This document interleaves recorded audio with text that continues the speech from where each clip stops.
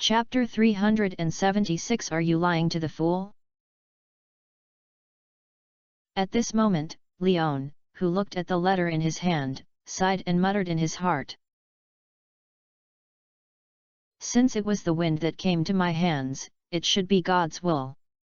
Although this God's will may be Linus or Mage Rasmides, it was not stolen by me after all. If Abigail discovered this, you have to help me take the blame. After silently reciting these words of self-comfort, Leon felt much better, and then spread out the letter paper and checked the contents above. On the other side, Abigail, who had just walked out to the kitchen, suddenly felt a breeze blowing on her cheeks, driving her hair in her ears, which made her very confused because there was very little wind blowing at home.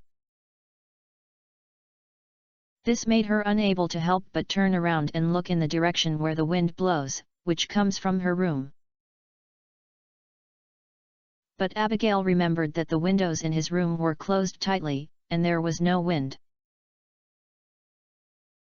This made her notice something strange, so Abigail turned around and walked back towards her room.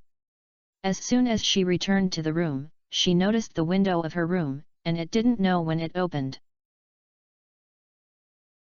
As he stepped forward quickly, Abigail walked to the windowsill. His steps were very obvious, and his small leather shoes were clicking on the wooden floor of the room, and he kept clicking. Under normal circumstances, Leon could detect this kind of footsteps at the first time and noticed that Abigail was back. However, Leon, who was reading the letter at this moment, heard no movement at all, so he was still focusing on the contents of the letter. While reading the letter in Leon, Abigail also walked to the windowsill and saw a very surprised but familiar back view, leaning against the window outside her house, looking at the letter. Leon! You can't read this letter. Although it was outrageous to find that Leon appeared in this wonderful position at this point in time, Abigail thought of the curse that people other than him would bear after reading this letter, and immediately reached out to Leon to try to grab the letter back. At this time, Leon also regained his hearing and heard Abigail's voice. Subconsciously rolled sideways and avoided the window, then prepared to climb out of the wall and escape from the backyard of Pierre's house.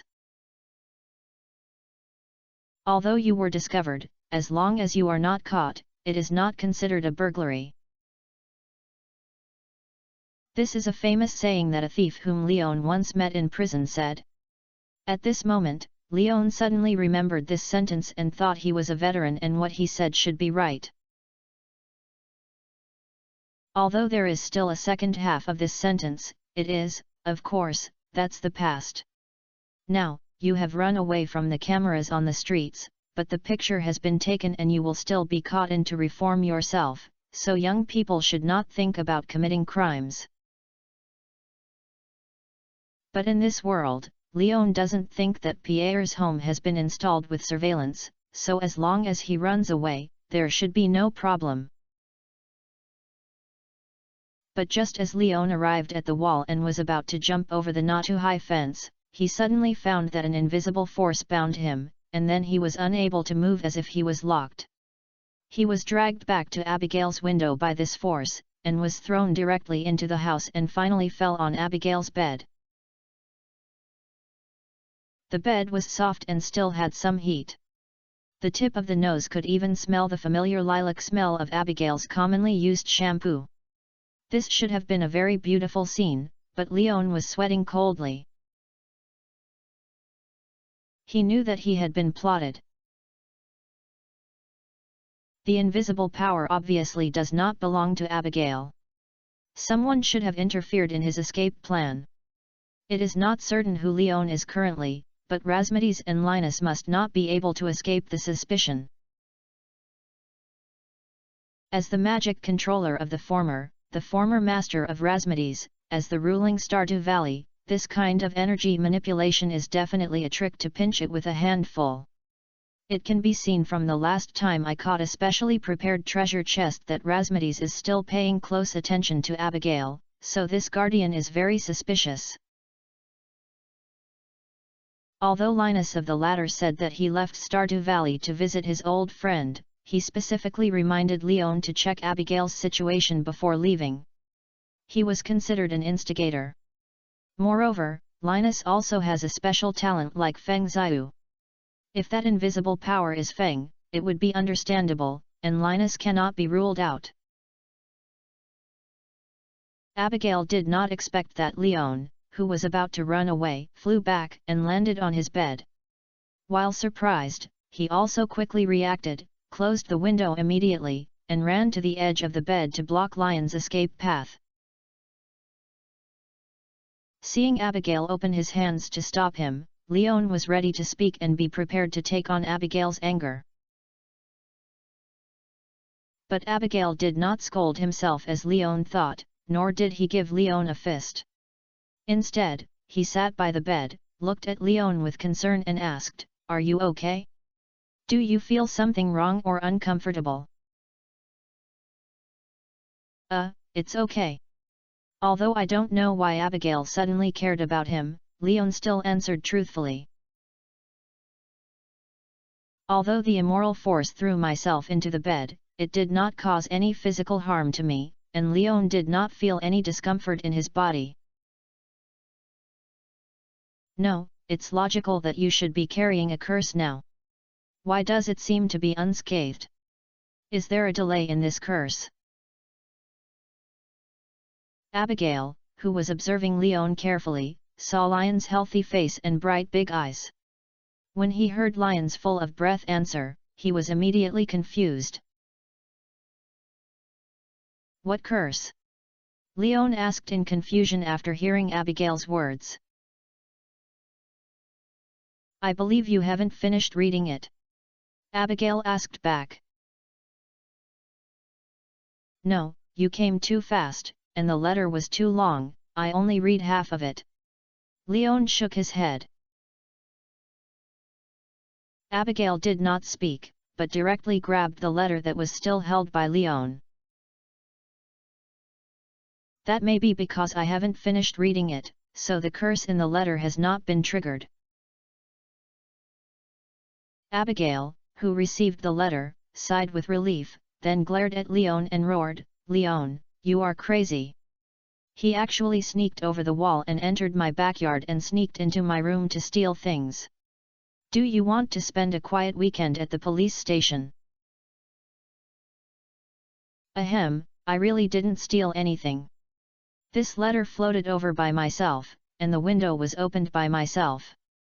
I just squatted under the window, and the letter flew over by myself," Leon explained with a dry cough. "Do you think I will believe it? You can't make up the reason, right?" Abigail looked at Leon with contempt and complained. "Thank you for the boss who was so distressed about finding books and rewarding 500 starting points coins. Thank you, boss. The boss is generous and healthy, everything goes well, and everything you want is done."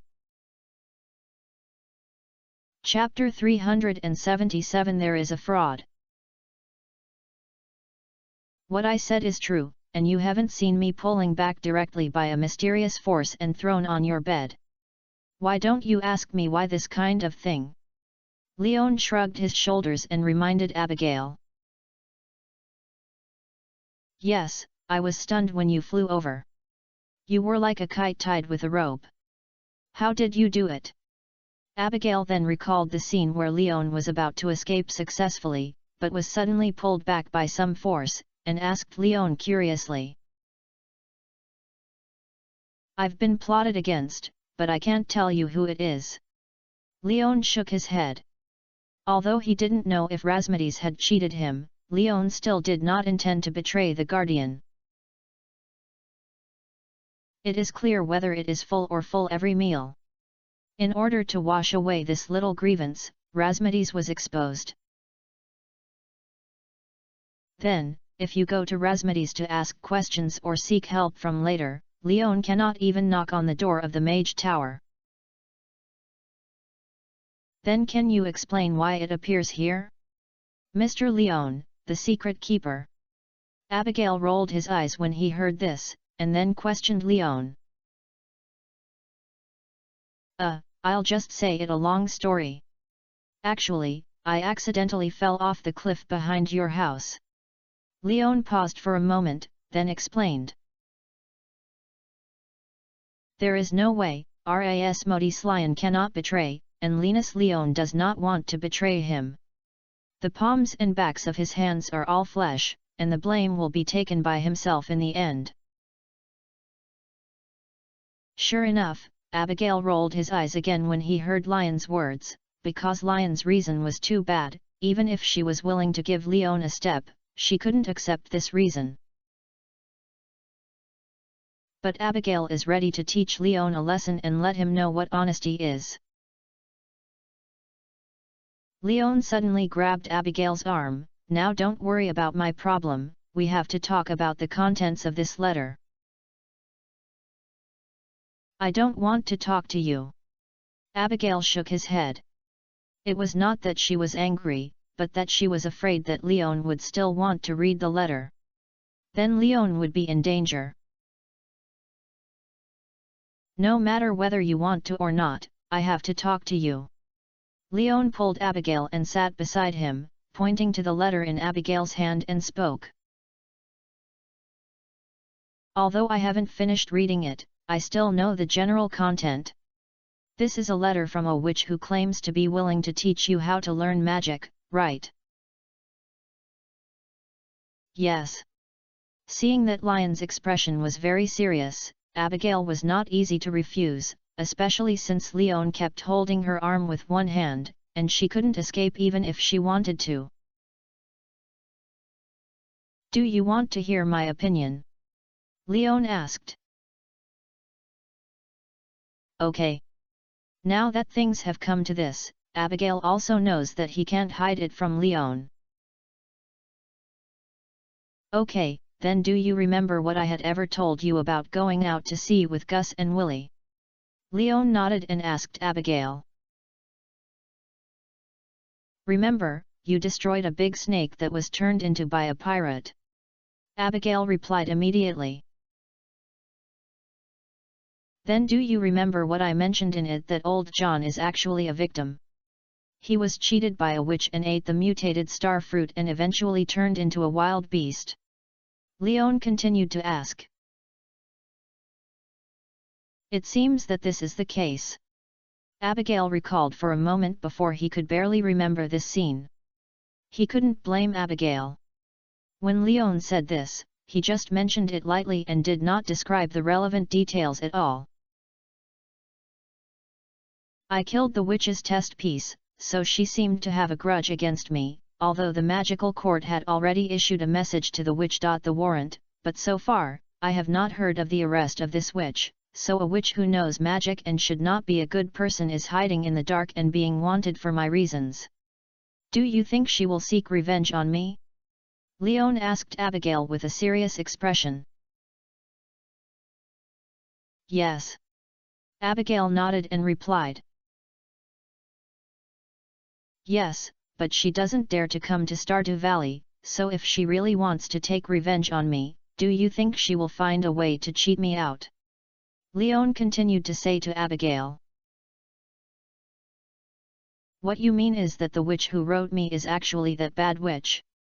She didn't want to teach me magic, but used me as bait to lure you out of Stardew Valley, right? At this time, Abigail also understood what Leon wanted to express his series of inquiries. This is possible.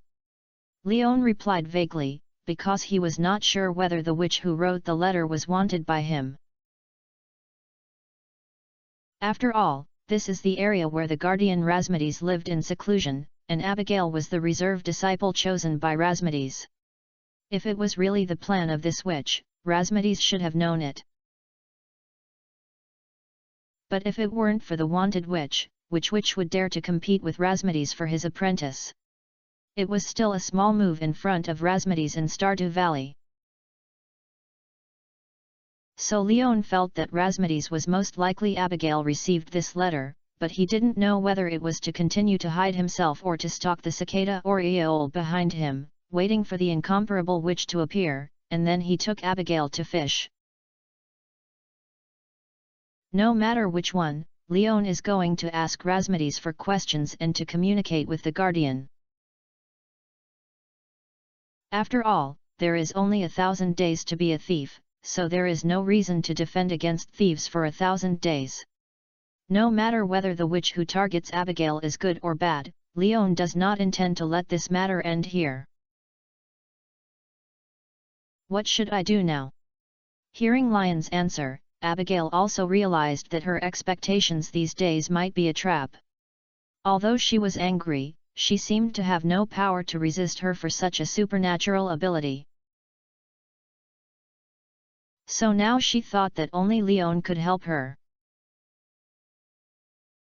Don't worry, I will accompany you to Yuba's forging station in the future, and I plan to call reinforcements, and there is absolutely no problem with safety.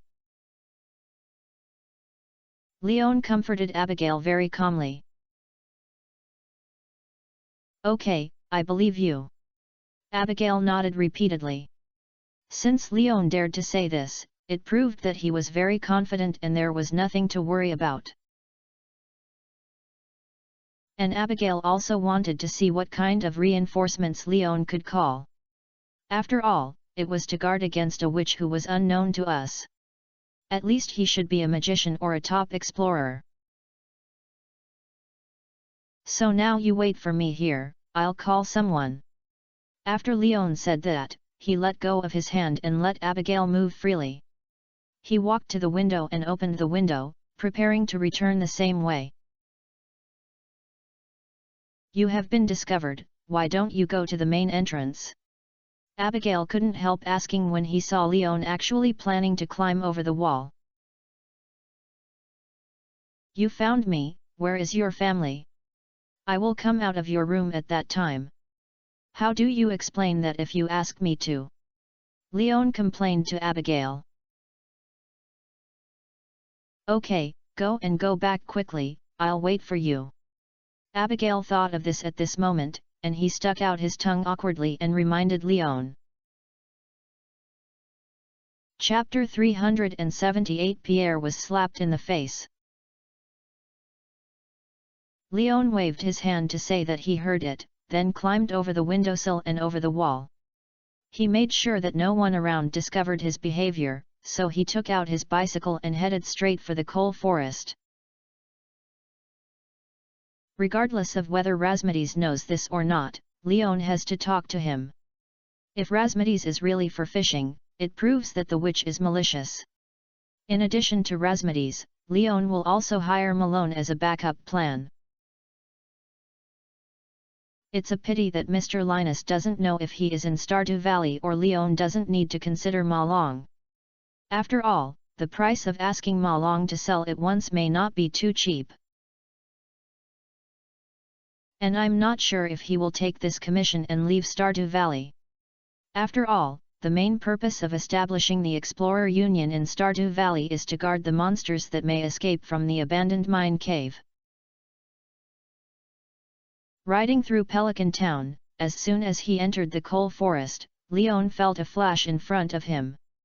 When he regained his vision, he was already in the Mage Tower of Rasmides. You don't have to say anything, I know what you are going to do.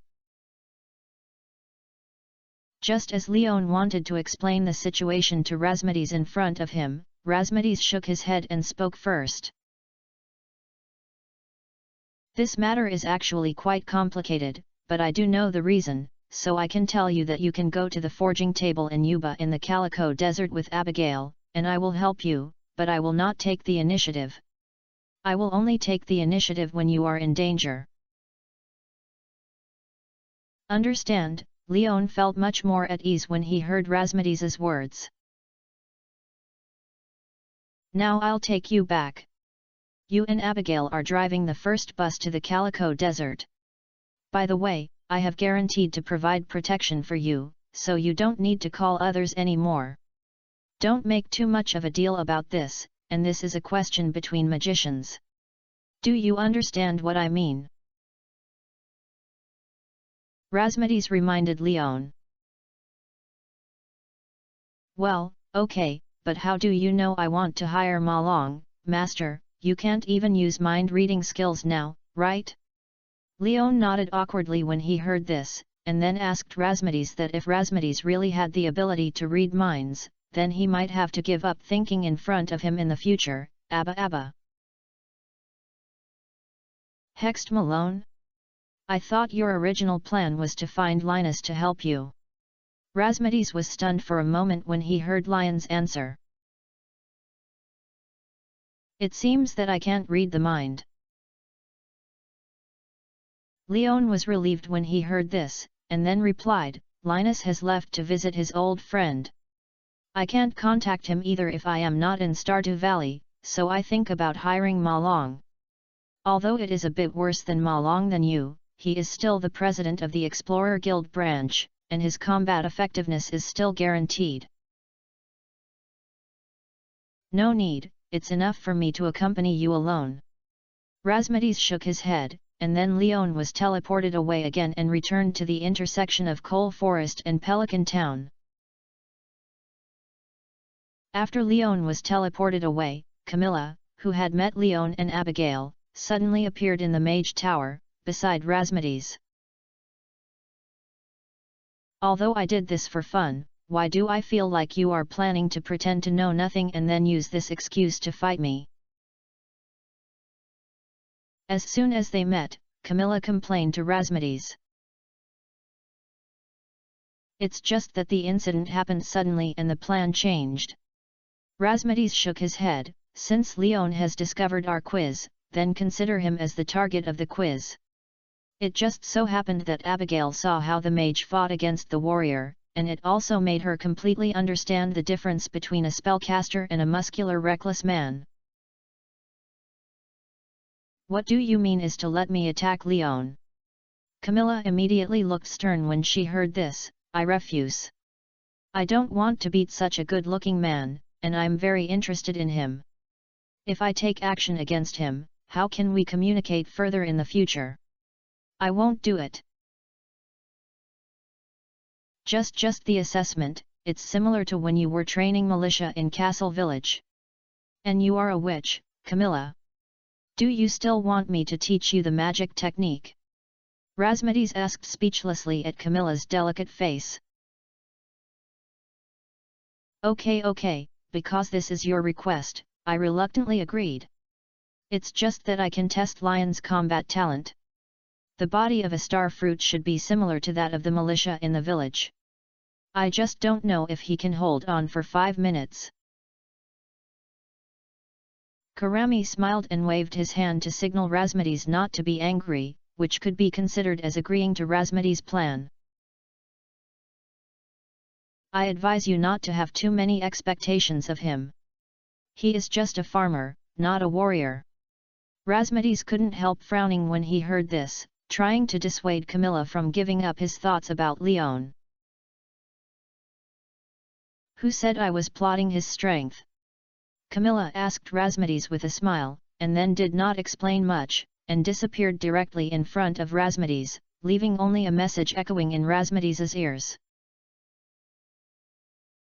I'll wait for you in the Calico Desert, don't let me wait too long. What are you planning, Camilla? Razmedes narrowed his eyes and looked at the direction of Camilla leaving, his heart full of confusion. On the other side, Leon had returned to Pelican Town and entered Pierre's grocery store through the main entrance.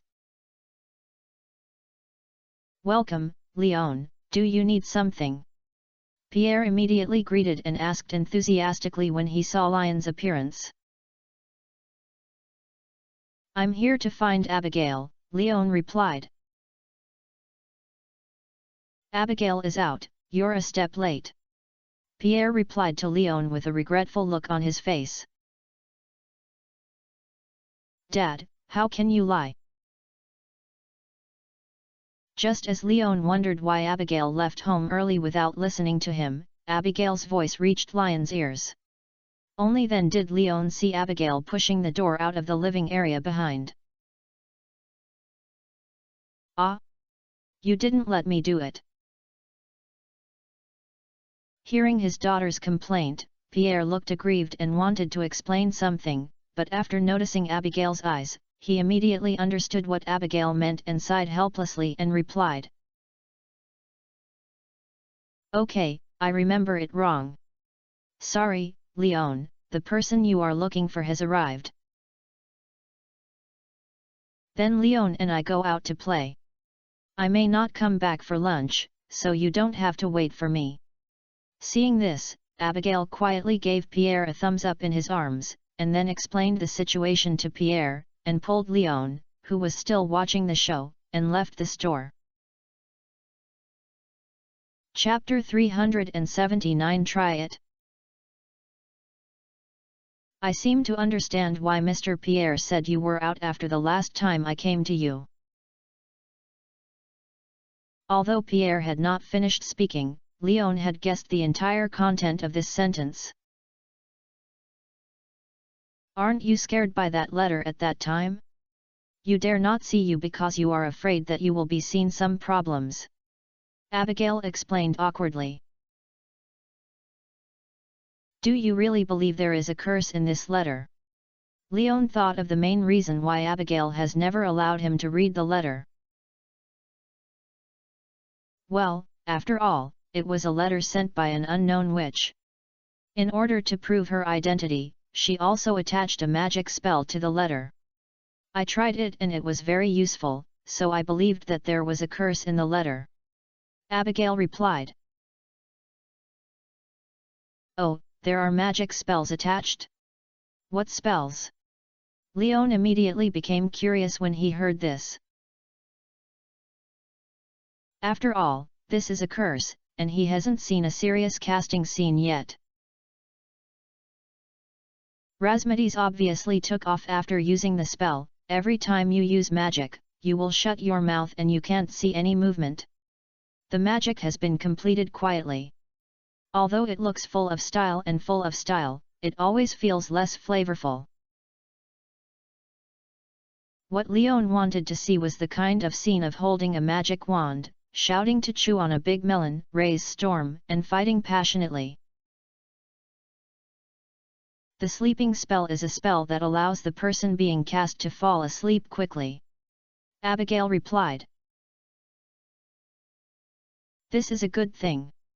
It may not be available in Pelican Town, but if you go to a big city, you can open a sleep clinic to serve insomnia patients who are under pressure from life and work. You will definitely make a fortune.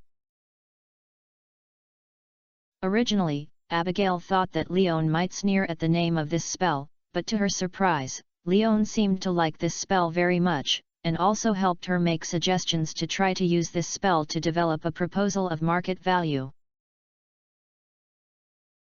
This made Abigail a little amused. Why is the way to use it in your eyes like this? Do you like to make money so much? I'm thinking about you. Didn't you say you're bored?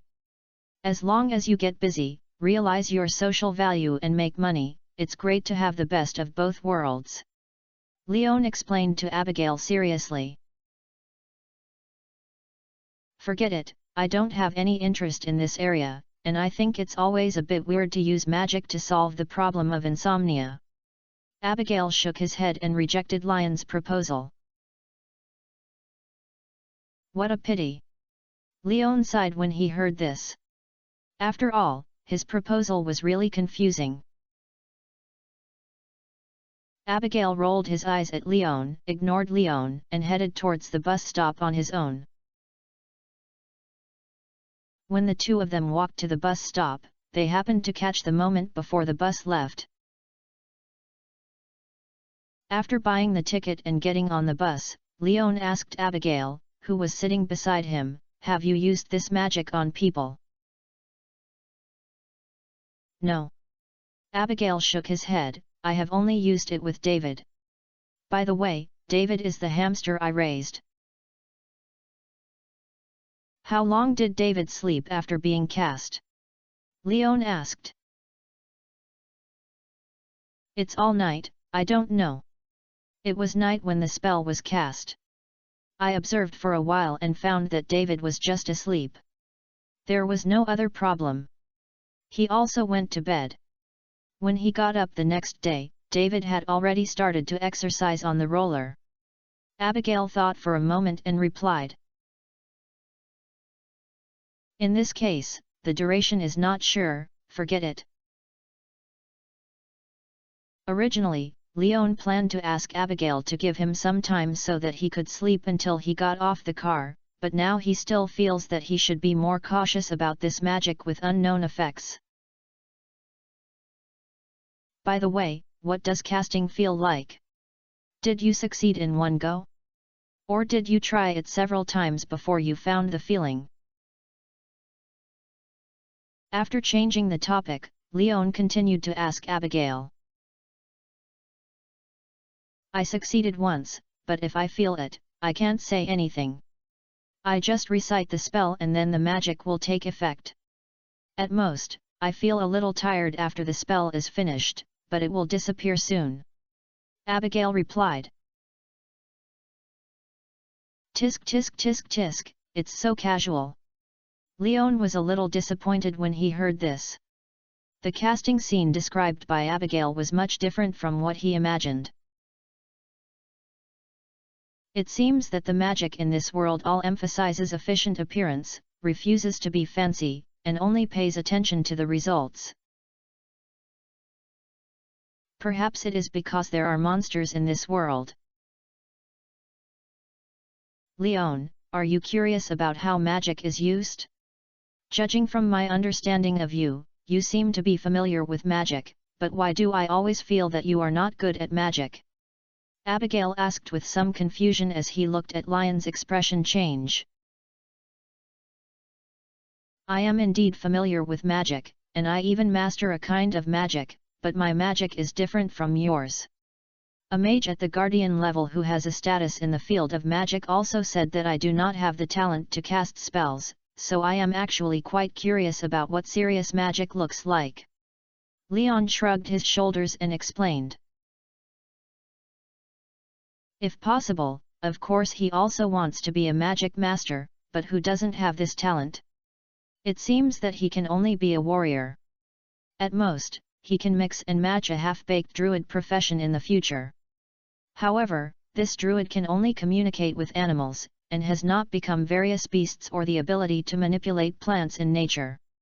In the final analysis, he is still a warrior. Judging from the success of Abigail's spell, Abigail's talent in magic is obviously very high, so Leon still envies Abigail. Why is that? Maybe that great wizard was wrong. Abigail comforted Leon after hearing this. Why would I teach you the spell of the sleeping spell? You can try it. Oh. Hearing Abigail's words, Leon became interested and was not polite. He asked Abigail for the spell of the sleeping mantra. The language used in the spell was very strange and was not a common word in this world. It is not any language that Leon is familiar with. Although he cannot understand the meaning of the mantra, he can still recite the syllables of the mantra according to the common language. Abigail also mastered this magic mantra through this spelling method. After chanting it silently several times in my mind, Leon probably mastered the complete reading of this mantra, but now he has not found a target that can be used to cast a mantra to himself. For this new thing, Leon dared not cast a mantra to passers-by in the car crazy. So Leon could only be patient and wait to find a small animal to try it when getting off the bus. Finally, at the end of the 1-hour drive, Pam stopped the bus, and Leon got off with Abigail and other passengers. This time, Leon did not go directly to the Oasis store to find Sandy, but went to the forging platform of Yuba with Abigail, and on the way, he was looking for small animals in the desert. In the end, a sand lizard hiding under the coconut tree was targeted by Leon. Kajukalua Kalabasa. A slightly difficult-to-mouth spell sounded from Lion's mouth. Leon didn't know what to pay attention to when casting a spell, nor did he know how to lock the target. According to his own understanding, he stretched out his fingers to point at the sand lizard while chanting the spell, and his eyes were also locked on the sand lizard. Chapter 380. Are you inflated? Embarrassingly, the sand lizard didn't even move, and still lay on the sand, holding its neck, waiting for other little bugs to come under the coconut tree to avoid the poisonous sun. As its food source, it could not see any sleeping look.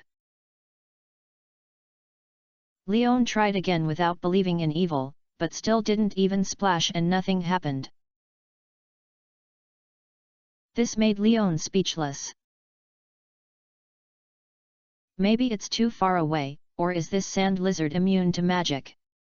Abigail, who had watched Leon perform for a long time, could only suppress his smile and comfort Leon. I think it's because I can't cast the spell, why don't you try it? Leon curled his lips and looked at the sand lizard, then looked at Abigail's mouth that kept rising and being pressed down, and suggested. All right. Abigail did not refuse and recited the same spell as Leon at the sand lizard.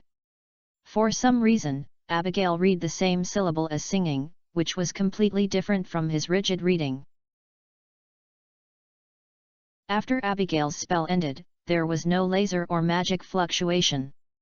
The sand lizard, who was chosen as the target, fell to the ground, closed her eyes with her belly facing the sky, and fell asleep. Such obvious contrast made Leon fully understand that he did not have the talent for casting, but Leon was not discouraged. Instead, he happily patted Abigail on the shoulder and encouraged. It's not bad, it's obvious that you are indeed a mage seedling. Come on, practice. If you go out to fight in the future, I will push you in front, and you will chant a spell and attack in the back. I thought you would continue to try in anger. Looking at Lion's expression as if he was really happy for himself, Abigail was a little surprised. I've been able to see it for a long time. I'm really talented. That great wizard won't lie to me that I don't have talent, and people should still believe in evil. Leon replied with a smile. There are top scorers in every industry, but he doesn't believe that he can't learn magic and can't make a name for himself on the road of warriors. Even if neither of them has talent, Leon is not afraid. After all, he still has a farm. As a farmer, Leon felt that his farming talent was quite high, otherwise the fruit of the first star would not have awakened the skills related to agriculture.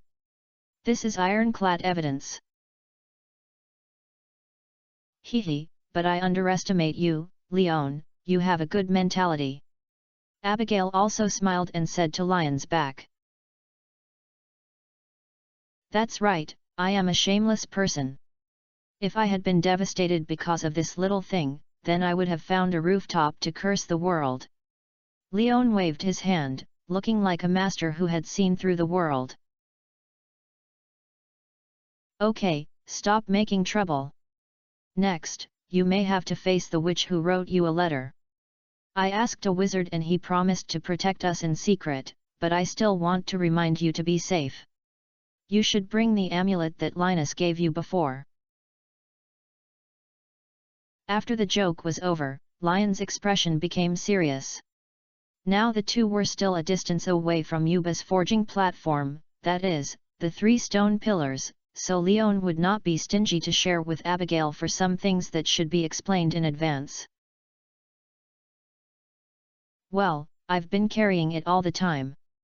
I like this talisman very much.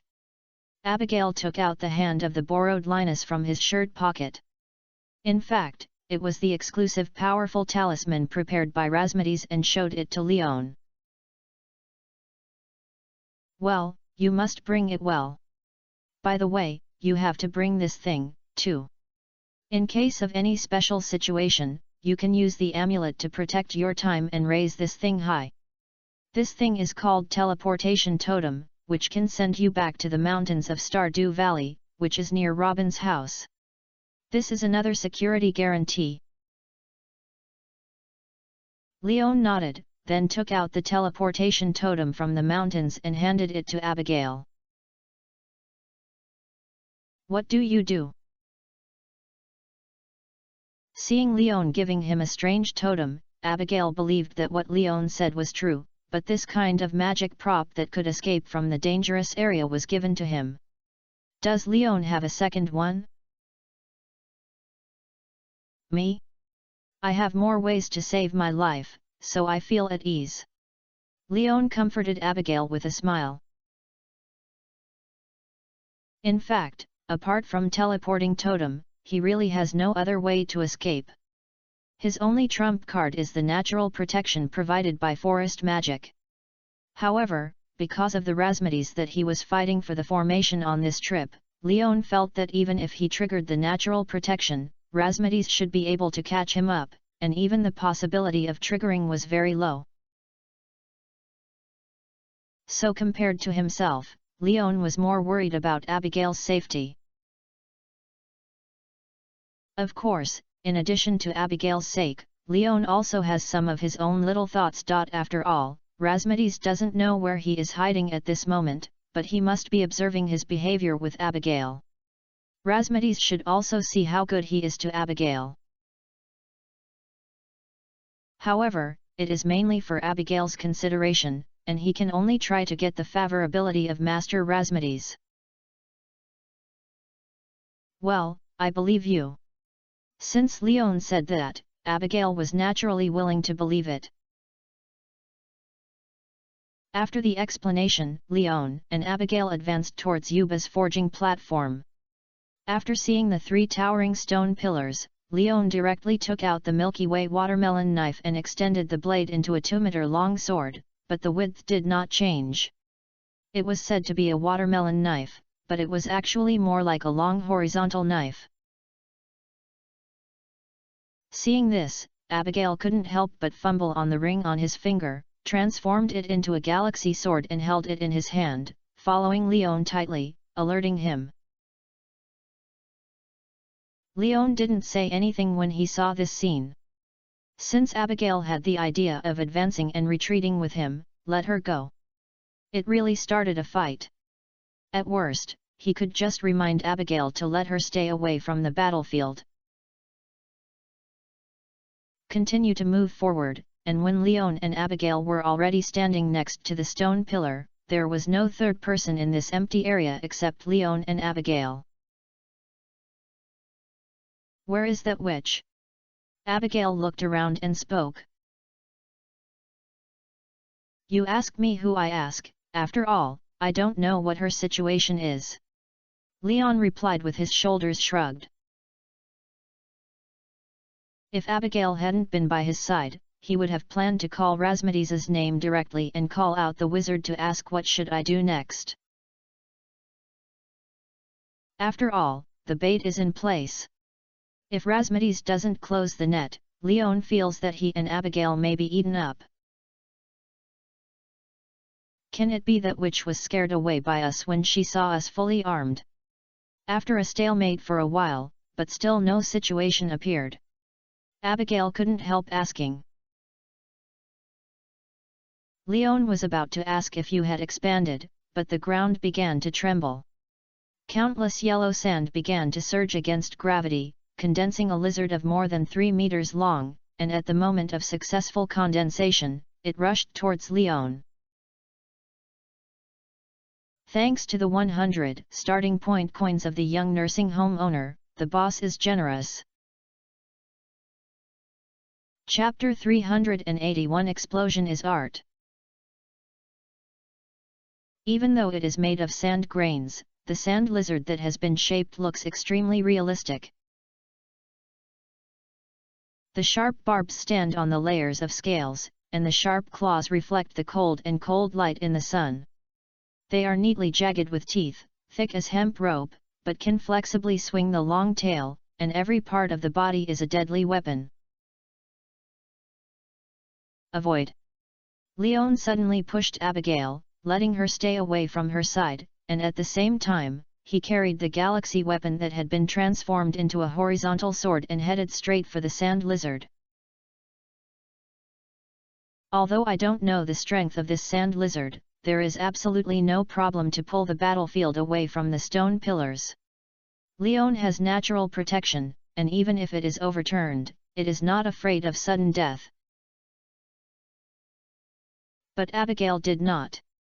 Even though her self-protection method may not be worse than Leon, when she saw Abigail's stunned appearance just now, Leon knew that this girl must have been scared. Facing the Leon rushing towards him, the sand lizard was not willing to be outdone. It bent its hind legs and suddenly exerted force.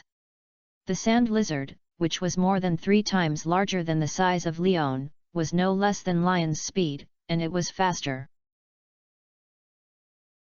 Seeing this, Leon frowned slightly, lifted the knife and placed it horizontally in front of his chest, and suddenly expanded the width of the blade. The slender horizontal knife turned into a door panel, and all the wind and sand brought by the sand lizard rushing over was blocked by the wide blade. The crisp sound of ding-ding is as dense as raindrops. The gravel brought up can cause such a crisp impact. Leon doesn't have to think about how terrible the power of this sand lizard is.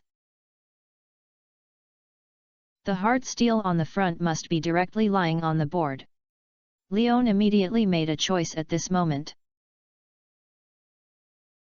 First, he took the giant blade back into his backpack, then Leon rolled sideways without caring about his image, and took out a cherry bomb that had been prepared in his backpack and threw it under his feet, covering it with sand.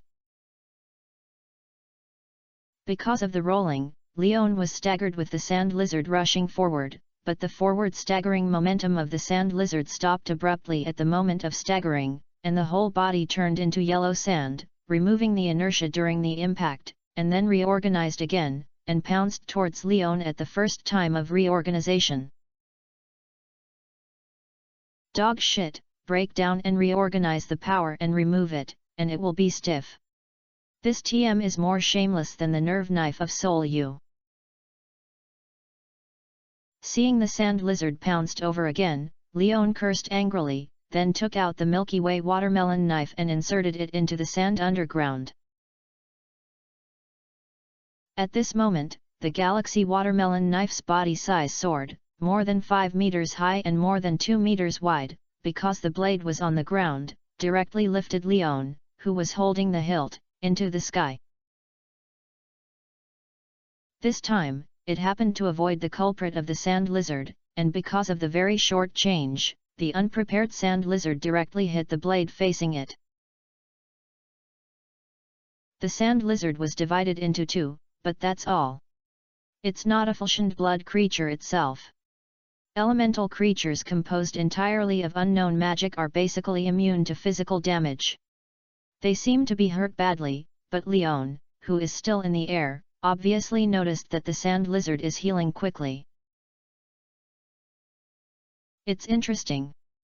The combat sense is very sharp. Coupled with the plasticity of his galaxy weapon, if this sand lizard was not a magical construction, it would probably be dead.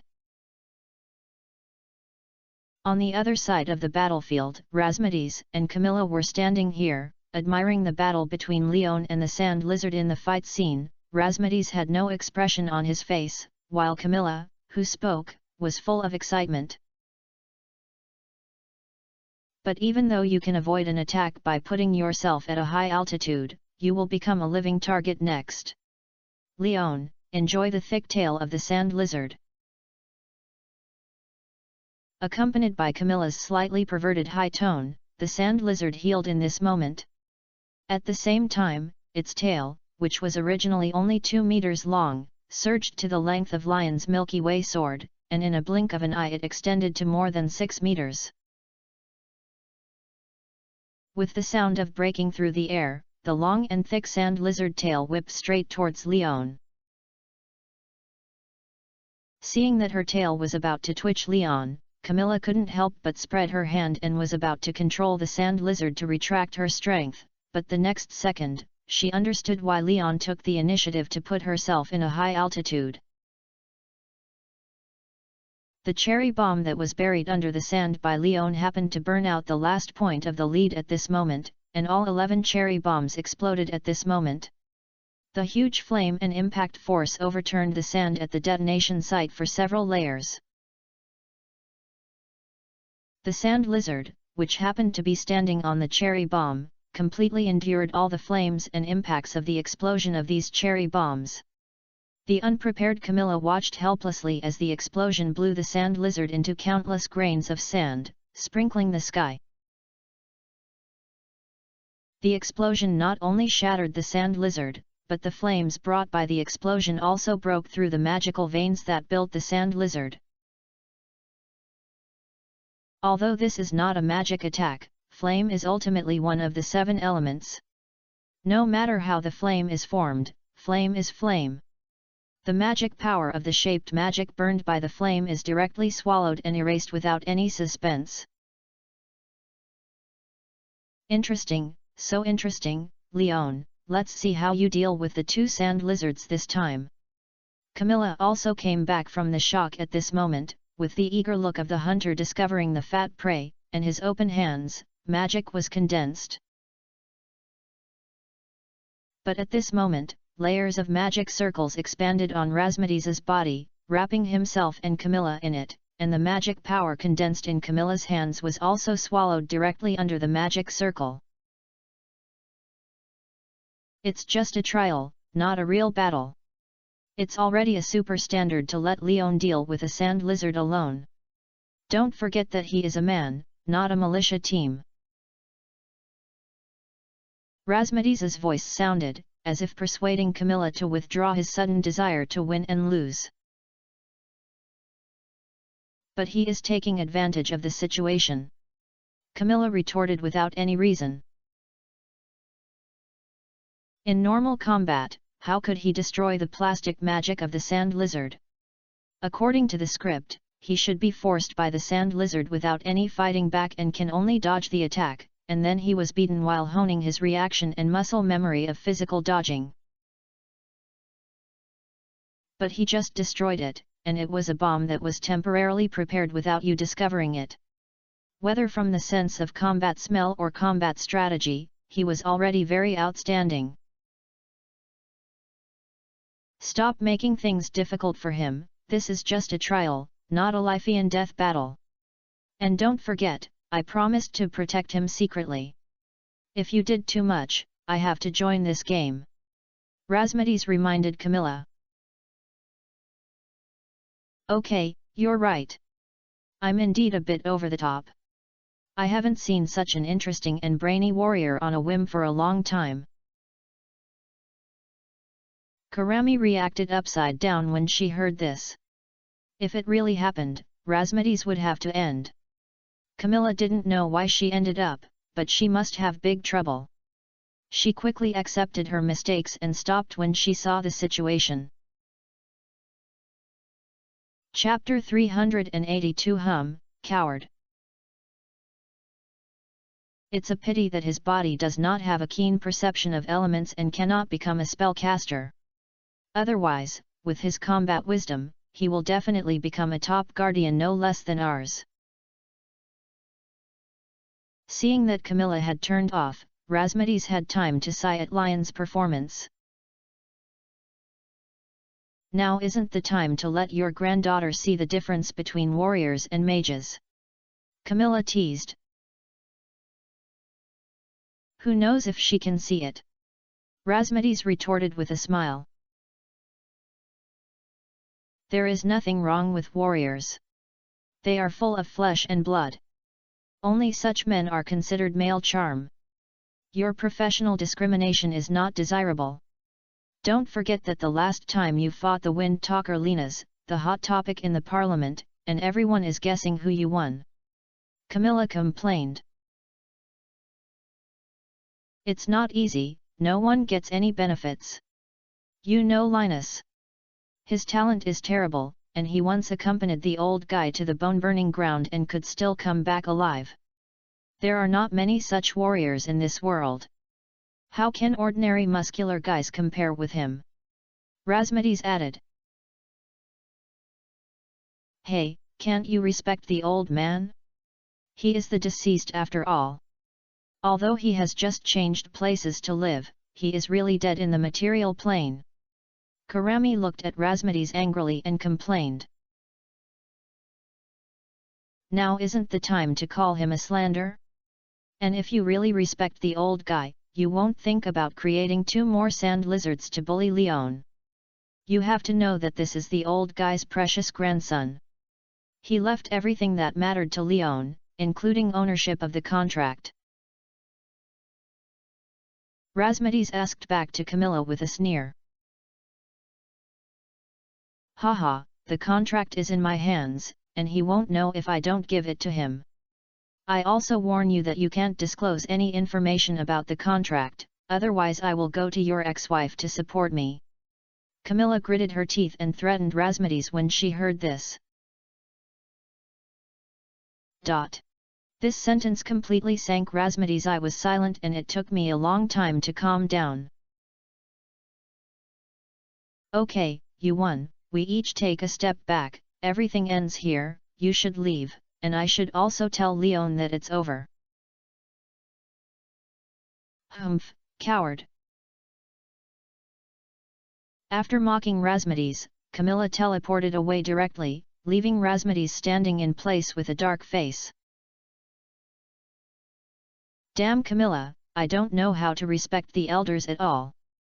Haha, I will let you understand what the elders' care is. After secretly remembering this incident in his heart, Razmedes calmed down and used the elements to convey his voice to Lion's ears. I've arrested the witch, you're fine. No problem. At this moment, Leon was relieved when he heard Razmedes's answer. He was still wondering why the sand lizard was wiped out by an explosion. In addition, the witch who made the sand lizard over there had been captured by Razmedes. No wonder Razmedes never came forward, it turned out to behead him. This made Leon feel a little ashamed, because he was just angrily scolding Razmedes for being untrustworthy and making him a normal farmer fight to the death. It's time for me to go back. You can go back to Stardew Valley next, or you can stroll around this oasis, but remember not to leave the oasis and go deep into the desert. After leaving a reminder for Leon, Razmedes used teleportation to return to Stardew Valley. After listening to Razmedes' reminder, Leon also relaxed a lot, because he was sure that the battle had ended. Slowly contracted the giant blade at this moment, and Leon also slowly fell from the sky. The moment his feet collapsed, Leon took back the galaxy watermelon knife and waved to Abigail, who was hiding behind the stone pillar not far away, shouted. It's all over, we're safe. But what surprised Leon was that Abigail did not run over immediately, but leaned directly on the stone pillar and sat down, burying his head in his legs. When Leon took the initiative to walk to Abigail, he heard Abigail's sob. Not it, isn't it? Is this scared to tears? Lion's thought came to his mind after hearing this voice, but he felt that it shouldn't be the case. Not to mention anything else, he still knew Abigail's courage. After all, the two of them had not cooperated in the mine. Although the sand lizard looked ferocious, it still seemed acceptable after all. It looks much more friendly than the monsters that look very abstract in the mine. However, it was true that Abigail was crying, so Leon squatted down, stretched out his hand to stroke Abigail's back and asked softly, "What's wrong? Why did you suddenly cry?" "Whoa! Leon, am I useless?" At this moment, hearing Lion's voice and feeling Lion's warm hands comforting himself. Abigail raised his head, and his red eyes and self-blame expression made Leon soften his heart and hurriedly comforted him. How could it be? I'm just worried about you and not letting you participate in the battle, not because you are afraid of fighting. How can you say you are useless? When you were fighting that monster, I wanted to help you, but I didn't even have the courage to take the step. Abigail's expression was even more self-blame. Maybe you just haven't adapted. Don't forget that you have a galaxy weapon. This is a gift that only warriors recognized by Yuba can get. Yuba recognizes you, how can you doubt Yuba? Looking at Abigail's tears surging, Leon racked his brains to think of such a reliable reason. But Abigail wanted to say something, but was interrupted by Leon. No, believe in yourself, you are the best. If you don't work now, it doesn't mean you won't work in the future. And don't forget that you still have the talent to cast spells, and this talent doesn't even me, so you are destined to be extraordinary in the future. Just keep working hard to become stronger. Maybe you will be replaced by you in the future. Why do I feel like you are me? Abigail blinked his eyes and looked at Leon with a disbelief expression and asked. How can it be Pua? By the way, where did you learn this broken word? This is not a word that should appear in this world at all. Leon complained with a dark face when he heard this. I don't blame me, I have to blame the illiterate coding maker. He couldn't find a suitable vocabulary to describe it, so he could only use this bad joke to express what he wanted to express. Abigail retorted aggrievedly. Okay, it's understandable. Forget it. I won't talk about these troubles anymore. It's okay. I'll take you to a stroll in the oasis. Maybe we can find the treasure. Leon waved his hand and then suggested to Abigail. Chapter 383. Do you still remember? Perhaps the proposal to find treasure can rekindle the adventurous girl's vitality and smile. Only now Leon realized that although Abigail usually acts carelessly, he is still a girl after all. She has no shortage of the richness and sensibility of girls, but it is not so obvious because of her usual free and easiness. Can you really find the treasure? Abigail looked at Leon with a little expectation and asked. Of course, I've seen the ghost blowing lights several times. I know the secret technique of the 16-character yin and yang in my heart. You will never be disappointed if you follow me. Leon took a photo he assured with his chest. Although I couldn't understand what Leon said about blowing the lights and secret techniques, it sounded very powerful, and Abigail immediately became interested. Seeing Abigail's expression calmed a lot, Leon breathed a sigh of relief. Although he said that, his ability to find treasures relies entirely on the effects of ancient mysteries to find ancient spots. If he had not seen an ancient spot in the desert for a while, he might have gone back on his promise. However, Abigail's mood should not be as depressed as he is now. As long as he coaxes, everything is easy to say. What's wrong? Do you want to rely on it for a while? Seeing that although Abigail did not continue to drop the little pearl, he still leaned against the stone pillar and did not get up, Leon asked in confusion. The legs are numb and I can't get up. Abigail replied, laughing and crying. Scare me and reach out. Hearing Abigail's explanation, Leon sighed speechlessly, then signaled Abigail to extend his hand, and he came to pull Abigail. Abigail also stretched out his hands and let Leon grab it. Leon exerted a little force and found that Abigail kept falling like a weight. You really don't plan to use any force? After saying that, Leon also increased the pulling force and directly pulled Abigail up. After getting up, Abigail tried to move his legs, but the numbness all over her legs made her fall down to the side with weak legs. Fortunately, there was Leon next to her. Leon just stretched out his hand and stopped Abigail. Abigail also used Leon's hand as a support and began to slowly move his legs, allowing the blood on his legs to resume normal circulation. Isn't it embarrassing for me to do this? Abigail's eyes were a little rosy again at this moment. No, I often feel my legs numb when I squat and shit on the farm. This is not a normal thing, Leon explained. Such a vulgar answer made Abigail instantly withdraw all his emotions, leaving only a look of disgust on Leon. Yo-yo, you still dislike me? Don't you go to the bathroom? Leon was immediately happy when he looked at Abigail's expression and asked without hesitation. Forehead. This time, Abigail was silent. Although such a private thing is human nature, it always feels strange to say it openly, especially when it is still by the opposite sex. Okay, you can tell that you are not a fairy from your appearance.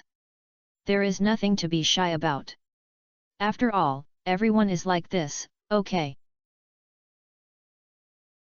Looking at Abigail's silence, Leon smiled and revealed the topic. Have your legs recovered? Go dig for treasure. Yet. With the steps given by Leon, Abigail didn't need to worry about how to answer Leon's 3 common topics. She had recovered her legs and could walk independently. But Abigail, who was walking forward, did not let go of Leon's arm, but instead changed from holding to holding, and pulled Leon forward together. Although Leon was a little surprised when he saw this scene, he didn't say much, and agreed to Abigail's behavior. After all, Abigail's condition was wrong before.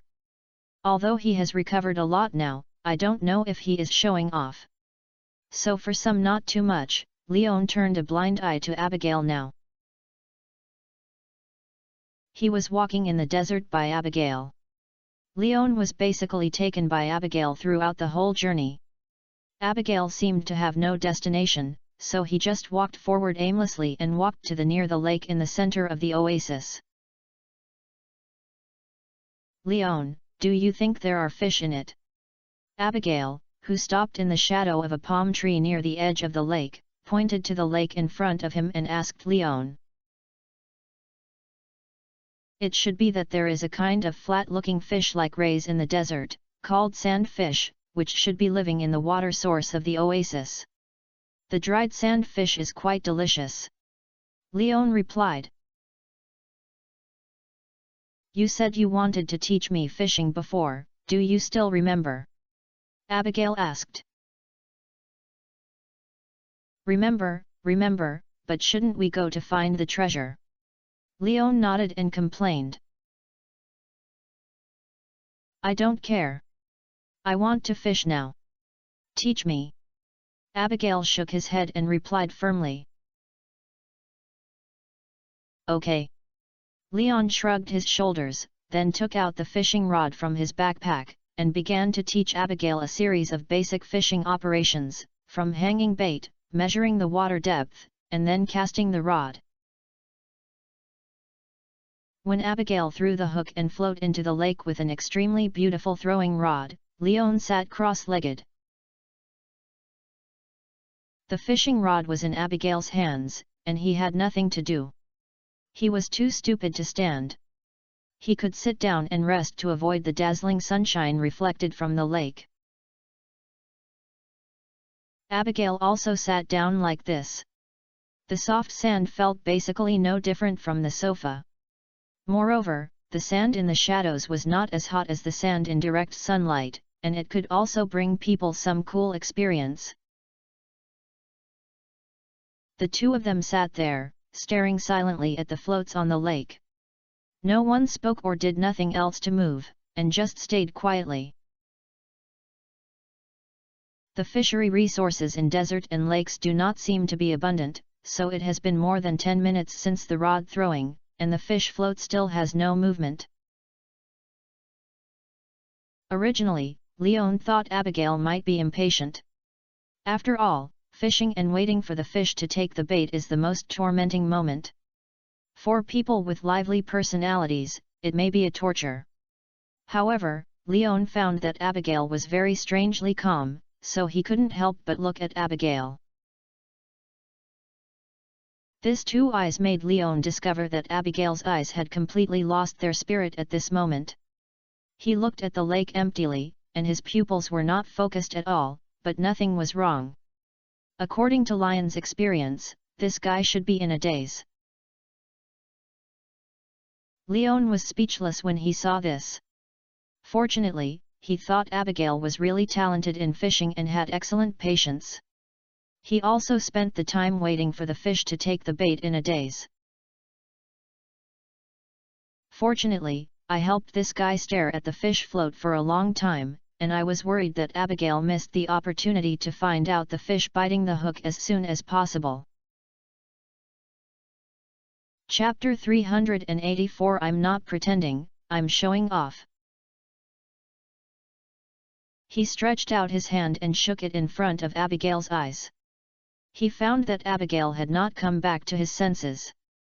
Leon looked at Abigail speechlessly, then tiptoed to the fishing rod, and suddenly pulled the fishing rod. The sudden pulling force from the fishing rod made Abigail come to his senses in an instant. He didn't even see what was going on. He just suddenly pulled up the fishing rod as Leon taught before. His strength was quite strong. The suddenly pulled fishing rod even cut through the air, making a whizzing sound of air explosion. Fortunately, Leon reacted quickly and avoided the fishing rod he raised and was not pulled into his face, which made him sigh in secret. The fishing line without pulling force and Leon standing in front of the fishing rod also made Abigail, who had come to his senses, reacted that there was no fish that wanted to drag the fishing rod away when they took the hook. It was Leon who was bored and teasing himself. He immediately looked at Leon speechlessly and complained. "What are you hiding? Wouldn't it be better to let me smoke it? I'm too thick-skinned, afraid that the fishing rod will be broken when it is pulled up. This fishing rod is very expensive, okay?" Leon replied with a smile, then sat down next to Abigail and asked. "What do you think? So serious?" "I'm thinking about the scene when you fought just now," Abigail replied. "I feel that you were really amazing at that time." "What's so awesome? It's just adapting to the situation." Leon thought of the previous battle scene when he heard this. He had no skills at all, and he all relied on instinct and planning to fight. This also made Leon realize the disadvantage of not learning any combat skills systematically, which led to his own battles with little means to be able to get on the table except Syahiba, and there is no difference between fighting with hooligans. "That's amazing, too. I brought myself into that battle and found that I seemed to have no other way except to face the big guy head-on," Abigail added. "The main reason is that you have no experience in dealing with large creatures. I remember when you were in the mine with you performed quite well." Leon comforted Abigail. "Then where did you get the experience of facing large creatures?" Abigail asked. "Well, you may not believe it. My experience comes from the game." Leon did not hide it, but Abigail might not believe this answer. After all, the technology in this world is a bit crooked, and the entertainment activities are not as rich as in previous lives. The games are still pixel style. This reason is indeed a bit untenable in this world, but it is easy to understand if it is placed in the earth in my hometown.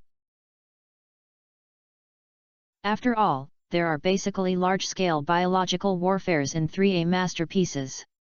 Although they are games, their attack modes are basically quite different, which is quite meaningful for reference. Game. Sure enough, Abigail looked at Leon with a suspicious look on his face, not believing Lion's statement at all. Yes, the game, but it's not the ones you are familiar with, it's the game seen in my dream. It's hard to explain why. Leon could only change the statement that Abigail could accept. The game seen in your dream, oh, you mean dreaming, but I didn't expect that you were fighting in your dreams. It's a pity to be a farmer. Abigail actually believed it when he heard this, and looked at Leon with regret. If you have this talent, you should become a professional explorer. Dream is also a talent. When Abigail took his tricks seriously, he felt sorry for himself, and the people of Leon were irritated. Well, combat dreams are a talent that every top explorer has. I have read the description in the adventure guide, saying that people who can fight dreams will fight various monsters in their dreams, thereby obtaining the safest and most direct consciousness training. After experiencing systematic learning, such people will often be stronger than ordinary warriors and have rich combat experience. Abigail explained to Leon. Is it because I am too ordinary, or is the world too confusing? There is such a saying. Leon really didn't expect that the excuse that he brought up casually actually had real cases in this world, and it was a good thing that was admitted. Maybe I'm not suitable to be a warrior. Although I have been training for so long, I still have no big difference from ordinary people. At most, I have more power than ordinary people and more flexible movements. Leon, I want to give up the desire to be an explorer and become a female warrior. Abigail suddenly spoke. It's okay, don't you still have magic-related talents? If you discover this talent, it's no weaker than a warrior. Leon saw Abigail's mood again and quickly comforted him. But where should I learn magic? This time it seems like a scam. Where should I find a second teacher who is willing to teach me magic? Abigail looked at Leon with a gaze and asked. Do you really want to learn magic? Leon asked seriously when he heard this. Yeah. Abigail nodded. Why? Leon asked back. I want to fight side by side with you. I don't want to watch you fight in front when you are in danger, and I can only hide from behind. Abigail replied with a gritted teeth and looked unwilling. Is it possible? In fact, you don't need to fight and live a good life. Leon reminded Abigail with some headache when he heard this. If Abigail was despairing with the ordinary out of his desire for power and was unwilling to accept the ordinary, Leon was willing to help Abigail, but the purpose of this girl becoming stronger was because of herself, which put Leon on a lot of pressure. He actually thought that Abigail was good now. After all, the greater his ability, the greater his responsibility. Although learning magic looks glamorous, Rasmides also said that magicians need to take some responsibility, not ye yun ye. Leon didn't want to see Abigail being bound by responsibility. It's actually good to be an ordinary person, at least you can live a carefree life. I know, but I don't want to be left behind by you. I want to be with you and always be with you. Do you understand what I mean? Abigail suddenly touched Lion's ear and shouted loudly. Are you a confession? Leon was stunned when he heard this. After being silent for a long time, he subconsciously raised this question. It was both a test and a joke. If Abigail said it was not, Leon also had other words to relieve this embarrassment. If you think so, then that's it. Who would have thought that Abigail did not veto it? This really made Leon unable to mess with it. I treat you as a brother, do you actually want to pick me up? That's you, I never treat you as a brother. Anyway, it had already shown up, and Abigail did not hide his intentions at this moment and restored his previous careless and fearless aura. I don't know when I was attracted to you. I always feel that you are so similar to me, just like the male version of me. When we chatted, I didn't feel so impatient to chat with others. Staying by your side always made me feel very happy. Smelling your smell made my heart beat hard.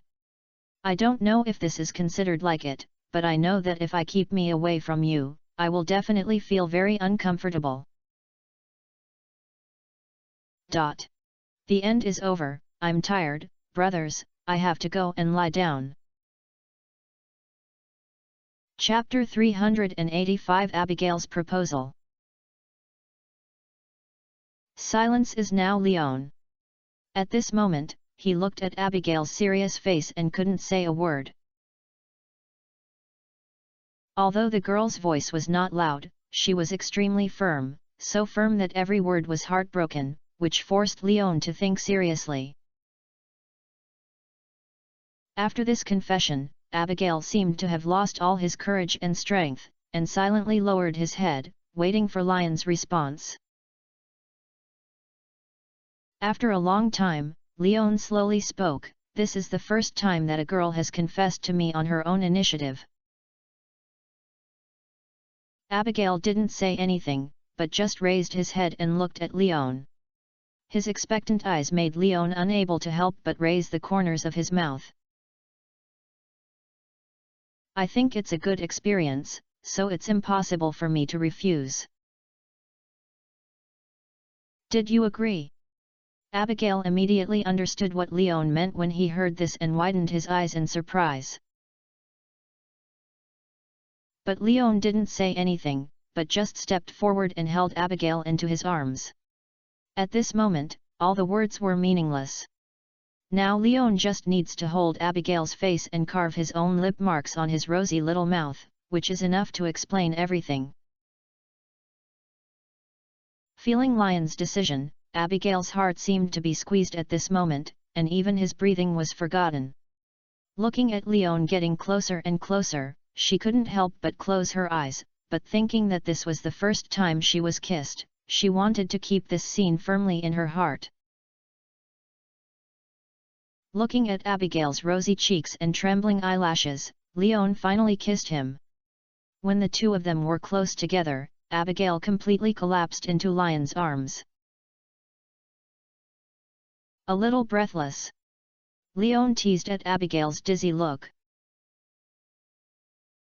"There's a little bit," Abigail replied with a smile, "but it feels good. But why do you feel so skillful?" Abigail remembered that he was basically passive in the passionate kiss just now, and everything was initiated and guided by Leon. If the atmosphere was not too good at that time, it felt great. Abigail couldn't bear to interrupt it, so he blurted out this sentence long ago. "I learned to watch TV." Leon replied seriously, "I am a person with strong learning ability." "Are you sure?" Abigail obviously didn't believe it. She hadn't seen love movies and TV series, so why didn't she learn such superb kissing skills? "I swear to you that in this world, you are my first kiss." Leon was not vague and directly proved his innocence by swearing.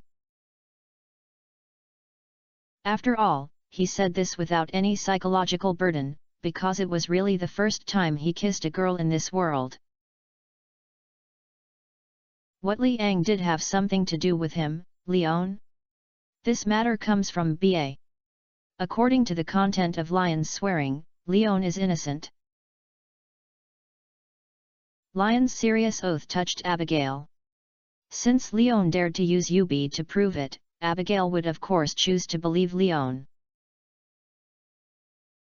This is the benefit of a world where God exists.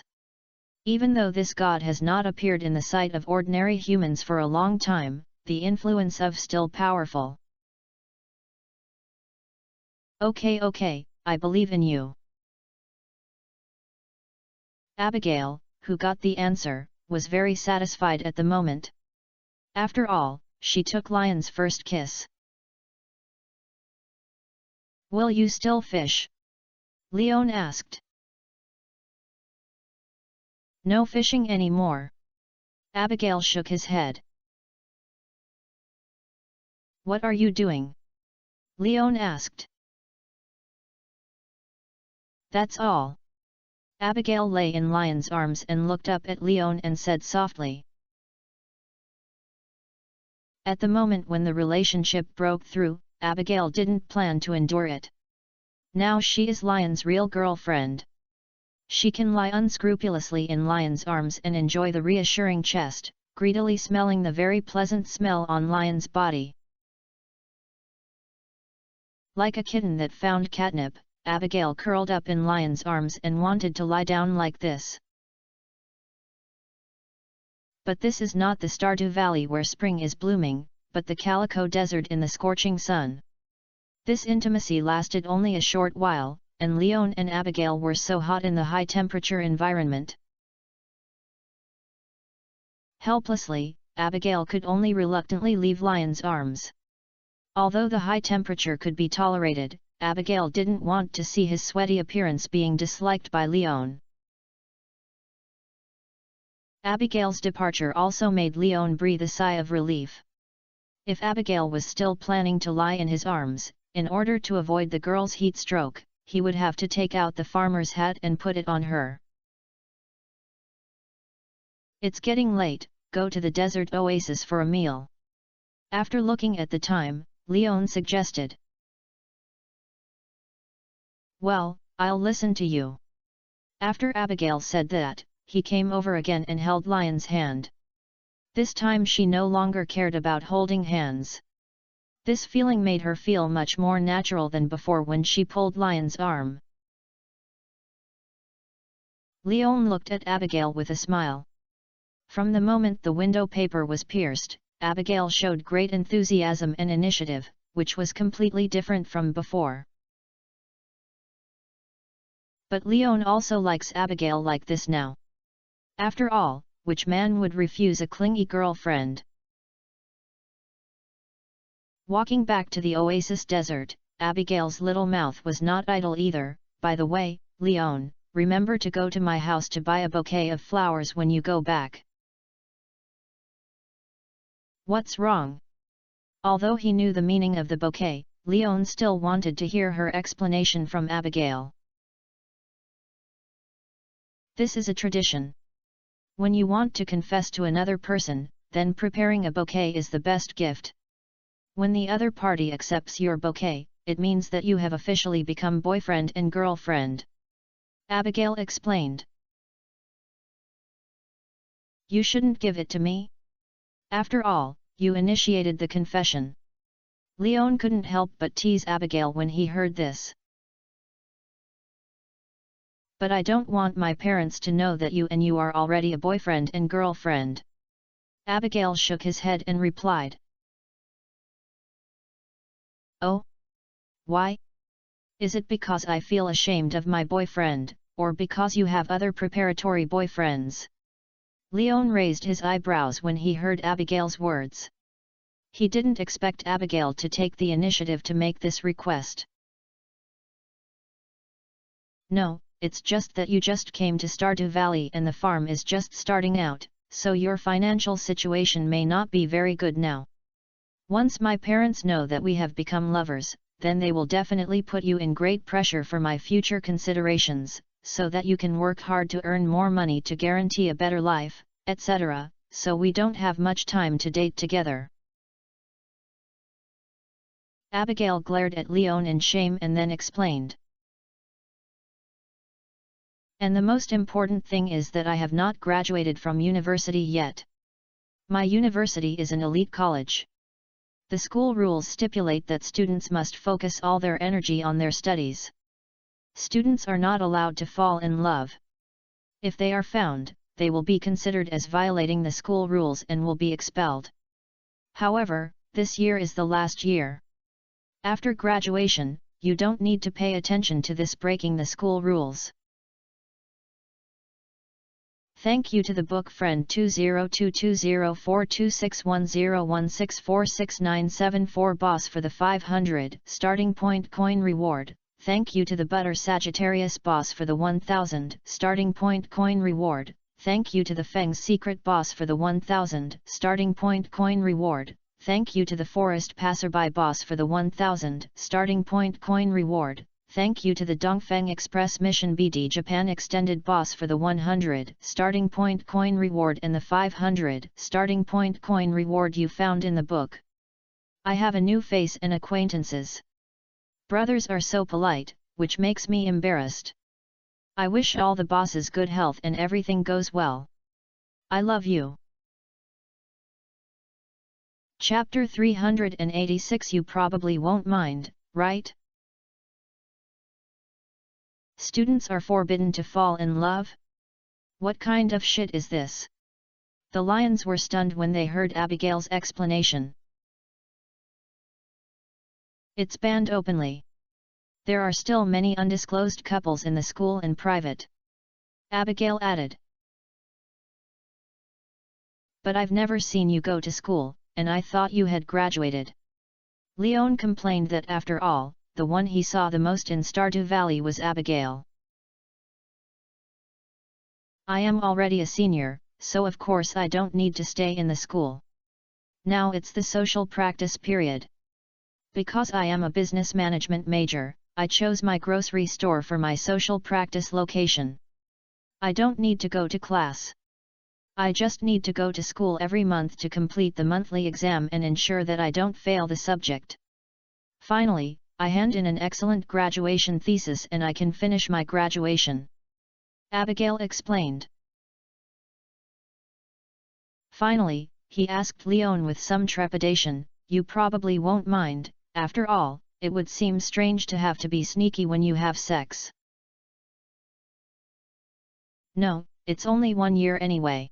Aang replied with a smile, he really didn't care about these things. Instead, the request made by Abigail was a little surprised. After all, if it was not made public, there would be a lot of room for operation. That's good. Abigail breathed a sigh of relief and continued, but you have to work hard to make money. After all, there are other problems besides the school affairs, but I will do my best to help you. Just buy seeds in the future and find me. I will prepare the best batch of seeds in my father's store for you. Don't worry, making money is the least worrying thing. I'm a farmer, okay? Leon nodded confidently, and gave a thumbs up for Abigail's behavior of turning his elbows out before he got married. If you have a wife like this, what else can your husband ask for? Yeah. Abigail responded with a smile, then couldn't help but approach Leon, and tiptoed to kiss Lion's cheek. On the way that followed, Abigail and Leon began to talk about other topics. Abigail seemed to have endless things to say. The two kept talking and walked to the Oasis store, and Abigail was restrained. There is still a lively scene outside the Oasis store. The stalls of the shaman seem to appear here every day. Everyone has special products belonging to the Calico Desert on their stalls, and each shaman's face is full of smiles. Hi, Leon. As soon as Leon and Abigail walked to the door of the Oasis store, someone greeted Leon. Leon turned around and saw the uncle shaman whom he met on the bus last time. He smiled and nodded, hello, uncle. Haha, Hello, this is your girlfriend, right? Uncle Shaman also smiled, and at the same time noticed Abigail holding hands with Leon, and asked with the opportunity. Yes. Leon replied without any concealment. It's not bad, I'll give this to you. Hearing Lion's answer, Uncle Shaman nodded with an ant's smile, then immediately searched his goods, and finally found a pair of camel glass sculptures and handed them to Leon. This is a glass sculpture specially prepared by my wife for couples. It can be combined and disassembled. The camel is a representative of loyalty and reliability, symbolizing the blessing of your love. It's too expensive. Looking at this exquisite pair of camel statues, Leon shook his head and politely declined Uncle Shaman's kindness. After all, the craftsmanship of this glass sculpture is obviously not on the same level as other glass sculptures on the stall. This is definitely a fine product.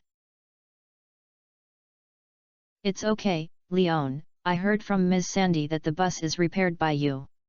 You don't know how important it is for us sand people to restore the bus in the desert. If you are not afraid of causing trouble to you, I will tell everyone here that you are the one who repaired the bus, and you will know the gratitude and enthusiasm of the sand people to you. Uncle Shaman said, then stood up and stuffed the sculpture in his hand to Leon. The unquestionable attitude made Leon accept the gift. May the oasis always protect you, and make your love as tough as a palm tree and as loyal as a camel. After seeing Leon accept the sculpture, Uncle Shaman became even happier, and then made a polite position that Leon had never seen before, sending blessings to Leon and Abigail. Thank you. Although I don't know what this blessing and etiquette mean, Leon still responded to Uncle Shaman, imitating Uncle Shaman's posture with the same etiquette. Abigail also followed suit and made the same moves as Leon. This made Uncle Shaman laugh from ear to ear. Obviously, he felt very honored to the same etiquette as Lion's response. Okay, I won't bother you anymore. I wish you a happy date. You should go to the store. The sun in the desert is very ruthless. Uncle Shaman, who gave the gift, sat back under the sunshade of the stall and waved his hand to say goodbye to Leon. Leon nodded and left with Abigail. But before leaving, Leon took out 200 G from the system backpack, used the storage range strengthened by the double small magnetic rings, and put the money into the bag behind Uncle Shaman in the air. After doing all this, Leon took Abigail into the Oasis store. The air conditioning in the store directly made the two of them quickly fade away the heat on their bodies. Oh! The appearance of Leon and Abigail also attracted Sandy's attention, especially when Sandy saw Abigail and Leon holding hands, and she smiled even more. Sandy, have you eaten? Have you eaten something together? Seeing Sandy, Leon waved his hand enthusiastically and asked. No, I'm waiting for you. Unlike what Leon thought, Sandy did not show disgust, but seemed very enthusiastic. This made Leon feel something was wrong. What's the situation? I'm a little uncomfortable with you being so hospitable. After all, we are friends. Sandy replied with a smile, then walked out of the cash register and came to Leon and Abigail and wandered around and exclaimed. It's not bad, it's very good. Leon, you're lucky and tricked such a beautiful girl. Hearing this, Abigail leaned against Leon shyly without saying anything. Instead, Leon looked at Sandy and complained, how can you call a cheat? You are questioning my character. Haha. Sandy sneered when she heard this, then forced Leon and Abigail to the side and didn't know what she said, then he walked back alone. Your little girlfriend, I asked her to go to my private room to take a shower and change into refreshing clothes. You probably won't mind, right? Chapter 384 I'm locked up, I'll think of a solution, brothers, don't worry. Chapter 387 Escape from the Oasis Store. What's wrong with you? Leon listened to Sandy's explanation and stared at Sandy with a suspicious look on his face.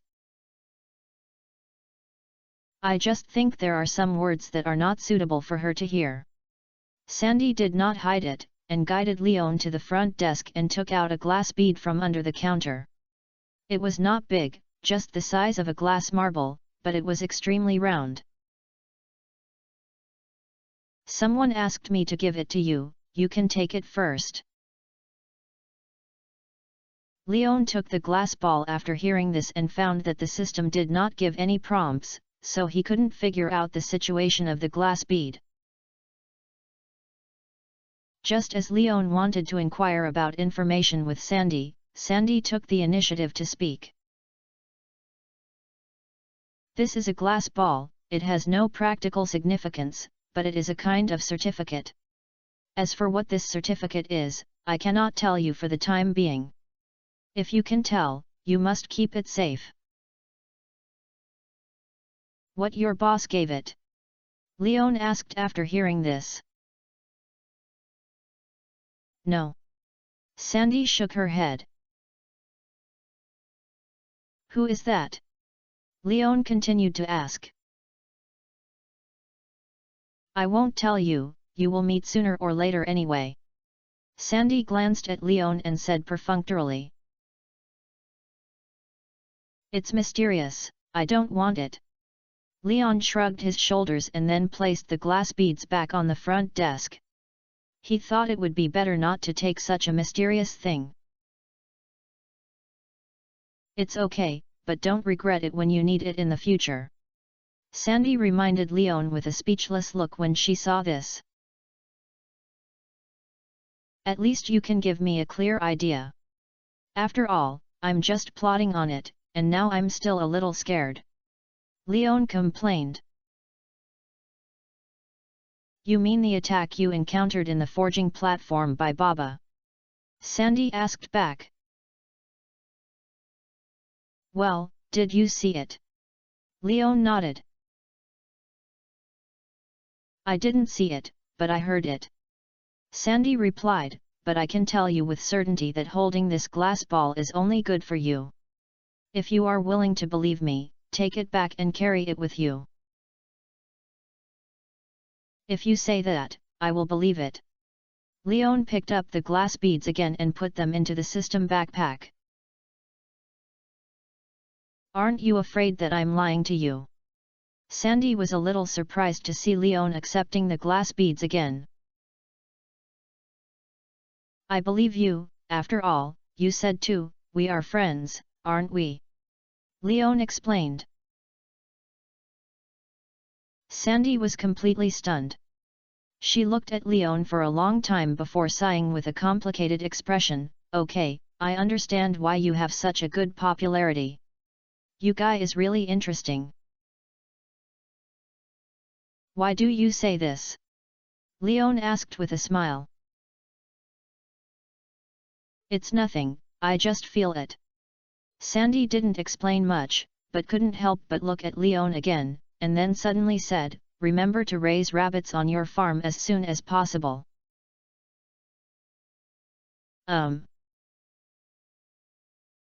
Leon looked at Sandy with a blank expression when he heard this, but Sandy had no intention of explaining to Leon. After saying this, he left the front desk and entered a room in the store. Now only Leon himself is left in the store. Leon doesn't know what to do, so he sat next to the front desk to help Sandy see the store. It took about 10 minutes to sit, and then Leon saw Sandy and Abigail come out of the room together. The outfit Abigail was wearing today has been replaced with a blue long dress that was the same as Sandy, and her wet hair proved that she did go to take a shower. Okay, I've returned your little girlfriend, and I've also got a new set of clothes. As her boyfriend, don't you tell me. Sandy, who walked to Leon with Abigail, spoke. Tell me a number. Leon replied very proudly. I don't want money. I remember to bring a few daffodils when I come next time. I like the plants in Stardew Valley very much. No problem. If Sandy asked for a huge price, Leon might have to say a few more words to her, but if she only needed daffodils, it would have no effect on Leon at all. Then Sandy warmly welcomed Leon and Abigail and enjoyed a sumptuous lunch from the second floor. This time it was no longer a desert-style food, but full of Stardew Valley style. There were all kinds of seasonal vegetables and fresh sea fish that were not seen in the desert, which made Sandy say it was unfair. Don't you eat these? Leon couldn't help asking as Sandy shouted injustice. It's just that there are some healthy vegetables occasionally, most of them are desert-style foods. The lunch I sent on today is obviously prepared for you and Abigail. Sandy said this with a look of resentment. It's not that exaggerating. Leon said after hearing this. Haha. Sandy just sneered, then feasted on these delicacies that she didn't usually have. She didn't want to waste time with Leon. She only had these foods in her eyes. After he had enough food and drink, Sandy spoke to Leon with satisfaction. Come to Leon in the future. If you are here, maybe I can change my tastes often. I think I may not be that rich next time I come. Leon shook his head and complained. What did you think of? Sandy looked at Leon curiously and asked. I didn't expect anything, I just think today should be an exception. Leon shook his head without explaining it.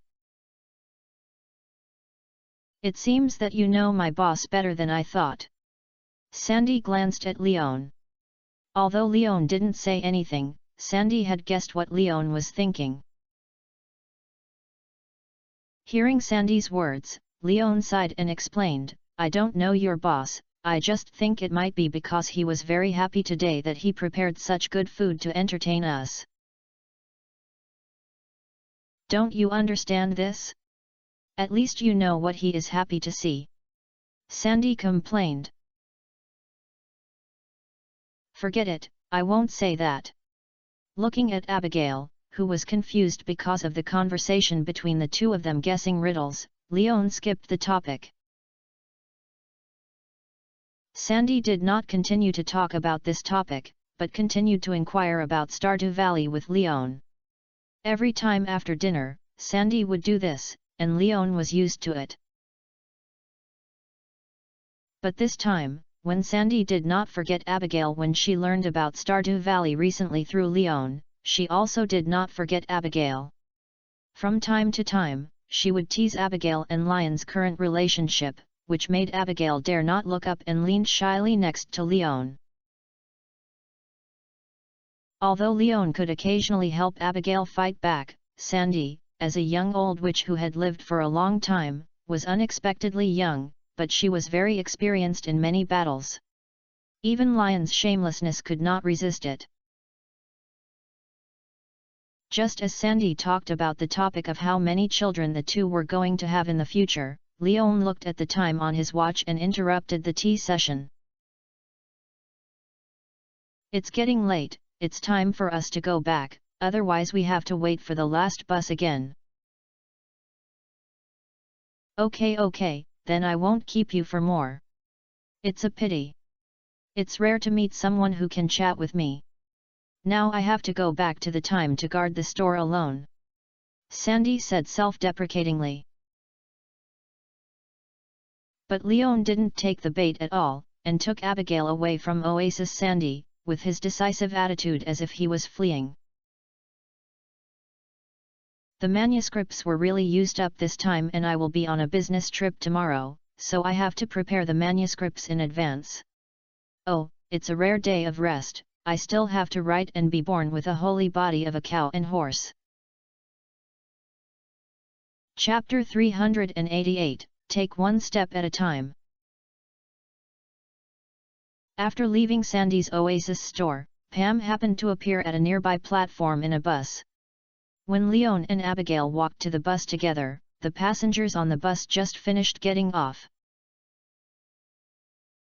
I don't know if it was because of Pam, Abigail drove Lion's hand when getting on the bus, and was the first to get on the bus, and helped Leon buy the ticket. Then the two sat down in the back position, and then Leon joked, before reaching Stardew Valley, have you started to guard against each other? Pam often goes to Starfruit. My father said that every time Pam drank too much, he couldn't control his mouth and said everything. Abigail complained.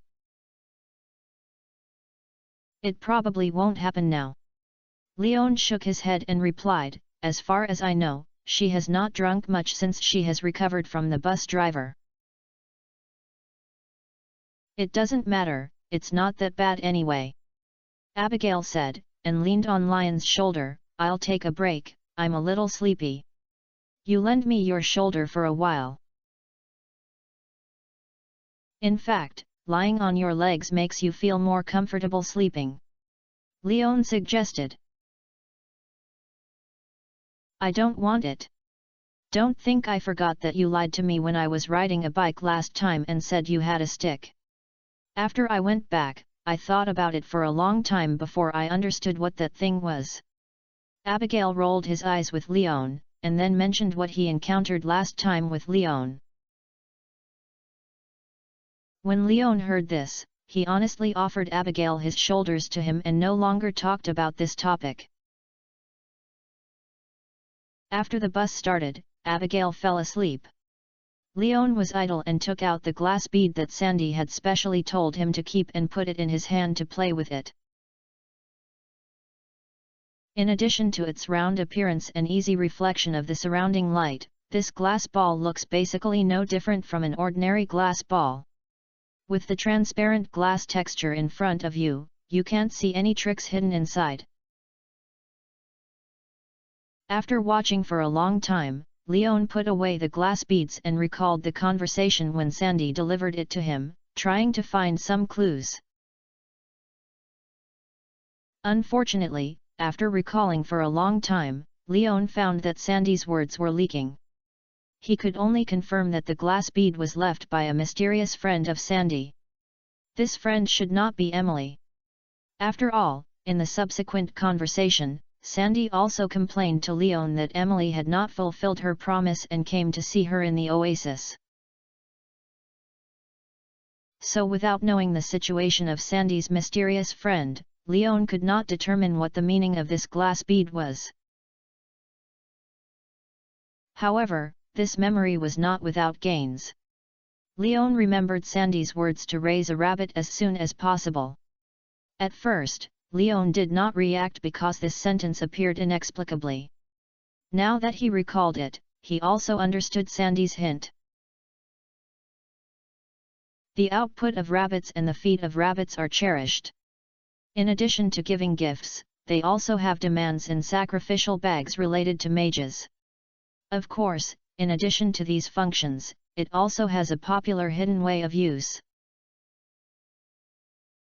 That is, when the girl in the town is full of favorability by the player and all the flowers are sent out and they are changed to the player's girlfriend, one morning, the player goes to Haley's house and will encounter the plot of Shura. If you pass the plot normally, all girls will find the player's behavior and boycott it. The result of the boycott is that the girls will not pay attention to the player within 1 week of the game time, nor will they accept the player's gifts. This state can only be lifted after a week, but the girls will resume the order. Body state. And with the rabbit's feet, you can pass this plot, turning this condemnation against scumbags into a tea party for girls, and spending this very dangerous plot. In the game, this is an extra small plot, but in reality, it may be a fatal part.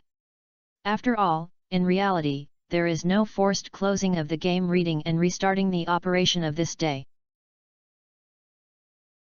At the same time, Sandy's reminder also puzzled Leon. Why did Sandy know that she would inevitably trigger this scenario? He had never revealed any ideas in this regard in front of her until now. Only the two elders, Rasmides and Linus, who knew that they had the idea of sleeping together, were the only ones who knew that they were sleeping together. It can't be these two people who told Sandy. It's impossible to think about it. Thinking of this, Leon had a headache. He gently turned his head and looked at Abigail, who was sleeping on his shoulders, and sighed silently. Now he is still quite shaken. After all, there is still a difference between reality and game. The harem is opened in the game because of no scruples. After all, no matter how you come about, the content of the game will not have any impact on the players in reality. However, in reality, such things are a bit cruel. Leon wasn't sure if he would be Aquaman as he thought, and he wasn't sure if he could still be forgiven as in the game after this.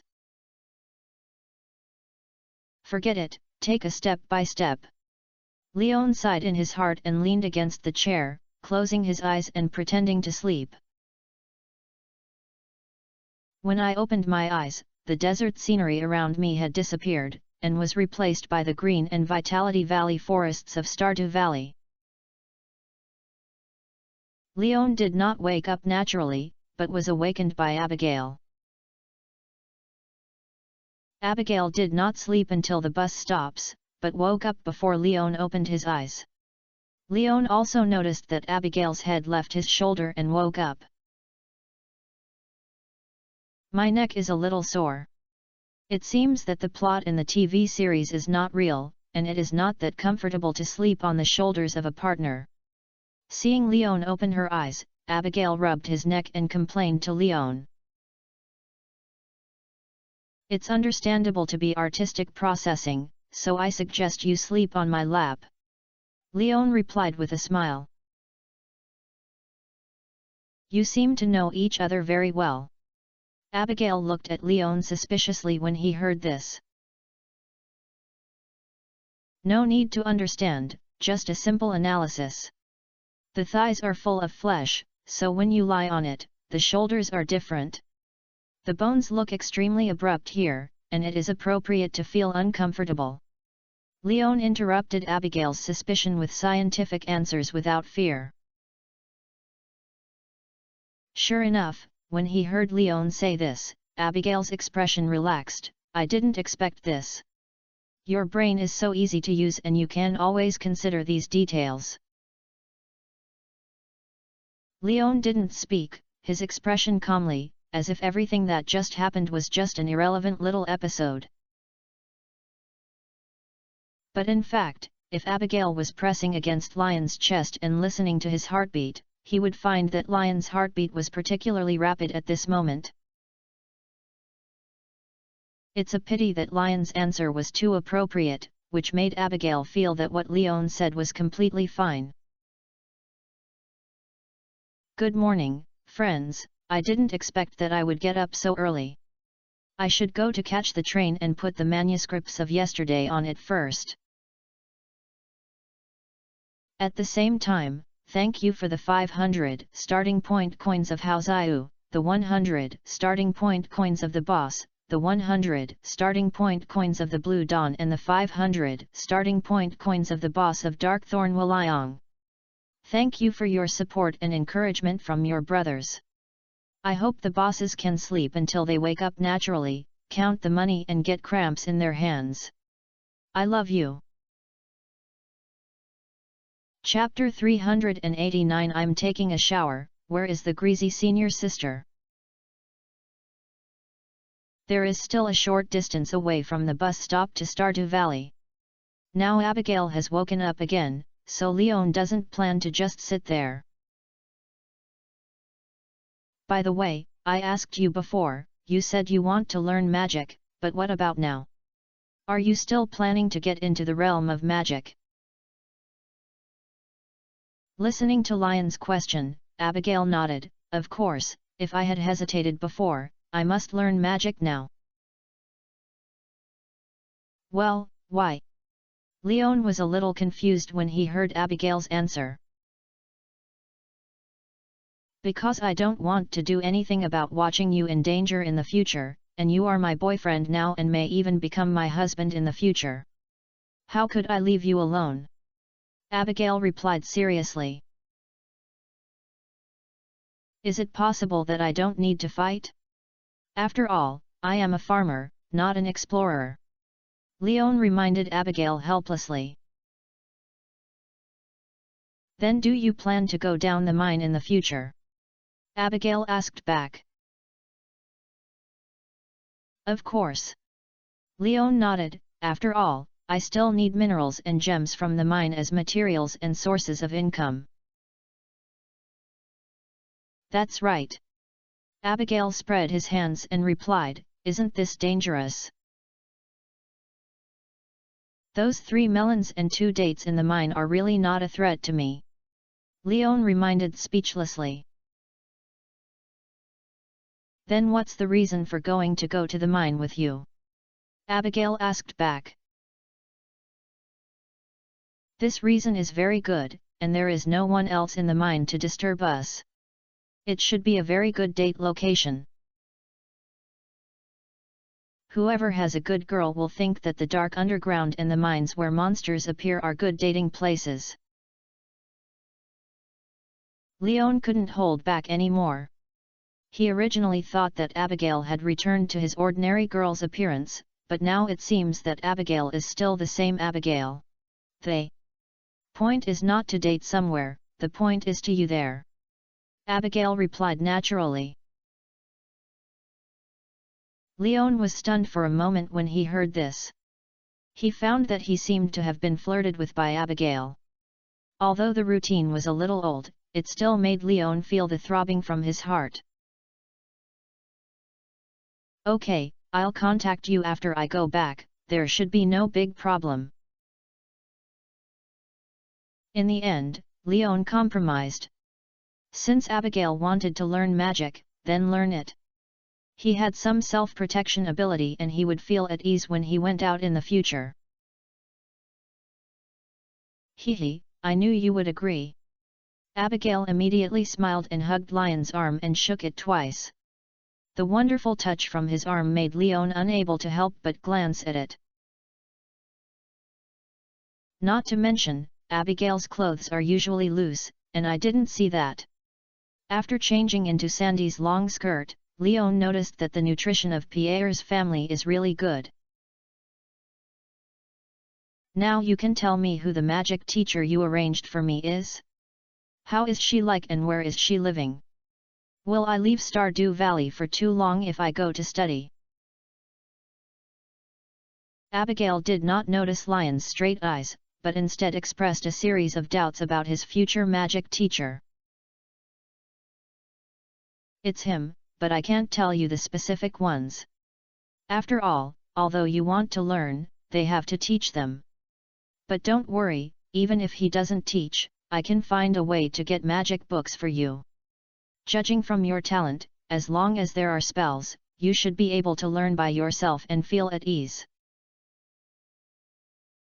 Leon explained that after all, there was no sure thing, and he didn't dare to say too much. However, there is also some preparation for Rasmides suddenly didn't want to accept his disciple Leon. After all, except Rasmides, Leon does not have other channels to contact the magical books. He? A male wizard? Abigail hesitated when he heard this. Don't you know a female wizard? I don't know it, and the male caster must be called a wizard, and the female caster is called a witch. There is a difference here, Leon said to Abigail Kopp. What's the difference? Abigail asked. After hearing this, Leon repeated the popular science content Razmedes had given to Abigail, and also specifically reminded Abigail of her general introduction to her exclusive talent as a witch and the witchcraft of the dead speaker. This novel knowledge irrigation made Abigail amazed repeatedly, his eyes wide open and full of curiosity about this unknown and mysterious other world. Unfortunately, Leon is just a half-baked person, and he can't even be considered a half-baked person, so he cannot give accurate answers to some Abigail's questions. Fortunately, Abigail was an understanding girl. When he realized that Leon was not omniscient about magic as he thought, he stopped asking questions and leaned obediently on Lion's arm, which gave Leon enough face. It was not until the bus stopped at the bus platform in Stardew Valley that Abigail reluctantly let go of Lion's arm, then got off the bus without a sound, and quickly disappeared from Lion's vision.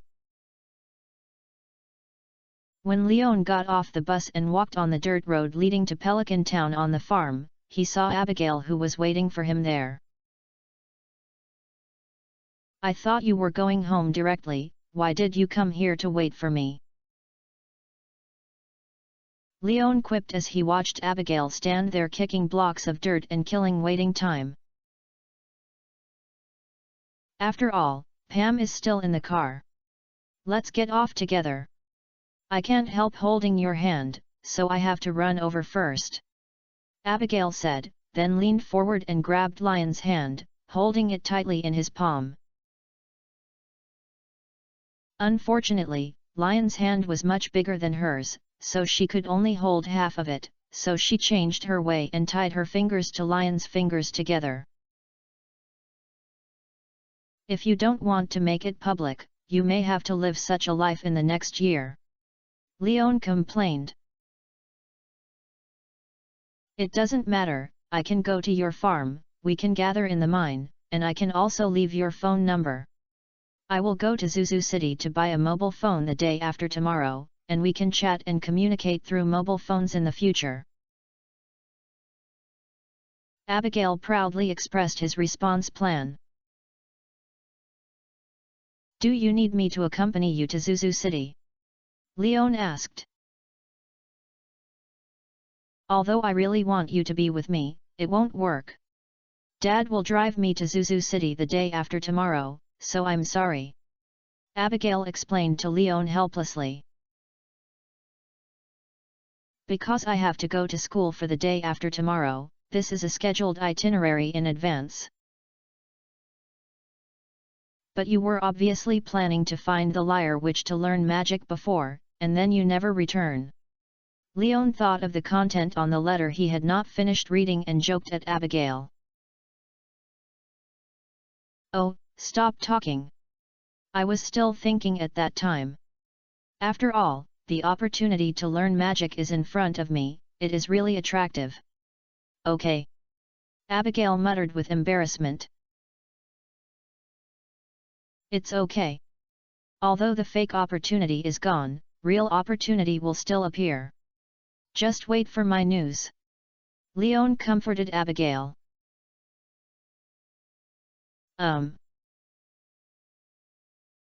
Abigail nodded, then looked at the sky. It's still long in the afternoon.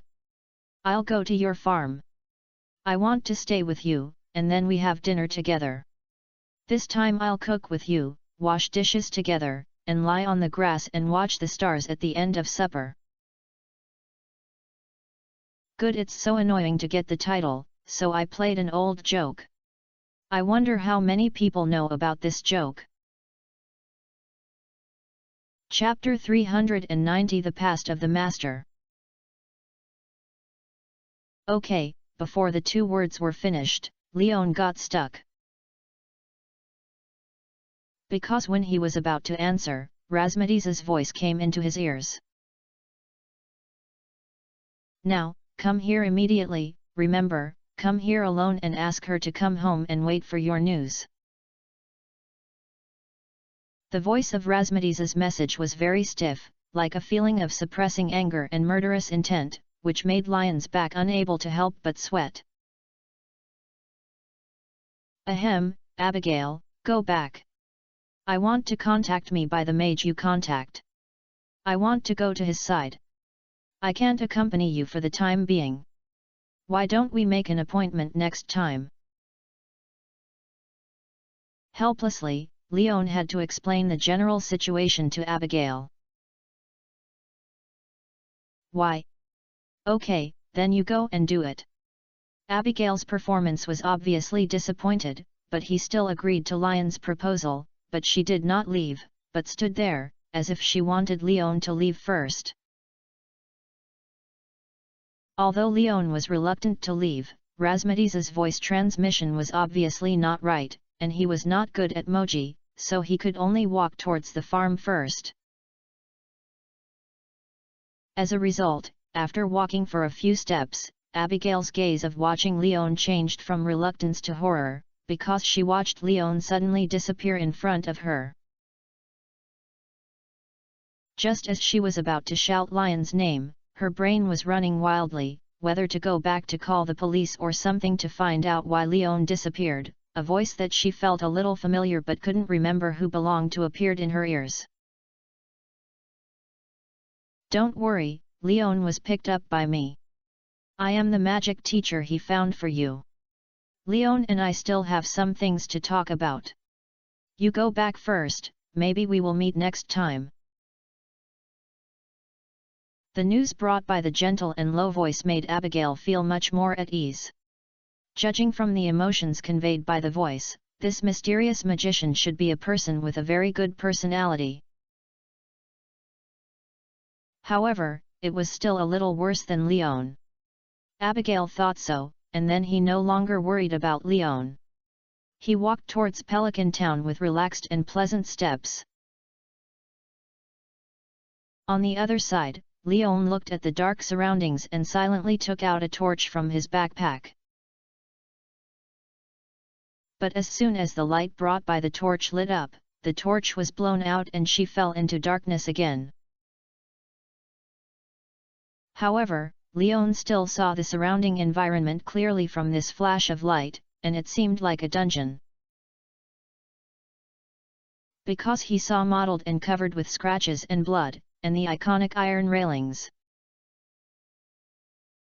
This made Leon frown, and at the same time he took out the Milky Way watermelon knife and began to grope in the dark towards the iron railing he had just seen.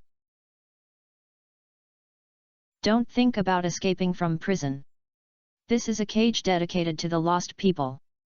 In addition to the railings being forged in iridium, there are several trigger magic attached to the railings. If you want to destroy it, you have to endure the baptism of flames, thunder, and ice first.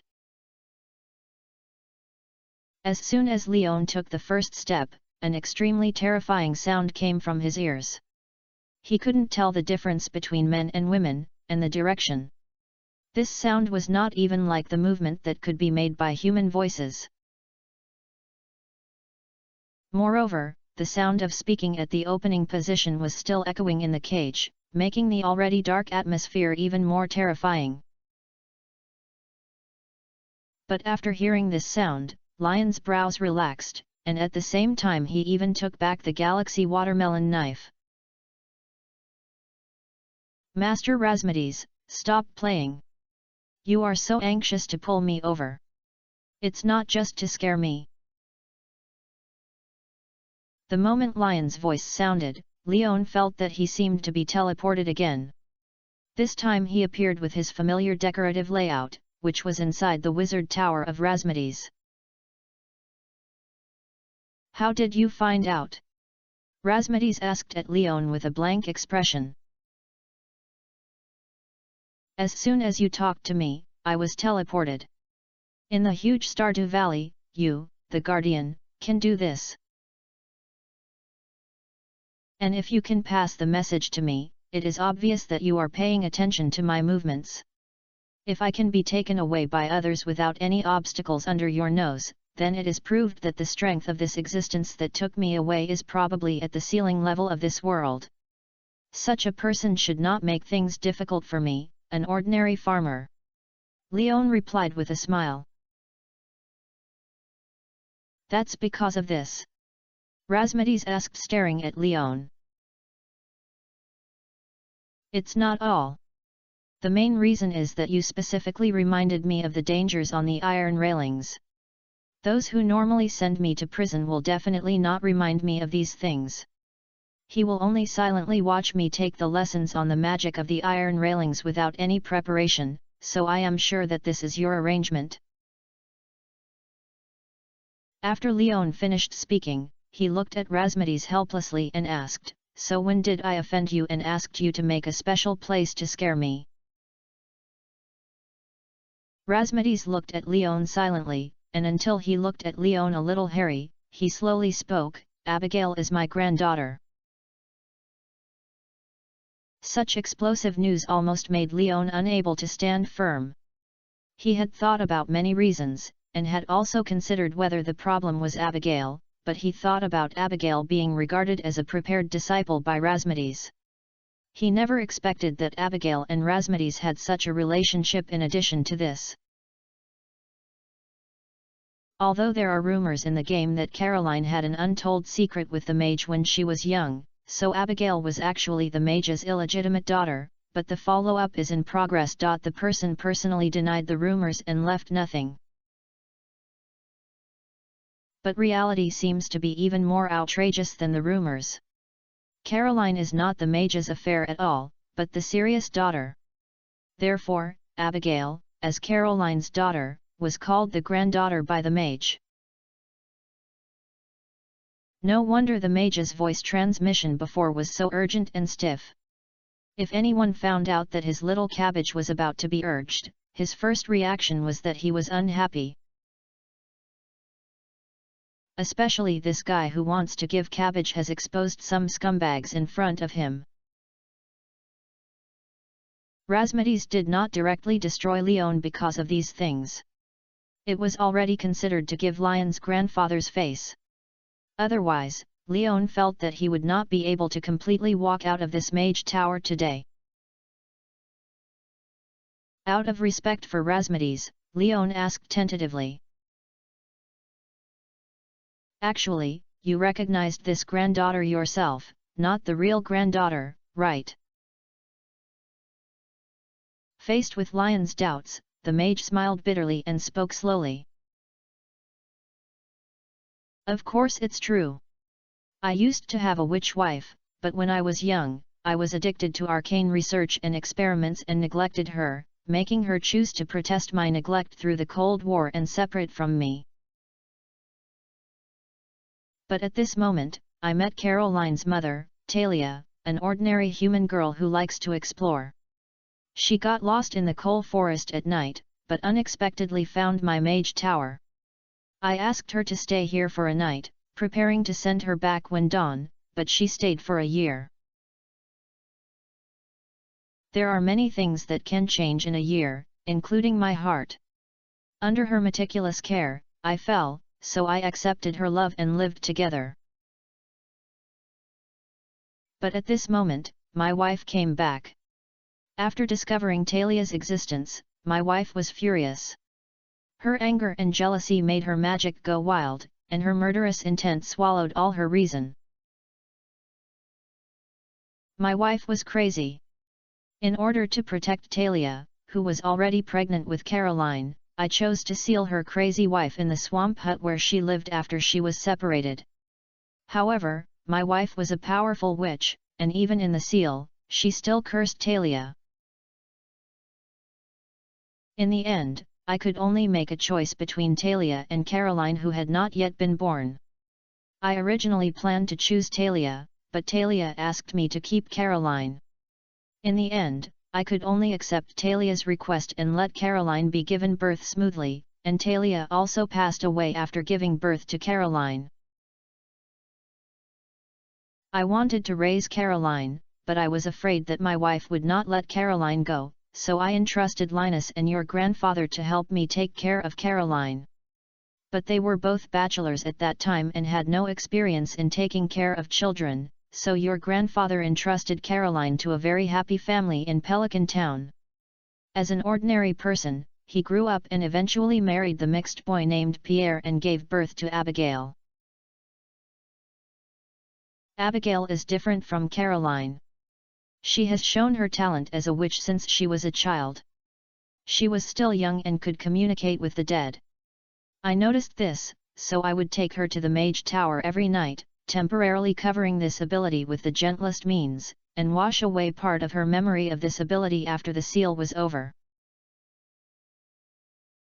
I just want her to live a peaceful and happy life like her mother, but I didn't expect that after you appeared, you disrupted all my arrangements. Do you think I should teach you a lesson? It's okay, absolutely, come whatever you want. We can bear it. Don't pity me. I have the natural protection of forest magic and I'm very resistant to creation. Just leave me the breath that I can save. Otherwise, I'll be so sad that my granddaughter may have been sad for a long time. Razmedes took off his past completely, so Leon naturally couldn't be vague. He took off his coat and exposed his strong upper body, and knelt on one knee and clasped his fists with his hands. It's a pity that there are no thorns now, otherwise Leon would have to give Razmedes apologies and replicate the illustration of the otherworld version of Mr. Lian Po in the Chinese textbook. However, in order to prevent Razmedes from taking too much action, Leon reminded Razmedes at the end. After all, as soon as I and Abigail confirmed their relationship, they were buried by their grandfather whom Abigail himself didn't know about. Abigail was too miserable. He did not expect that Abigail could already protect himself before his strength had grown up. At this moment, Leon really wanted to find Abigail and kissed him hard to express his gratitude. Chapter 391 This feels really good. Razmedes still appreciates the first half of Leon, but the second half is not very pleasant. But what Leon said was the truth. He really didn't dare to attack Leon. After all, in order to appease Abigail, Razmedes had already said that he was just a chat with Leon. Moreover, since he intends to guide Abigail into the field of magic learning, Razmedes will not worry that Abigail will be bullied by Leon in the future. After all, with the guidance of his guardian, coupled with the talent shown by Abigail himself. As long as Abigail is willing to work hard, he will soon be able to surpass Leon, and it will not be certain whoever bullies him. Thinking of this, Razmedes was too lazy to care about Leon, a cunning brat, but there was still a need for intimidation. After all, Leon, the boy, had once exposed his ambitions in front of him. Forget it, I'm saying this just to make you understand, Abigail is my granddaughter, so with your wisdom, you should understand my subtext. Understand? Leon nodded and replied, don't worry if I do my business. Seeing Lion's sincere appearance, Razmedes could not guess whether Leon was really calm or just too perfunctory himself, but these futures could be known, so Razmedes changed the topic. About letting Abigail learn magic, you need to be a middleman here. I don't want to reveal that she is actually my granddaughter. Only you know about this. What you have to do afterwards is to guide Abigail into the Mage Tower and let her just treat me as a hidden magician. No problem. Leon continued to nod, but when will I bring her? When she comes back from Zuzu City, Razmedes explained, after all, she can't interrupt her life just to learn magic. I will not let her officially become a member of the magic world after learning magic. Abigail just needs to be a free and idle witch. Everyone listens to you. Leon was still nodding. After all, he had no objection to this matter. He just followed Razmedes's arrangements. Seeing this, Razmedes couldn't help but nodded. Although Leon is a bastard, he is generally quite wise and good at the rules, which makes Razmedes very satisfied. You should go back. I'll talk to you about these things. Then, just follow our agreement. During this period, I have to prepare some auxiliary props for Abigail to learn magic. Well, then I'll take a step first. Leon did not think of staying in the mage's tower and said goodbye. But after saying goodbye to Razmedes, Leon did not mean to take steps, and Razmedes also understood what Leon was waiting for. After blanching his eyes, Leon still threw it back to the Red Star farm with his teleportation spell.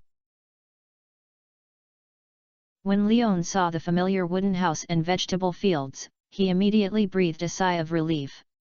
Although he was calm in front of Razmedes before, Leon was actually very panicked at that time. Fortunately, Razmedes did not further impose any punishment on himself to warn you, and Leon safely spent the hungmen banquet where the wild yellow-haired meeting with the deceived ignorant girl's parents. This chat with Razmedes also made Leon understand that Razmedes really cares about Abigail, which means that even if she is not around Abigail, her safety will be guaranteed in the future. When Leon's mood calmed down, he entered the wooden house to find a clean set of clothes, took a shower and changed into it. Then he patted the farm and filled a handful of rice for the hens in the chicken coop before returning to the wooden house to prepare for dinner.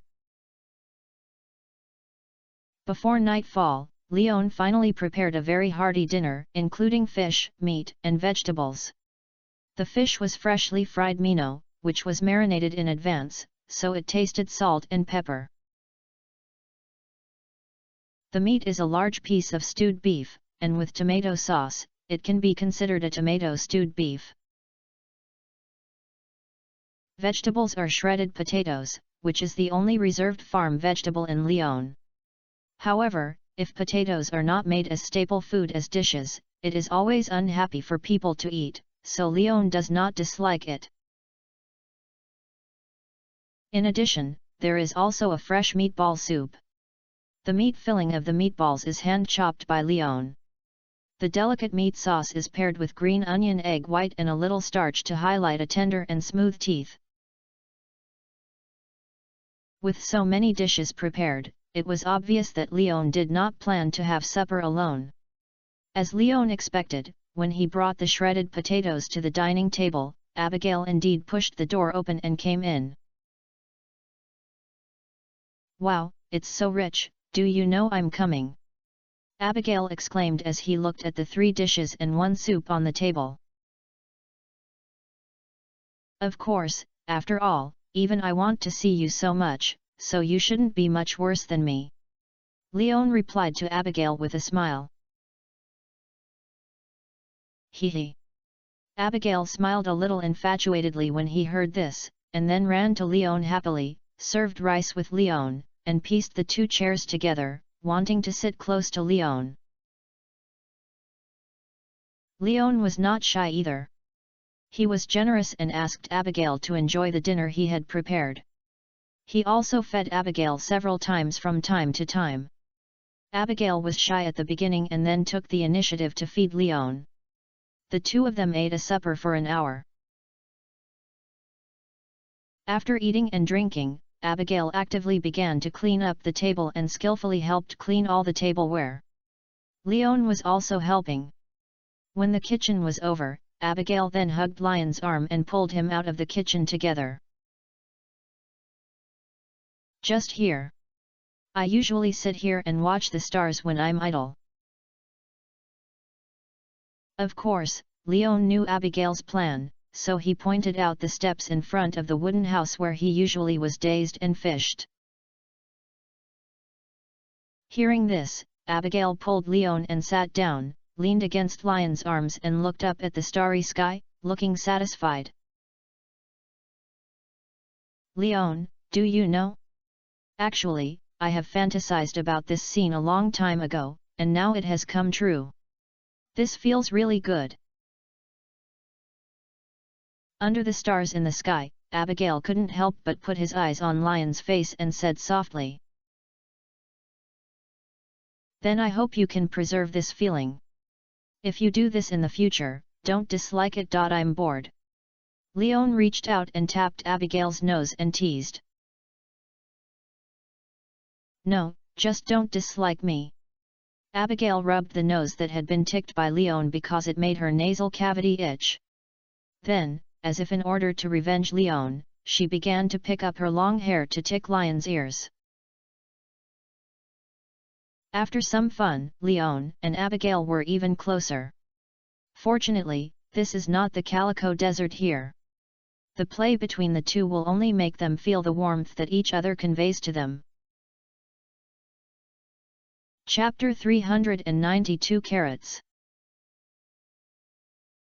After a brief period of tenderness, Abigail keenly noticed something was wrong because she found that little Leon seemed to have some special thoughts. This made Abigail blush.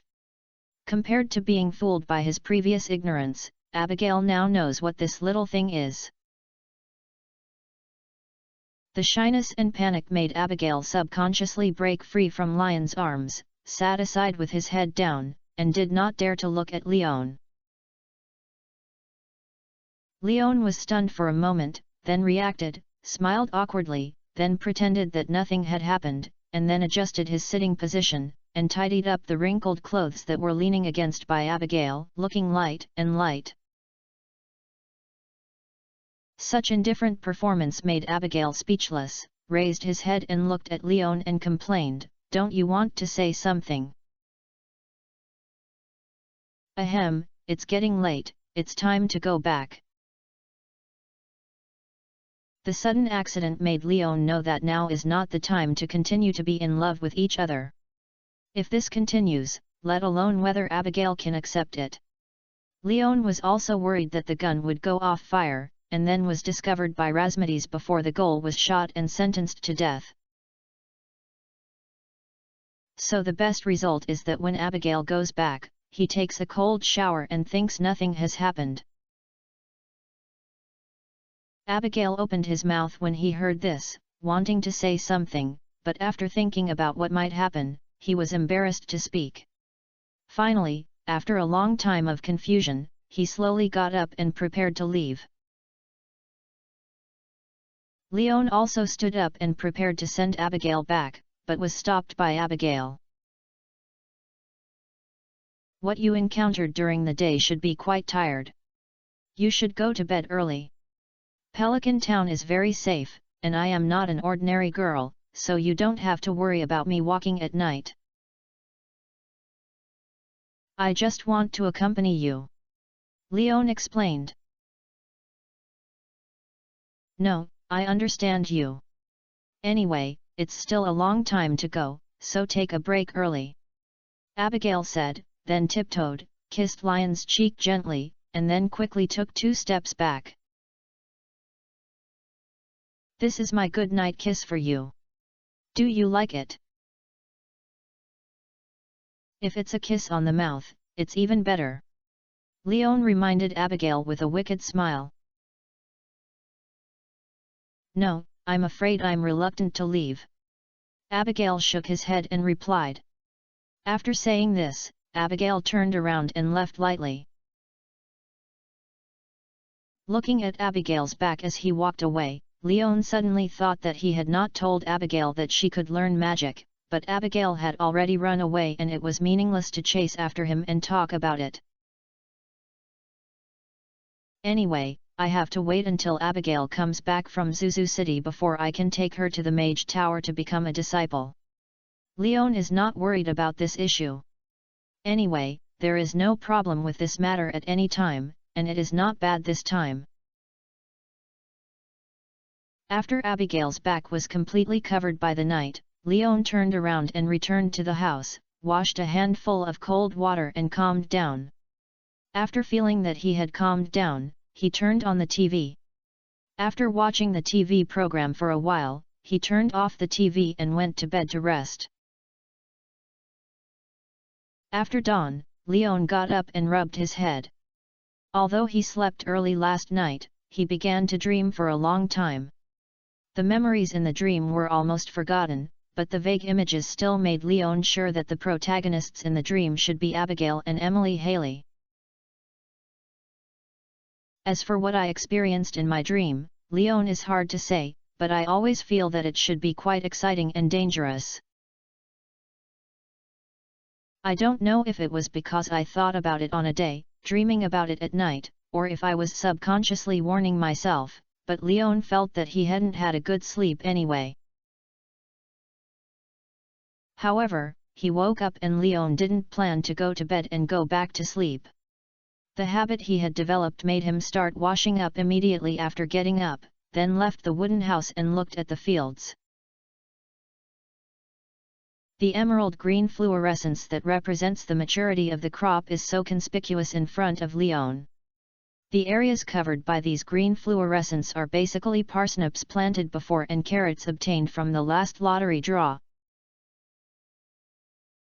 Can you bear it here? I rolled up my sleeves and got into the fields, found the land where the carrots were, and began to grab the stems and leaves exposed to the soil and began to pull them out.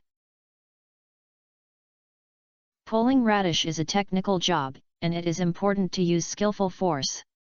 In this way, the pulled radish will not break because of too much strength, nor will it cause the embarrassing scene of the stems and leaves being broken but the radish is not pulled out.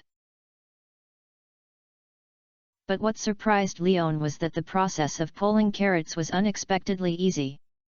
With just a little effort, the carrots easily broke free from the constraints of the soil and showed its thick and slender body. Carrots, vegetables, a tuber plant that grows rapidly and has bright colors, can be eaten as a snack. With the unearth of carrots, the system's markings followed closely, and the concise introduction made Leon lose interest after just one look.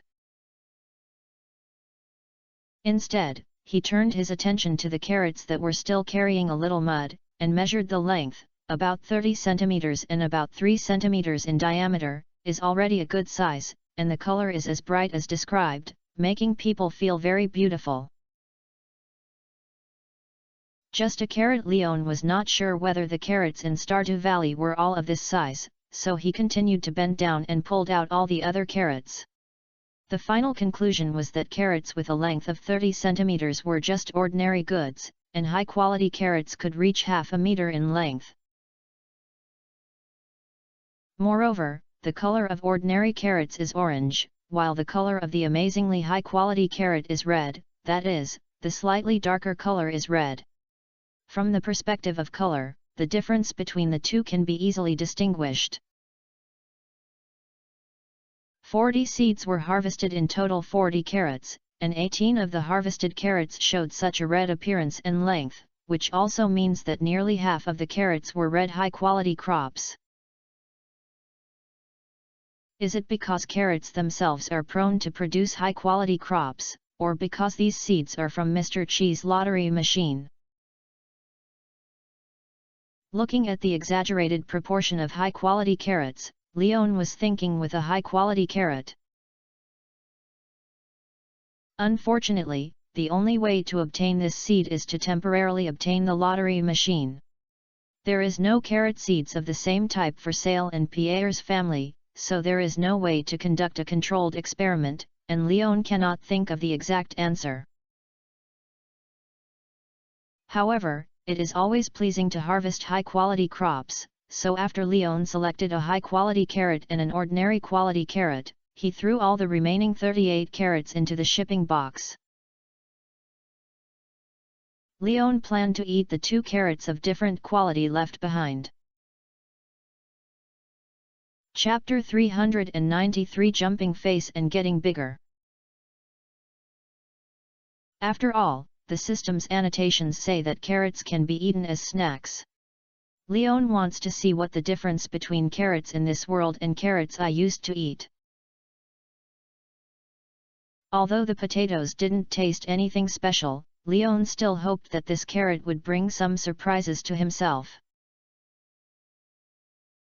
After receiving these carrots, Leon began to focus on the same mature parsnips. There were 60 mature parsnips in this batch, and Leon pulled out all of them. Long-term farming gives you a deeper understanding of how to plant crops, and the cultivation level time has been increased by 1 level. During the planting process, you realize that the growth rate of crops may be further improved, so you have learned the formula of growth hormone. The large amount of parsnips harvest brings you to a new recipe to show their nutritional value, and the farmer's lunch recipe has been unlocked. At the same time, you feel that the farmland seems to be missing something. You chose the hive as a decoration to add some new vitality and ornamentality to the fields. You have learned how to make a hive. Growth hormone, chemical fertilizer, promotes leaf growth and ensures that the growth rate of plants can be accelerated by 10%. It needs to be sprinkled into the land before sowing. Materials for making: pine tar *1 moss *5. Farmer's lunch, dish high-calorie food that ensures you can continue to work. Farming level +3 within 8 hours after consumption. Required for cooking: omelette *1 parsnip *1. Hive: place it outside the house and wait to eat sweet honey. Honey cannot be produced in winter. Place it next to different flowers to allow bees in the bees to brew different flavors of honey. Production materials: wood *40, coal *8, iron ingot *1, maple syrup *1. The long-lost upgrade prompt made Leon unable to help but raise his eyebrows. In fact, he was also wondering why he had harvested so many crops and farming skills without any movement. Now that he saw the upgrade, he confirmed that he had not saved enough experience. It's not that the system has forgotten itself again. But the efficiency of this upgrade is a bit too low, and it is probably not easy to make a serious bucket before summer. At the same time, in addition to the excessive demand for experience in farming and upgrading, Leon also found something wrong, that is, the moss in the growth hormone formula, which he had never heard of. Not to mention games, Leon has never seen this material in reality. Remember correctly. The game's formula should be pine tar plus clams, which are the standard formulas for primary growth hormones. Why are clams collected by the beach now not used and replaced with moss? And where is this new thing hidden? What means can be obtained? These are all things that Leon didn't know, so he planned to ask the system.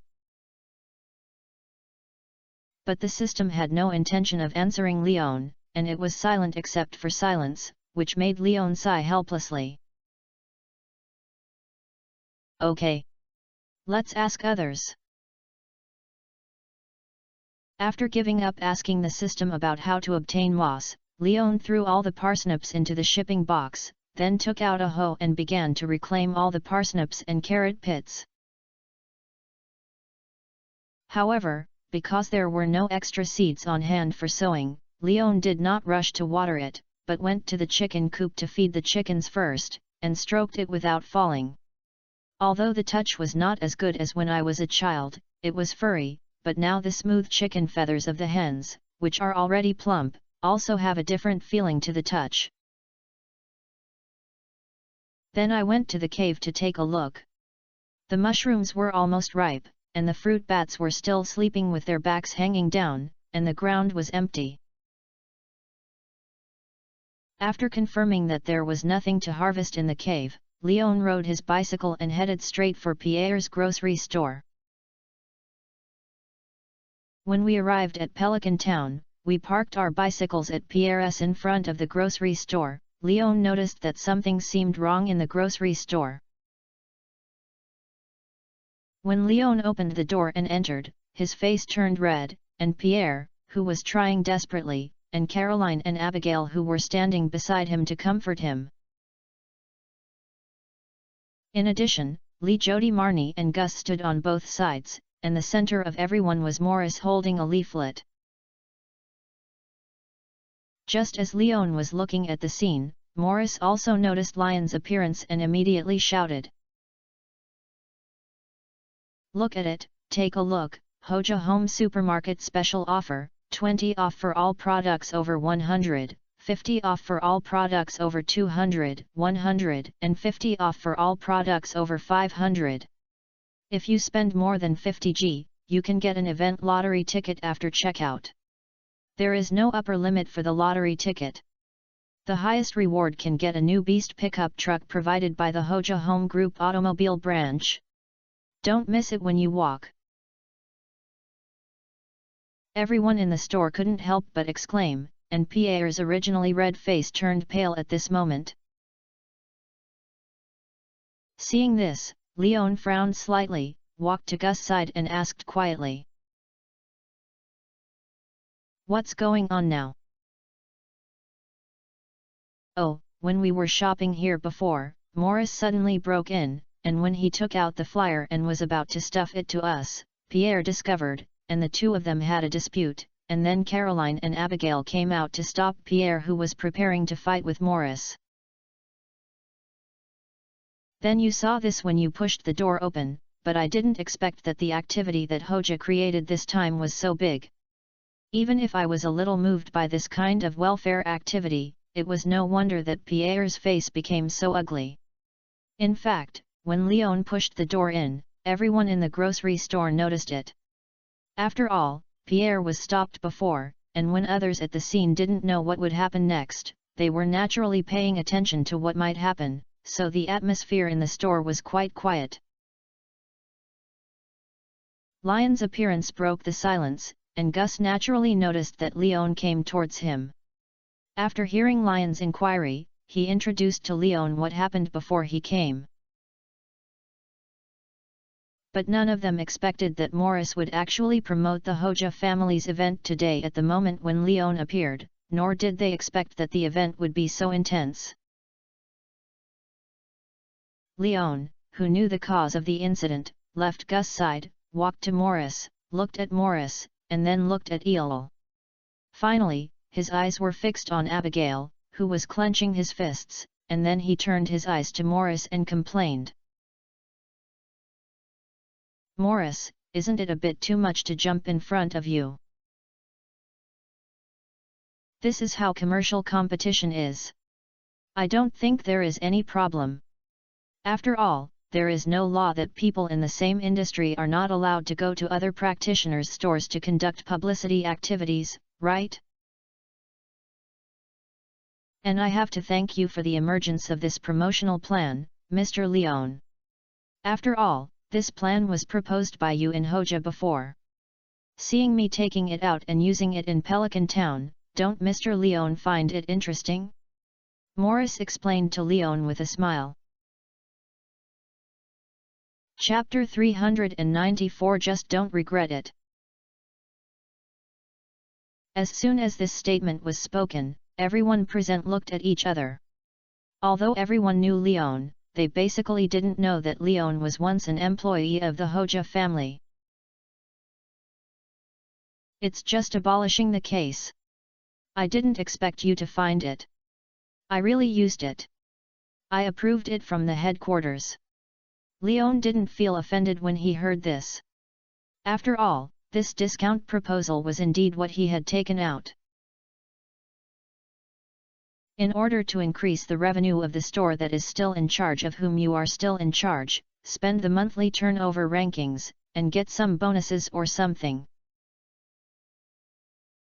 It's a pity that the plan is very good. Just take it out and apply for execution and was killed by the top leaders. What can Leon, as a middle-level leader, do? If he dies, he will die. He can't bypass the senior management to carry out separate activities to operate a store, so the matter is left unresolved. Yes, actually, when you proposed this plan, many people thought it was very feasible and extremely motivated to market consumption. Unfortunately, most senior management is relatively conservative. This time, after the financial statements of each supermarket were submitted last month, the group found that the overall turnover had shrunk by 4.9% compared with the previous month. In order to get back the lost share, this time I specially asked the Hoja supermarket in Stardew Valley as a test point to try to restart this discount activity plan. Although it was just an experiment, I was very confident about Mr. Lyon's planning and the success of this event. This is definitely the most genius marketing method I have ever seen. Unfortunately, Mr. Lyon resigned too early and we met too late. Morris explained the reasons in detail to Lyon with regret, as if he still regarded Lyon as a member of the Hoja family group, or to express respect to the initiator of the discount planning activity of Lyon. It's a pity that Lyon doesn't care about these things at all, because this operation of obtaining lottery tickets and lottery with full discounts and shopping amounts has been played by major merchants in his previous life, and he is just standing on the shoulders of others. Placed with his feelings towards Morris, he felt no turmoil in his heart, but instead sneered and complained, if it is really implemented according to the plan, then there should be no real prize tickets in the lottery box. No, we have made special optimizations in this regard. Hoja's consistent operational idea is to operate honestly and provide perfect service, so we will not deceive consumers and say that there is a big prize, then the big prize will definitely be drawn in the lottery box. Morris deliberately raised his voice and promoted. Special prize, 1 latest Beast pickup, first prize, 1 plasma color TV, second prize, 1 year unlimited drink coupon for Hoja Home Coke, third prize, 1 1000G shopping card, fourth prize, 1 oven, fifth prize, 1 box of eggs, participation prize, 1 pack of tissues. As long as you participate in the lottery, you can get at least 1 pack of tissues. It seems to be quite good. I was a little moved when I said it. Well, it feels very interesting. Marnelia and Jody were discussing each other, and the discussion was quite loud, which made Pierre's face even more ugly when he heard these words. When Morris heard this, he laughed and began to distribute leaflets to everyone present. At the same time, he did not forget to add, customers who bring leaflets to the store can also receive a box of fresh boxed milk as a meeting gift. Looking at Morris's energetic appearance, Pierre was so angry that he was itchy, but was stopped by his wife and daughter, which made him unable to start physical output to Morris. In the end, he could only watch Morris send the flyer and leave casually. By the way, Mr. Lyon, I actually hope you can come to Hoja's supermarket to see it. After all, this is an event you planned. If you don't have your participation, it will always be a pity. Morris suddenly turned to Lyon and invited him. I will go, just don't regret it. Lyon replied to Morris with a smile, but the answer made Morris feel something was wrong. But after thinking about it, Morris didn't feel that Lyon could make him regret it in any way, so he stopped considering this issue, waved his hand and left Pierre's grocery store. When Morris left, the rest of the people in the store who received the Hoja leaflets also left one after another. Everyone took away any goods except the leaflets. Obviously, this group of potential customers who should have consumed at the Pierre grocery store today was really pried away by Morris. Only Gus and Lyon remained. This made Pierre's face slightly better. At least let him know that he still has someone to support him, although there are not many people. Pierre, I'm still the same.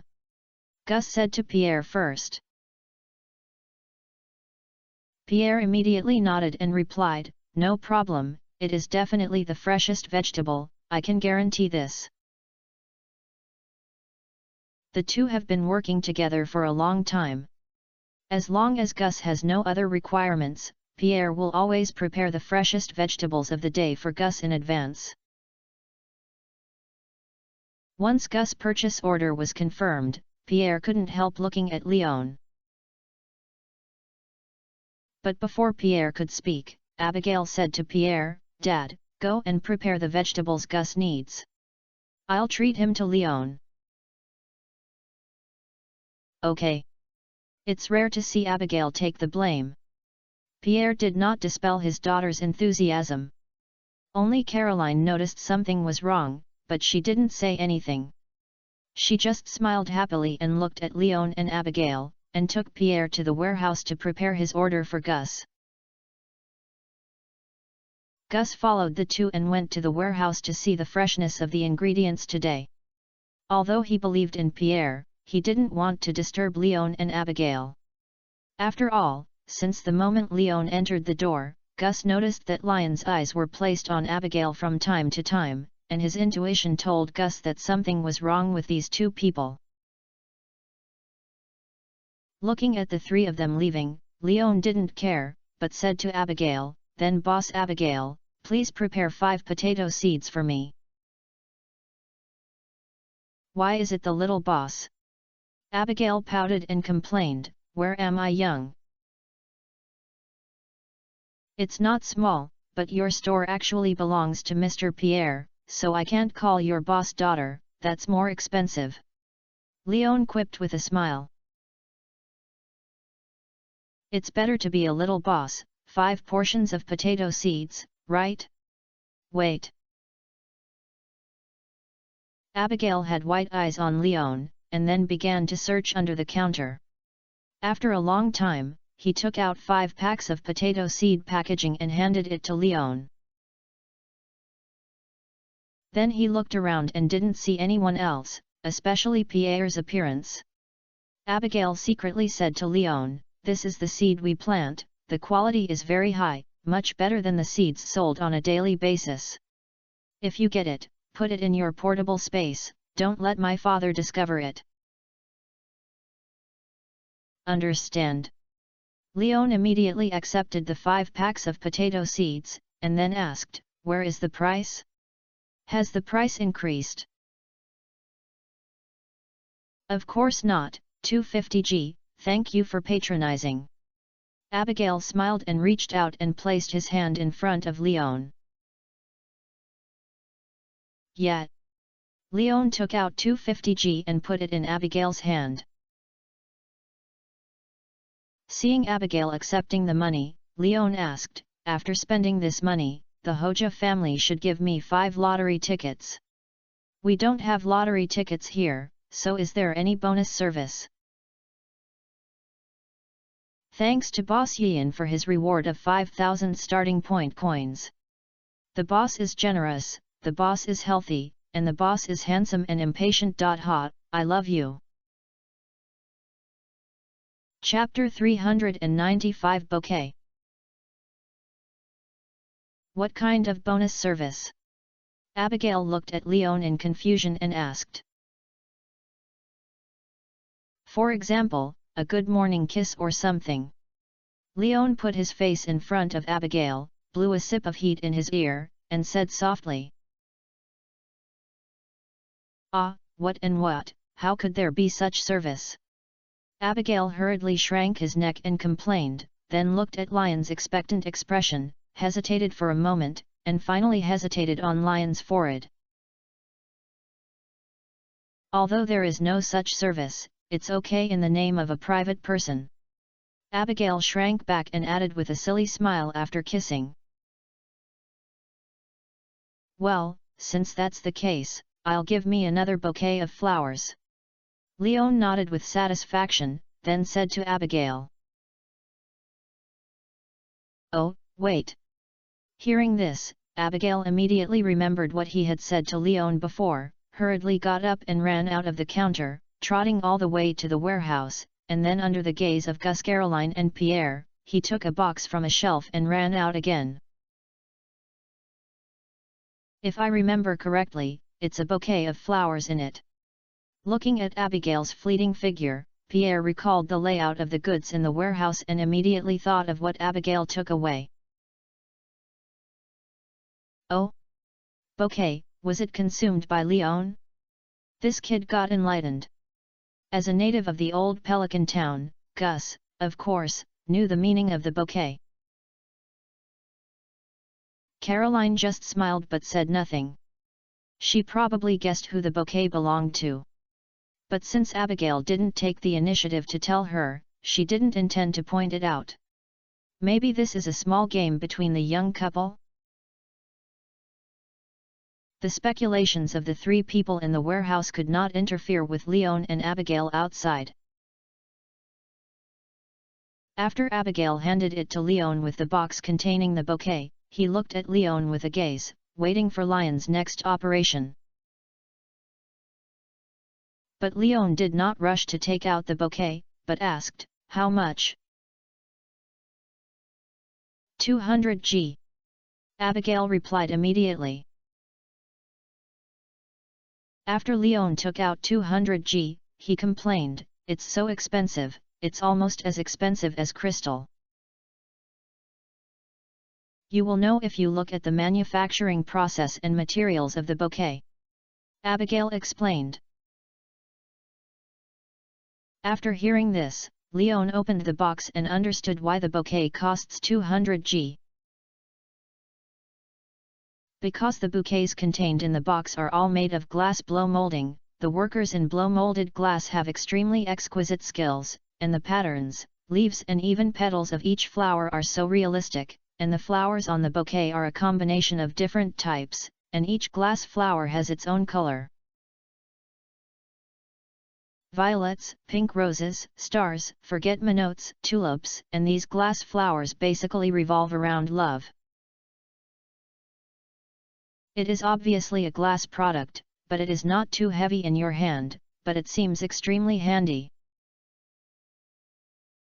This made Leon unconsciously think that perhaps this design is to make people pick up the bouquet after the confession failed and give a heavy blow to the guy who refused him. It's not bad, it's good looking. Leon sighed with satisfaction by putting the bouquet into his backpack. Abigail, who had been looking forward to it for a long time, looked at Leon who actually took the bouquet back, and immediately widened his eyes. "What are you going to take it back? If you don't take it back, I'll give it to you now. How do you deal with this bouquet of flowers?" Leon reminded Abigail speechlessly. Okay, I forgot this." Abigail covered his face awkwardly when he heard this. If Leon really handed the bouquet to himself as she thought, then he might have to try his best to hide the bouquet. "And don't forget, you confessed first, so you should be the one who sent the bouquet. I'll pay you the money in advance. Remember to come to me next time to bring the money alone, and I'll hand it over to you." Looking at Abigail's expression, Leon couldn't help teasing her, because Abigail's blushing was so cute. Yet, Abigail didn't care about this, but instead nodded openly and agreed. Then he took a few quick and deep breaths, adjusted his emotions, calmed down his rapid heartbeat, and returned to his normal appearance.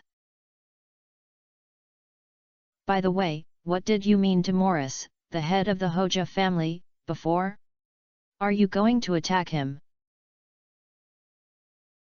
Because he was worried that his parents would notice the ambiguous atmosphere between the two after they appeared later, Abigail took the initiative to change the topic and restore everything to a normal chat scene between friends.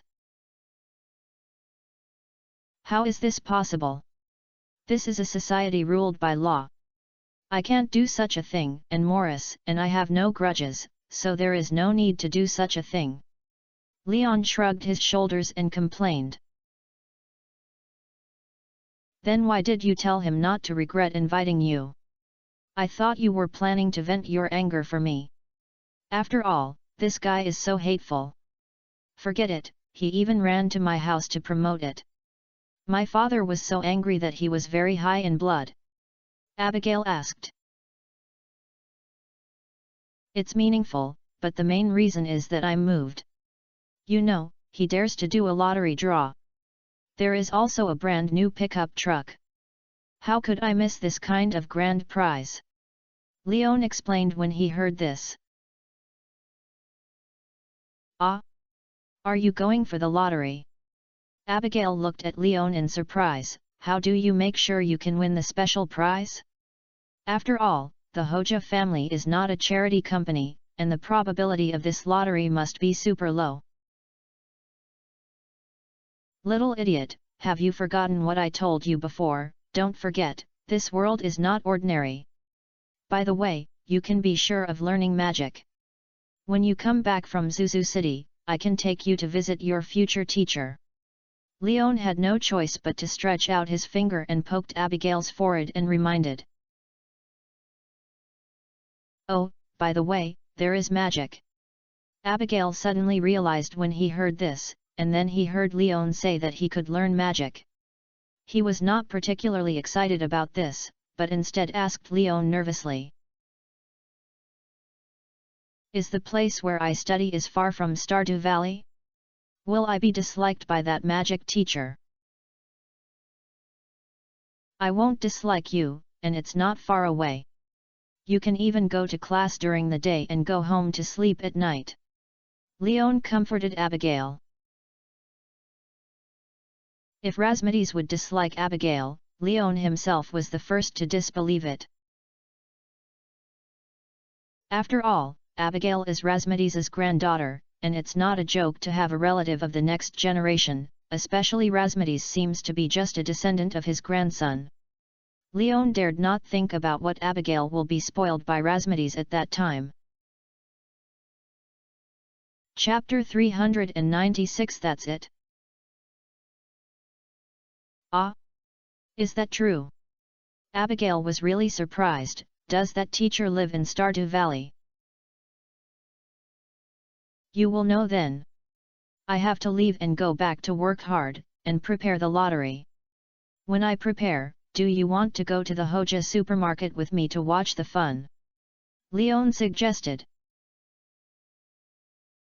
Of course, don't forget to invite me. I want to see you make the Hoja family suffer a great loss. Abigail nodded expectantly. I also think that after all, the plan proposed when I was in office clearly stated that it would not be adopted, but the text of the proposal was still preserved. Now that I have left the job, I have been taken out and used in front of me, I have used it in front of me. This is a cruel provocation. Leon complained coldly. After all, what Morris did today not only disgusted Pierre, but also disgusted himself. Otherwise, Leon would not have any thoughts about this Hoja home promotion. Since Morris jumped up first, don't blame yourself for turning it up. Anyway, the Hoja family is rich, and Leon thinks that a pickup truck should not be a loss to them. He won not only his own profit, but also allows the Hoja family to gain the reputation of fulfilling the contract. It is a win-win situation for both parties. Okay, I'll wait for you. Abigail nodded repeatedly. You go back and prepare first.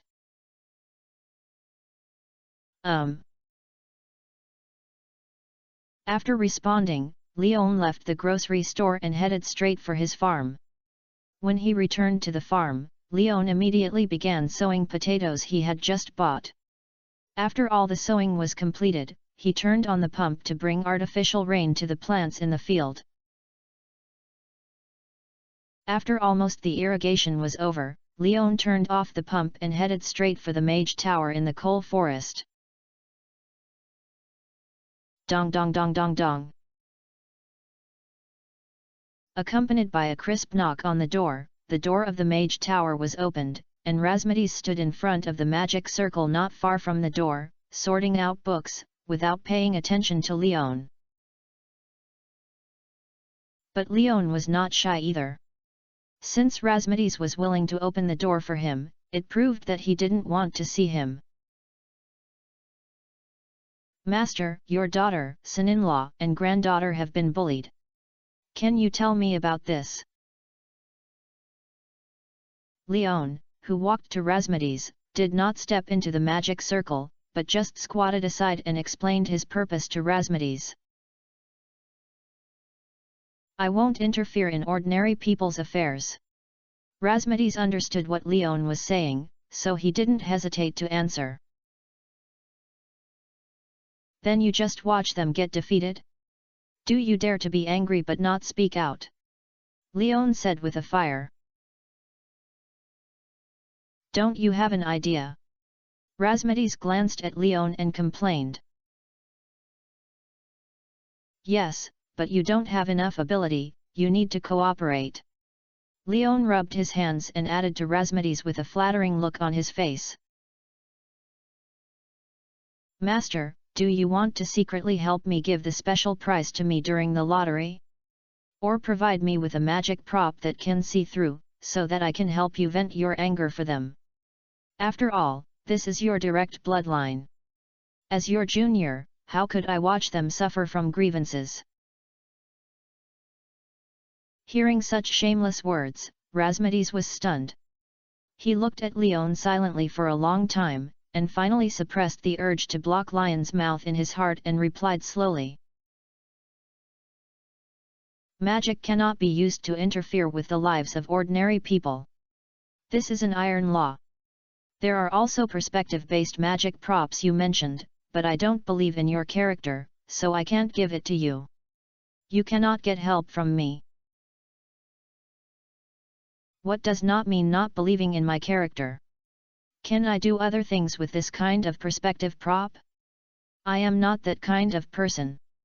Leon quickly retorted Razmedes righteously after hearing this. Razmedes looked at Leon with a sneer, his eyes full of doubt. After being stared at by this gaze for a moment, Leon was defeated. Okay, I may indeed be unable to help but look at other things, but that's just because of curiosity and has nothing to do with anything else.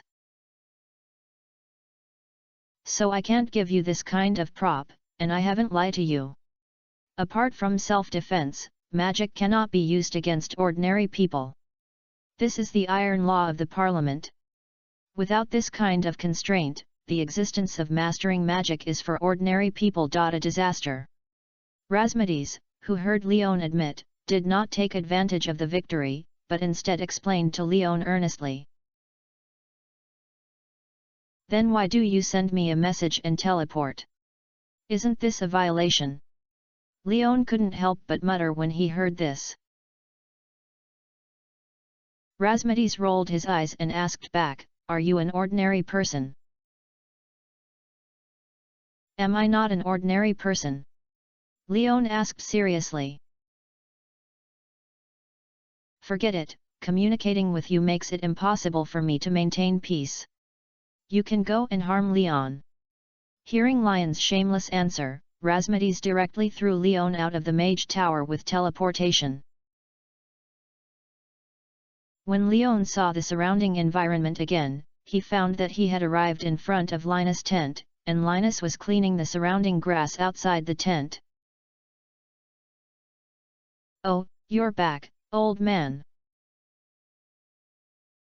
Seeing Linus, Leon enthusiastically opened his arms, ready to give Linus a big hug to welcome him, but Linus easily avoided it. Why are you thrown away by Razmedes again? I'm willing to deal with the trouble he doesn't want to deal with. Looking at Leon standing awkwardly in the spot, Linus felt no guilt at all, but instead complained with disgust. That's not, it's just that he's embarrassed. And when it comes to relationships, we are in harmony with each other, I don't think you'll sit idly by, old man. Leon withdrew his arms, leaned against Linus, hugged his shoulder and spoke. Oh, tell me, what's the matter? In fact, when Leon hugged him, Linus could easily avoid it, but Leon said so. If he avoided it, Linus felt that it was a bit inappropriate, so he could only cooperate with Leon to ask the reason. After all, I am my junior, and I still have to be favored. Leon was not polite, and explained what he had encountered before to Linus and put forward his own ideas. But he remembered Rasmides said that he could not get help from him. In another way, this sentence was that he could ask others for help. When Rasmides sent Leon to Linus, it was obvious that Mr. Linus could help Leon accomplish this difficult thing for him, so Leon was not worried that Linus could not provide him with some small help. That's all. Linus originally thought it was a big trouble, but when he heard that Leon was just trying to do something bad in the lottery, he was speechless. Yes, that's all. Leon nodded, but Master Rasmides is unwilling to agree to such a small matter, so I think you must be able to be a man who is much stronger than him. I should be right. You don't need to use such rough words to stimulate me. Linus looked at Leon with contempt and complained, but I can indeed help you. I just knew you are the best, old man. Leon immediately gave Linus a thumbs up when he heard this, and at the same time felt helpless. Although Linus did not seem to be like this kind of flattery and provocation, Leon could clearly see that Linus' mouth could not be suppressed, which means he had the strength to look at it and would not sniff it in front of him. Chapter 397 Linus's Conditions.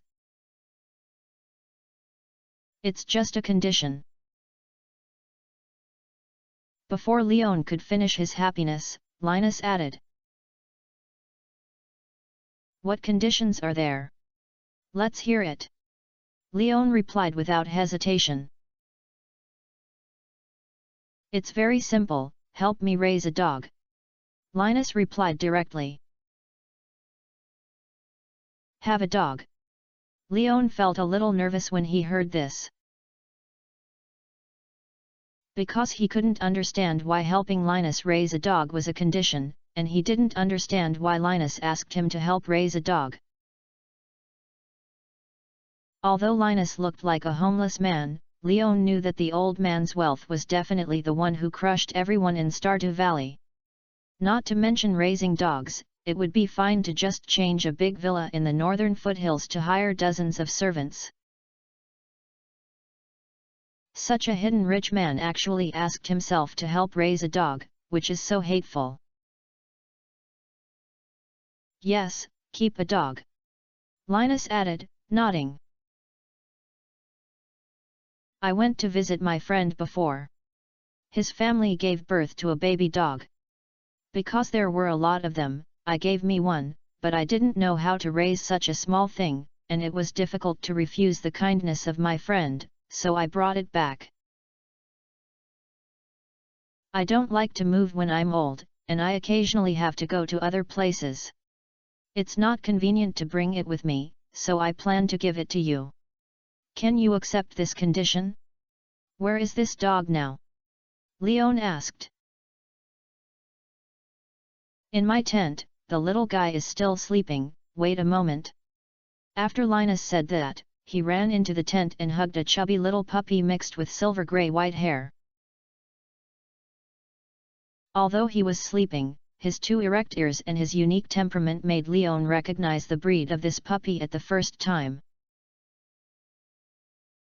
Husky. Husky? Isn't this a sled dog? Or did you give him a name? Linus asked in confusion as he listened to Lion's words. Although this guy is not called a husky in this world, it is actually not bad to call it a sled dog. With the unique temperament of this hair and color, Leon is very sure that this thing is a husky. Thinking of his reputation in the dog-raising industry and his personality, Leon was a little nervous. After all, although this thing is indeed fun, it depends on others to raise it. If you raise it yourself, you will suffer from old age. No, it's okay to raise a dog, but I'm a little unsure of raising this thing. Confirm that Linus let himself it was really a husky cub. Leon suddenly felt relieved. After all, he planted a lot of crops in his fields, and he really put them on the farm to raise them all for the plants. It's just a dog, why are you afraid? Linus looked at Leon in confusion and complained. I actually have raised this thing, how can I say it? Leon pondered for a moment, then shared some legends about the husky with Linus. It emphasizes its existence of home destruction attributes and non-obedience characteristics. I heard you say this for a while, and I seem to understand why some of the corners of my friend's house are broken and I'm so anxious to send them out to these puppies. Linus also recalled from the sharing of Lyon's Husky's historical record. No wonder it ran into my tent and scratched around, biting my sleeping bag, and shivering and digging holes outside the tent. I thought it was suddenly stressed in a strange environment. I really don't dare to raise this thing. If you know, old man, I have chicken coops and fields on my farm. If someone is not careful and is slaughtered by this little guy, I will suffer a great loss. Leon saw that Linus had personally experienced the combat power of the husky and added immediately. But I can't raise it either. I just have a little bit of my family property. If I raise it for 2 more days, I may have to sleep in the open air. You can't see an old guy like me sleeping outside. And if you don't agree to me, I won't help you cheat in the lottery. Linus shrugged his shoulders, then handed the sleeping little husky cub to Leon, as if he was asking Leon to make a decision. Wait, my grandfather, I remember you said that we, the sons of the forest, can have simple communication with creatures in nature.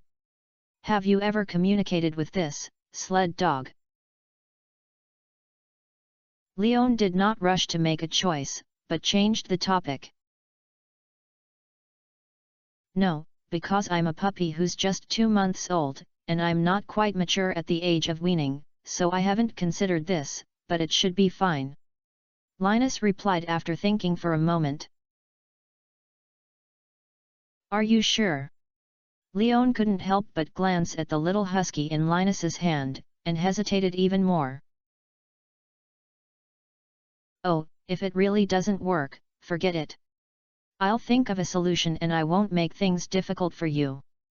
Looking at Lion's expression, Linus sighed. I raise it. Hearing Linus say this, Leon let go of his brows, solemnly took the little husky over, and hugged it in his arms. It's rare for the old man to ask me for help, and I can't be vague.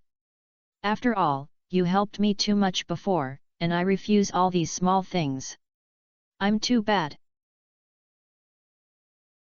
Aren't you afraid that the crops it has been ruined for you? Has the chicken coop been given to you? Linus was a little relieved when he heard Lion's words, but he still felt that what Leon said was quite reasonable. After all, this little guy seemed to have a strong destructive power, and he was actually quite worried that Lion's little family background would be clean. It's okay, I have a professional dog training method. If it really doesn't work, I'll invite it to eat dragon fruit. I don't believe it, Leon said softly, squinted, but the murderous aura conveyed in his words made the little husky sleeping in his arms unable to help but shrink his body in his sleep. Okay, then you can do it yourself. If it really doesn't work, just find a guy who likes little animals and send it out. Although Linus couldn't understand what dragon fruit was, looking at Lion's expression and the momentum expressed in his words, he understood that it should be a method of taming animals. Let's take care of it first. Leon replied, after all, it's like such a big farm, and you don't have a dog or something. I always feel that you're short of something. I hope this little guy can stay. Well, give this little thing a name first. Linus suggested, seeing that Leon had decided to adopt the puppy. Leon pondered for a moment, then looked at the little guy in his arms, and raised him to look between his legs, confirming that it was a little male dog. Finally decided. Just call it Dawang. Rihuang. Seeing Leon thinking for a long time and thinking about such a broken name, Linus rolled his eyes. Where is it yellow on it? It's either the color of the hair, or the plan to be called Dawang. This name is actually quite classic. Leon shrugged his shoulders helplessly. He was a nameless person. Although there are many names that can be copied, he always feels that he is calling another dog. It is also the biggest crowd of Dawang and the most appropriate temperament of the village dog. The most important thing is that it is easy to support the bad reputation. Brothers and sisters, it's almost the end of the month. We are shameless and ask for some monthly tickets. I hope that the brothers and sisters can get enough 2,000 votes. Chapter 398. Once per person. Your dog is your master. I hope this name can accompany it until it gets old. Although Linus wanted to continue to complain about this very abstract name, he finally turned the complaint into blessing. Leon can understand this blessing, which means that the Urha who has been named Dawang can always live by his side, because if Leon can't keep it and is given to others, then this slightly embarrassing name will definitely be replaced by the second-generation owner. I hope so too. Leon nodded. After all, raising dogs on the farm is a tradition of gaming. Although lions' farms often choose cats, that's because there are no pastoral dogs in the game, otherwise Leon would definitely choose to raise dogs. Although I am not raising pastoral dogs that are really suitable for the name Dawang, husky is not bad either. At least, a farm that is as big as it can make it have fun at will, as long as it doesn't go to Huohuo's own farmland and chicken coop, and do whatever it wants. Okay, then it officially belongs to you. By the way, on the day I left, you should have seen my letter and investigated Abigail's affairs. After talking about Dawang, Linus changed the topic.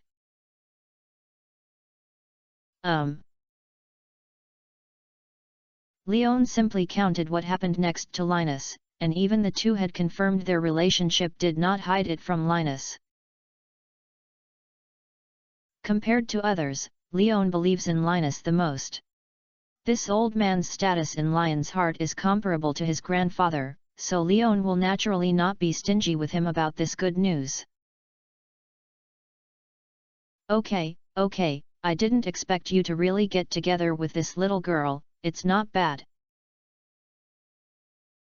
After hearing this news, the smile on Linus's face never stopped. But Abigail is not a simple girl. I have to tell you some things in advance so that you can prepare. You want to say that she is actually the granddaughter of Master Razmedes? Leon asked back. Do you know? Linus looked at Leon in surprise. How did you know? This was also something you found out by yourself. What Master Razmedes told me in person, including Ms. Caroline, who is actually his daughter. He has cheated on Ms. Caroline's mother, Talia's affairs, etc. Leon explained. His. Linus took a deep breath and started to complain for a long time. Will he actually mention these things on his own initiative? He no longer intends to live in Stardew Valley. I think Master Razmedes should know that even if he doesn't say it, I will tell you this news and you will also say it, so instead of letting others expose the shortcomings, it's better to say it yourself. Leon analyzed. Well, that's true. Linus nodded and agreed to Lion's speculation. I will indeed tell you these things. After all, if you don't understand this information, I'm afraid you will do whatever you want, and I won't be able to help you at that time. Come on the random. Leon looked at Linus in confusion when he heard this, obviously wanting to hear what Linus meant. Linus did not hide it, and directly reminded him, I know your kid's beauty. You are more than just a girl like Abigail, so this is also the reason why I am worried about you doing things randomly. Actually, I'm not sure if I have this idea now. Leon replied helplessly, Abigail is really good after all, I don't want to hurt her. I'm very happy that you have this idea, but I don't agree with you. Just restrained you. To Lion's surprise, Linus was tempted to Leon seriously, from the perspective of an elder, I still think you should stick to this idea. After all, there are too many excellent girls in Stardew Valley, and I think you should form a big family. In this way, it will be more lively in the future. Don't be in a lonely situation in your old age like us old people. Old man, we are not talking secretly. Are you joking with me or sarcastic at me? Or, you really think so? I'm not sure. Leon couldn't help asking when he heard this. I didn't joke with you, nor did I mean to test you. I really think so. At least you have to find 2 wives. Linus replied seriously.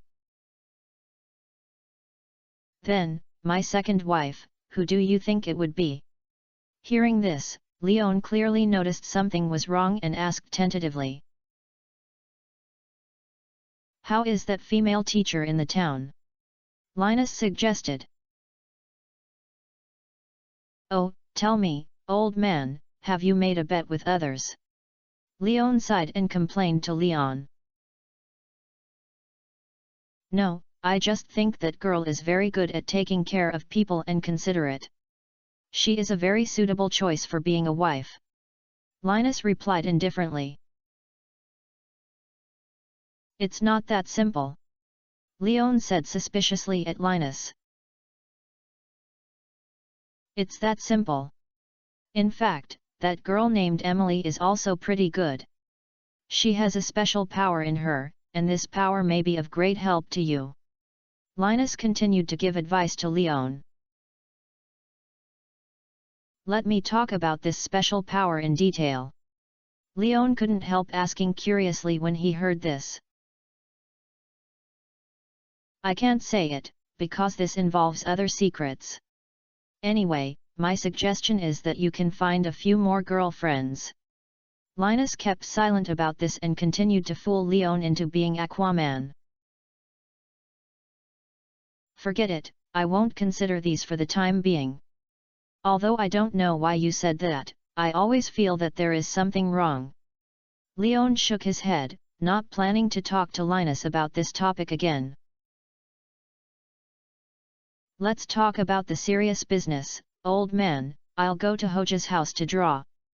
What are you going to help me? Don't worry about this. If you pass by, I will naturally have a way to help you, but I can only help you once. Linus also followed Lion's words, in other words, I can only let you choose one award. If you want a second one, I won't help you. One is okay. I really want that beast pickup truck with the special prize. Leon didn't care about this restriction. After all, he was just a free job, so why would he dislike it? Don't hurry to leave, I haven't finished speaking yet. Although I can only help you once, this does not mean that I will only help you. If you bring other people with you this time, for example, your first girlfriend now, Abigail, or that female teacher, or even the girl named Emily, I can help each of them once. Linus added to Leon with a smile on his face. Well, why? Leon couldn't help asking when he heard this. There is no reason, I just think it will be interesting. Linus replied to Leon with a smile. After all, I really want to see what girls can attend this event with you. I almost forgot to thank the boss of Blue Dawn for the reward of 100 starting points. As long as it is a reward, I will not ignore it. After all, this is encouragement and recognition. Thank you for your support, I love you. Chapter 399, Getting to Capitalism. Looking at Linus' familiar smile, Leon couldn't help but rub his nose. He is actually quite familiar with this smile, because people in the fun laugh like this. I'll take a few girls, how many times do you help me? Although it was a little uncomfortable to be treated as fun, Leon still confirmed with Linus. Of course, it's only for girls, and it's also a single girl. Linus confirmed. Okay, then you can wait, old man. After confirming that Linus was serious, Leon immediately had an idea. That depends on your ability. The wind will always follow you. Now, go and gather your lottery team. After Linus said that, he urged Leon to set off. Leon did not miss it, and rushed towards Abigail's house. At the same time, he took out his cell phone and started to make phone calls one by one on the numbers above. Hey, Haley? Are you busy now? Isn't you busy? Then please come to the door of Pierre's grocery store and I'll take you to fetch the capitalist wool. Hey, Emily. What are you doing? Oh, so why are you going out? I have a small event that I want you to attend. Yes, gather at the door of Pierre's grocery store. Hey, Sophia. I'm Leon. Do you want to participate in a small game? Of course it's fun, and I promise you can get something. Well, gather at the door of Pierre's grocery store, okay, I'll wait for you. 3 calls were made, but they all agreed, which made Leon very proud. It seemed that his appeal was still quite strong. Unfortunately, there were only the numbers of these 3 girls now, and the number was still not enough. Thinking of this, Leon held Dewang in one hand, took out his bicycle with the other, and rode his bike to Pelican Town with one hand. Instead of gathering at the entrance of Pierre's grocery store, I took a walk around the town first, and soon I saw Penny reading a book under a big tree near the small garden. Hi, Penny, please help me if you have something to do. Are you busy now? Leon said hello after parked the car in front of Penny. I can help you if you are not busy. Penny raised her head and looked at Leon and replied, then her attention was attracted by the rhubarb in Lion's hand.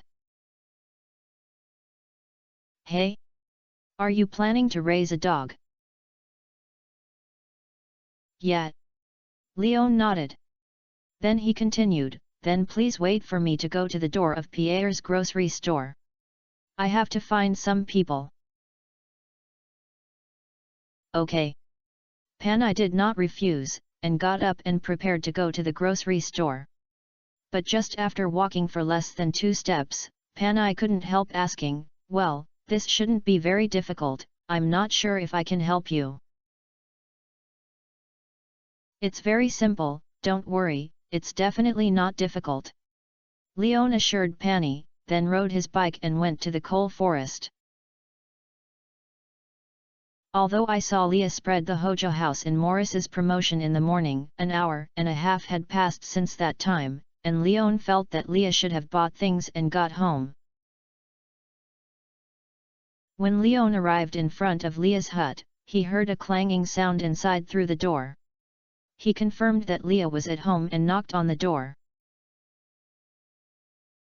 Soon, Leah, who was still holding a chisel, opened the door for Leon.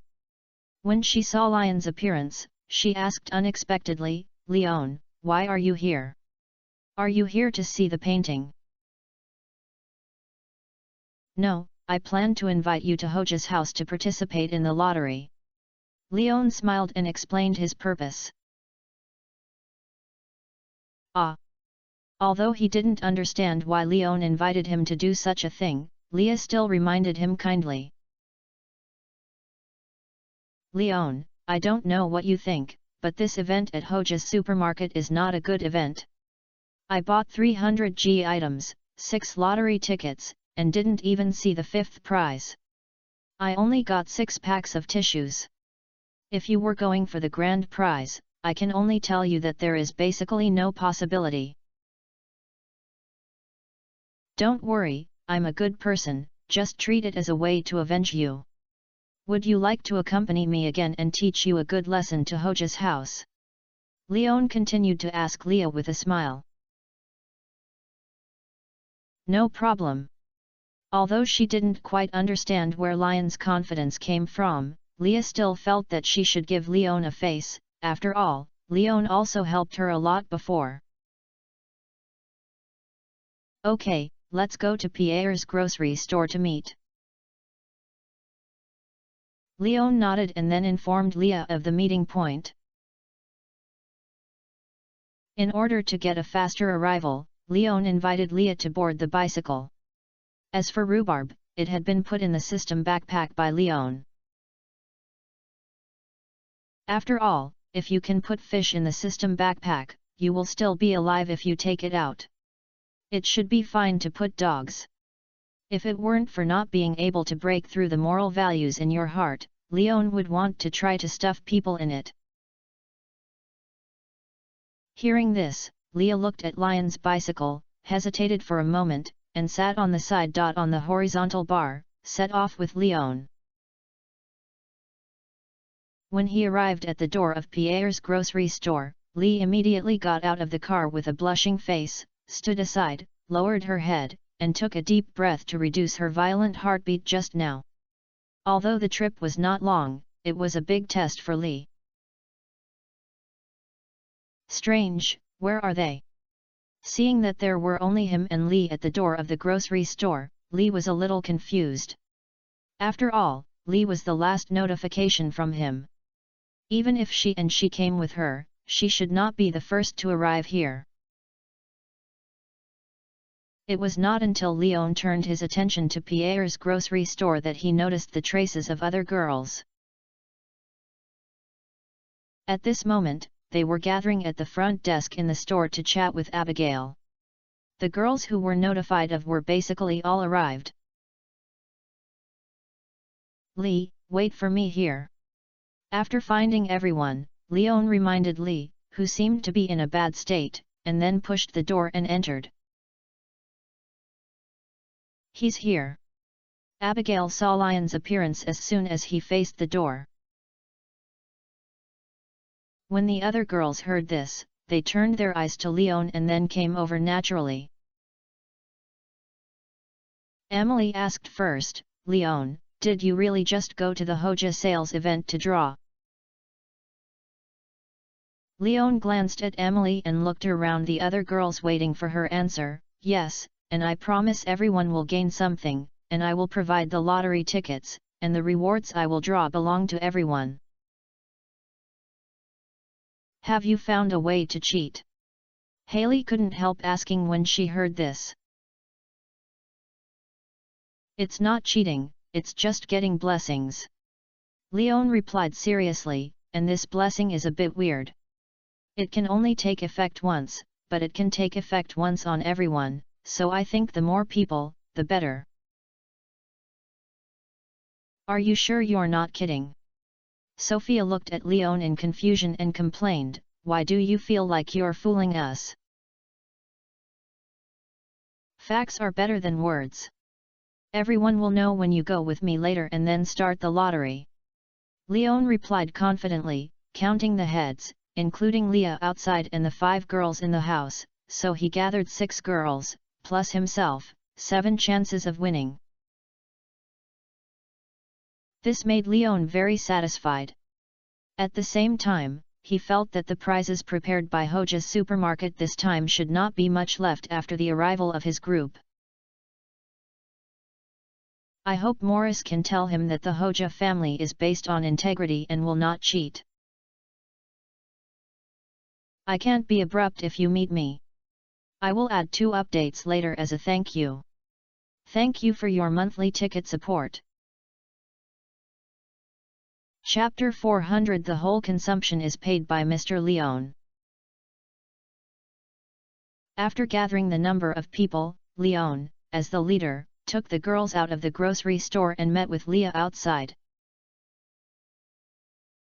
Leah didn't expect that Leon had called so many people this time, and they were all girls.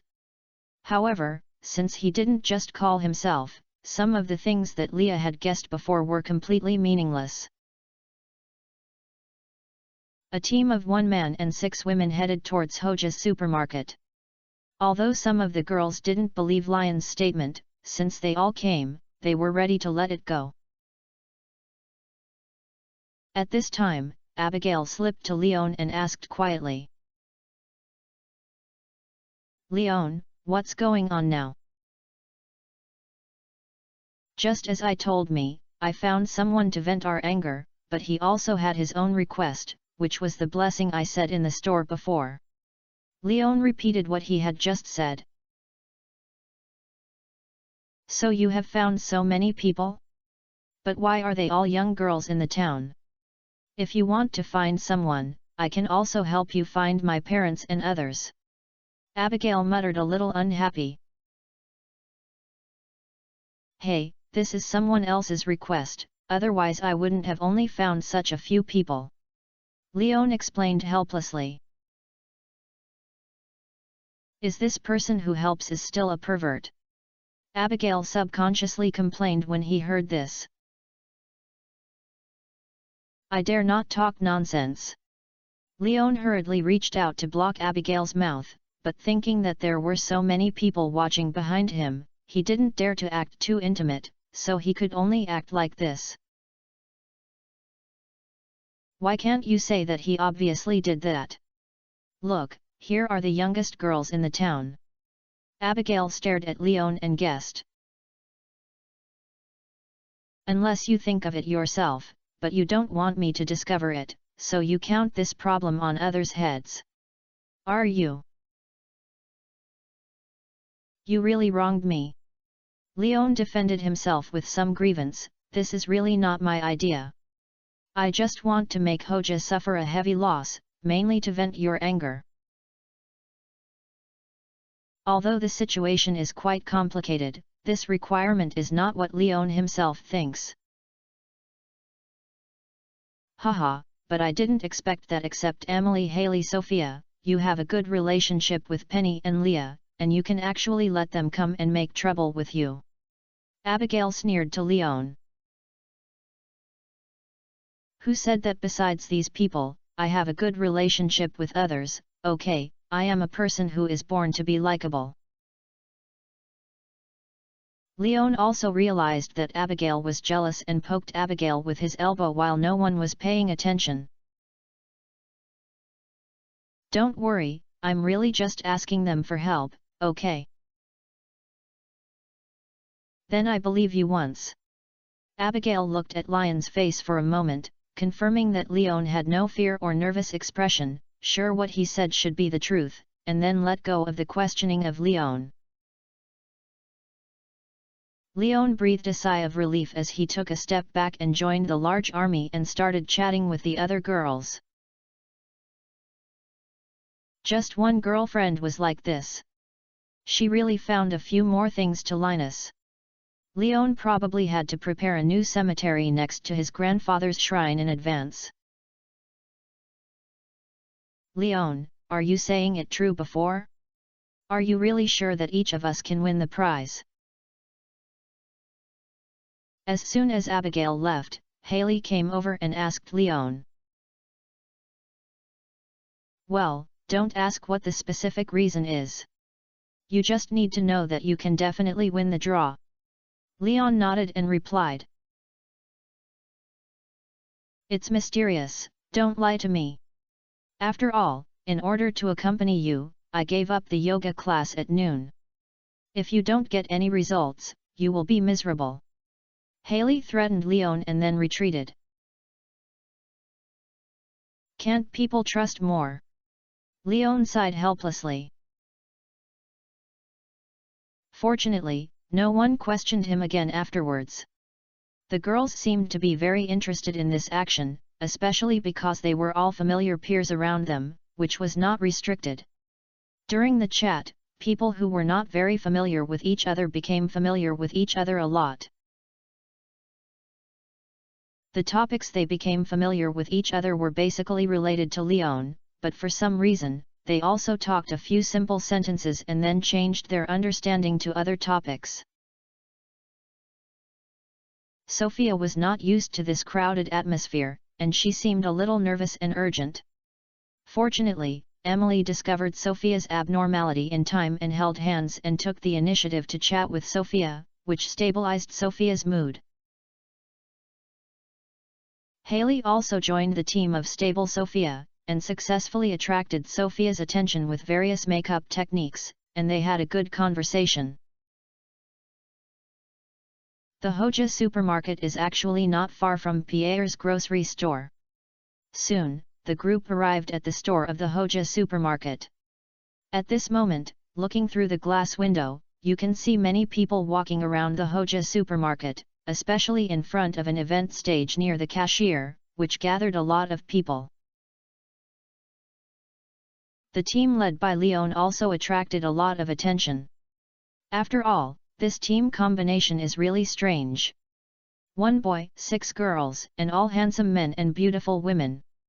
This lineup will inevitably make people look at it twice. Let's go. Everyone can choose what they want to buy, I'll pay for it, and I'll pay for all the consumption today. When the destination arrived, Leon waved his hand and announced to the girls with great enthusiasm. Forget it, I don't like Hoja's products, I'm here to draw. Yes, Leon, go buy things yourself. Well, I don't have anything to want, either.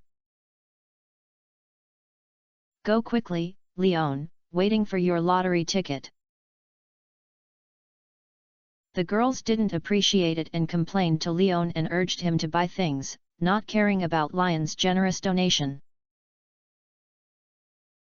Only Emily reminded Leon in a special way, Leon, don't buy a lot of unnecessary things for the sake of lottery tickets. Don't worry, the 7 lottery tickets are only 350 g of consumption. I'll spend all the money to buy some daily necessities. Leon replied with a smile, then went straight into the store. Then Leon began to stroll on the shelves, with a lot of rice flour seasonings, especially rice.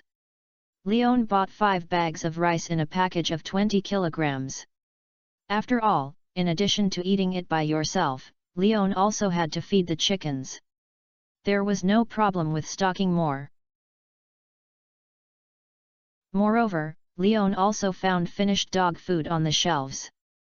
Thinking of the rhubarb he had just adopted, Leon was not stingy and bought the most expensive dog food directly, which was 5 large bags at a time, and the dog food alone cost 320 g. The messy ones added up, and a total of 600 g were consumed.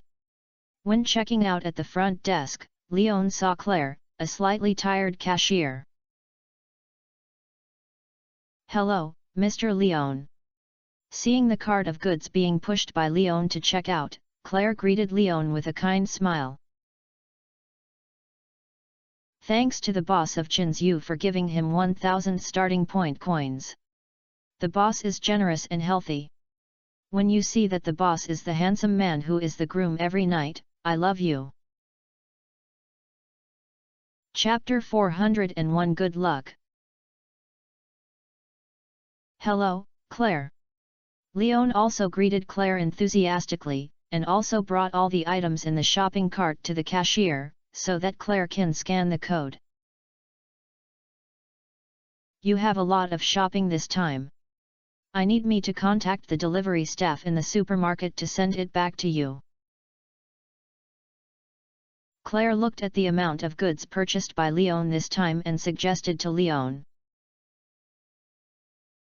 No, I'll drive away later. Leon replied with a smile, I hope Morris has added fuel to my car. After saying that, Leon looked at the draw, and in the center of the podium, there was a wild beast pickup truck. That is, Hoja's supermarket is big, so he can only hold such a big guy, with a length of 5 meters and 6 meters and a height of 2 meters and 4 meters, and the diameter of the tires alone is close to 1 meter. Such a big guy can tell that he is worthy of the name of a wild beast. Not to mention loading these goods, it is fine to put a bed in the long cart at the back and transform it into a field turret, which is extremely in line with Lion's needs. Claire looked at Leon in confusion after hearing this, but he still helped him conscientiously. Leon calculated the price. Mr. Leon, you have consumed a total of 600 G. This is a small ticket and this is your lottery ticket. Good luck. As Leon expected, the total price was indeed 600 G, and the lottery tickets were 12, which was much more than the 7 they needed. Because each person only had one chance, the extra lottery tickets might be wasted, so Leon looked at Claire. Claire, will it be convenient for you to wait? What's wrong? Claire looked at Leon in confusion and asked.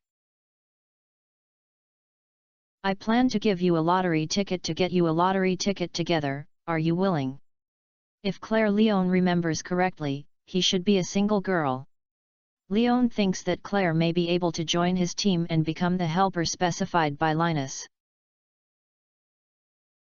After all, Leon didn't want to waste this rare good thing about landlords dividing the land. Claire and he were half a friend of his acquaintances, so it would be no harm to let her benefit from it. Yes, yes. Claire looked at Leon in surprise, but still agreed to Lion's proposal. But no matter what I draw, I will give it to you, Mr. Leon, I hope you can understand this. No, it's just a lottery ticket. What's your luck to get? That's what you deserve. It's all friends. We don't care about this little thing. If you want to get the prize back to me, you just look down on me. Leon immediately replied to Claire. But...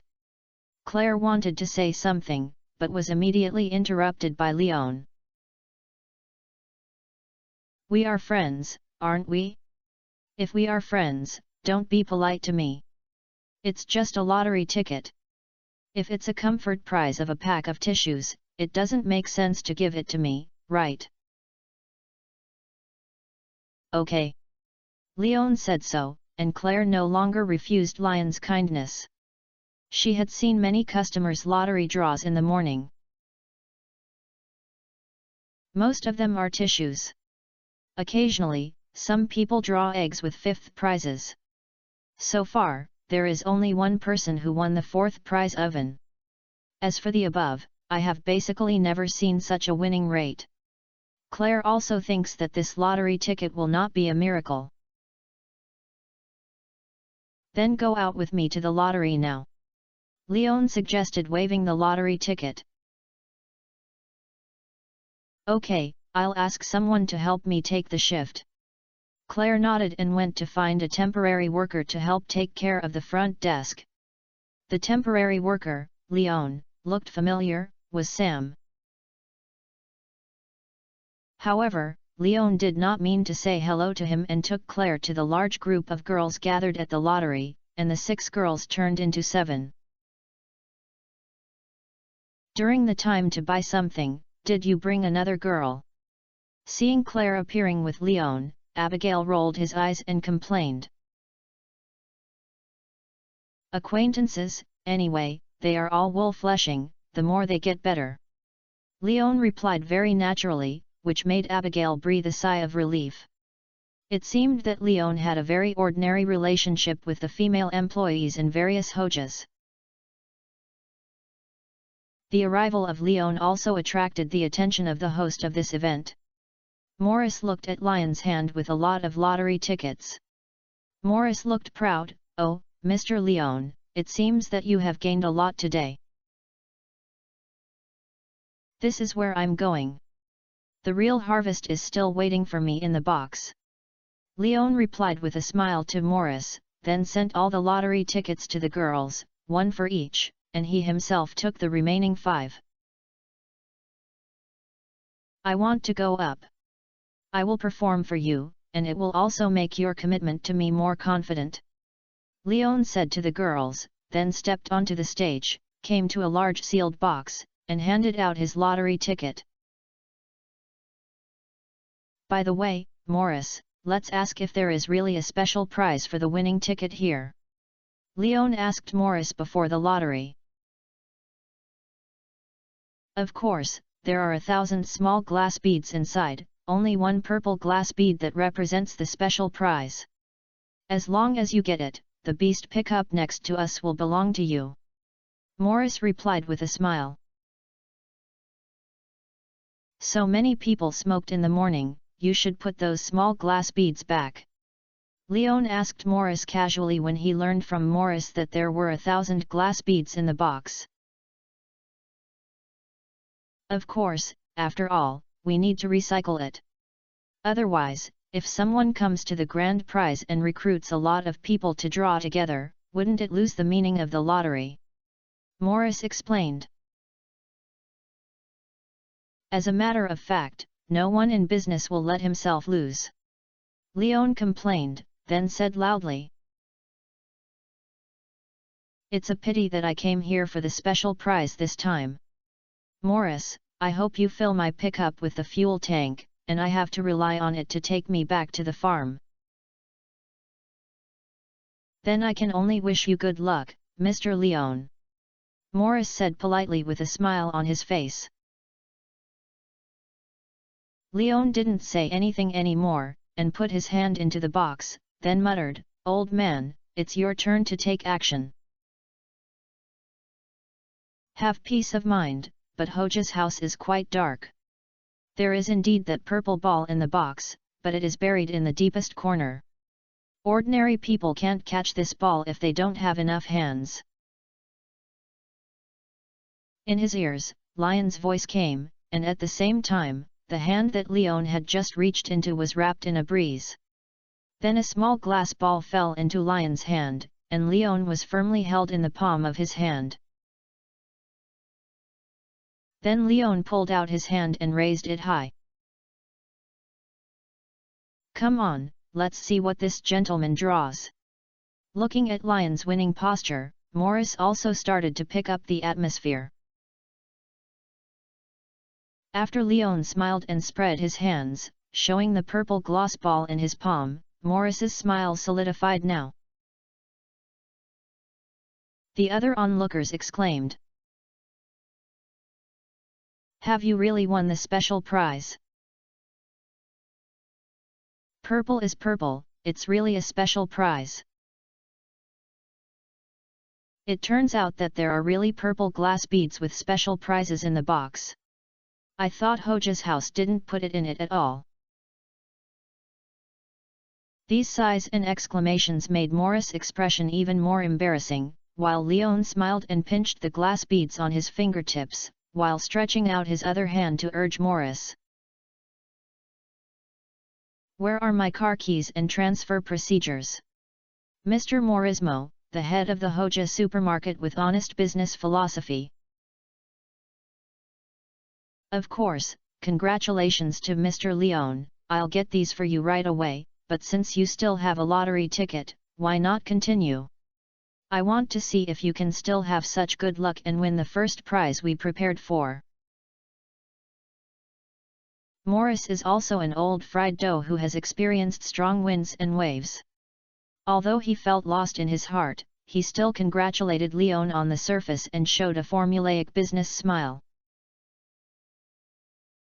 "Don't worry, I'm satisfied for the time being, and my friends should be impatient to see their luck and let them do it," Leon asked Morris with a playful smile at the moment. "By the way, can the colors of glass beads and other awards be easily revealed? I am worried that I will draw a big prize, but you say it is a small prize. Let everyone have a foundation first." "No, we guarantee the fairness of this lottery, but since you asked, I will introduce it again. The first prize is yellow glass beads, the second prize is blue glass beads, the third prize is green glass beads, the fourth prize is black glass beads, the fifth prize is white glass beads, and the participation award is transparent glass beads." Although Morris was a little bit of a heart attack caused by Lion's words, he still answered Lion's doubts. "Are they all?" "No, I prepared 2 first prizes, 5 second prizes, 10 third prizes, 20 fourth prizes, and 50 fifth prizes." "Okay, you have heard it too. Make your own wishes if you want. Remember to shout it out." Leon laughed even happier when he heard this, and then reminded the girls holding the lottery ticket. Of course, Abigail understood what Leon meant, and immediately went on stage, handed the lottery ticket to Morris, and then shouted, "Then I'll draw the first prize first." After saying that, Abigail stretched out his hand and placed it in the lottery box. Looking at Abigail's not slender arms, Morris breathed a sigh of relief, but when Abigail took his hand out of the box and showed the yellow glass bead in his palm, Morris's heartbeat stopped for a short while. "Congratulations to this lady, one by one. Okay, it's time to have lunch, and I'll add more, and I can't escape working overtime at night. Fortunately, I still have my brother's monthly tickets to provide me with blessings, so I'm not losing money. I only noticed that there was a reward of 1,000 starting point coins from a boss of Meow Meow Lion Juice. Thank you, boss. I wish the boss can also get his lottery in one go. I love you." Chapter 402 Single Choice Question. Compared to Morris, whose face was frozen, Abigail's smile was so shining. "Thank you, where do I get my prize?" After displaying the yellow glass beads in my hand, Abigail couldn't wait to ask Morris. "After the display cabinet, if you need it now, I can send it to you in the Pierre grocery store," Morris replied stiffly, especially the pronunciation of the name Pierre grocery store. Although Morris didn't know Abigail's name, he knew that the girl's father was Pierre. "No need to send it, I'll ask Leon to drive his new car to help me deliver it." Abigail added a sentence to Morris with a smile, looking at Morris's stunned face, and smiled even brighter. After Abigail stimulated Morris, he naturally walked to Lion's side.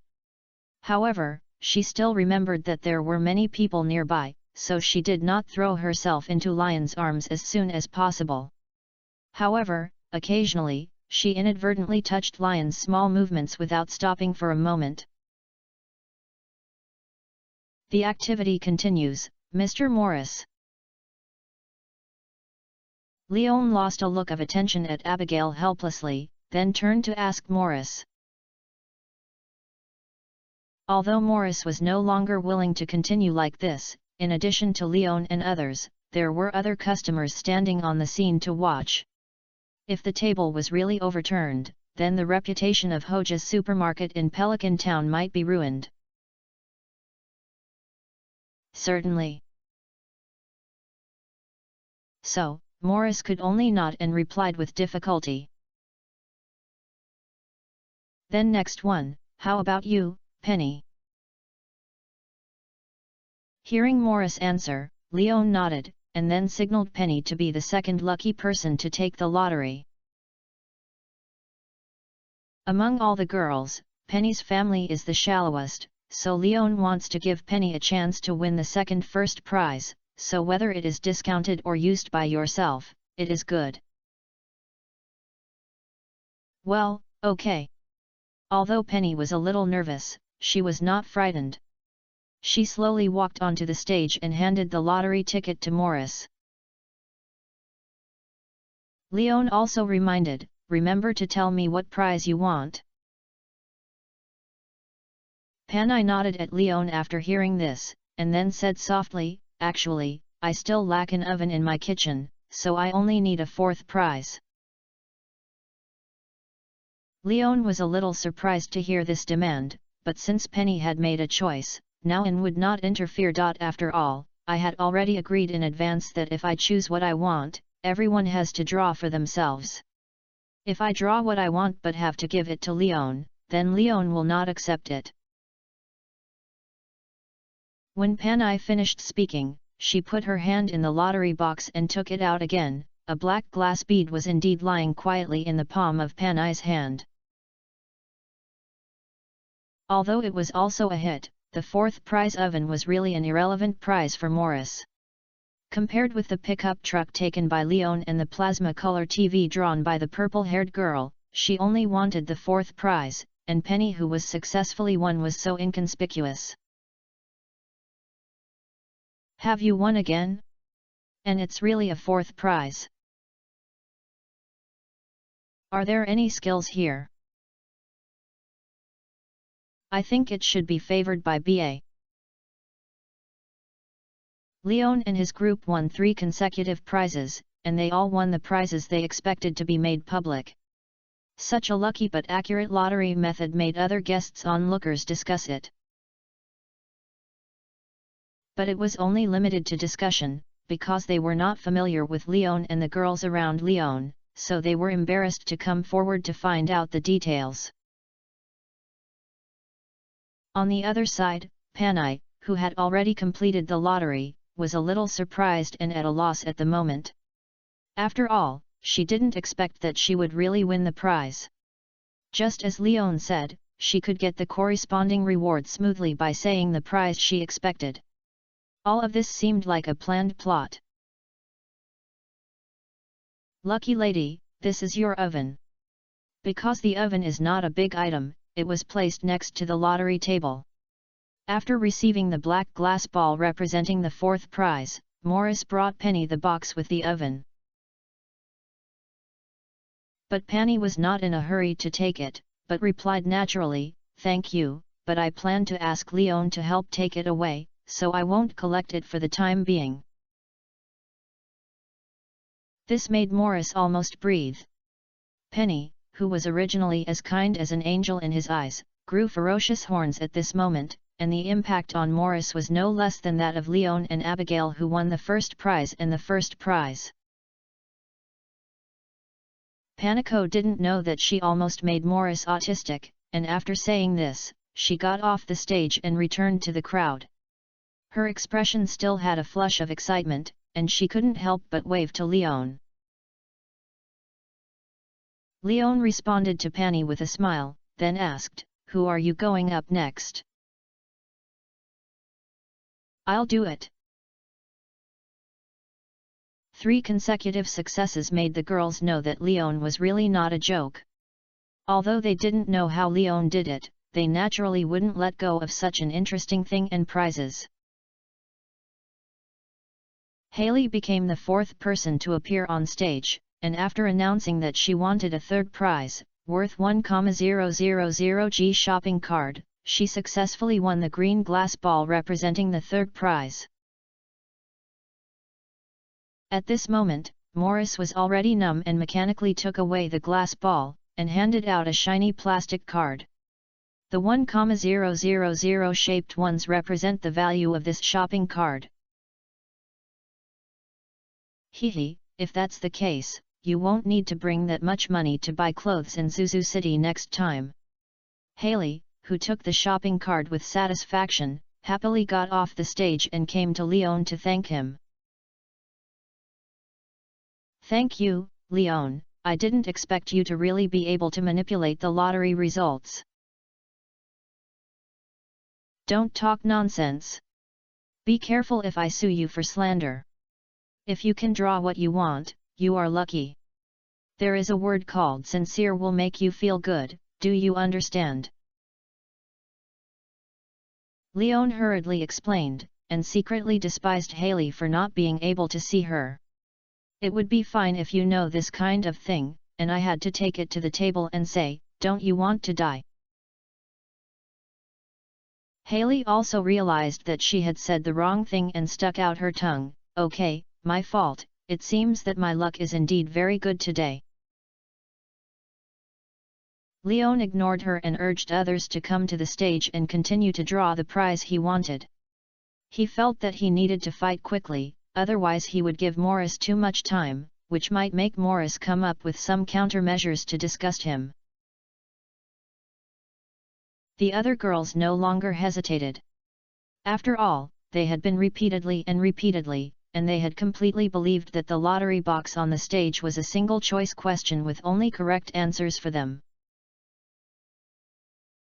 Good morning, brothers, I have insomnia and can't fall asleep from almost to 5 o'clock, so I just got up and updated for everyone. I hope that the brothers who saw this chapter will wake up naturally. Chapter 403 The Wind is Tight. Twist.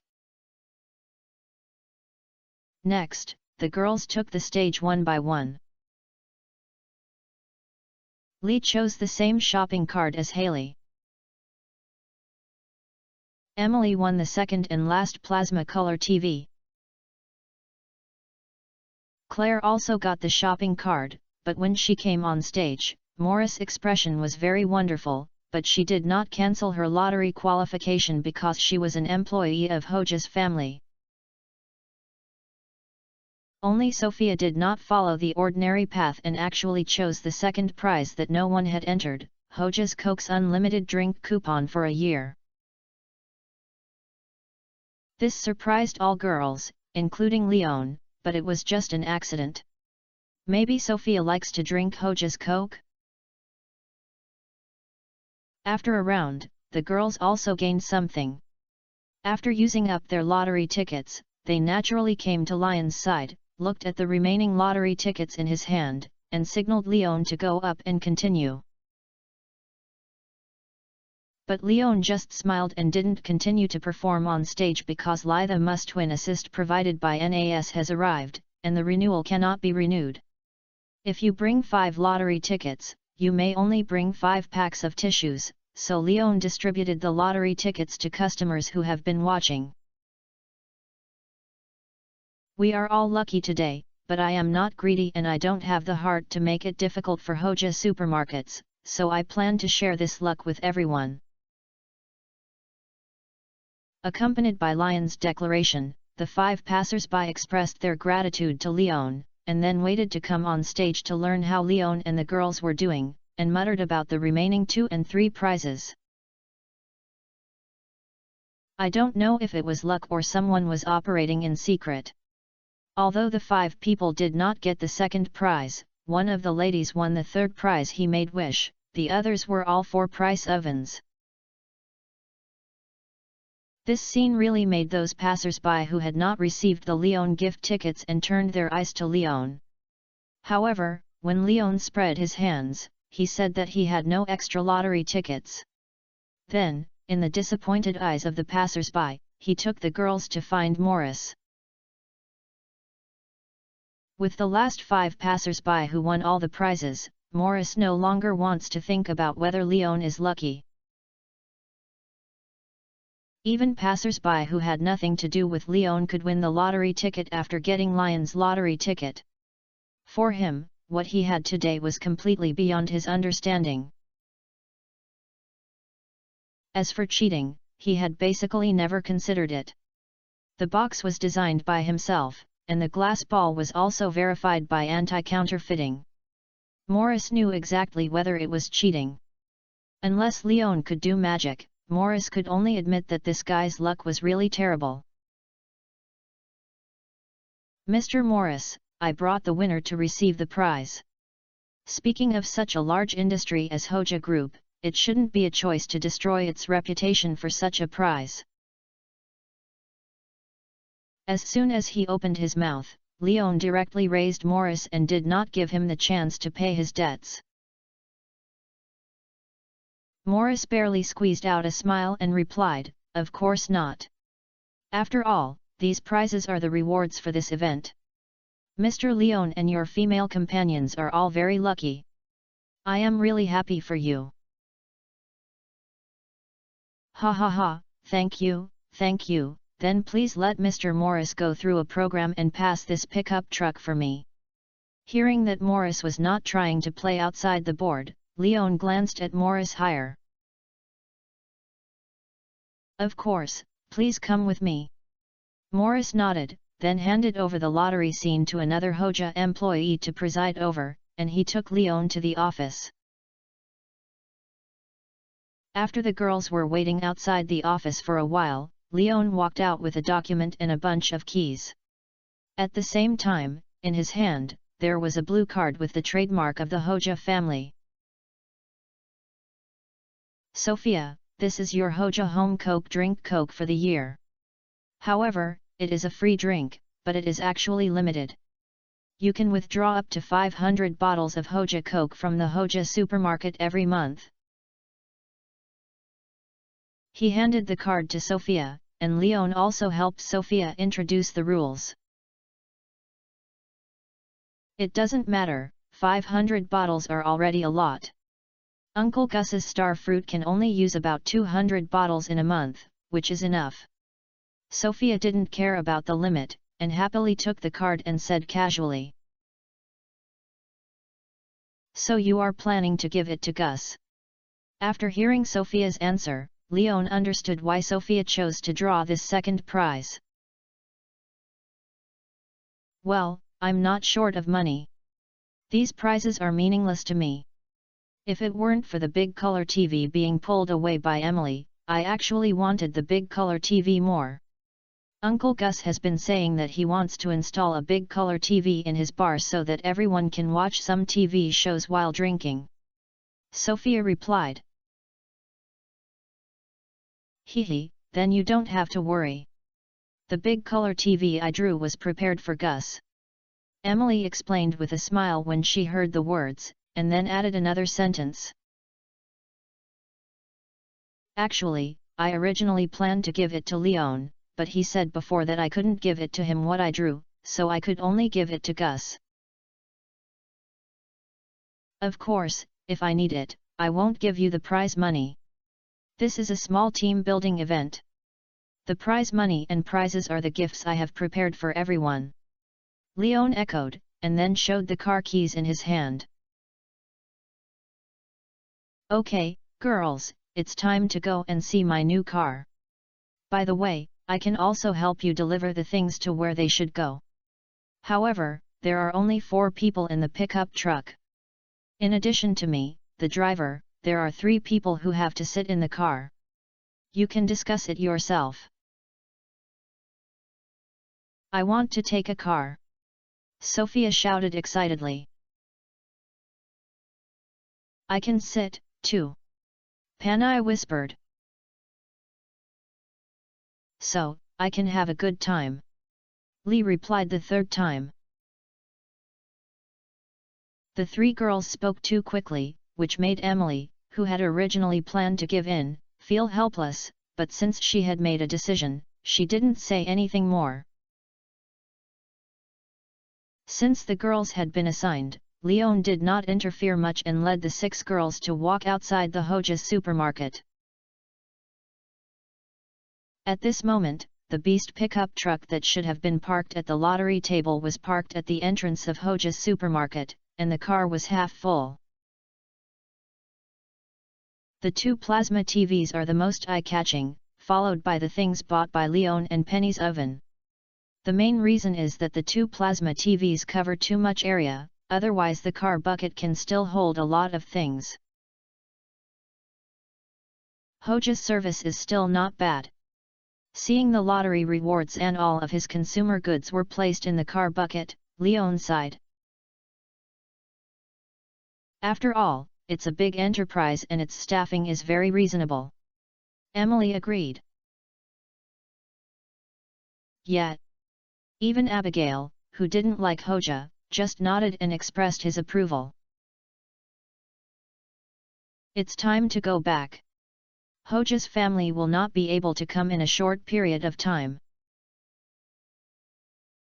Taking out the key, Leon greeted the girls, the wind is tight. Twist. Last month, my brothers got me 2,000 plus monthly tickets. I went to the lottery yesterday.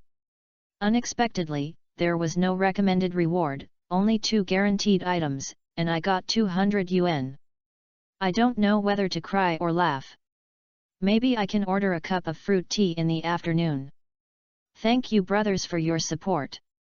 I love you. Chapter 404 I treat you. But before getting on the bus, Emily suddenly suggested, if you are not in a hurry, let's have a meal together at Starfruit at noon? It's almost lunchtime anyway. I have no objection. Leon nodded, thinking Emily's proposal was pretty good. After all, it would be strange if there is no food for team building. Okay. No problem. Kin. The girls also echoed that after getting along for the whole morning, everyone was more familiar with the other girls around. At this moment, there was such a lively party, and basically no one would refuse. Then let's go to the fruit of the star. Leon finally made the decision and then called the girls into the car, while he sat in the main driver's seat. Abigail grabbed the passenger seat as soon as possible, while Emily and Haley sat in the back row. The car of this beast pickup truck is large, and the front compartment is actually quite large. The interior space is not much smaller than that of a common SUV, so it is not actually crowded for 4 people to sit down. If the girls are willing to squeeze in, there will be no problem for everyone in the car to sit down. However, Penny, Sophia and Lee, who had been assigned, had already sat down in the back car, and Leon did not make this slightly abrupt proposal. Looking at the rearview mirror, Leon stretched his head out of the window and shouted at the 3 girls behind, "Have you sat firmly? Am I going to set off?" Okay. Among the 3 girls leaning side by side in the carriage, Lee, who was sitting on the edge, said at Leon with a no problem gesture. After Leon confirmed these things, he directly stepped on the clutch and ignition gear and loosened the clutch. With the slightly low roar of the engine, the tires of the beast pickup began to roll. I haven't driven for a long time, but I haven't forgotten it. The driving memory that I gradually found was relieved. Leon felt quite comfortable when driving in Pelican Town for the first time. The beast pickup has excellent shock absorption and feels comfortable to drive. Although it is a new car, it does not feel awkward at all when driving, and it is very smooth.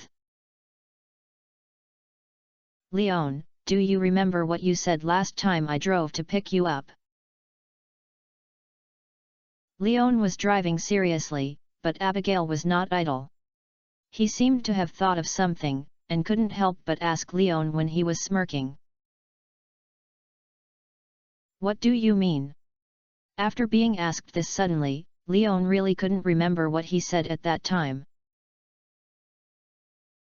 You said you want to buy a sports car when you have money, and you don't even want to sit for me by the co-pilot, so you want to stuff me directly into the trunk. Abigail reminded Leon. So what about now, are you going to stuff me into the trunk? Of course not. After all, this is a pickup truck, not a sports car, right? Leon glanced at Abigail speechlessly and argued. Oh, then if there is a sports car, do you really plan to stuff it into the trunk? Abigail asked Leon in a threatening tone when he heard this.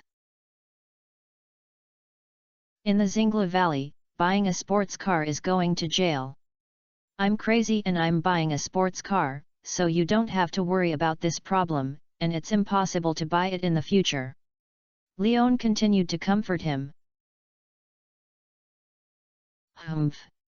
Abigail, who had not got her satisfactory answer, snorted and stopped talking because Emily and Haley were still sitting in the back seat. Some words were inconvenient to say now, but when the two were alone, she would discuss them with Leon. The conversation between the two was also heard by Emily and Haley. Neither of them thought it was a chat between them. Instead, it was Lion's last words that made Emily unable to help asking. Leon, do you mean you plan to settle completely in Stardew Valley? Judging from the fact that Leon just said that he would never buy a sports car in the future, Lion's subtext is that he will always walk on the road to Stardew Valley, so Emily asked this question. Yes, after all, everything I love now is in Stardew Valley. If I leave here, I don't know where to go. After Leon said this, he couldn't help but glance at Abigail, and Abigail also happened to look at Leon and noticed the look that Leon looked at him when he said this. Although it was just an ordinary answer, the look made Abigail unable to help but cover his chest. Everything that Leon loved was in Stardew Valley and that look. Although it was not a confession that expresses his feelings, it moved Abigail more than the 3 words "I love you." This look also made Abigail understand that everything Leon said was her own place, which made her forget Lion's previous trunk comments. I just regret that there are other people in the car now, otherwise Abigail would definitely pounce on Lion's arms. It's good, that's great. Emily couldn't help but sigh happily when she heard this. Although Haley looked out the window, she stood up. That ears also proved that she had been listening to the chat. There was no one in the carriage on the road after that. It was not until Leon drove the car to the open space next to the Starfruit bar, turned off the engine and pulled the handbrake, and then took the girls in the car out of the car. Do you need me to pick you up? After getting off the car, Leon walked around the car and asked at the 3 girls in the car. The girls did not refuse, and stretched out their hands one by one, and got out of the car easily and safely with Lion's tall body and strong arms. This should have been a scene where gentlemanly demeanor was full, but Abigail gritted his teeth and the resentment that had been let go was once again raised in his heart. After all the 3 girls got out of the car, Leon jumped into the car, carried one of the plasma color TVs, and prepared to send them to Gus. He remembered Emily said that she wanted to install this big color TV in Gus' Starfruit bar. He couldn't let the girls with thin arms and legs become porters. Thank you. Seeing the big color TV that Leon took the initiative to carry it, Emily smiled and expressed her gratitude to Leon. Small question, let's go in and share the joy with Gus, and ask him to make us a sumptuous lunch. Leon greeted everyone with a big color TV. The group of people entered the Starfruit in a mighty way, which really scared Gus, especially after seeing Leon carrying a newest plasma color TV. They exclaimed, "Leon, what's going on? I'm here to bring you warmth. Home appliances are going to the countryside." Leon smiled and joked at Gus. It's a pity that everyone present could not understand what he said, but it was less interesting. Fortunately, Emily helped Gus explain the plot. Gus heard everyone's winning goal at Hoja's supermarket today and almost emptied the prize pool, which was even more amazing. I heard that everyone was planning to come here to celebrate and have a meal, and even patted my chest to ensure the best food was presented. Especially when Gus was very moved when he heard that this big color TV was a prize drawn by Emily and he planned to give it to him. Since that's the case, I'll treat you to this lunch. Okay, I should go to work, see you tomorrow, brothers. Chapter 405 Don't Put Flags Randomly. Everyone cheered and gave their praise when they heard this, which made Gus' smile never stop. Then Gus called Leon and his group to the separate private room behind. After all, there were a lot of people, and if they were in the hall, they might have to be divided into 2 tables. Gus did not intend to let such a lively small team be separated. At the same time, Gus, who had placed everyone in the box, deliberately patted Lion's backpack and left the word cheering in his ear as encouragement before leaving. This made Leon laugh and cry as he looked at Gus's departure. If I remember correctly, Gus was the same when he had dinner in this private room last time. He just didn't say anything, but gave him a thumbs up.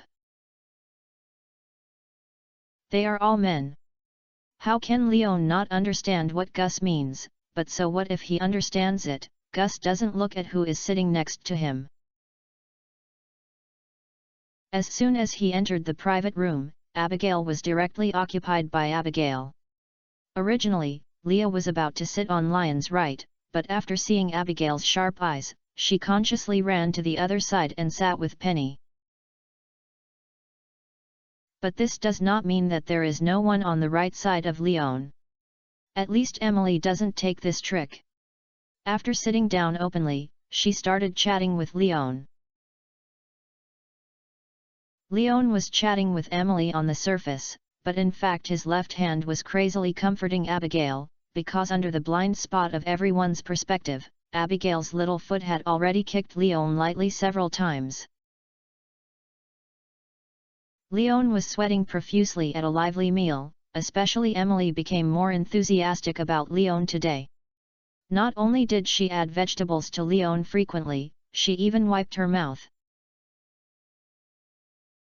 If Leon hadn't pressed Abigail's leg, Abigail would have had to get up and look for Emily to face her. This situation was naturally seen clearly by the others on the dining table, but everyone except Sophia pretended not to see it, chatting on their own, occasionally putting their eyes on Leon and the 2 girls beside him.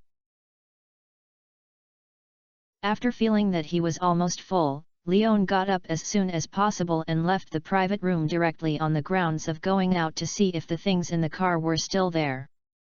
As soon as he left the private room, Leon went straight to the outside of the Starfruit bar, got into the car quickly, and breathed a sigh of relief.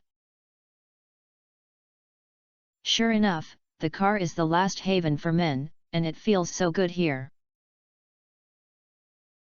Without the pressure brought by the left and right attacks, without the strange and complicated eyes, only the soft backrest and the handy steering wheel, Lion's expression completely relaxed at this moment.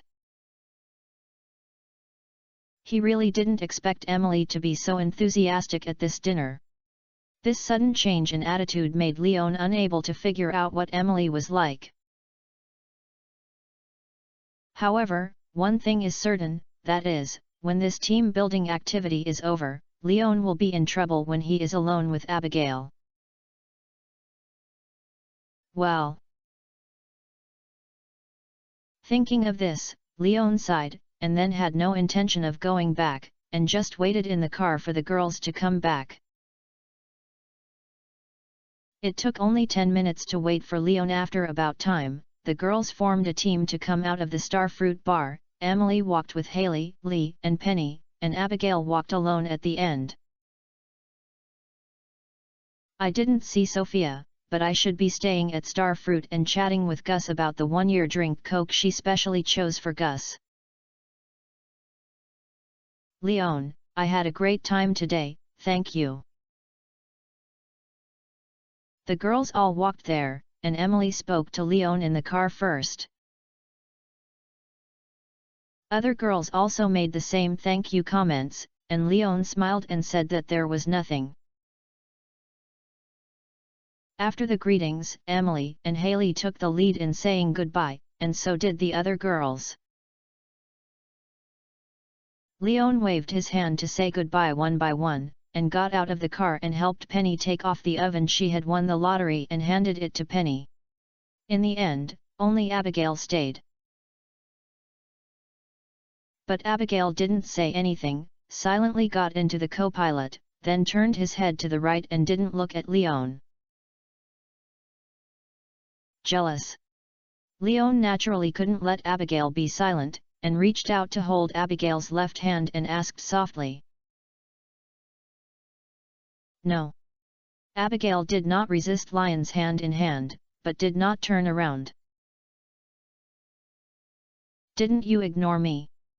Leon asked after hearing this. Abigail did not answer immediately, and Leon was not in a hurry, and waited silently. Sure enough, before he was silent for a long time, Abigail turned his head and looked at Leon with a grieved look on his face and said, I'm not angry with you, I'm my own. After you left, Emily suddenly asked me if I confessed to you. I said no, and then she smiled and told me that it's good, and she can compete fairly with me. Hi. Leon looked at Abigail with a black question mark face with the same expression. He really didn't expect that something like this exploded in the private room after he left. Not to mention why Emily asked Abigail to directly plan to compete in the ring. Emily alone said she wanted to compete fairly with Abigail, which made Leon sweat. However, these are not what Leon needs to consider now. Abigail obviously looks frustrated. His current primary goal is to stabilize Abigail's emotions first. She said that, but is it really fair? Although you didn't confess, we are already boyfriend and girlfriend, right? This is the fact, so what's wrong with you? Shouldn't you laugh at Emily overestimate her ability? Listening to Lion's words, Abigail was stunned for a moment, then suddenly patted his thigh. Yes, we are already in a boyfriend-girlfriend relationship, but we haven't made it public. What am I worried about? Thinking of this, Abigail suddenly felt spiritual. Now I am the boss of the king of the grasslands. Emily is just a little cowboy who has no props or upgraded weapons. She has no competitiveness at all. Don't just say such villain's speeches or flags casually, as they are easy to get overturned. Leon couldn't help but complain. But the advantage is indeed mine. Abigail replied naturally. You shouldn't think about competing with her, there is no need to do it, right? Leon reminded Abigail helplessly. After all, you have reached the finish line and she is still at the starting line. What is the meaning of your seriousness with her? Could it be that you plan to break up with me first, and then compete with her seriously, who will become my girlfriend first? Of course not, too. Why do I think about competing with her? I have won, hee. Abigail reacted completely at this time, leaned towards Leon with a proud look on his face, stretched his neck and pecked Lion's face. Now yours belong to mine. Chapter 406. No, gentlemen are also guarded. Seeing Abigail's sworn sovereignty action, Leon smiled and shook his head, changing the topic. I'll help you send this prize back first. No, Go directly to the farm.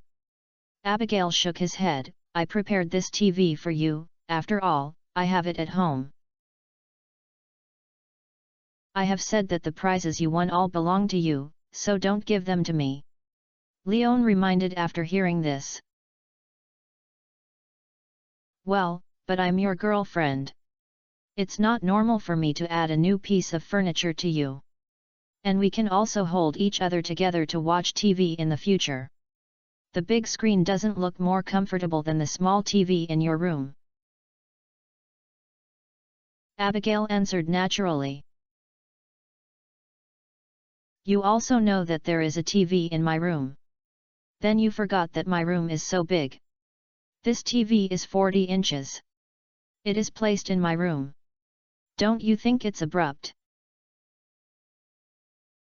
Leon complained helplessly. After all, the hut he lived in has been filled with himself, and there is really no extra space to put down such a large plasma color TV. Then you just put it away first. Anyway, this is the first gift I have given you, and you can't refuse. Abigail replied very arrogantly. Okay. Abigail said so, and Leon was not embarrassed to refuse. Yeah, then let's go to the farm. I'm a little sleepy and I need a nap. When Abigail saw that Leon agreed, he clapped his hands happily, and then urged Leon. Oh, are you sure you want to sleep on my side after lunch? I'll just have a single bed. Leon raised his eyebrows when he heard this, and a wicked smile couldn't help but smirk on the corner of his mouth. Anyway, you don't take a nap, you can go if I'm asleep. Go and do something else. When you finish your work, I will almost get up and then I can prepare dinner for you. Abigail did not notice the changes in Leon and replied seriously. How do you know I don't take a nap? Leon asked back. Ah, then you might as well sleep first, I'll be with you by the bed. Actually, I can't take a nap, Abigail suggested. Can't we sleep together? Leon said with a smile, although it's a single bed, it's still okay to squeeze it. I can hold you to sleep. No, don't think I don't know what you are thinking. This is not possible. Abigail put his hands on his chest and made a forbidden position, revealing Leon's ambition without hesitation. You misunderstood. I just wanted to hold you and sleep with you. I have no other bad ideas. Leon explained seriously. Even if he really had this idea, he didn't have the courage. After all, Abigail was Razmedis's only granddaughter. If he had made more effort, he probably hadn't succeeded. The next second, Razmedis would continue to lock himself in that cage. I don't believe that you boys have all the messy things in their minds, and your statement is basically the same as in TV series. As a result, they are holding each other and then they start to play tricks. Abigail still acted as being strictly guarded. Don't watch these messy TV series. Leon couldn't help but flick Abigail's forehead when he heard this, and the TV series is a TV series. Am I the kind of shameless person in the TV series? I'm a serious gentleman, okay. Will the gentleman take the initiative to propose sleeping with a girl who is not married? Abigail complained. Okay, you sleep with you, I won't disturb you, I'll be busy with my business on the farm. Leon shrugged. Since Abigail was not happy, he wouldn't force it. Anyway, the future is long, so don't worry about it. It's almost the same. Abigail then put down his guard and commanded Leon proudly, then let's go. Hearing this, Leon lit the fire and drove the car to Red Star Farm. As soon as he passed by Star Fruit Bar, Gus pushed the door and walked out. Unfortunately, Leon didn't pay attention and drove directly. This guy Leon is so anxious to go back. I still want to see his new car. Watching the back of the beast pickup, Gus muttered with regret, and then returned to the bar. The feeling of having a car is different. I usually feel that I can ride a bicycle very fast, but when I drive back, the time spent in the middle is reduced by half. I don't dare to drive too fast, so as not to damage the uneven ground bumps, otherwise the speed can be faster. The dirt road leading to Pelican Town on the farm also made Leon clearly realize the excellent shock absorption function of this beast pickup. As long as it is not crossing mountains and ridges, Leon thinks that this beast pickup is his best means of transportation now. Drive the car back to the farm and parked it in the open space on the left side of the wooden house. Abigail got out of the car immediately, ran into Lion's house very familiarly, then lay on the bed, then rolled around twice, then picked up the quilt and put it on his face, and took a deep breath. This guy loves to be clean, there is no odor at all, and it smells fragrant, it's not bad. Abigail made a comment, then lay on the bed with peace of mind, staring at the door of the wooden house, as if waiting for something. Leon on the other side began unloading the car after parking the car. Seeing the dog food in the car, Leon remembered that rhubarb was still in his backpack, so he took it out and took it out and took it. The little guy was still sleeping soundly, his furry body was warm, and he looked like a plush toy with its own heating function. Then you keep sleeping, I'll have to build a doghouse for you later. Seeing Dewang sleeping heartlessly, Leon put it back in his backpack. After all, there was no place to put it around him now, and he didn't dare to bring this little guy into the house. Otherwise, Abigail's nap would definitely be interrupted by this little guy and then he would devote all his attention to rhubarb.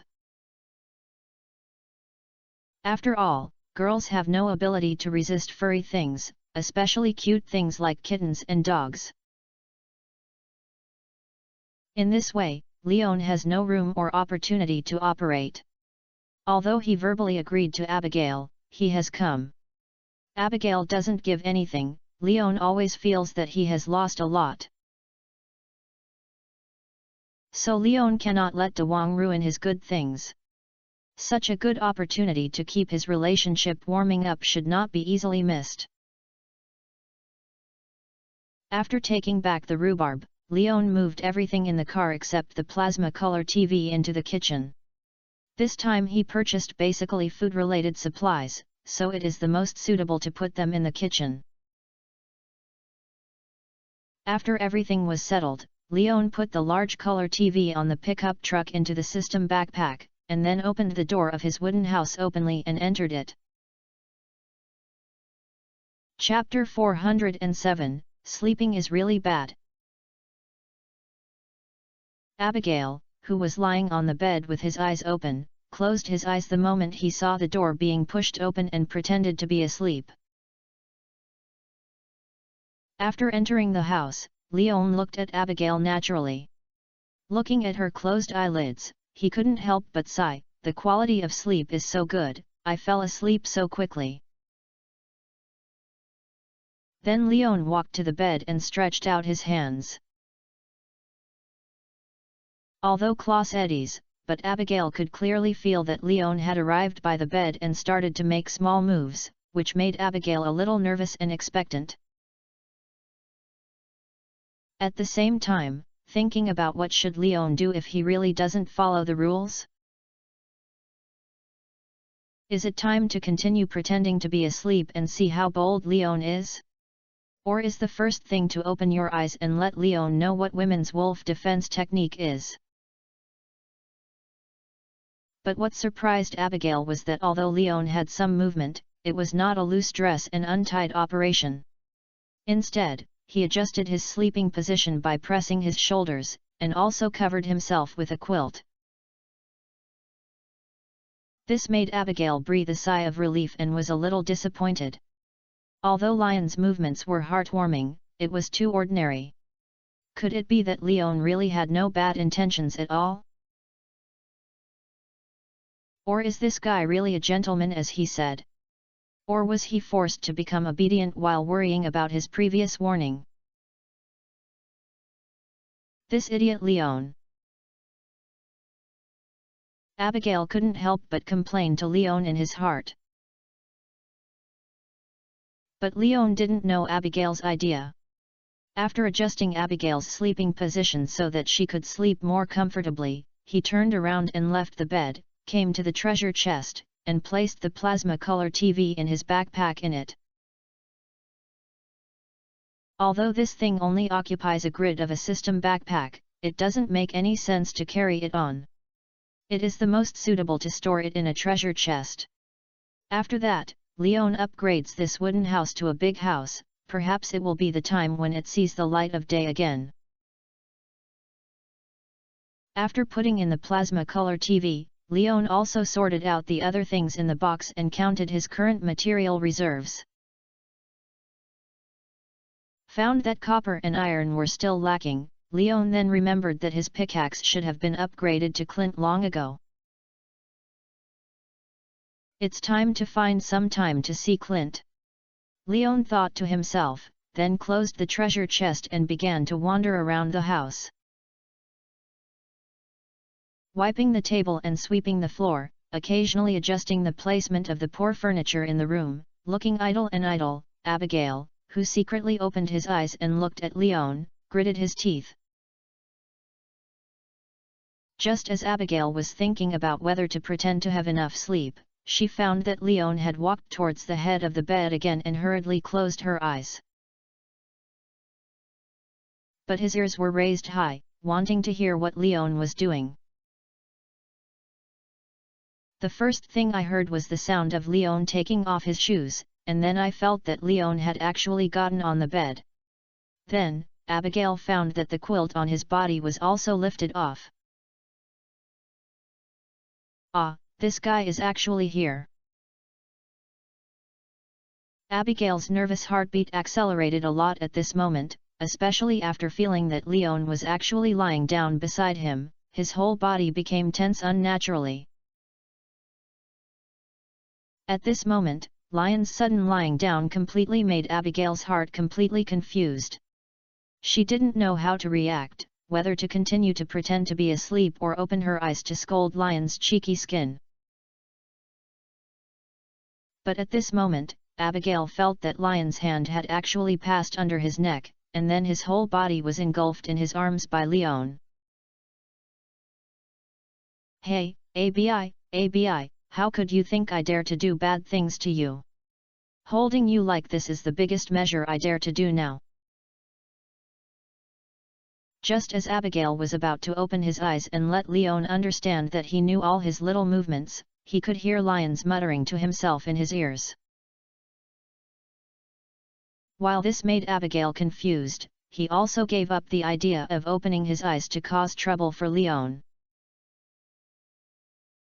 In the following time, Abigail no longer felt Lion's other movements, as if Leon was really telling him, just wanted to sleep with himself in his arms. This is when both of them are wearing clothes. This sleeping position is actually basically no different from when they are usually relying on each other. Leon did not make any excessive moves. After that, Abigail heard Lion's breathing gradually began to stabilize, and the heartbeat that was listening to Lion's chest was also slowing down. Only then did Abigail dare to open his eyes, slowly raise his head, and look at Lion's sleeping face. I'm obviously sleeping at such an exaggerated speed, but I'm still talking about me. After looking at Lion's sleeping face for a while, Abigail muttered silently, since Leon was really asleep, it means that further possible situations that he was worried about were basically impossible to happen. While breathing a sigh of relief, Abigail also adjusted his posture with a smile on his lips, and closed his eyes with peace of mind. Soon, the breathing rhythms of the two were basically synchronized. At the same time, they didn't know whether they were greedy for each other's warmth or the impulse from instinct. Leon hugged Abigail, and Abigail also put his thighs on Lion's waist, making the two of them tightly fit together. "Ha, I haven't taken a nap for a long time, but I didn't expect it to be quite comfortable." After a while, Leon opened his eyes and yawned. The awakened brain also conveyed the feelings of Lion's current body at the first time. His arms were a little numb and sore, heavy objects were pressed on his waist, and his chest was a little wet. Leon looked at these feelings in turn and found that the culprit was Abigail. Originally, Leon put his arms under Abigail's neck, with the support of a pillow, so in fact, Abigail's neck was just pressed against Leon and was not completely pressed on it, but now Abigail's head has left. I had a pillow and completely supported it on Lion's shoulders. The weight on his waist comes from Abigail's slender and fleshy thighs, and his entire legs are hooked on Lion's back, like a koala. As for the wetness in his chest, the reason can be easily found, because at this moment, there was still a silver thread left in Abigail's slightly opened mouth. At this moment, Leon realized that Abigail was drooling when he was sleeping. The sleeping situation is really bad. Leon couldn't help but complain, and then planned to gently break free from Abigail's restraints and get up to change into clean clothes. But as soon as he made an action, Leon saw Abigail open his eyes and looked at him with a blank look on his face. After a moment, Abigail regained his consciousness, woke up, and immediately teased to Leon, "How could my great gentleman appear in the bed? Didn't someone say he wouldn't bother me?" Listening to Abigail's inquiry, Leon replied without blushing, "Yes, but do you want to see your current posture before talking about it?" Abigail lowered his head when he heard this and immediately discovered that he had changed his sleeping position that had been maintained until now. He blushed at just one glance, because she found that the one who took the initiative was actually herself. Chapter 408 Abigail's Expectations. Abigail, who learned the truth, was not in a hurry. Instead, he pulled back his legs and stood up, while speaking. "I just have the habit of sleeping with a quilt, and unconsciously treating you as a quilt. If you didn't sneak into the bed and lie down, the quilt I'm holding should be." Seeing Abigail's answer, Leon was a little funny and had no intention of speaking. Because he had left Abigail's entanglement, he could also get up.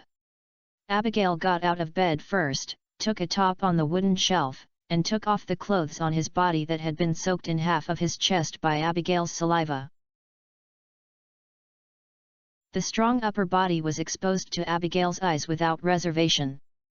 Abigail did not complain about Lion's behavior, and focused on appreciating Lion's powerful muscle lines. It was not until Leon changed into a new top to cover the seductive upper body that Abigail withdrew his gaze, tidied up his wrinkled clothes and got up, took Lion's changed top in his hand, and took it out of the wooden house. When Leon saw this scene, he followed Abigail out of the house with his clothes. He saw Abigail running to the wooden house with his clothes and helping him scrub the clothes. Although he looked a little clumsy, he was at least very serious. "What do you want to eat tonight?" "After looking at the time, I slept for 3 hours this afternoon. Now it has reached more than 4 in the afternoon and almost 5 in the afternoon. It is time to prepare supper." "I'll cook tonight, I'll make it at noon." There was only one piece of clothing, and it was a thin long-sleeved t-shirt, so it was washed quickly. After wringing out the clothes, the moisture hung on the clothes under the eaves, Abigail said to Leon. I want you to taste my cooking skills. Are you sure you are going to cook for me, not going to send me to the clinic?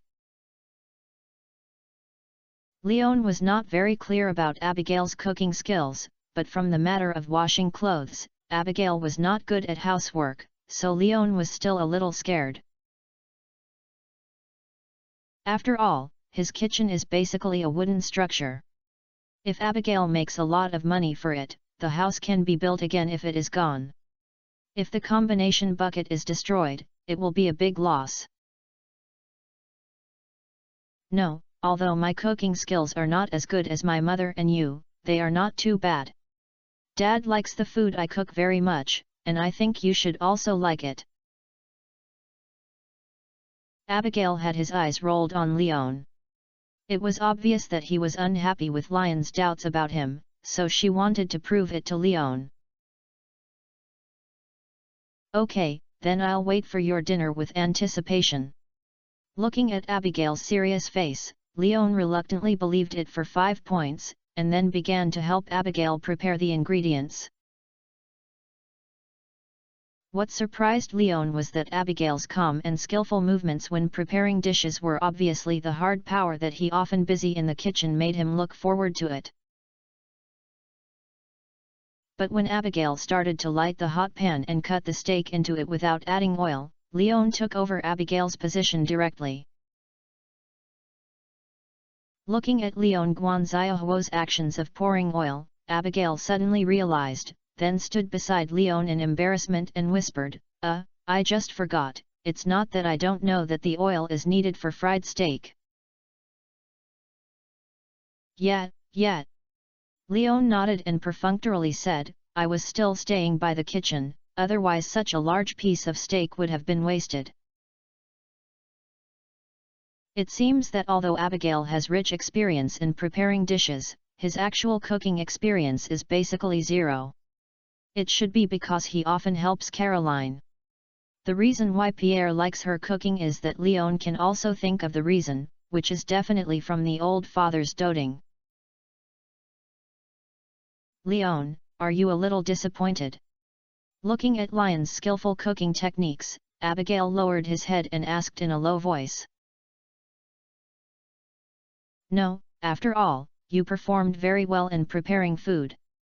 When we cook together in the future, you can save me a lot of effort. It's not tiring to work with men and women. Leon controlled the frying pan with one hand, and his free left hand held Abigail in his arms, rubbed Abigail's soft long hair, soothing Abigail's emotions. But if we live together in the future, and you are busy every day and drag your tired body back at night to find that I have not prepared a dinner for you, you will definitely feel very disappointed. Although Leon's answer was very considerate and gentle, it also made Abigail even more blameless. You can't learn it, it's still a long time. You are so smart and cooking is not a secret technique with a very high threshold. You can master it soon. Leon couldn't help but smile when he heard this. He didn't expect that Abigail had already begun to enjoy the future life of the two-person world, which made Leon quite moved. Well, I'll look for my mother when I go back. Abigail nodded seriously and promised, I will definitely not let you encounter such a thing in the future. Actually, you can learn from me, Leon suggested. No, I want to give you a surprise. Abigail retorted against Leon's shoulder. Just be happy. Leon did not force it and continued to prepare for dinner. Soon, the steak for 2 people and a simple pasta were served on the table by Leon. When Abigail was facing the food, he was always the most active, sitting close to Leon and enjoying the dinner prepared by Leon. After dinner, Abigail immediately began to pack up the plate and put it into the pool to clean it. Leon rarely moved and leaned on the chair to admire Abigail's busy figure, with mixed feelings. This scene made him feel inexplicably satisfied. Perhaps this is the meaning of a partner. I just don't know if Abigail will still maintain this diligence when he really went to the end with Abigail. But it doesn't matter. At that time, Leon probably won't have time to do these housework. At that time, Abigail either just Xiang was waiting for him in bed or was taking care of the children, and he would definitely not have time to spare. You are so weird. The two of them didn't have much tableware. Abigail, who had finished processing soon, turned around and saw Lion's gaze watching him. While he was happy, he was also frightened by Lion's inexplicable smile. Although this smile is not malicious, no matter how you look at it, Abigail feels that there is some pressure and expectation hidden under this smile. Leon shrugged without saying anything, but pulled Abigail out of the kitchen, sat together under the eaves, hugging Abigail and admiring the stars in the sky. It was not until Abigail couldn't help but shrink his body under the night wind that Leon suggested. Do you want to stay overnight? Chapter 409 The Hidden Crisis. Don't want. Abigail refused without hesitation. Although Leon has proved during the day that he will not do anything wrong, Abigail is not sure that Leon can still maintain this idea at night. Although he likes the feeling of sleeping with Leon in his arms, Abigail is still a little scared when he goes further. After all, it was only a few days before the two of them had reached this point. Abigail was worried that Leon would think he was a casual girl, and Abigail himself was not ready. Then I'll take you back. Leon also knew that Abigail would not agree. He asked this just to remind Abigail that it was time to go back. It was getting late, and Abigail had been out with him since the morning. It was almost a day. Pierre and Caroline should be quite worried about Abigail. Yet, Abigail did not refuse this time. In fact, she was reluctant to part with Leon so early, but she still needed to worry about the feelings of her family. Even if Leon really just hugged herself and slept for a night without doing anything else. But the situation of not returning home at night can already make your parents notice something is wrong. When asked, Abigail will have to show off, and then Leon will bear the pressure from his parents, etc. These situations are something that Abigail does not want to see. After hearing Abigail's answer, Leon took out the bicycle. Although the pickup truck was more cost-effective, the main and co-pilot were a bit far away, far less intimate than the bicycle horizontal bar. When Abigail saw Leon taking out his bicycle instead of planning to drive, he understood some of Leon's little thoughts. However, Abigail was not disgusted with this, but instead was a little happy. At least this proves that he is still very tempting to Leon. As long as he keeps the bottom line, Abigail feels that he can definitely hold Leon in his hands. In market management, this kind of operation can also be called hunger marketing, which is a professional counterpart. Sitting on the unit price familiarly, when Leon held the handlebars with both hands, Abigail naturally hugged Leon's waist and pressed it on Leon's chest. Leon also stepped on his foot and rode towards Pelican Town. The speed was not fast, but it still arrived in Pelican Town within about 10 minutes. Originally, Leon planned to send Abigail to his doorstep, but when Abigail arrived in Pelican Town, he signaled Leon to stop the car.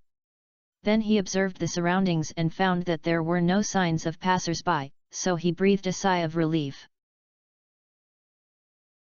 Leon, you can go back, I can walk the rest of the way myself. When you go back, how do you explain that you have been outside all day today? Leon asked. Just tell the truth. Mom and Dad should be very happy to be able to make Hoja's supermarket suffer such a big loss. Abigail replied. Then they ask you where the prizes you won the lottery went, and how should you answer? Leon asked. Tell them to give it to you, it's all right. Abigail replied naturally, it was the event you initiated, and it was your help to empty the half-prize pool reserve of Hoja's house. He told them that I used the prize to hire you to help cause trouble for the Hoja's house, and they shouldn't say much. If it's hired, a TV is not enough. Listening to Abigail's answer, Leon joked at Abigail. You have to add more money. How to add? Abigail rolled his eyes on Leon. She was not stupid. He knew that this money might not be money, but Leon said so. Naturally, she wanted to see what Leon was planning. Come here first, I'll tell you quietly. Leon greeted Abigail on the side.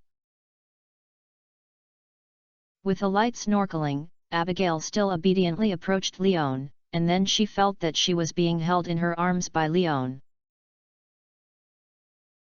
Before she could complain about Lion's rudeness, she found that Lion's face had been quickly pressed over. Ignore dozens of words here, otherwise I will not be able to pass this chapter, Amitba. Hi, you guy, I'll bite off your tongue next time I'll do it. After a long time, Abigail woke up from lack of oxygen. He panted and blushed and pushed Leon away and complained. Yes, but you have to be willing to speak out. Leon looked at Abigail with a satisfied smile and replied. Humph, of course I'm willing to give up. After all, I'm more and more suspicious that you said you were lying to me because of your first kiss. Abigail recalled Lion's continuous offensive just now and complained. Is there anyone who is talented? Anyway, you are really the first girl I have kissed in this world. Leon replied with his shoulders shrugged. You'd better be like this. Abigail glared at Leon fiercely, then turned around and ran towards the house. If Leon kisses this deeper, Abigail wouldn't want to go home. Looking at Abigail's back as he ran away in a hurry, Leon smiled and watched her walk into the grocery store before retracting her gaze, turning the front of the car to go home. After riding halfway, Leon suddenly thought of what Abigail said during the day, and remembered the promise that Emily had been the first dance partner of her flower dance festival, and suddenly had a headache. A dance teacher who has already agreed on, and the other is his real girlfriend. In particular, Emily has clearly stated that she would launch an offensive against Leon in front of Abigail, which shows that she has become a competitor with Abigail. Leon really doesn't know how to deal with this problem. Honesty and trustworthiness have always been a virtue that Leon is proud of, but a fire in the backyard is also an extremely terrible threat. The fatal thing is that these two things are on the opposite side. Leon has no way to take the minority of both, because neither is lighter. After thinking for a long time, there was no good idea. Leon finally decided to make a bad move. Take one step at a time. The boat will naturally straighten when it reaches the bridge. Anyway, the flower dance festival will be more than half a month. Leon, who gave up thinking, took a shower as soon as he went back, wiped his hair clean and lay on the bed. Although I have taken a nap during the day, Leon can still fall asleep when it is time to go to bed, but it only takes some preparation time. This time just happened to make Leon think about his next work arrangements. After everything was cleared, his eyelids became heavier. Leon did not resist and soon fell asleep. As soon as the sun shone outside the window into the house, Leon opened his eyes and began a busy day. Wash and water the chickens and collect mushrooms. After a non-stop process, I went to the kitchen to get breakfast and have enough to eat and drink. It was only just after 8 o'clock, and the rest of the time basically belonged to Leon himself. It's time to start saving money to change to a big house. Chapter 410 Dogs are dogs, rhubarbs are rhubarbs. This is not groundless. Not to mention that there is a big house that can place various furniture and even make items in the house. Just for future considerations, this small wooden house is obviously not suitable for long-term living. In fact, Leon is not short of money for building a house. The payment for the giant cauliflower was already available a few days ago. A giant cauliflower sold at a high price of 18,000 G. Coupled with the high-quality carrot parsnips shipped, as well as daily wild plants and other messy incomes, Leon now has 4 WG cash on hand. This money is no longer a small amount. It should be enough to replace the wooden house with a big house, but in addition to the big house, Leon has other buildings that need to be added to the farm. For example, in a separate wooden house, there is no partition wall and no furniture is placed. In the empty house, Leon only places small buckets, which is the most familiar winemaking house for Stardew Valley players, which is a sum of money. Continue to upgrade the chicken coop, and add a livestock shed to start raising cattle, which is another expense. Leon had planned last night that although the scale of breeding may not be as large as that of Marnie's ranch, there must be some, even for the sake of sacrificial bags. And the most important thing is that he has to find something for Dewang. Although it is a husky, Leon believes that he should be able to train it into a shepherd. Thinking of this, Leon took out the rhubarb. The little furry guy with silver gray hair and white hair had been lying in his backpack for a day, but after being taken out, he still looked like he was sleeping soundly. This it also proves that time in the system backpack is indeed still. Leon didn't plan to throw this little guy in the system backpack, which seemed a bit inhumane. Moreover, this little guy's future may be of great use to Leon. After all, he is a cute guy. Even if he is a haha, he is actually quite stupid and cute when he grows up. It should be no problem to help him coax girls as a wingman. He came to the wooden house with Dewang in his arms. Leon found a piece of clothing and put it under the eaves, so that it could sleep more comfortably. He got into the house, took some wood, and cooperated with tools to build a doghouse for Dewang. The doghouse has to be built a little bigger. After all, the husky is also a medium-sized dog, so the location is next to the kitchen. Although the first time I built a doghouse, it is actually not difficult. Scaling according to the normal house manufacturing method is done. After more than an hour, Leon looked at the finished product in front of him and nodded. In order to avoid causing a coffin box, Leon specially made a sloped triangle roof. Although it doesn't look very beautiful, it is better because the house is very sturdy and the interior space is large. At the same time, Leon also laid a layer of hay for the floor in the doghouse, and then found some old clothes to spread them on it. It was a little simpler and it should be quite comfortable to sleep. Compared to the exquisite life of dogs in the city, from the moment of naming, Lion's expectations for rhubarb were compared with pastoral dogs, so the doghouse could shelter the wind and rain, and it would be almost enough to have a place to stay. Although I live a little badly, Leon will never feel wronged about rhubarb when it comes to eating. The burrs in the doghouse were modified again, and 4 wooden stakes buried deep in the land were laid near the doghouse to avoid possible heavy rain and windy weather in the future. Leon then ran under the eaves and picked up the sleeping rhubarb and sent it into the doghouse. As a result, as soon as he put it in, De Wong opened his eyes, stared at Leon with very beautiful blue pupils, tilted his head and looked for a moment, and finally, he let out of the doghouse and began to circle around Leon. The little guy is not afraid of being angry, but I don't know if it's because of this personality or forest magic.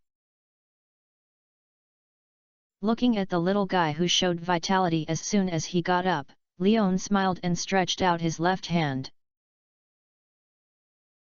De Wong actually stopped her short legs obediently, leaned against Lion's palm, rubbed and licked, and seemed very attached.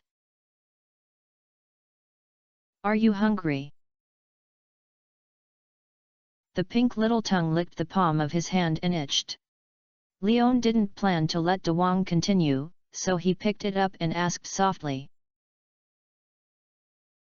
Although he talks to a dog a bit strange, Leon still wants to try to use the blessing of forest magic to whether he has the ability to communicate with small animals.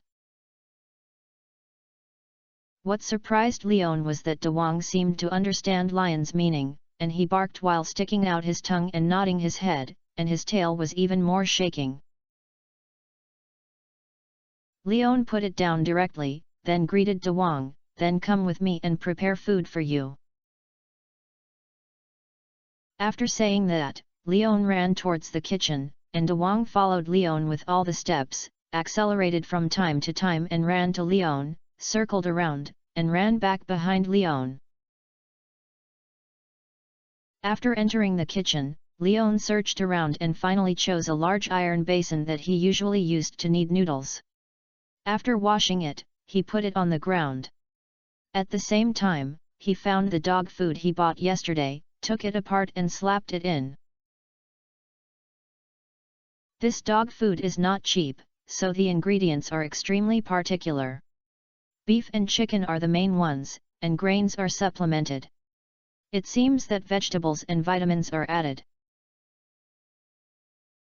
Because he didn't know the amount of rice wine, after a small handful of clear dog food, Leon asked to rice wine, "Is it enough?" De Wong shook the dog's head when she heard this, and then pulled the iron basin that had become its rice bowl.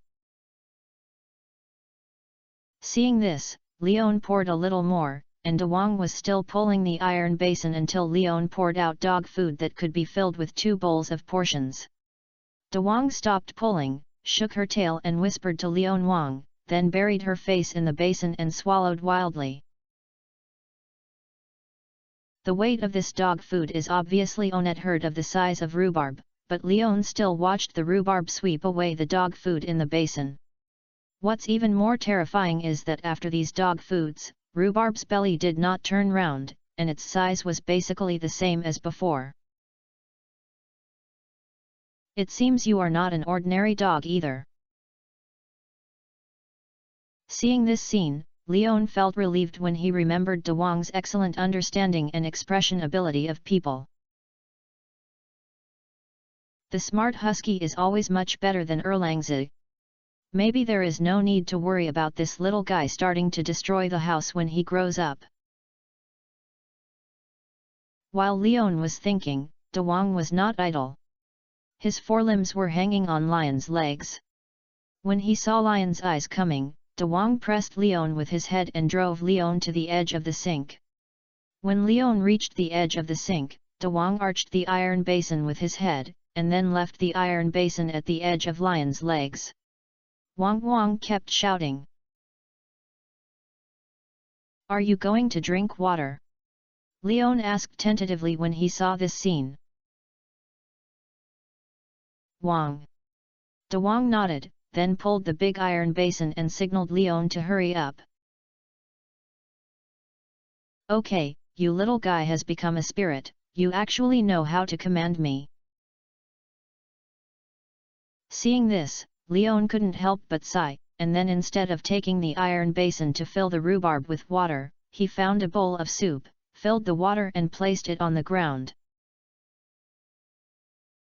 Dawang looked at the bowl, then looked at the iron basin again, shook her head and pushed the basin to the edge of the bowl, then pulled the iron basin, as if signaling Leon to put the water in the basin. Although I don't know why the little guy cares so much about the container, since it has already made his statement, Leon is not easy to pretend not to see it. He poured the water into the basin, and Dawang began to stick out his tongue to lick the water. Under your husky's skin, what you hide is not the soul of a border herder. After looking at Dawang, Leon felt quite complicated at the moment, and his stereotype of husky in his heart had been shattered by Dawang. Chapter 411 3 Rules, Can Be Jumped. After Rhubarb was full, Leon tested Rhubarb's ability to understand and obey human language. For example, directing the simple commands of Dawang to shake hands, lie down, squat and turn around. Although Dawang did not look very willing, he still completed the corresponding operation according to Lion's instructions. Well, you have obedience, but not much, but you are smart and smart. It is actually quite surprising that a puppy who has been in this position for 2 months is actually very successful. Leon is actually quite satisfied with Rhubarb having such understanding ability. Then Leon took Dawang out of the kitchen, came to the doghouse he built for Dawang, and asked Dawang, "Are you satisfied with this doghouse?" Hearing this, Dawang looked at the slightly shattered doghouse in front of him, first got in and wandered around, then lay down and rolled around on the soft pad made of hay and torn clothes, and finally ran out, wiggling his tail in front of Leon, looking very happy. Seeing this, Leon breathed a sigh of relief, and then signaled to follow Dawang. "Now this is your home, so I have to make 3 rules with you. The first is that you can't mess around in this field. You can pass by, but you can't hurt any plants. Otherwise, if you find out, I will hang you up and beat you up. Do you understand?" Leon, who was squatting next to the field, pointed to the large area of green in front of him and told Dawang. "Wool wool." Dawang shook his tail and nodded to show his understanding. Then Leon took Dawang to the chicken coop, pushed open the fence door and entered it with Dawang. Seeing Lion's appearance, the hens walking in the open space outside the chicken coop came towards Leon one after another, but Dawang rushed to the hens and roared, making the hens afraid to continue to approach. These chickens are also residents of the farm and have a similar status to you, so you can't treat them as toys or prey, otherwise we may not eat eggs in the future, and these chickens are not cheap. If you dare to get hurt and trash one, I still have to hang you up and drain it clearly.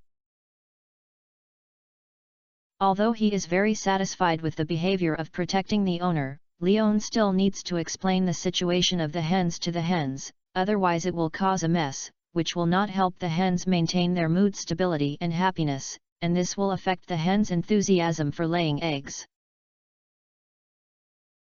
Hearing this, Dawang approached Lion's side and rubbed Lion's trouser legs with his little head, as if he was expressing his harmlessness by acting cute.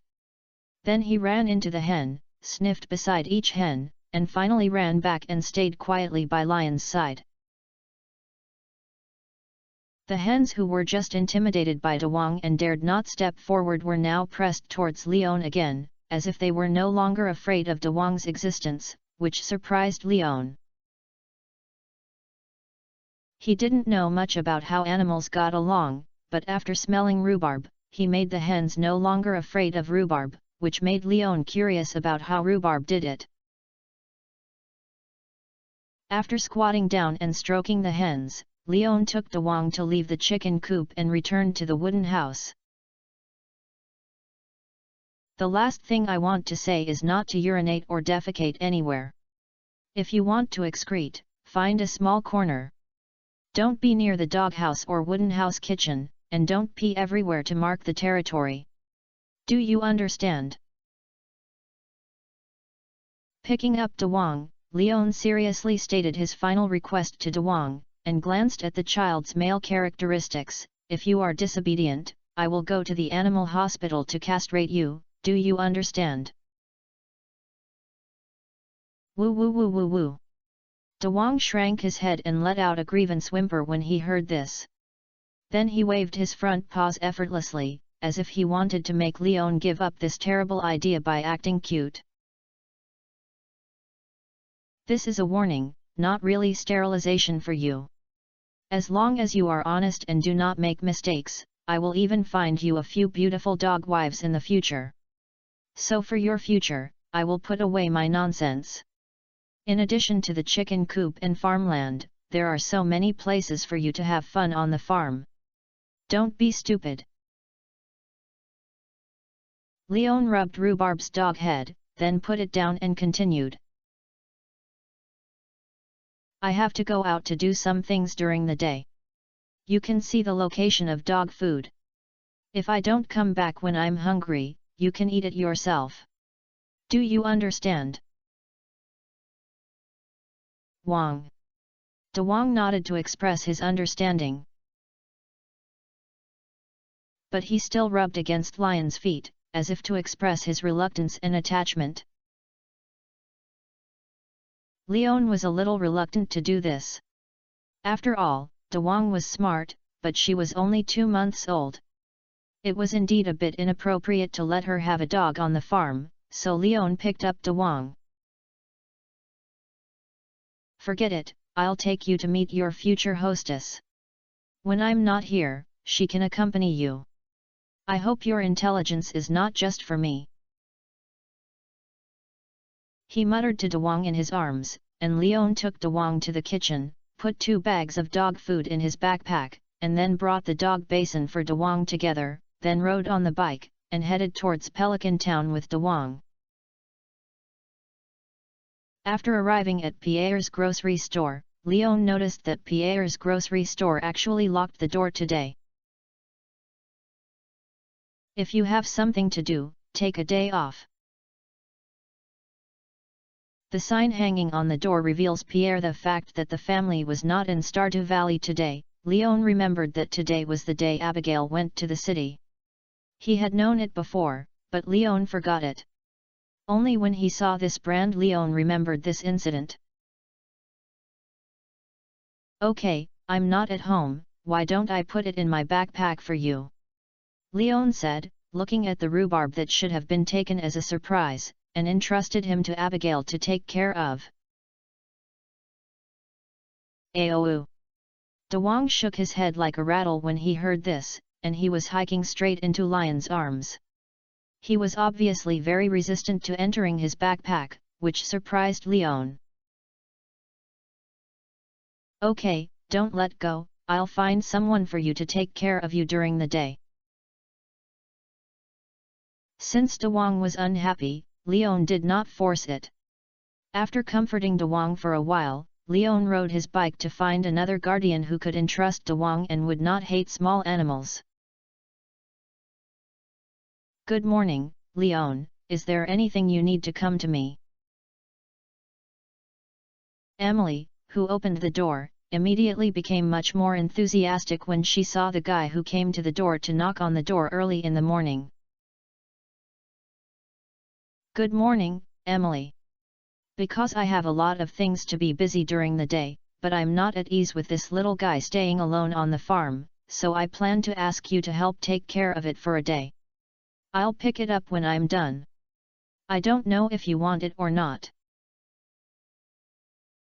Leon first greeted Emily, then explained the situation, and showed the rhubarb in his arms in front of Emily.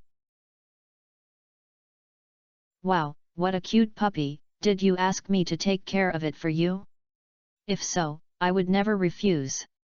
Emily fell into the first sight of Dewang. After all, Husky was indeed very cute when he was a child. Well, it's it. The puppy I adopted recently is named Dewang. It is very well behaved and smart. It should not cause any trouble to you. I also bring my own dog food. You just need to add some water to its basin when it is thirsty. Leon handed rhubarb to Emily.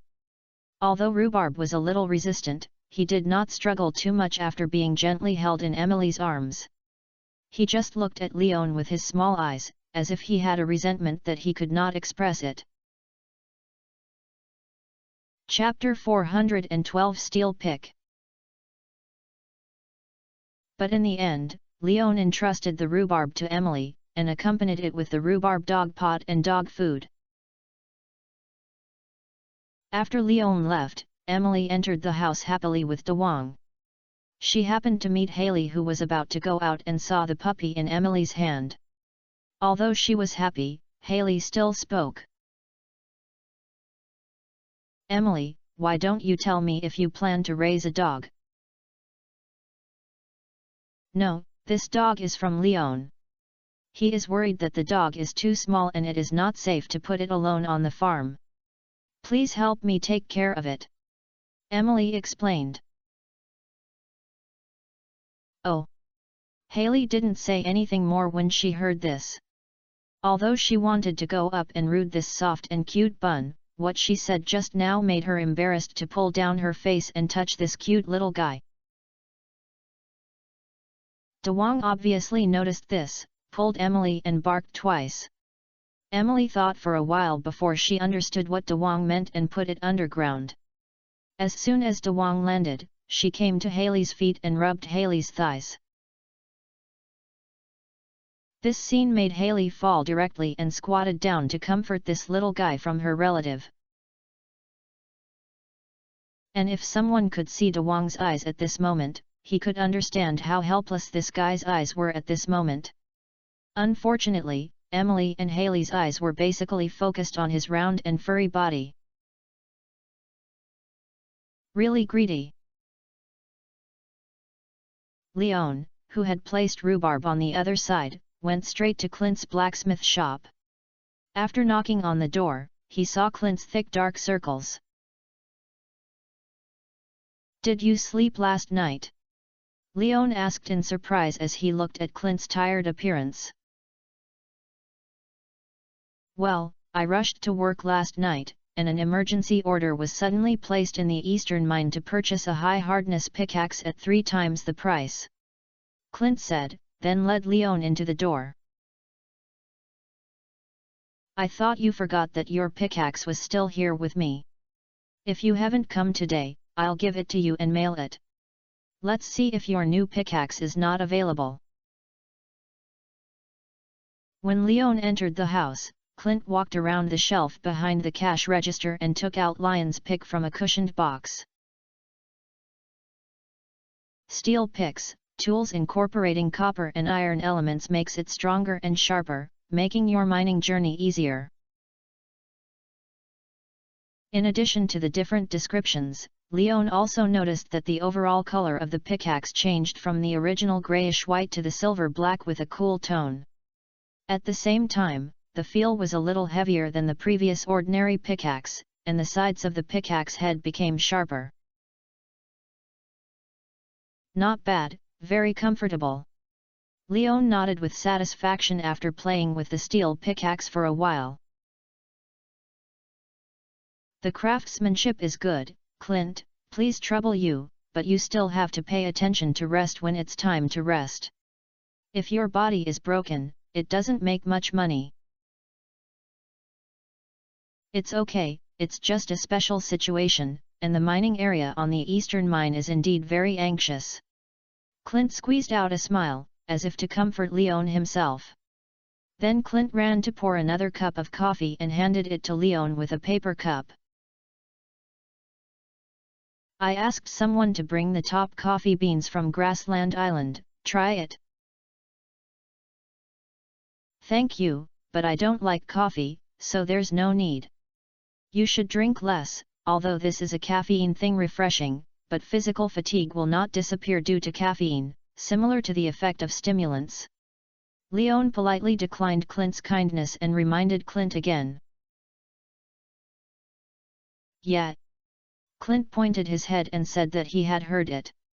Although he didn't say much, Clint remembered his concern for Leon, because it had been a long time since no one paid attention to his health problems with Leon.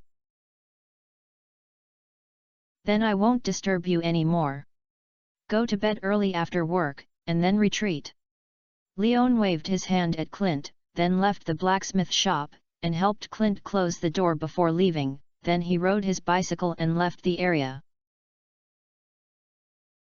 Originally, Leon planned to go from the road from Hoja's supermarket to the northern foothills, but I thought of getting a big one from Hoja's house yesterday, so Leon changed the road and took a small circle. It's not that I'm afraid or ashamed, I just don't want to see Morris's philanthropic face. Yesterday's incident can show Lion's attitude towards the Hoja family. Leon also knew that Morris would not greet Leon with a smile as before.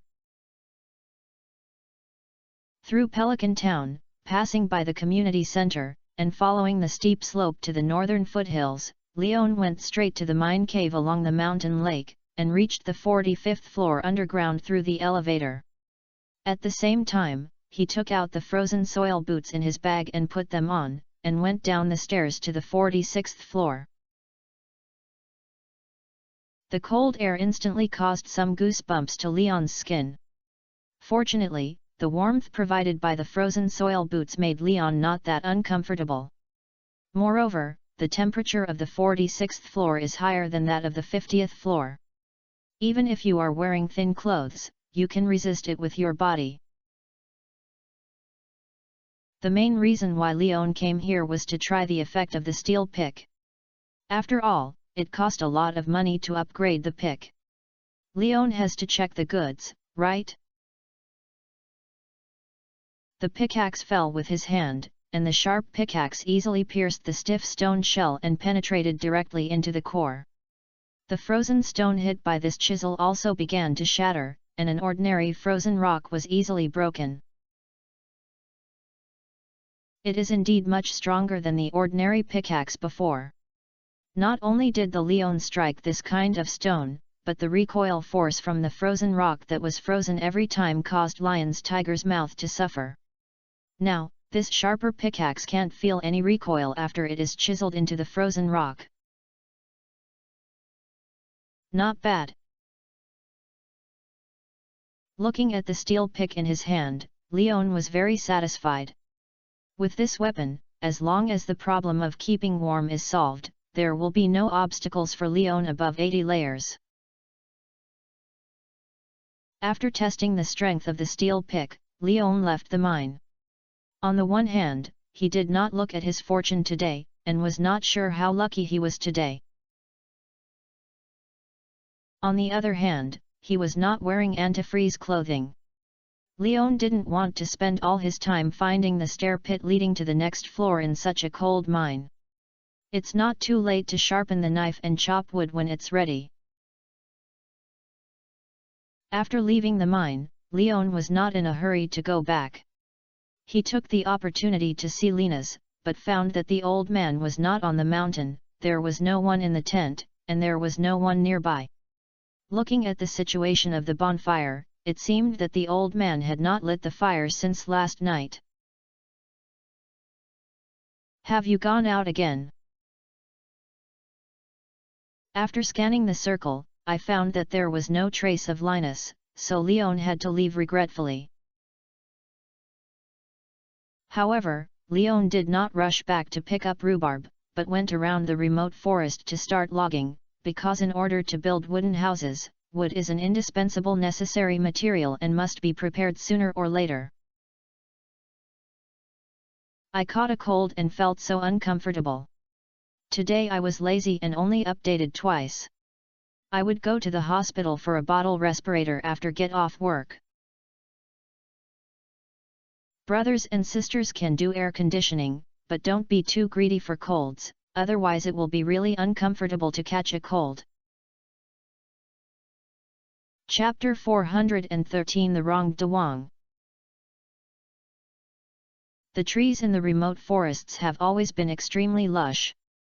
Except for the path that has been artificially stepped on and completely solid and cannot produce plants and trees, the surroundings of the path are basically large trees that grow freely. Pine, oak, and maple are basically the mainstream tree categories in Stardew Valley, and remote forests are naturally no exception. Therefore, when logging, the fallen acorn maple seeds and pine nuts also become the guarantee for the trees cut down this time. Ensure that remote forests will not become wasteland due to the cutting of Leon. As long as the stakes are removed and the seeds it has dropped are planted, life will be recycled.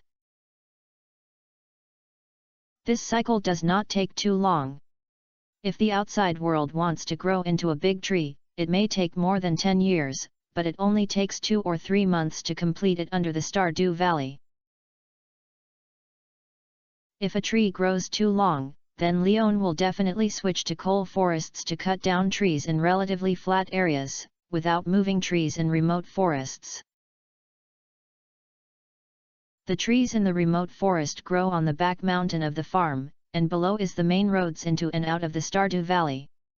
Once a large number of cut-down trees encounter heavy rain and soil erosion, it may cause geological disasters such as landslides.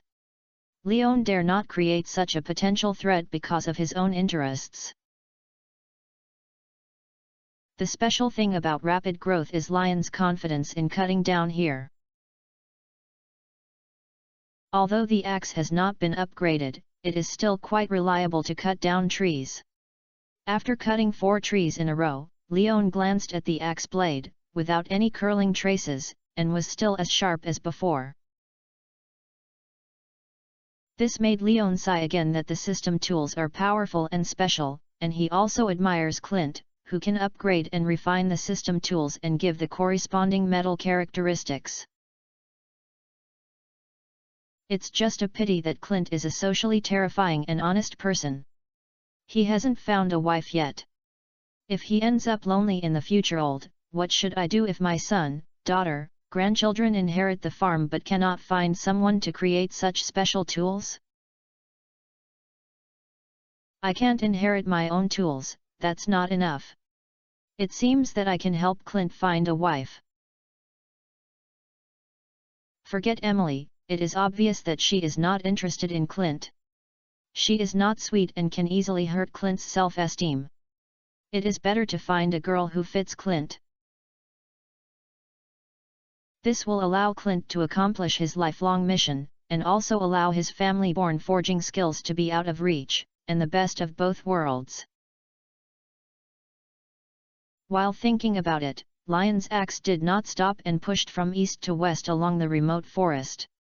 All the trees along the way fell to the ground under the axe blade, turning into standard wood and being taken into the bag by Leon.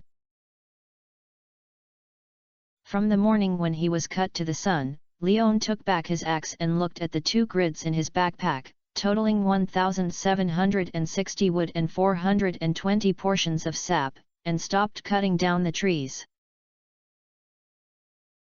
These woods have been used for a long time, and the forests near the northern mountains that were cut down will be bald.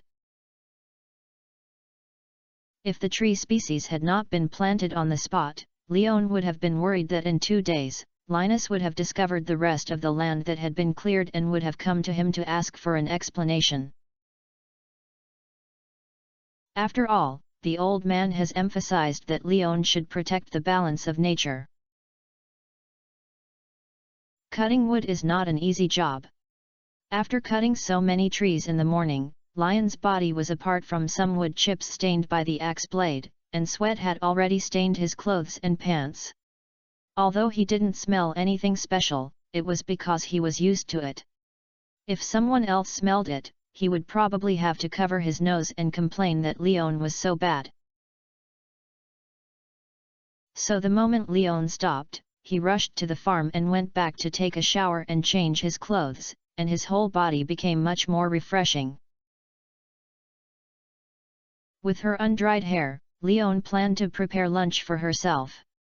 After entering the kitchen, before she could rummage it through the refrigerator, Leon noticed the dog food placed on the cabinet next to the refrigerator. Then she slapped her forehead and thought that she had thrown the rhubarb at Emily's house. I almost forgot that I still have a dog. Only then did I remember that I was also a dog clan and hurriedly left the kitchen, took out my bicycle and stepped on it, headed towards Pelican Town. After I arrived at the town, I went straight to number 2 Liuxiang. It was supposed to be 20 or 30 minutes away, but Leon was pedaling vigorously, and it took only 15 minutes to successfully arrive outside the door of Emily's house. Dong dong dong dong dong. After knocking on the door 3 times, Leon quietly waited for Emily to open the door, without any doubt about whether Emily was at home, because even when standing outside the door, Leon could hear the laughter of Emily and Haley. Soon, the door was opened, and Emily's face turned red and appeared in front of Lion's eyes, holding a small pocket version of the skirt in her hand. "Leon, you're here.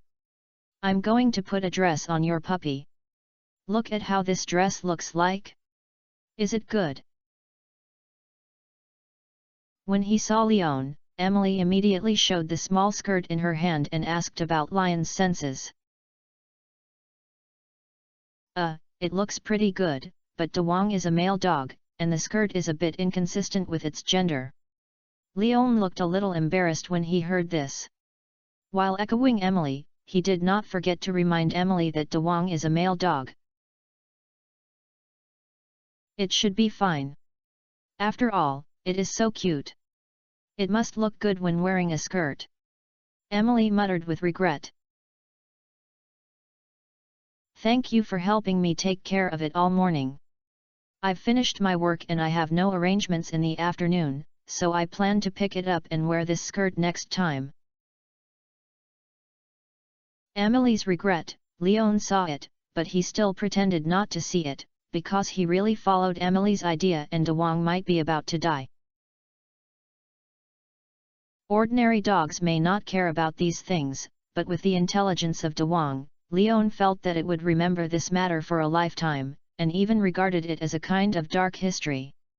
At that time, Leon, the owner who made it fall into such a social death scene, would be held resentful for a long time. And when Leon stood at the door, he had already seen Dawang's excited and aggrieved eyes struggling in Haley's arms. The look that seemed to be blocked in the alley by several strong men, but suddenly saw the look of Uncle Hat when he appeared, which made Leon feel guilty. He dared not let Dawang continue to stay in this silk hole. "Hey! Are you going to pick it up?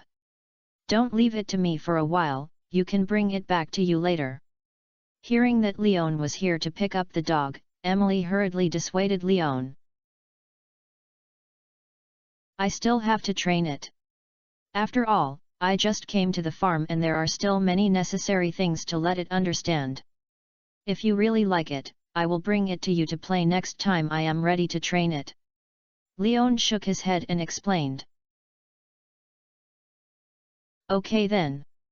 Emily glanced at the rhubarb in Haley's arms helplessly, her eyes full of reluctance. Haley also heard the conversation between the two and subconsciously hugged Dawang tightly, as if she didn't want Leon to take Dawang away. It's a pity that Dawang is not willing to be held like this. It is a dog, not a human. If it is a man, it may feel that the beauty is happy in her arms, but as a dog, it only feels that this kind of pampering is a burden. Compared to these terrifying women, Dawang thinks that although he likes to preach, he will not like Dawang more than he wants to do anything to his master. "I'm a little busy in the morning, and I'll make up for the first update that I've been late, and I'll make up for the 2 updates later. Brothers, don't worry." Chapter 4:14 It will definitely be next time. So Dawang began to struggle in Haley's arms and screamed in the direction where Leon was. The anxious barking made Haley embarrassed to continue holding Dawang. After Haley reluctantly put down the rhubarb turned into a sharp arrow and rushed towards Leon, then hit Lion's leg, bit Lion's pants and dragged Leon outside the house. This scene is not difficult to see how painful it was in the morning here. Although Leon could understand the pain of Dewang, due to the interests of interpersonal communication, he could not take it away from here with him as Dewang thought. So Leon squatted down and hugged Dewang in his arms, patted his dog's head and soothed it. Seeing that Dewang's mood had stabilized, he had the energy to say goodbye to Emily and Haley. Then I won't bother you. Thank you for your care for Dewang this morning. It can be seen that it likes it very much. Woob. Before Leon could finish speaking, Dewang screamed, obviously disagreed with Lion's words. Ahem, maybe the little guy is a little hungry. It's time for me to go back and prepare lunch for it. By the way, where is its dog basin? I want to bring it with me. This little guy recognizes it. He hurriedly covered Dewang's dog's mouth, and Leon asked Emily to smooth things over. Here, dog food is also here. We try to feed it during the day, but it doesn't seem to be hungry, just drank some water. Emily said, helping to bring the dog basin and dog food placed next to the sofa. When Leon saw this, he directly put it in the system backpack from the air and explained. Maybe I've been feeding a little more in the morning. I'll take a look at this little guy's condition when I go back and take a step first. After getting the stuff and receiving the rhubarb, Leon didn't plan to stay here for more, because Haley had already come to Emily and stared at the rhubarb in Lion's arms. Leon was worried that if he stayed like this, Haley might suddenly rob the dog.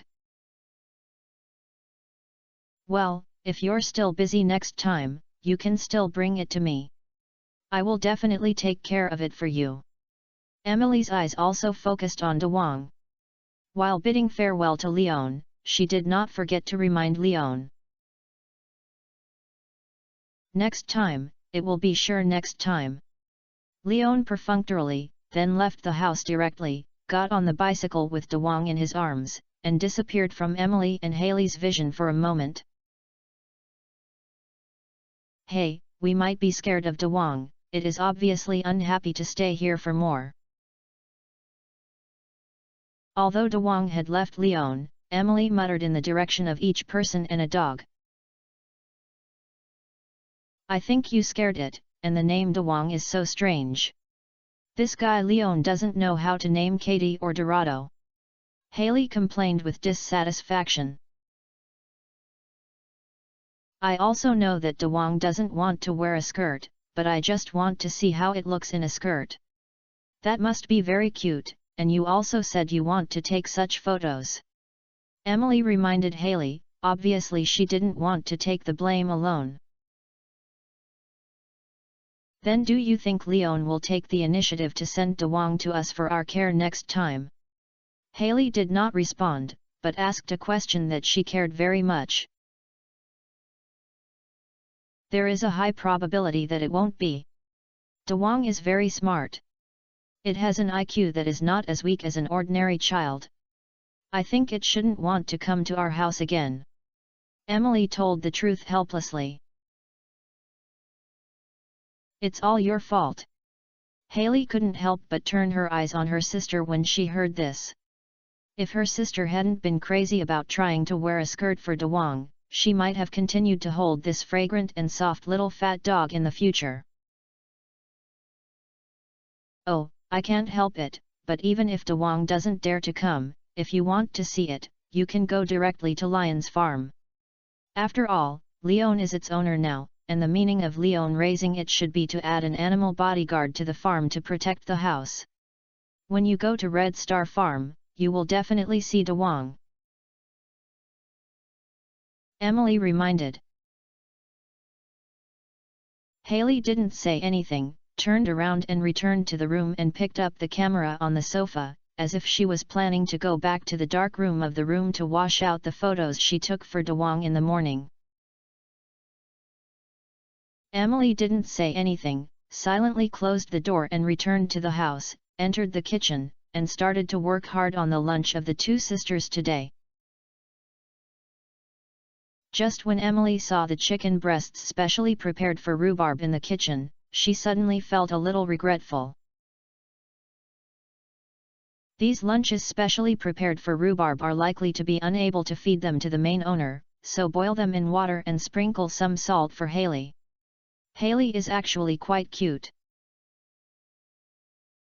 Emily thought about this and started to operate as she thought. Haley, who was preparing to flush film in the dark room, didn't know her sister's bad intentions, but she couldn't help but sneeze and muttered, "Is it allergic?"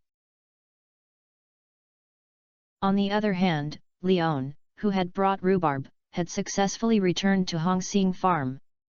After putting down Rhubarb, Rhubarb roared to the sky, like a wolf on the grassland. It's a pity that its size and size are completely different from the wolf. Leon ignored it when he saw this. When Rhubarb was venting, he got into the kitchen and started to work hard for lunch at noon. Leon didn't plan to eat dog food for Rhubarb as a staple food. There was a lot of pork and beef left at home, so in addition to my own portion, Leon didn't forget to prepare a portion of Rhubarb with less oil and salt. In addition, Leon also specially stewed a pot of rib soup for Rhubarb, and when he ate meat, his bones were left for Rhubarb to grind his teeth. Perfect. Just as Leon was busy, Dewang seemed to have finished howling. She walked into the kitchen with her short legs happily, swaying near Leon, and occasionally raised her dog's head and stretched her nose and smelled the seductive smell of meat in the air. She was drooling and slipping out of her mouth. Leon naturally saw the greedy appearance of Dewang, gently lifted Dewang's belly with his instep, and then raised his foot to his hand. "Be careful, you will be a sip later. Don't let your saliva wet the floor, otherwise I won't notice that my feet slip and fall to the ground, and you will be in trouble." After scolding the Rhubarb, Leon continued to cook the beef in the frying pan. After almost the preparation, Leon put out the beef in the pot, put one of the pieces on his own plate, served with rice and fried beef soup, and a simple rice bowl was finished.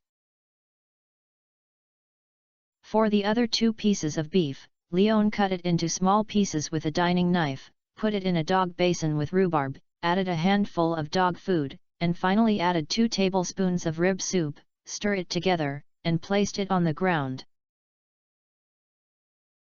Although it looks a bit bad, it is really fragrant. You can tell from the fact that Rhubarb is staring straight at the dog basin. However, Rhubarb also knows that this thing is a bit hot now, so even if it is saliva, it is still waiting for the food in the dog basin to cool before it dares to open its mouth to eat. Chapter 415 Something Wrong with the Yellow. When Leon was full, the things in the Rhubarb were also swept away by it. This little guy didn't look big and his appetite was amazing. The amount of food in the dog basin would be too much. If an ordinary person had to eat it, he looked at Leon with dissatisfaction after eating it. "Don't eat enough." Seeing Dewang push the dog basin to his feet and pull the dog basin, the undulating dog basin made a sound with the floor, Leon complained. Dewang shook his head when he heard this, then nodded again. "What does it mean?" Leon was stunned by the movement of shaking his head and nodding. Fortunately, Dewang was not an ordinary dog, so she bit Leon's trouser legs and dragged Leon to the gas stove, then shouted at the soup pot stewed with rib soup. "You want to drink soup?" Leon asked when he saw this. Aou! De Wong immediately howled, then ran over with his dog basin in his mouth.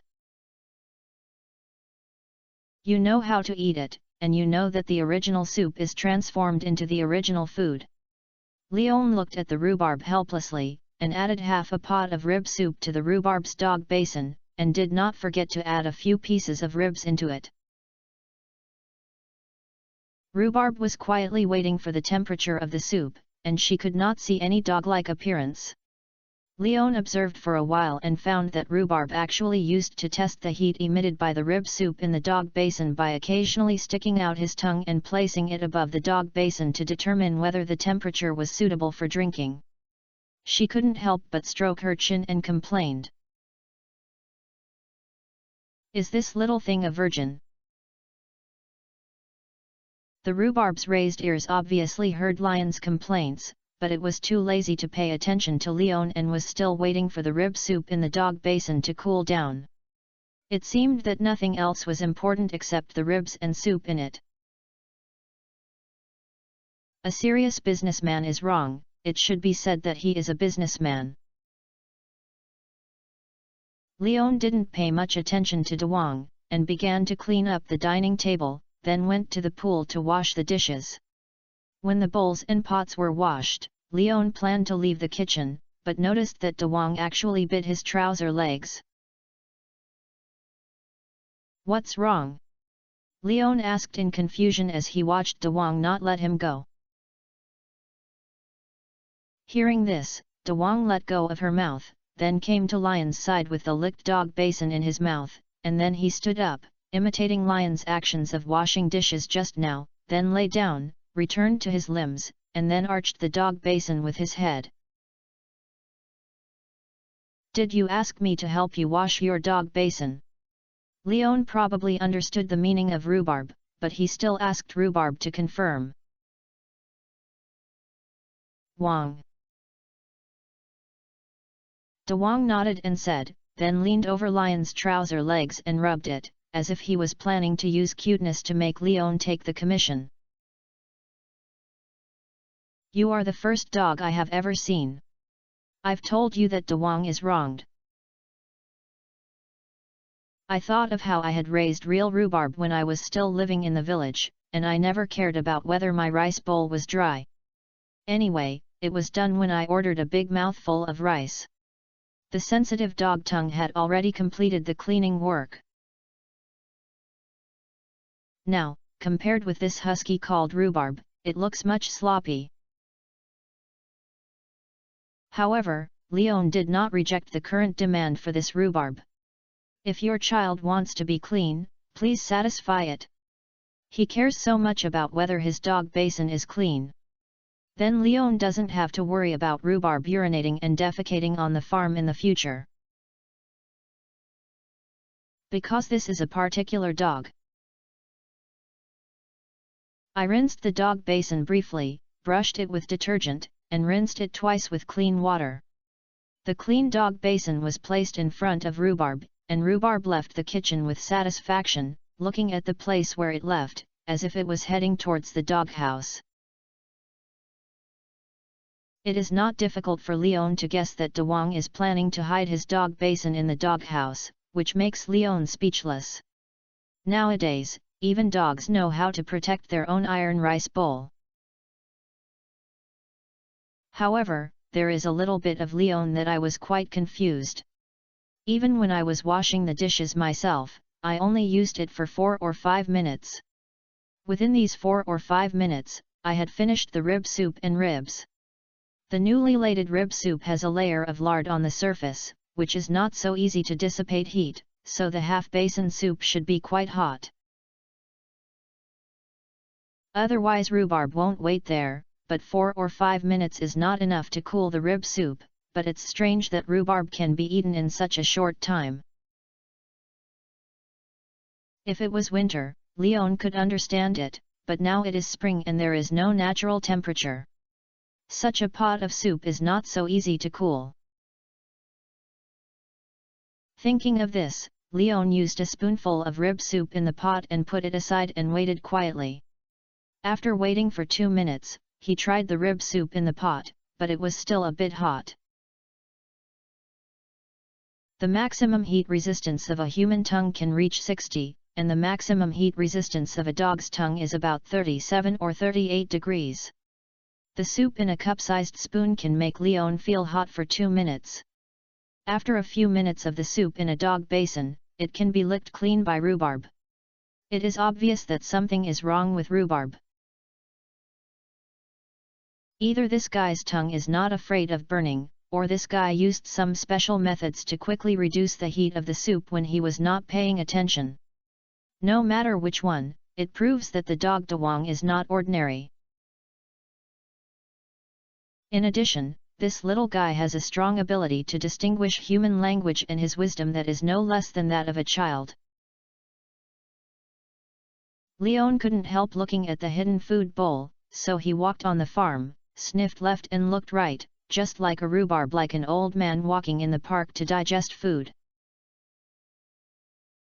However, Leon did not ask Dawang this question directly, because he knew that even if Dawang could understand what he said, he should not take the initiative to tell Leon what was going on.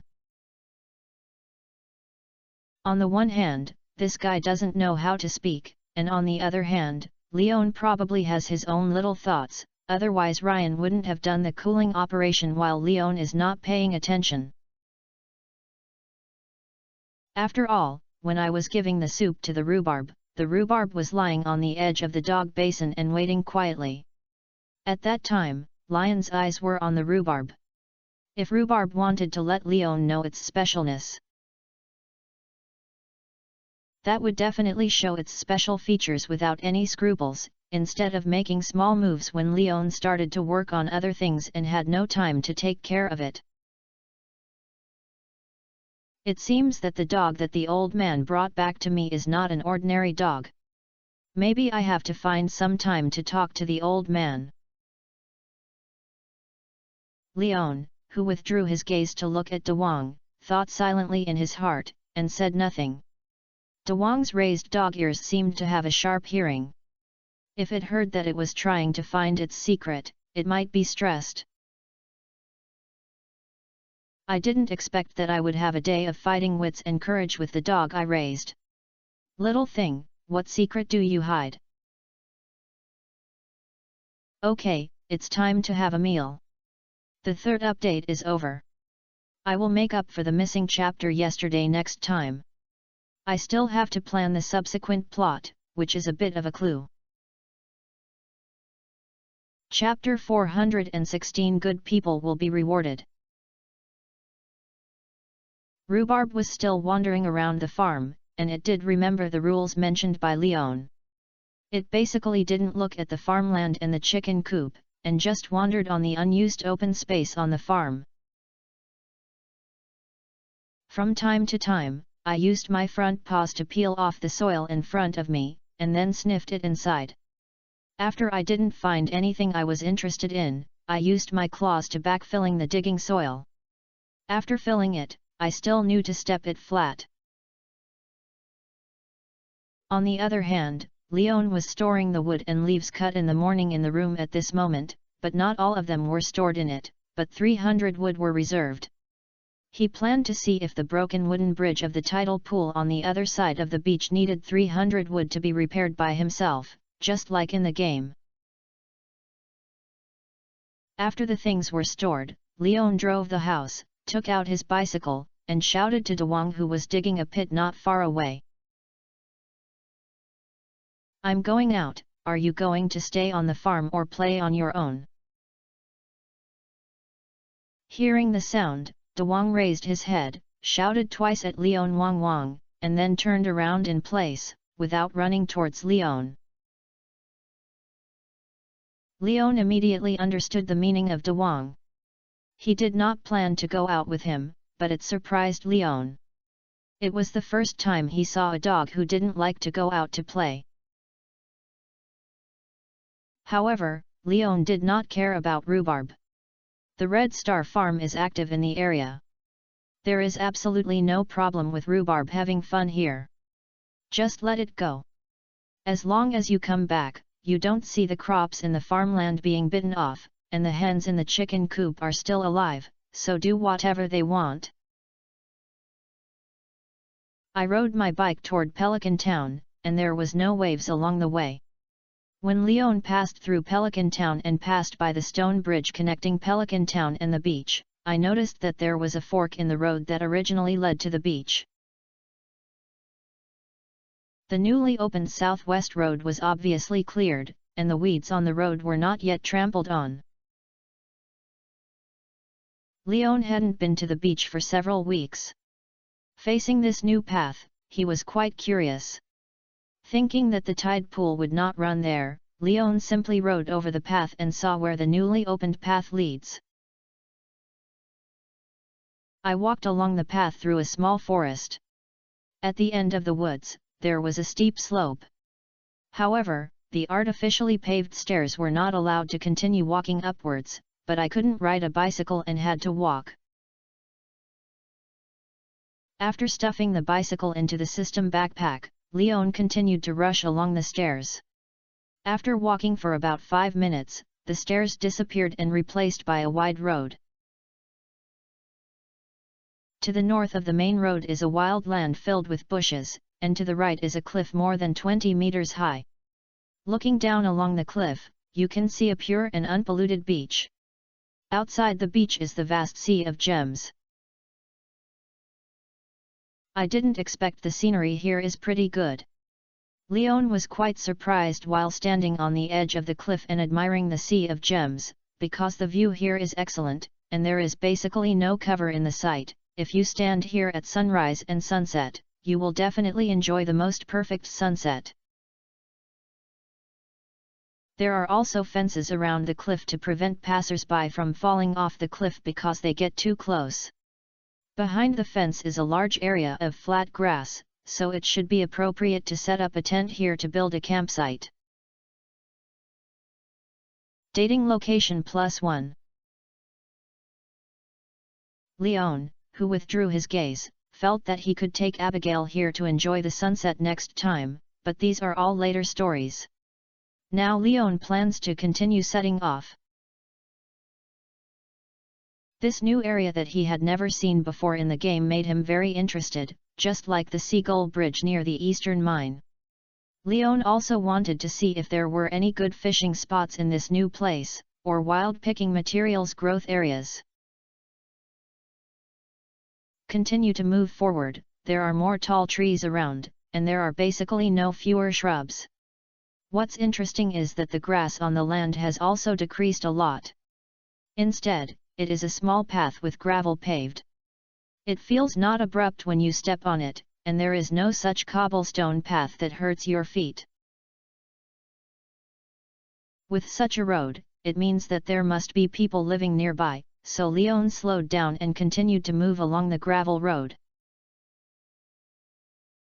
It's not that Leon is tired, it's because he doesn't dare to walk too fast and is misunderstood. And it's easier for Leon to observe around him, so as not to encounter any strange things on this road. After all, it's still an unknown person who lives in such a remote area. What if it's a secluded boss like Rasmades? After walking about 200 meters on the gravel road, Leon saw the end of the road. To Lion's surprise, the end of the road was not a special building such as the Witch House of the Mage Tower, but a manor surrounded by fences. In the center of the manor, there is also a 2-story villa. Moreover, on the open space of the manor in front of the villa, there are wooden brackets more than 2 meters high in an orderly manner, which looks a bit like wooden man piles, but there are a lot more crosswood than wooden man piles, and the crosswood is longer and thinner. So it's Blue Moon Vineyard. Leon basically guessed the person who belonged to the manor, open space, and wooden brackets, and those strange wooden stakes should be grape brackets provided for grapevines to climb. Leon, breathing a sigh of relief, continued to move forward, but stopped in the empty space outside the fence. After all, walking further in was a private territory. According to the law, breaking in without authorization was an illegal act. Moreover, it seems that Sophia is the only one living here. If Sophia misunderstood, it will be a big trouble. Hey, is anyone? Sophia, are you here? With his hands on his mouth, Leon shouted loudly to the manor. Based on the principle of coming, he really wanted to visit Sophia's vineyard. After all, Sophia's Blue Moon wine is famous in the Fengeri Republic. Leon, a novice who has just entered the winemaking industry, still wants to learn from the scriptures. After shouting several times, Leon saw that the door of the villa in the manor was opened. Sophia, wearing a suspender denim skirt suit, walked out with a shotgun in her hand. After seeing clearly that the person calling was Leon, she immediately breathed a sigh of relief, carried the shotgun behind her back, and shouted at Leon. Leon, why are you here? I thought it was some weird person. Sophia, good afternoon. I just occasionally found a new road leading to this side, so I came over and saw what was going on. Leon couldn't help but wipe the cold sweat from his head and explained. Fortunately, he is a good citizen who abides by laws and regulations. Otherwise, he would have run to the manor and knock on the door if no one else was around. Maybe he could really experience the effect of natural protection. He really didn't expect that Sophia actually had a shotgun. No wonder Sophia dared to live here alone. She had such a big killer weapon in her hand, which was really safe. Chapter 417 Young Man's Craftsman. Noticed Lion's expression of sweat, Sophia adjusted the shotgun behind her awkwardly, letting it hide completely behind her, and then walked to Leon. I didn't mean to scare you, but there are very few people here, and the place is relatively remote, so I can only prepare a hunting rifle to protect myself. It's understandable, but I'm very curious about where your gun came from. After all, I once wanted to buy one, but it seems that it's not convenient for me to sell it. Leon shook his head and comforted Sophia, and asked along the shotgun. I asked someone to help me do it. You know, Yuansing Chamber of Commerce, they helped me get a gun certificate and the firearms they purchased. Sophia explained.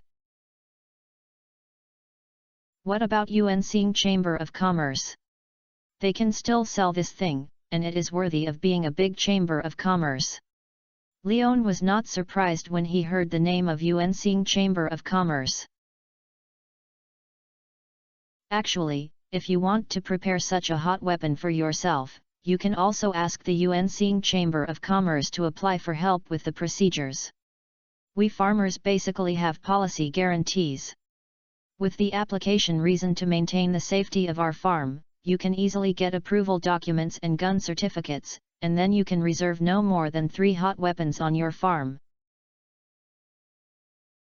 Sophia continued to speak to Leon Kopp. That's great. Next time I'll contact Django to see if I can get a few. Leon became interested when he heard this. Although guns did not cause much harm to monsters, how many men don't like guns? Leon used to play Beretta 87 semi-automatic pistol at the shooting range, although the shooting result was a crash confused, but after that time, Leon really became interested in guns. Now that he has the opportunity to prepare guns at home, how could Leon not be moved? Actually, I don't think you need these at all. Sophia looked at Lion's excited expression and couldn't help but complain. Why don't you need it anymore? I'm just an ordinary farmer. If I encounter a desperate bandit who comes to the farm to borrow money, wouldn't I be punished if I don't have the ability to be prepared? Leon retorted with confidence. Uncle Gus told me the adventure story of you going out to sea together. Not only can you attract mermaid warriors to protect you, but you can also fight a giant python that is dozens of meters long in the sea and kill it without any injury. Such people can say that they are ordinary people, so what are we really ordinary people? Sophia rolled her eyes at Leon and complained. Gus has blown his head. I just cooperate. The main force is still those mermaid warriors. Leon added humbly to Sophia. Sophia didn't say anything, but turned around and returned to the house and put down the shotgun. After a moment, she walked out of the house with a puzzled look on her face and asked Leon, "What are you doing standing outside? Don't you come in and have a cup of tea?" "Oh, here we come." Leon realized this.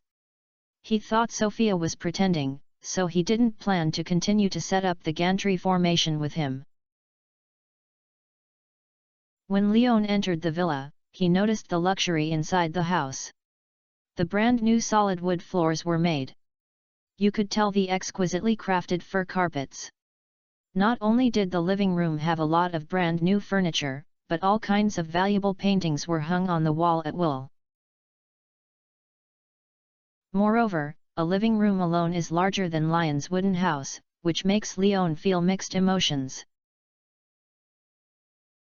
It is also an old house and Robin helped repair it. Why is his house so small? Is this the difference between spending money and having sex for free? Sit first, do you want to drink juice or coffee? Sophia looked at Leon standing around at the door, and guided Leon to sit on the sofa in the living room helplessly, then walked to the kitchen beside her and rummaged into the refrigerator and shouted at Leon. "Juice bar, I don't drink coffee." Leon responded. "Give."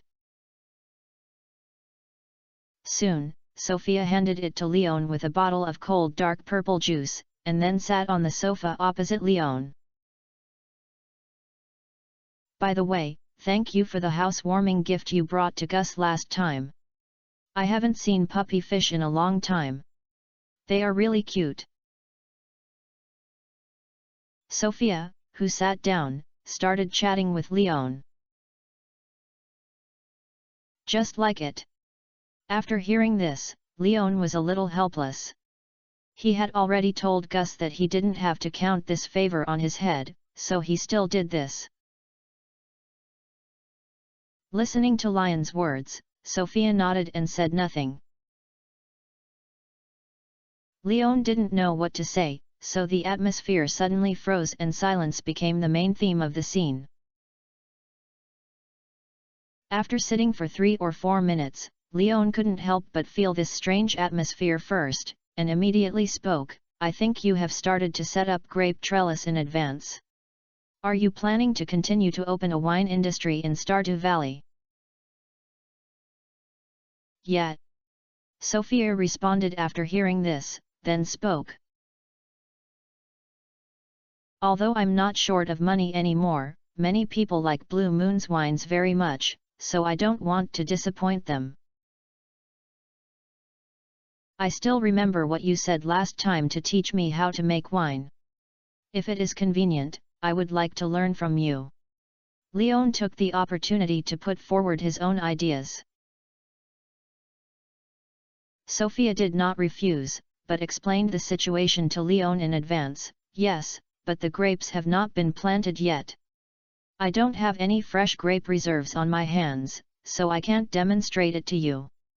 I can only take you through the steps of making wine and tell you some details that need to be paid attention to."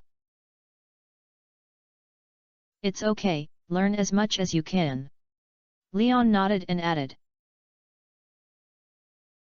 "Then come with me." Sophia nodded, then stood up, took Leon to a small door on the aisle next to the kitchen inside the house.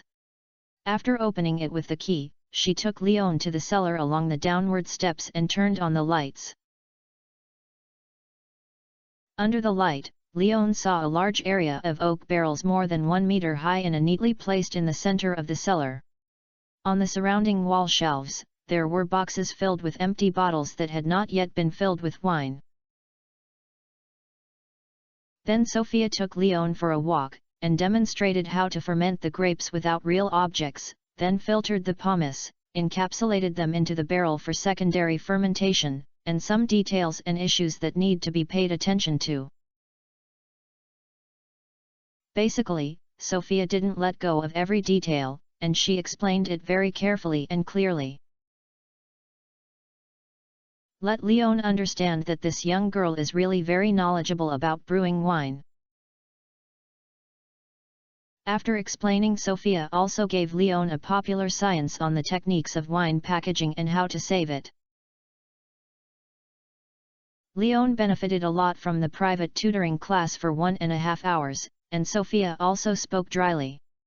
So after the course, the two left the cellar.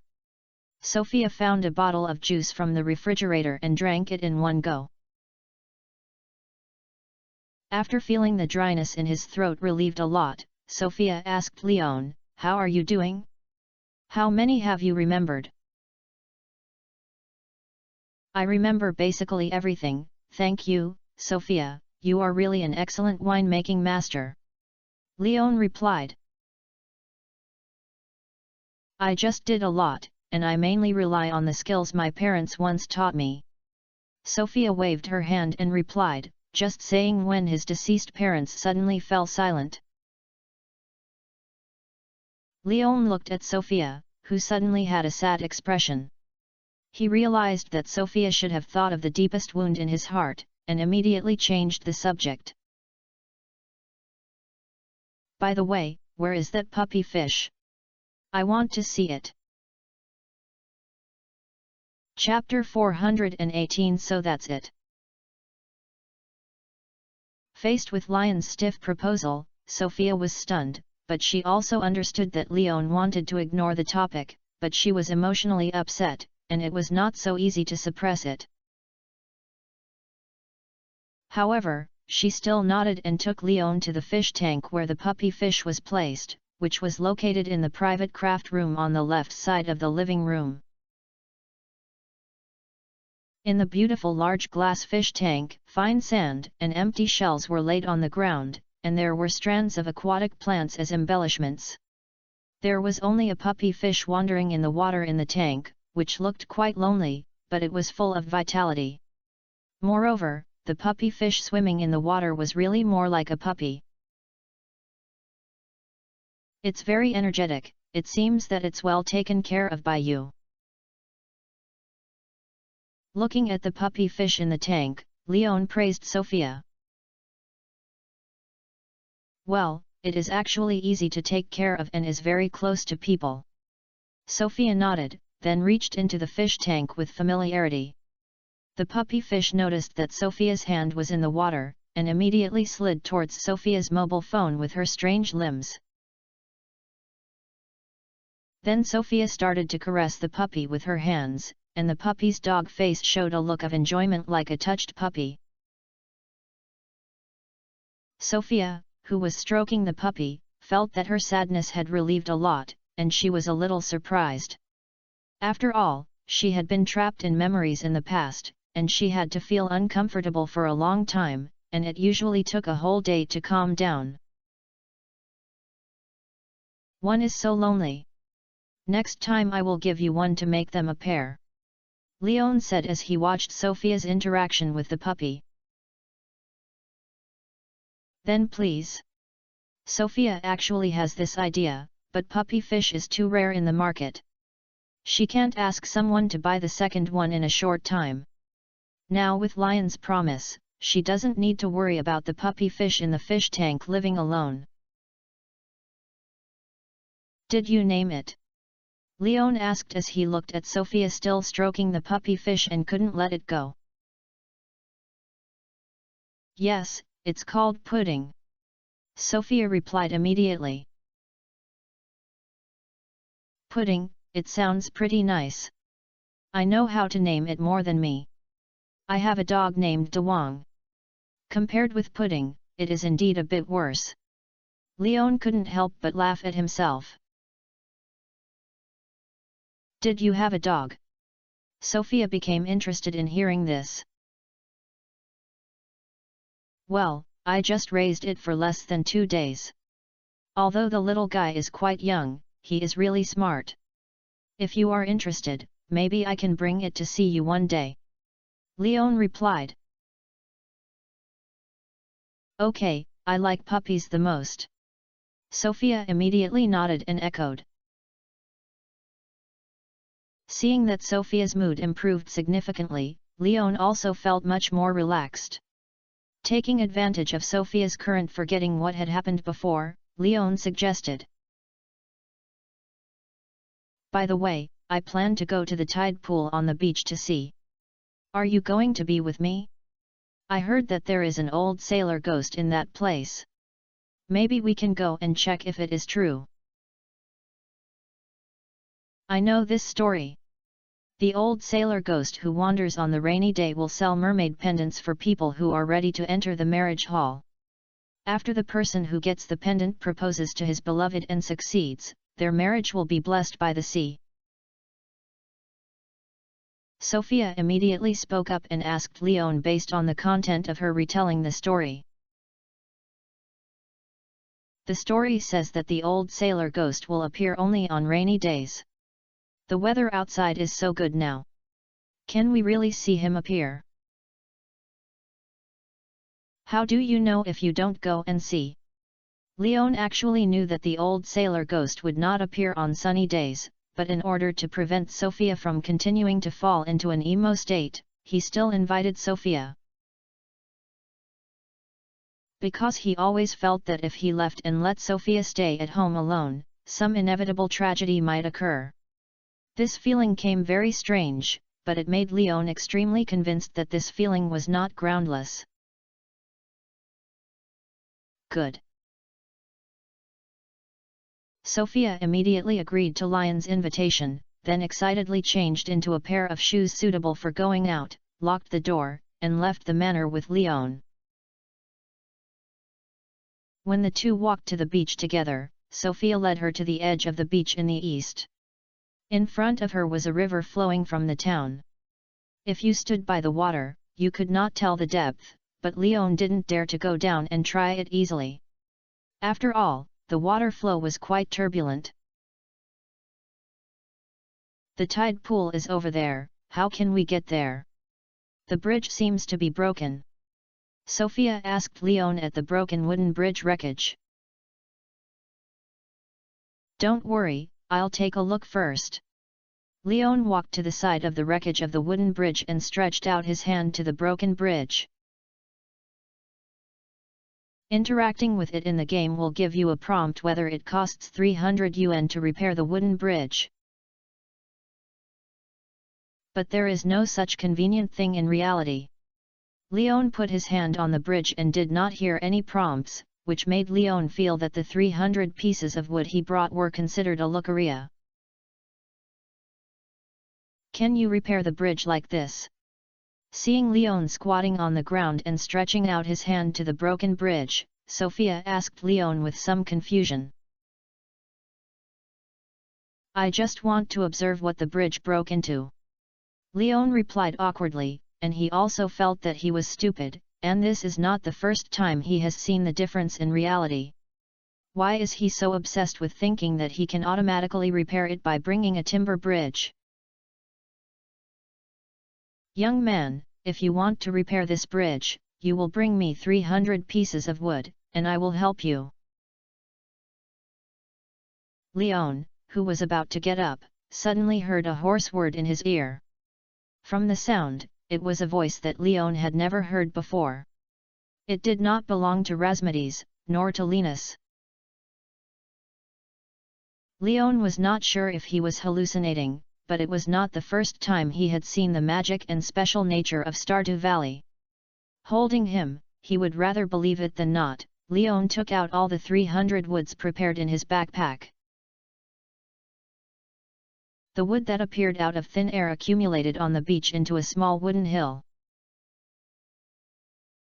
Sophia covered her mouth and looked at Leon in surprise. Wow, you actually brought so much wood. It was transformed out of thin air. Is this the ability given by your star fruit?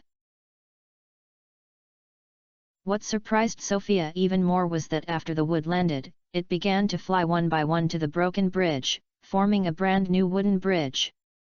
From the bridge bracket to the bridge outline to the bridge deck, all the wood on the ground finally became part of the construction of this new cross-river bridge. Leon, you must be magic, it must be. Sophia looked at Leon excitedly and asked. This idea had been since Leon took them to the lottery yesterday. After all, everyone got the prize they wanted. Except for Leon and the Hoja family acting with each other, only magic can accomplish this possibility. Now Leon has shown another operation of turning wood out of thin air and automatically building bridges. Sophia is sure that Leon may be the kind of magician hidden in the human world who silently protects humans in the comic book. Leon did not answer Sophia's question, because at this moment he heard the words conveyed by the old voice in his ears. I'm a good kid, but you are not suitable to meet me now because you are not ready yet.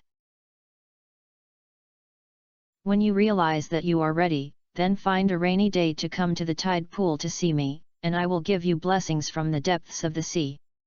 After hearing this, Leon understood who was helping. So that's how it is. In reality, the self-healing in the game is the old sailor who helps to repair the bridge. No wonder when the game is repairing the bridge, you can only hear the dinging sound. The picture is dark, and it turns out that this hand is hidden. Leon complained silently, then looked at the brand new wooden bridge across the river in front of him and asked Sophia. It's time to go, can you leave first? I will leave first. In fact, the plot afterwards has been designed. But some brothers wanted to watch Sophia, so they added this section temporarily, but it was not all for Sophia. This is also related to the main line. Let's talk about that for now. See you next month. Chapter 419 Tide Pool. Sophia looked at Leon speechlessly, wondering if Leon really didn't hear her just question or deliberately pretended not to hear it. Leon was a little confused and didn't understand why Sophia glared at her with her cheeks. Looking at Lion's blank eyes, Sophia was sure that Leon didn't seem to hear his inquiry, but repeated the question just now. The magic is a little bit, but it is not the same as the kind of magic you understand. As for the bridge repair just now, it was another person who helped me. I just provided some materials for bridge repair.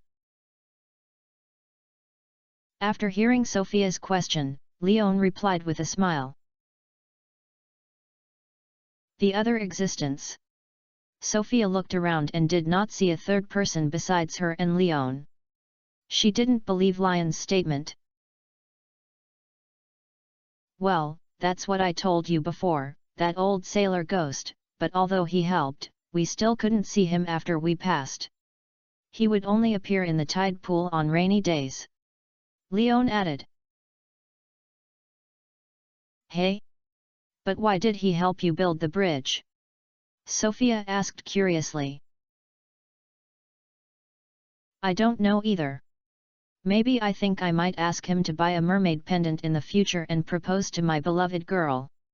So we should cultivate customer relationships in advance. Leon shrugged his shoulders and said the reason he understood. After all, the old sailor ghost did mention this aspect after repairing the bridge. It also said that he was not ready now, which surprised Leon. I wonder if it was because his relationship with Abigail had not reached the point where he could get married, or the old sailor ghost also knew that Abigail could not get married this year. Is that true? Sophia looked at Leon suspiciously and muttered. Although she didn't understand the special supernatural situation, she always felt that Leon was fooling herself. Could it be because of the confidentiality agreement between magicians or something? Sophia was thinking about it herself, while Leon was the first to step on the wood he had found. The wooden bridge built by the old sailor ghost, feeling the solid touch feedback from his feet. Leon even jumped on the bridge a few times to test the load-bearing and compressive resistance of the bridge. The result was that the wooden bridge was still motionless, and Lion's soles were numb, making him feel that he was not stepping on a wooden bridge, but like a metal bridge deck. The quality of this project is really good. If you can go to and from Stardew Valley at will and take on construction business, Robin may have to be unemployed at home. After experiencing the strength of the wooden bridge, Lion's brain there is no idle inside. Leon, since you said that the ghost will only appear on rainy days, is it necessary to explore the tide pool? Just as Leon was about to squat down and study whether the wooden bridge was completely glued by magic or was spliced by structural science, Sophia also stepped on the bridge and asked Leon, "Do you plan to go back without ghosts? Are you planning to pick up shells in the tide pool and touch sea urchins to find corals?" Leon looked at Sophia and persuaded him. "Anyway, I've come here. Don't you feel sorry if you don't bring anything back?" "You are right, then I will pick up some shells and go back to fill in the pudding fish tank with some decoration." Sophia felt that what Leon said made sense, so she waved her fist. "Then let's go. This is the first time I've been to Tide Pool. I remember that when I was very young, the bridge here broke. When I was a child, I was quite curious about what the opposite side looked like. Let's know if you take a look together." Leon followed Sophia's footsteps. His purpose of restoring the tide pool was to ensure that various aquatic products left by the low tide every day, such as sea urchin, oyster, coral, etc., can be used for sacrifices, and are also seaside specialties that require materials for craftsmen's recipes. Unlike in the game, most of your tidal pools in the game are actually beaches, and only the center part has some small puddles surrounded by stones. However, in reality, the tidal pools are basically small gravels mixed with wet sea sand. There is only a beach close to the mangroves in the north. This is in line with Lion's impression of the seaside, and we can also understand why the name here is the tide pool, because this area will be really submerged when the tide is high. "Leon, look at this coral.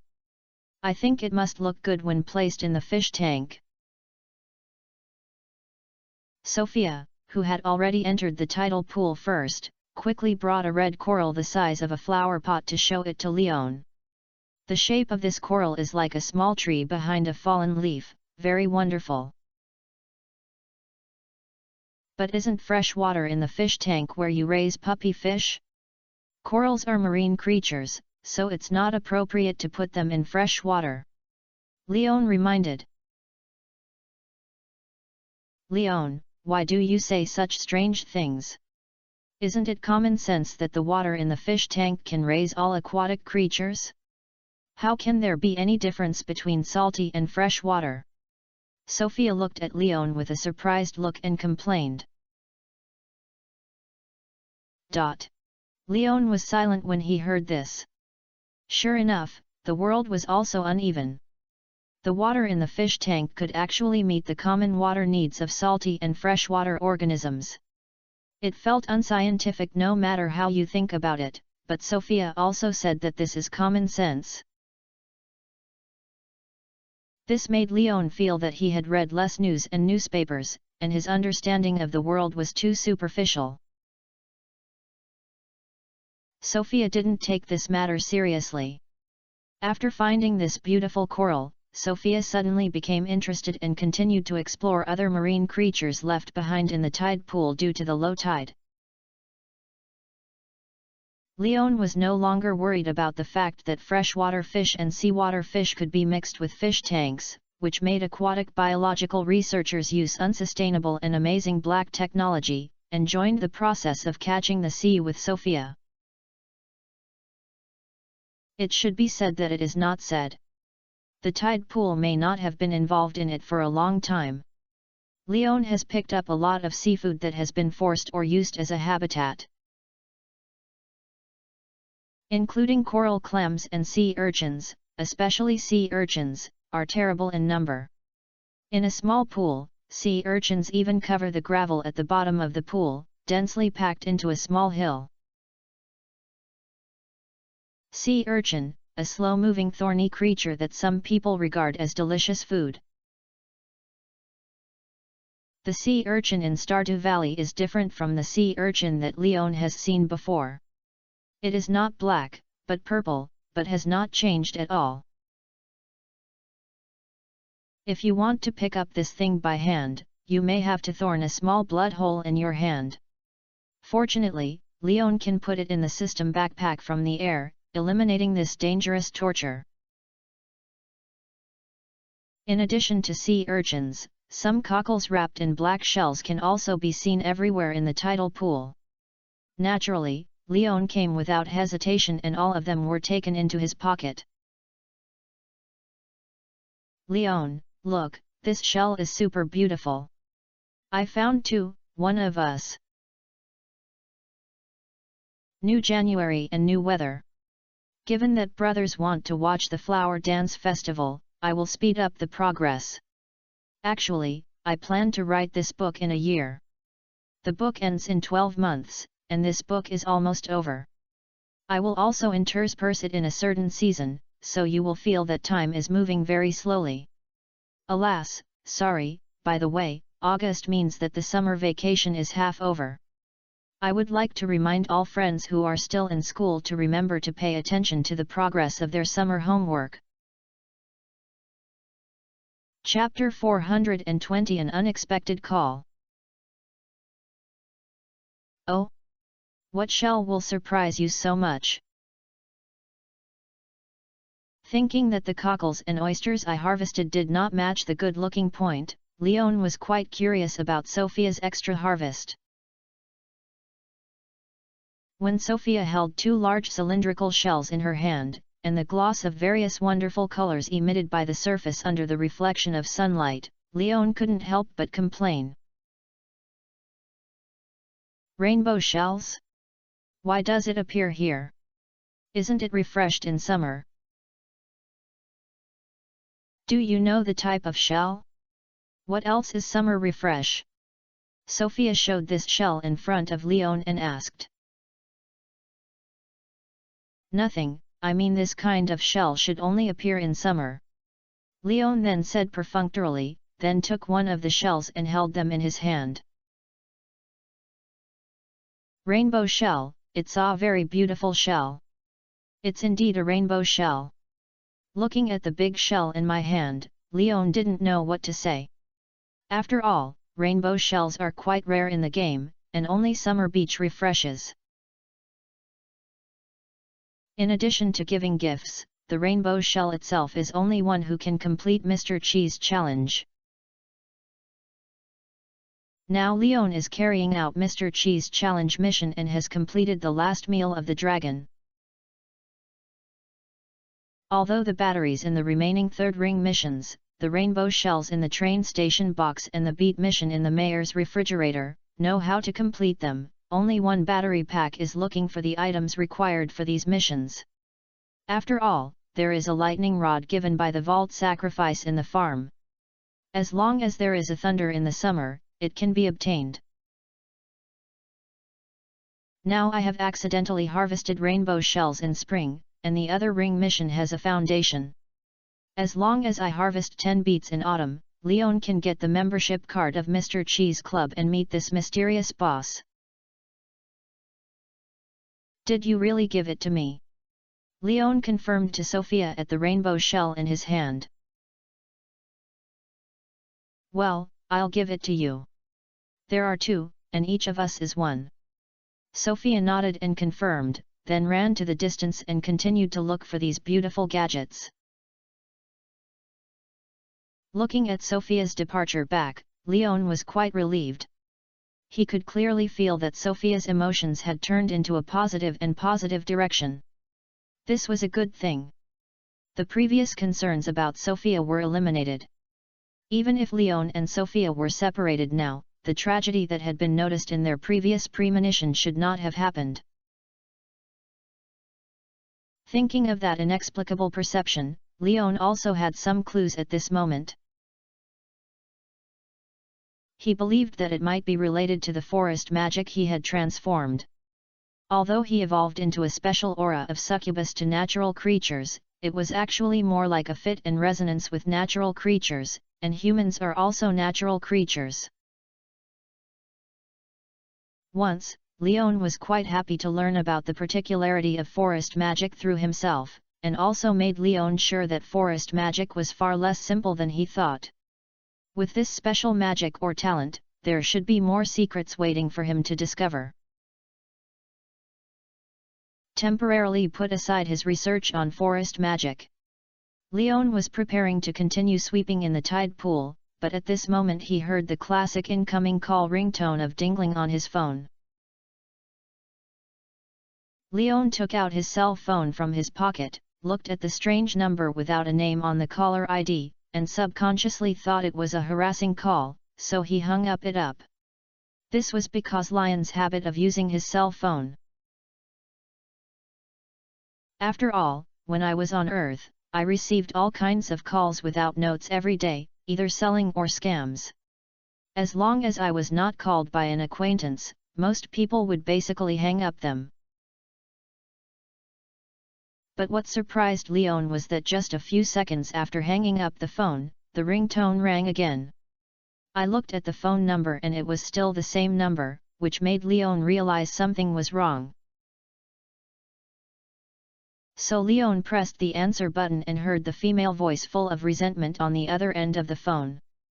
The voice was very familiar to Leon, which was Abigail's. "Leon. I called you the first time I got my phone. You dare to hang up my phone?" "Ahem, I don't know that this is your number. I thought it was a stranger's harassing call, sorry."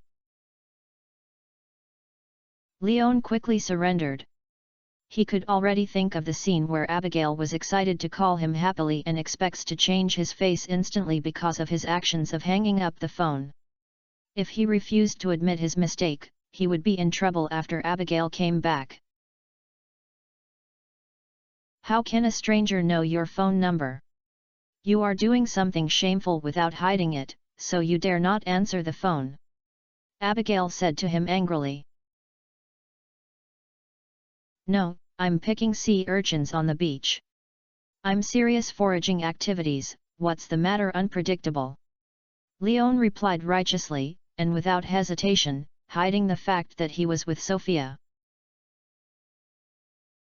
"How could there be sea urchins on the beach? Who are you lying to?" Abigail became even more angry when he heard this. Leon wanted to say that he was picking up clams, she absolutely trusted 100%, but Leon actually said that he was picking up sea urchins. This is not a trait. After all, Abigail has not been to the beach, and she is a local. How can she not know what will be washed up by the waves on the beach? "I didn't lie to you. I really picked up sea urchins at the tide pool. I hang up the phone later and I will take a photo for you and send it with a text message. You will know that I didn't lie." Leon was so injustice when he heard this. To be honest, no one believed it. People in this world cannot trust more. Tidal pool? Are you talking about the place on the other side of the beach? If it is there, you can understand why you can find sea urchins, but you still have to take a photo of me. Abigail's tone became much gentler when he heard this, but he still didn't fully believe Lion's statement. Yes, by the way, how do you feel about the exam? When will you be able to come back? Will you come to the farm for dinner at night?" Leon did not forget to ask Abigail's monthly exam situation today. After all, it is always right to care about his girlfriend. It's not bad. After all, I can learn at home, and the exam content is basically common problems in commercial operations. Some things my dad told me on a daily basis are already standard answers. It is easy to get high scores, but it is basically impossible to fail the subject. As for when I will come back, I guess I have to wait until the evening, so I rarely come to Zuzu City. Mom and Dad are still shopping. I used the excuse of being tired as an excuse to call you in the mall lounge and had time to accompany them to continue shopping later. However, I will definitely go to the farm to find you in the farm. I have prepared a surprise for you. Abigail reminded Leon mysteriously. I've also prepared a surprise for you, so I'll wait for you. By the way, what do you want to eat tonight? I can prepare in advance. Leon was also quite looking forward to the surprise Abigail said, and asked Abigail about his expectations for dinner. No need to prepare anything specifically. I like to eat what you cook. That's it. They are back and it's time for me to die. Abigail speeded up his speech. Well, I love you. Leon nodded and added this farewell greeting at the same time, but it was precisely the word love you that Abigail shouted excitedly in an instant. Oh, what are you talking about? Why are you so stingy? Forget it, let's talk about it when you come back. After saying that, Leon heard the busy voice coming from the other side of the phone, which meant that Abigail had voluntarily hung up the phone. I didn't expect this girl to be so innocent and have such a simple little love words to be at a loss. If she takes out the offensive from Genbir's family, this girl may have to go straight to Hungwon's downtime. Leon, who withdrew his phone, recalled Abigail's panicked words just now, and a very dangerous curve could not help but curl up. Thank you to the Tist boss for the reward of 500 starting points coins. New friends and new boss, I like it. I wish the boss a fortune and love you. Chapter 421 The Past reappears. Whose phone number, and you're smiling so evilly? When Leon answered the phone, Sophia came over at some point and complained at Lion's strange smile. A little witch, I'm thinking about how to hunt her. Leon replied in a metaphorical way. Hunting a witch? Is she a bad person? Sophia immediately became interested when she heard this. No. Leon shook his head. Then why are you hunting her? Sophia looked at Leon in confusion. It's a metaphor. Leon explained helplessly to Sophia, how could I hurt her? We have a good relationship. That's it. Sophia asked more when she heard this, but piled all the shell corals she picked up in front of Leon and asked. I didn't bring a bag and backpack or something. Can you help me pack these shell corals? No problem, are you going back? Leon looked at the stack of shells in front of him, and they were basically different colors and shapes, which made Leon look at Sophia more. Well, I'm a little tired. These small gravels in the tide pool are so bad that they feel uncomfortable when walking. If you come back next time, you have to change to a pair of leather shoes with harder soles. Sophia nodded and explained. Then go back. Leon naturally had no objection. He happened to go back early to find some to prepare dinner, and he could also teach De Wong to learn how to please his future hostess. Seeing Leon magically load all the shell hills he had harvested into his invisible special space, Sophia was quite envious, but she didn't say much and walked towards the Blue Moon Vineyard with Leon. When she arrived outside the villa in the grapeyard, Sophia opened the door with the key and invited Leon to enter the house. After Leon entered the house, he immediately took out the shells belonging to Sophia. Looking at the pile of shells on the ground, Sophia said awkwardly, "It seems that she has picked up a little too much. She probably can't put so many things in the fish tank. You can string it into a wind chime. I have a shell wind chime. If the wind blows by the window, it can make a nice friction sound. You can also make one," Leon suggested. "Shell wind chime. Okay, but I don't know how to do it. Can you teach me?" Sophia's eyes lit up when she heard this, and then she widened her eyes and looked at Leon with anticipation. Leon nodded without hesitation. After all, Sophia taught herself the skills of brewing wine for free today. In return, it was not a problem to teach her how to make wind chimes. Seeing Leon nodding, Sophia clapped her hands happily and began to ask what Leon needed to prepare. Then, according to Lion's request, she went to find the thin thread for stringing shells. After getting the thin line, Sophia looked at the shells on the ground and asked, "Don't you need any chisel carving knife or something? The shells are very hard." "It's okay, I have better tools than those," Leon said and took out the Galaxy watermelon knife and narrowed it into a short knife. Seeing this scene, Sophia was once again amazed by Lion's strange means. At this moment, she really wanted to tie up Leon and ask how many special things or abilities there were. Fortunately, Sophia just thought and didn't dare to do this. After seeing that Leon had sat cross-legged and began to explain the skills of making shell wind chimes, she also obediently sat down and listened to Lion's explanation. In fact, it is not difficult to make shell wind chimes. Sophia himself has good manual experience, so it is easy to learn. Soon, a large pile of shells on the ground became 2 strings of shell wind chimes with the cooperation of Leon and Sophia.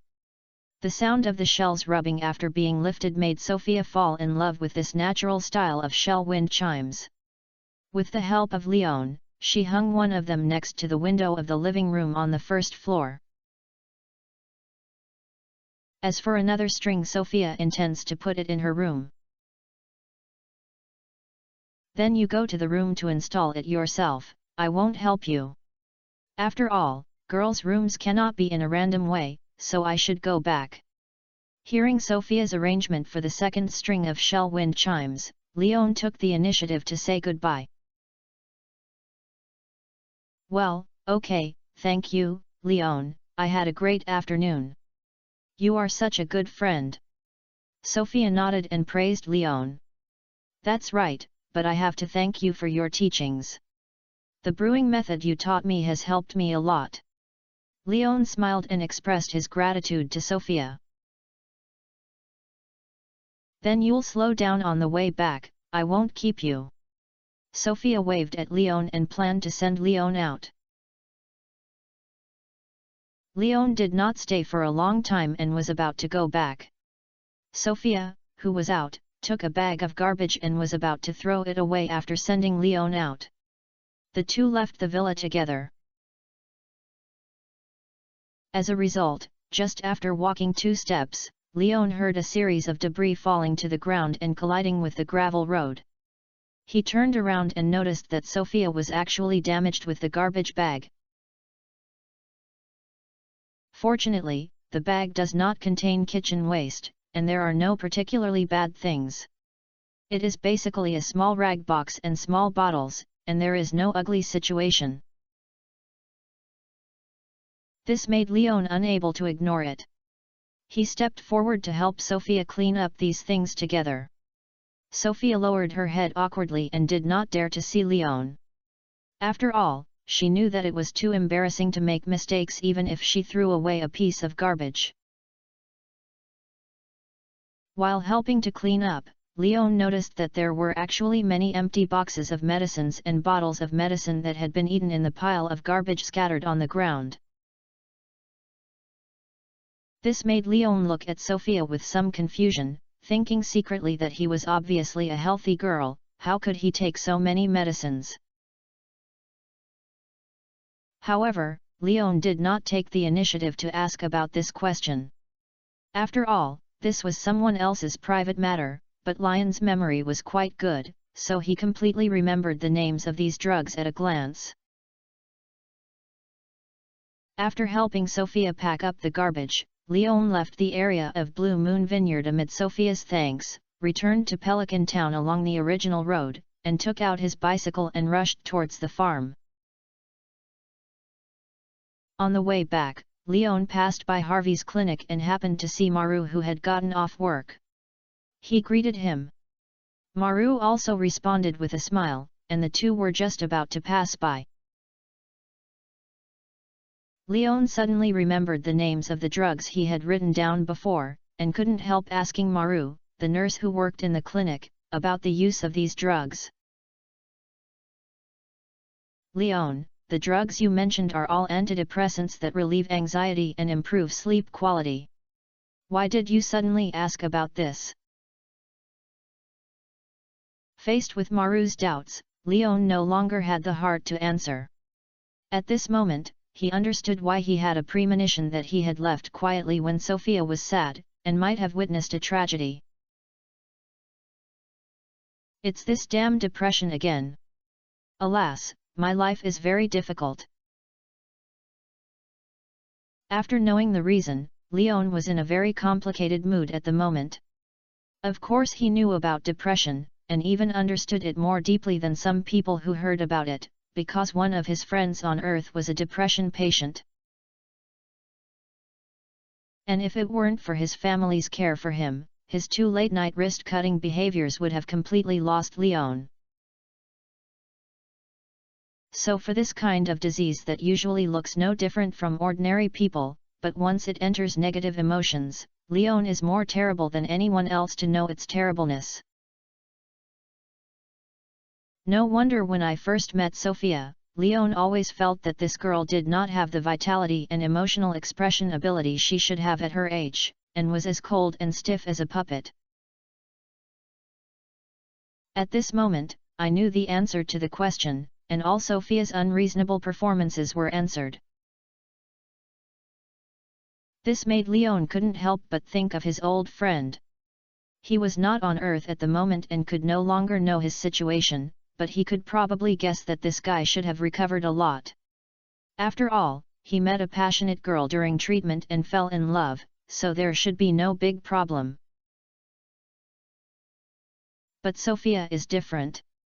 The girl lives alone in the old manor next to a remote cliff, and is also the former residence of her parents who died unexpectedly. Such a place full of memories is not suitable for Sophia's emotional self-regulation, especially when the cliff near the manor is located near the sea. Thinking of this, Leon silently thought in his heart that maybe he could go to Sophia for a walk in the future if he had nothing to do, not only for Sophia, but also for Gus, but also for himself. He didn't want to see the tragedy that happened to his old friend reappeared. The plot is not fictional, it is true. You may think that depression is far away from you, but many people actually have some precursors and don't know themselves. So I hope everyone can maintain an optimistic and positive attitude. Although life is hard, we can also find some fun. If you have nothing to do, you can watch The Big Pendulum Muscle Man, watch cute pet videos, find a boyfriend or girlfriend, choose a game you like and play in a dark place, go out to eat something you like, etc. are the source of happiness, so I hope everyone can stay happy every day. Chapter 422 Dumplings. But although I had this idea, how to intervene was another trouble. Leon believes that he is already a friend of Sophia, but he is just an ordinary friend. If the relationship is very good, then Leon doesn't need to discover it himself. Sophia may confess his situation to Leon. But now, the friendship between Leon and Sophia is really average.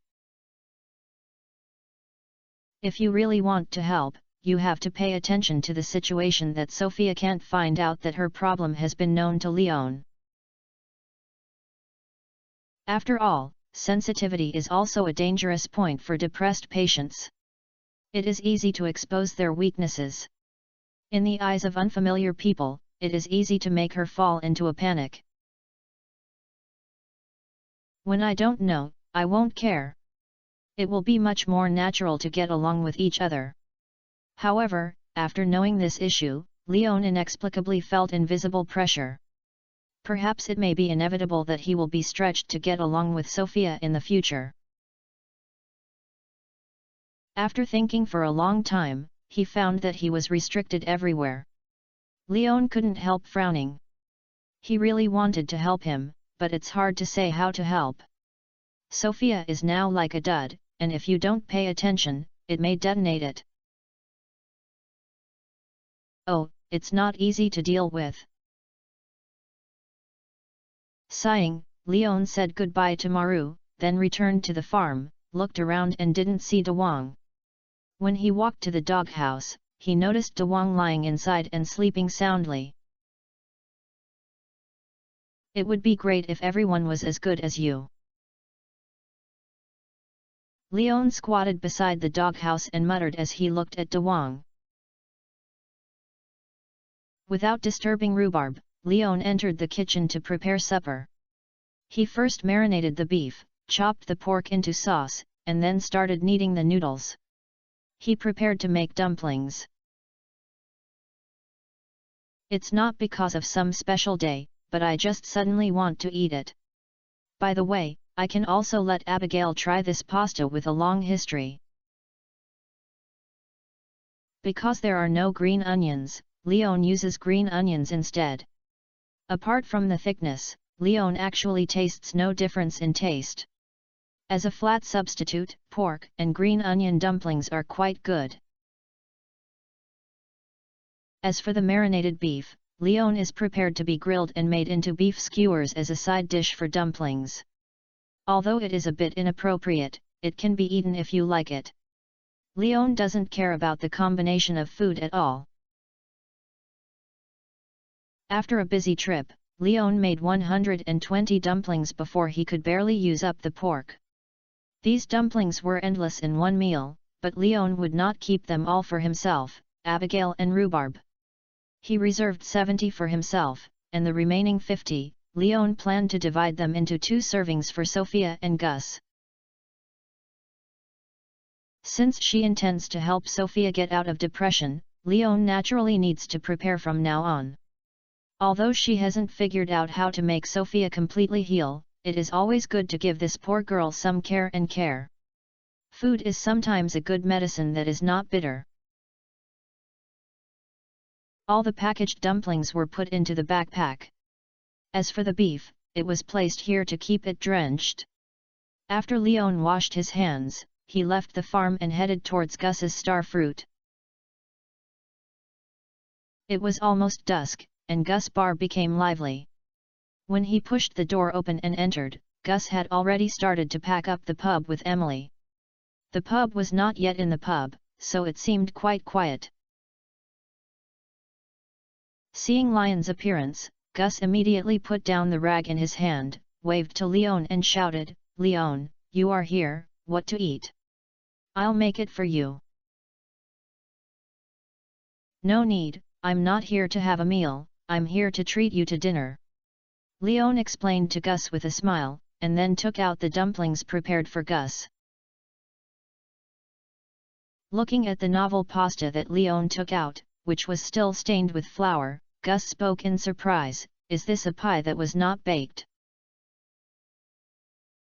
"No, this is dumpling, it doesn't need to be baked, it needs to be boiled," Leon explained, shaking his head. "You can always bring me something new. Gus stepped forward and took the food that Leon called dumplings. How should I cook it? How long? Do I need to put something in the water when cooking? It's good to cook it. Look at the dumplings that are boiling, then put half a basin of cold water into the pot and continue cooking. When the water boils, turn off the heat and cover the pot and wait for about 2 minutes. As for what to put in the dumpling soup, my personal habit is to drop a small amount of oil in the water before cooking the dumplings, and then add half a spoonful of salt. Leon taught Gus according to his own habit of cooking dumplings. I'll try it later. It's just that I haven't had dinner yet.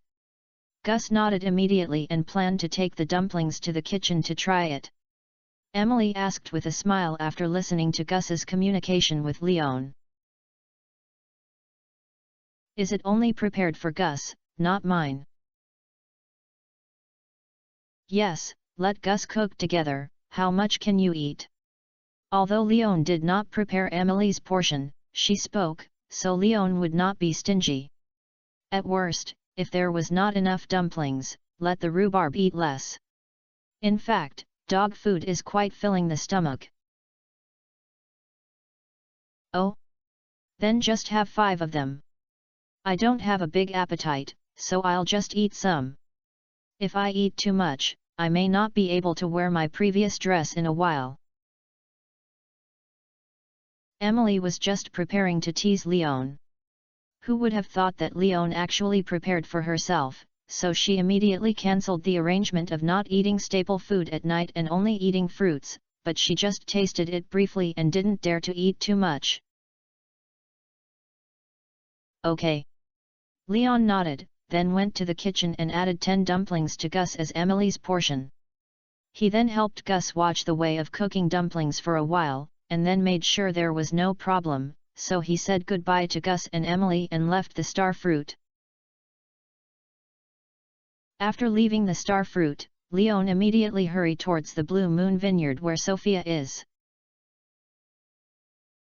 When he was in the kitchen, he heard Gus say that Sophia ordered a Grampton orange chicken and would come here to eat it in an hour.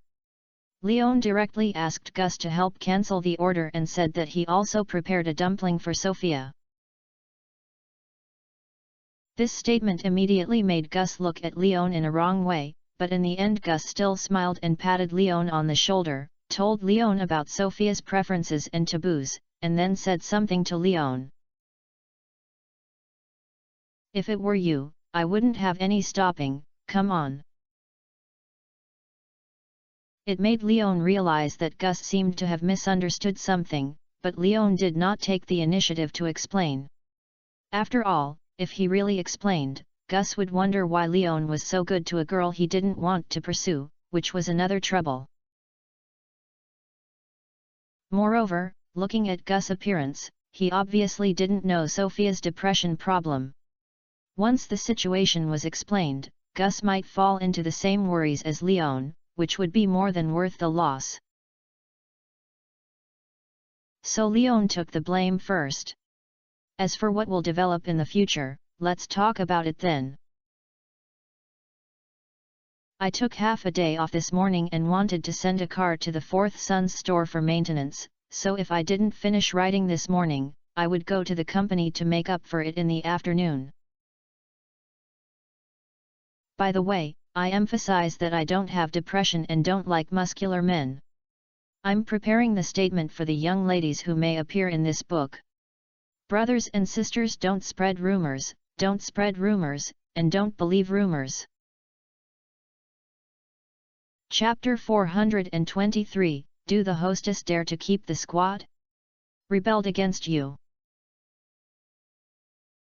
I was already familiar with the road to the Blue Moon Vineyard, so Leon went straight to Sophia's old house, but outside the vineyard fence, Leon stopped and did not knock on the door.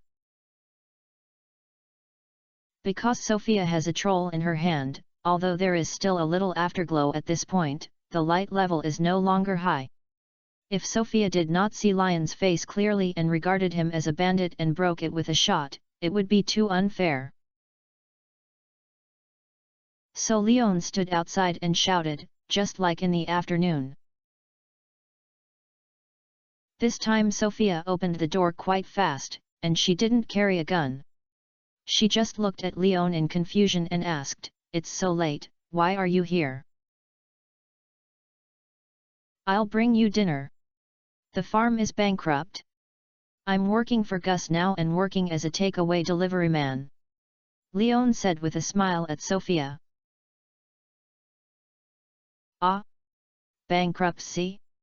Is it so serious? Is the farm mortgaged? If it is mortgaged, you can tell me how much money you owe. I can lend it to you. I also know some leadership teams who can use these relationships to help you with guarantees. You don't have to worry too much." Sophia immediately looked at Leon with concern and began to help Leon with advice. Originally just a joke, but after getting Sophia's answer, Leon suddenly felt that he had not thought about Sophia in vain. This girl's kindness is definitely worthy of being treated and protected by others. "Just kidding, how could I go bankrupt? I am the best farmer in Stardew Valley." In order to avoid Sophia's concern, Leon quickly explained. "Actually, I made some dumplings. When I delivered them to Gus, I heard that you hadn't finished your meal yet and was about to go to Gus to eat, so I thought I'd give you some, so you don't have to go there." "That's it, you idiot, don't joke about such things." Sophia breathed a sigh of relief while not forgetting to criticize Leon. After all, at the moment when she was fooled by Leon, she was already thinking about how to use her relationship to help Leon. "Don't be angry, I'll treat you to dumplings." Leon hurriedly smiled and comforted Sophia, then took the initiative to walk into the house and walked to the kitchen on his own. "What are you doing when you go into the kitchen?" Sophia asked, looking at Leon's familiar appearance. "Cook dumplings for you," Leon replied, then took out the dumplings prepared for Sophia from his backpack, totaling 20, and displayed them in front of Sophia. "It looks so cute." Sophia praised her as she looked at the white and fat dumplings placed on the plate, which were as curved as crescent moons. "No one else can do it if you don't pay attention to whether it tastes delicious or not. It's a blessing that there is no circle of friends in this world and there is no Douyin, otherwise Sophia would have taken out her mobile phone to take 2 photos. "You wait for me here, I'll cook it for you. After it's done, try it if it's up to you. If you don't like it, I'll take you to Gus for dinner." After Leon said this to Sophia, he began to prepare to cook dumplings. Sophia did not refuse. After all, she had never seen this novel pasta before, and she didn't know how to cook it. It would be reliable to give it to a professional like Leon. However, Sophia was not idle either. While watching the fun on Leon, she was thinking about helping Leon. After all, it was her own kitchen, and she was much more familiar with the placement of many things than Leon. But the steps to cook dumplings were much simpler than Sophia thought. Seeing Leon start cooking these ears-shaped pastries with only a soup pot and water, Sophia couldn't help but ask. "Are you going to cook and fry or bake after it is cooked, or mix the sauce in advance to mix?" "No, you can eat it after it is cooked, but the sauce you mentioned reminds me a little. In fact, eating dumplings will be more flavorful if you dip them in vinegar." Leon suddenly remembered the classic way to eat dumplings and said to Sophia. After all, eating dumplings dipped in vinegar is common sense, but some people like to eat silly, and Leon is one of them, so I forgot about it at the first time. Now that I remembered this, I couldn't tell Gus, because the time I spent coming to Sophia, I guess Gus had already eaten it, and was almost finished. "Direct to vinegar? Is it okay to dip it in soy sauce?" I like sushi very much, Sophia suggested. In principle, it's not possible, but if you really like it, you can also try it. After hearing this answer, Leon instinctively wanted to refuse, but looking at Sophia's little face, Leon finally agreed to this slightly choking idea. Then prepare one and try which tastes the best. Sophia immediately started to work hard. The vinegar and soy sauce used to make dipping sauce can finally make Sophia not too happy. After all, she has been keeping Leon busy with her own idleness, and she always feels a little embarrassed. Just as Sophia started preparing these, Lion's cell phone rang again. He looked at the caller ID and it was Abigail. After she called in the afternoon, Leon added a note to the number belonging to Abigail. Hey, what's wrong? Leon took the lead in asking. Leon, are you outside now? When can you come back? Abigail asked immediately after hearing Lion's voice. I have a little while left. You can sit in the house and watch TV, or find Dawang to play with you. I still have something to do here. Leon explained. Darhuang? It's the puppy that blocked me at the entrance of the farm. It doesn't seem to welcome me. Not to mention entering the house, I can't even get into the farm now. As long as I want to get in, it will bark at me and bare my teeth with me. Abigail complained helplessly. Put your phone on the ground and turn on hands-free. Leon directed to Abigail Gale. When Abigail said he had put down and turned on hands-free, Leon spoke. Dawang, let her in. She is the hostess I told you. Don't you want to get stuck in the future? Block her way, let it go quickly, and then go and play with her obediently. Listening to the words of Lion's slightly distorted voice after the amplification, Abigail was delighted. After all, Leon said she was the hostess, but he was a little confused about Lion's way of using words to command a puppy. After all, can such a big puppy really understand such a complicated command?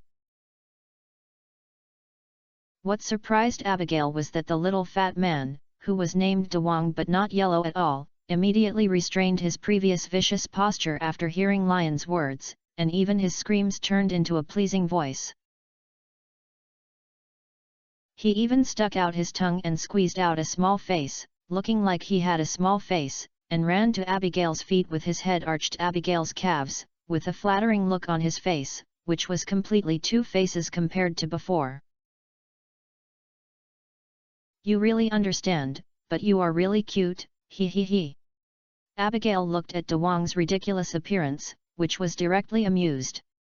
At the same time, he could no longer resist his love for this furry little guy.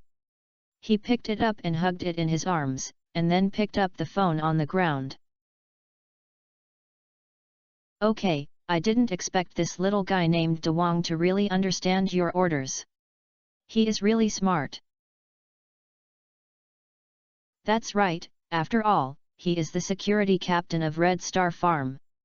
You can play with it first, and I'll be back later. After comforting Abigail, Leon looked at the dumplings that had already floated in the pot and hung up the phone. Sophia, it's time to start a meal. Chapter 424 She is just my sister. Here you.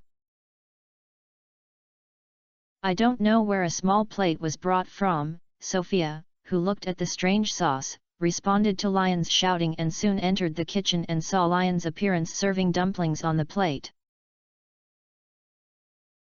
The dumplings in the cooking pot look a little crystal clear. You can see the large ball with a little green meat filling inside through the thin dumpling skin, which looks very attractive. Don't forget to drink dumpling soup when eating dumplings. This is called raw soup and raw food. Leon, who had served the dumplings, did not forget to take another bowl and scooped a bowl of dumpling soup for Sophia, and placed it next to the plate where the dried dumplings were placed. Oh! Sophia listened obediently. After all, it was food that she had never seen before, so she would naturally respect the arrangements of the chef Leon. Take it slow, don't worry. The dumplings that have just been cooked are very hot, so dipped in vinegar can also cool down quickly. You put them in front of your mouth and then blow them a little bite. Try the temperature, otherwise it will easily get burned to your tongue. Leon told Sophia in every detail, and his gentle and patient look was like coaxing a child.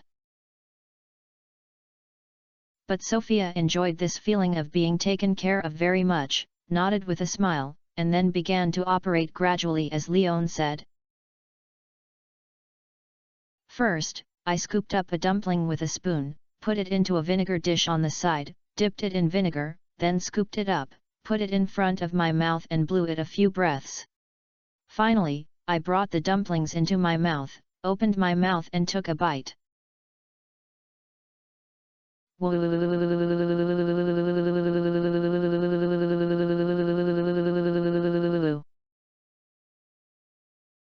With just one bite, Sophia widened her eyes. The dumpling skin dipped in vinegar actually had a special sweet and sour taste. What's more amazing is that the filling wrapped under the dumpling skin is full of soup. All the essence of the pork and green onions with a strong atmosphere are in this soup. It makes people feel extremely bright in one bite, and the meat filling itself is also very stunning, and the taste is extremely satisfying. Just like it. Looking at Sophia's satisfied expression, Leon couldn't help but show its smile. Take it slow, no one will compete with you, it's all yours. Can I try dipping soy sauce in the jam I just prepared? After eating the first dumpling in my life, Sophia immediately had other ideas about the remaining dumplings. Yes. Leon encouraged, it is best to find a way to eat it that suits your taste. Yet. Sophia immediately scooped up the second dumpling. This time she chose soy sauce, but this time she didn't taste as delicious as vinegar, and the taste was a little salty, and there was no refreshing feeling. The dumplings wrapped in soy sauce were a little sticky in the mouth, which made Sophia frown. Then Sophia, who was unwilling to give up, tried the jam again, and the taste became even more strange. It was obvious that jam was not a dip that fits the dumplings. Seeing Sophia honestly choose to dip vinegar, Leon smiled without saying a word, just staring at Sophia eating quietly, and even he himself didn't know how kind his smile seemed at this moment. Don't you eat? After eating for a while, Sophia looked at Leon and asked embarrassedly. I'll go back and eat it. This is for you. Leon explained. Oh. Sophia nodded, then put the remaining half of the dumplings on the spoon into her mouth and finished eating. After taking a sip of the big dumpling soup under Leon's reminder, she then spoke. Leon, thank you, this food called dumpling is really delicious, maybe it will become one of my favorite foods after Grampton orange chicken. It's good if you like it. If you want to eat it in the future, you can call me at any time and I'll make it for you. Leon added. That's it, will you ask me, please trouble you? Sophia was a little expectant and embarrassed when she heard this. After all, Leon was a little too kind to her, which made her feel a little at a loss. It doesn't matter, just be happy, it's not troublesome. Leon comforted Sophia. Leon, are you planning to pursue me? Sophia thought for a moment and suddenly asked. Ah! Leon was stunned for a moment when he heard this, then looked at Sophia with a complicated expression. Why do you think so? Because you are so nice to me, Scarlett said that if a boy is particularly nice to a girl, he definitely wants to pursue her. Sophia replied seriously. Is that possible? I just think you are cute and treat you like a sister, so I will treat you well. Leon gave an example helplessly when he heard this. Sister? But we obviously have no blood relationship. Sophia looked at Leon in confusion and asked back, are you and I relatives? But why don't I know? It's just a metaphor. But I have wanted to have a sister as cute as you since I was a child, but it's a pity that I don't have it, but this still cannot erase my wish for having a cute sister. In fact, if you want to, it's not impossible to recognize me as a fucking brother.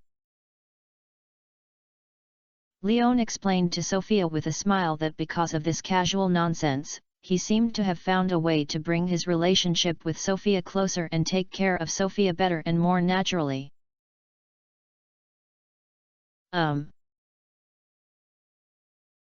Sophia raised her eyebrows when she heard this.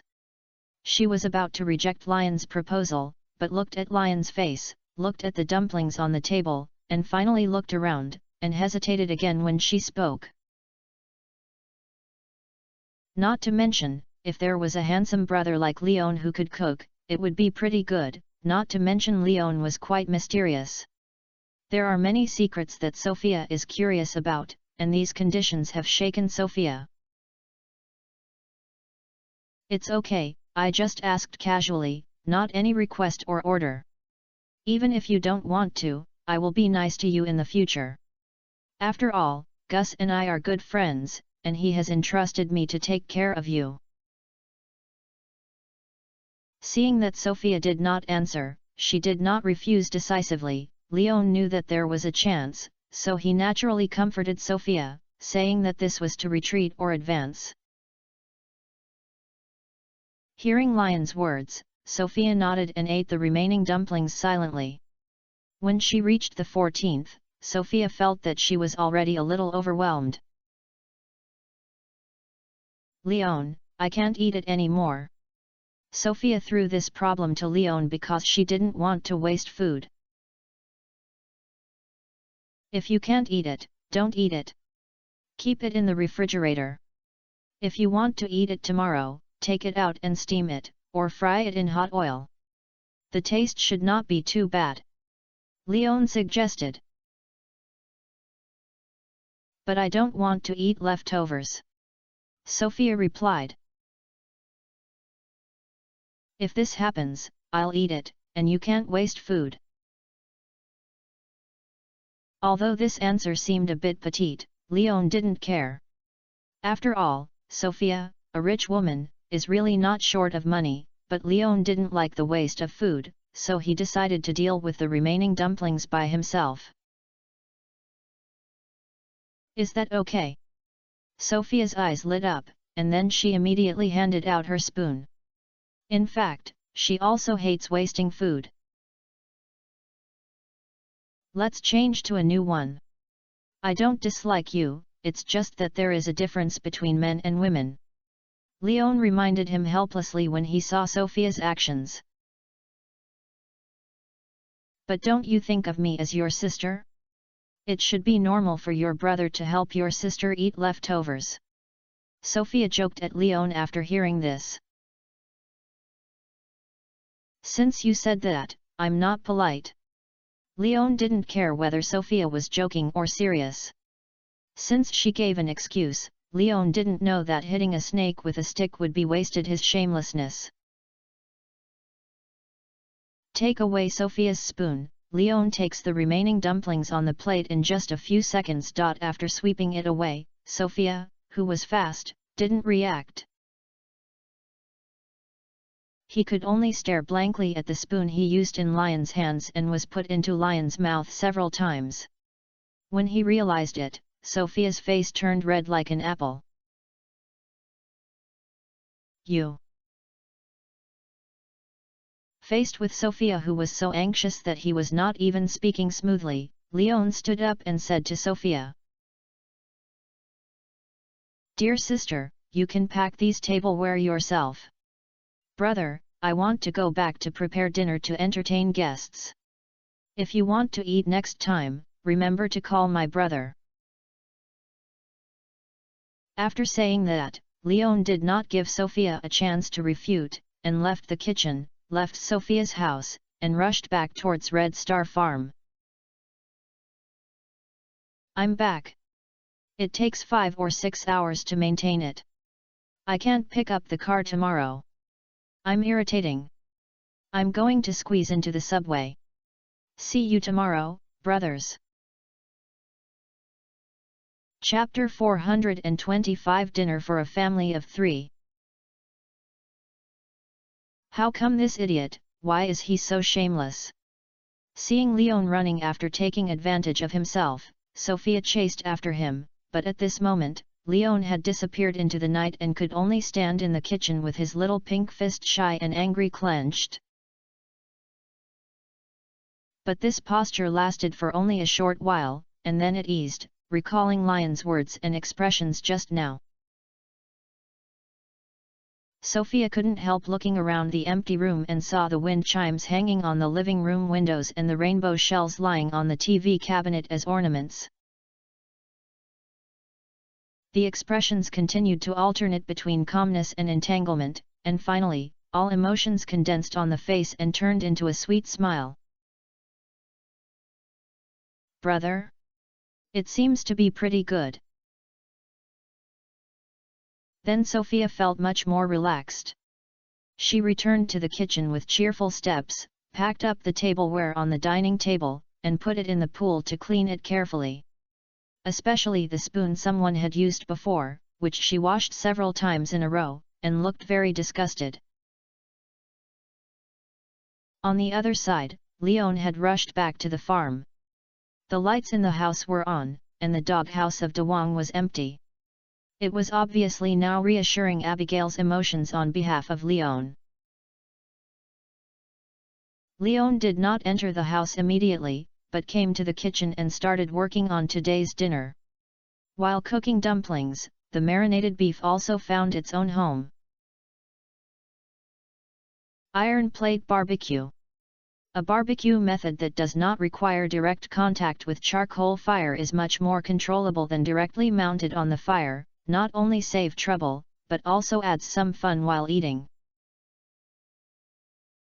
You can pick up food or even feed your partner without any burden. It is one of the best choices for eating with girls. It is just a test of the operator's grasp of the temperature of the ingredients. Friends who have not studied cooking skills should not try it easily, otherwise don't blame me for your stomach if you eat it badly. Perhaps it was the lights on the kitchen, or the sharp dog nose of Rhubarb smelling the smell of barbecue. Soon, Abigail entered the kitchen with Rhubarb, shouting at Leon, who was busy in front of the stove, and the slices of beef that were scalded on the iron plate. Leon, what are you doing before? I'm going to deliver dumplings to someone, which is our staple food tonight. Leon said, and the first pot had been cooked, so he took out a basin for Abigail and complained to Abigail. It's almost done, put down the rhubarb, it's going to have a meal. Abigail was reluctant to let go of the soft fur of rhubarb again, and then he carefully placed it on the ground. As soon as the rhubarb broke away from Abigail's arms, he ran away from the kitchen. After more than 10 seconds, he ran to Lion's feet with his own rice bowl in his mouth, making a pose that he had become accustomed to. It is the dog's paws that hook the edge of the iron plate and press down, lift one end of the iron basin high, and then put it down, causing the iron basin to hit the ground, making a crisp sound. Leon kicked rhubarb away with his instep in disgust, causing Abigail to step forward and try to argue with Leon. Can't you treat it better? Don't you like it if Dewang is so cute? I like it, of course I like it. I like it so much that I can't wait to swallow it into my stomach and integrate it into me. When Leon said this, he was staring at De Wong. Sure enough, after hearing this, De Wong immediately understood what Leon meant and came to Lion's feet very flatteringly and shouted at Abigail. It seems to be warning Abigail not to meddle in other people's business. This is the play between it and its owner, and it is the way between males. If the females don't understand, don't talk nonsense. Oh, it dares to yell at you. This dog is not well known. Otherwise, we can add a meal tonight. I am also good at making dog meat hot pot. Seeing De Wong showing her loyal appearance, Leon held back his smile and continued. Aou! De Wong let out a mourn. It was extremely confused at this moment. It was not good to help the owner. It seemed that there was a problem with the human female. Its little head was about to go down. Fortunately, Abigail still felt sorry for De Wong, so he hugged the dizzy De Wong in his arms to comfort him, and at the same time, he turned his eyes blankly. Dubarb is very smart. If you scare it like this, it will be scared. It's okay, this little guy knows I won't hurt it. It's just struggling with whom to help. Leon easily guessed De Wong's idea. After all, this puppy couldn't hide any worries. Just after he finished talking about that joke, the little guy kept switching between himself and Abigail, obviously considering who to surrender. Then you can't scare it. Abigail threatened to Leon, if you scare it, I'll beat you up. I'll talk about it when you can beat me. Leon shrugged, not caring about Abigail's threat. De Wong obviously did not take Abigail's words seriously, and started a journey of relying on people. He just stared at the dumplings floating in the pot. It was obvious that the softness on his body was not as fragrant as the dumplings in the pot. After the portion given to Abigail was served, Leon put more than 10 in the dog basin of De Wong.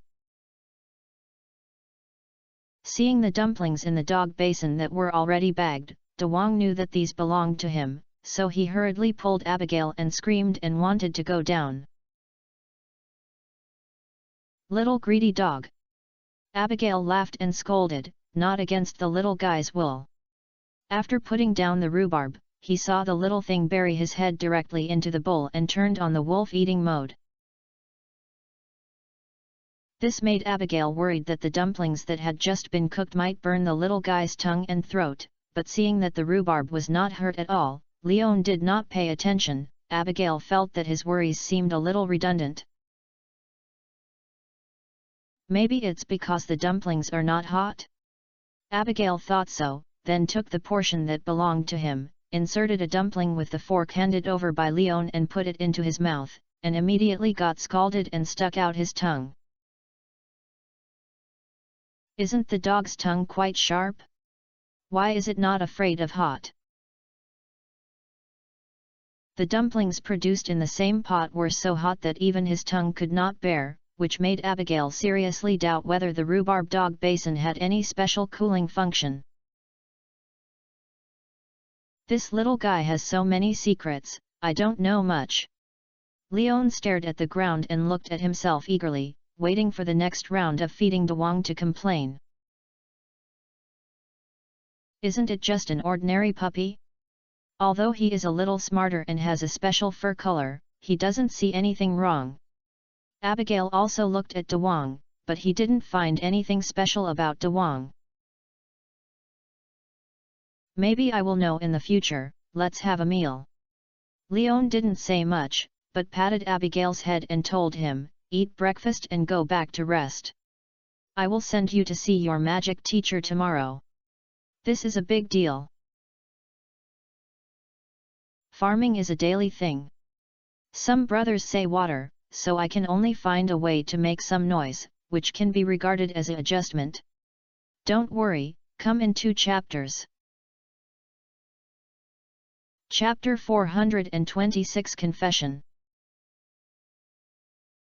Well, I know, so today, in addition to choosing gifts for you, I also prepared a copy for the wizard whom I haven't met."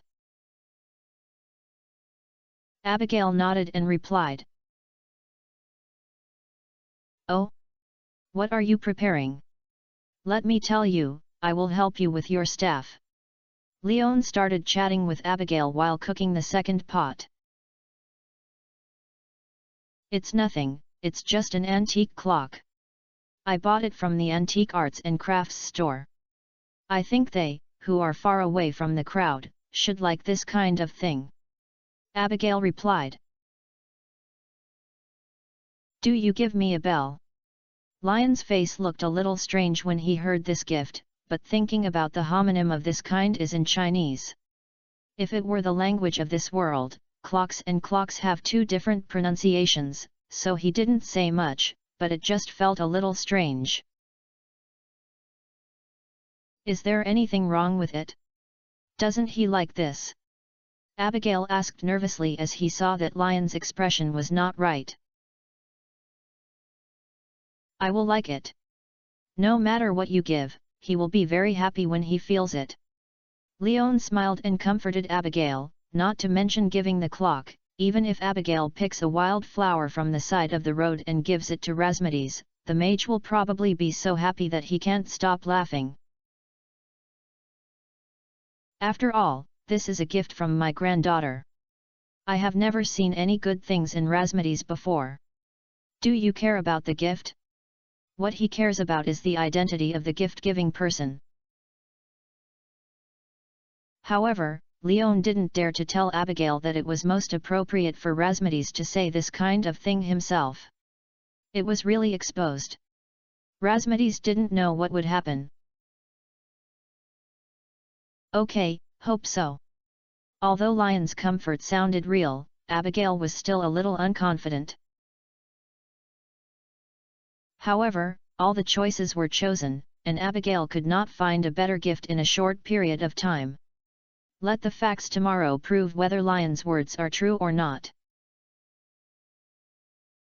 "By the way, aren't you curious about the gift I've prepared for you?" Since I talked about the gift, Abigail naturally did not forget the one from Leon. "I guess it should be a dress." Leon flipped the beef on the iron plate and took the time to answer. "How did you know?" Abigail was so depressed when he heard this. After all, Leon guessed too accurately, which turned his so-called surprise into a joke. "Because the flower festival is coming." Leon replied with a smile, "so dresses are the best choice. You should also buy yourself the same matching women's dress, right?" "It's not interesting at all. It's really annoying that you are so smart." Abigail rolled his eyes and complained.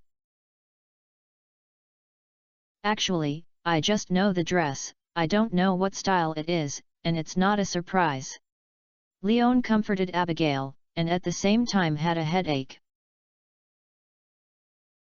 After all, if he remembered correctly, Emily also planned to sew a dress for herself. The two had agreed before that Leon would wear this dress to become Emily's first dance companion at the flower dance festival. Now Abigail is also considering the matter of the flower dance festival, and now Leon doesn't know what to do.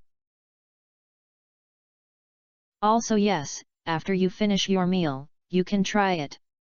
It took me a long time to find the only one I am satisfied with. It must be very handsome when I wear it on you." Lion's comfort was still very effective. Abigail cheered up at this moment and suggested to Leon with anticipation. "Yeah." Leon nodded, without saying anything. After the beef was roasted on the iron plate, Leon divided it into 3 portions, giving Abigail the most portion. Secondly, the rest were rhubarb. At this moment, the second pot of dumplings were cooked. Leon prepared his own portion and served the rest with rhubarb. Looking at the beef and dumplings in the basin, Rhubarb was so happy that she almost jumped up. After all, her master's craftsmanship. Rhubarb was recognized. Leon ate his own portion quietly, while quietly listening to Abigail's talk about his experience today and the experiences of Zuzu City. From time to time, he echoed a few words, and the dinner ended quietly in this leisurely time. Abigail, who had enough food and drink, held hands with Leon and walked into the wooden house, because Abigail had already put the dress in advance in the house. This trip happened to allow Leon to try whether it fits. De Wong originally wanted to join in the fun, but Leon had just a look. De Wong immediately understood the meaning, turned around and walked towards his dog house. He had already eaten his meal, so it would be fine if he didn't eat this dog food. When Leon and Abigail entered the wooden house, Leon saw the black tuxedo placed on the bed. The collar and cuffs were wrapped in dark gold silk threads, and there was a matching brooch on the chest, which looked very low-key.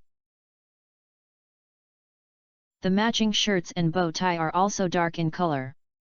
Leon thinks this upper body effect should be quite sexy.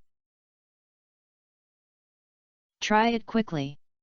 Looking at Leon looking at the dress, Abigail couldn't wait to urge Leon.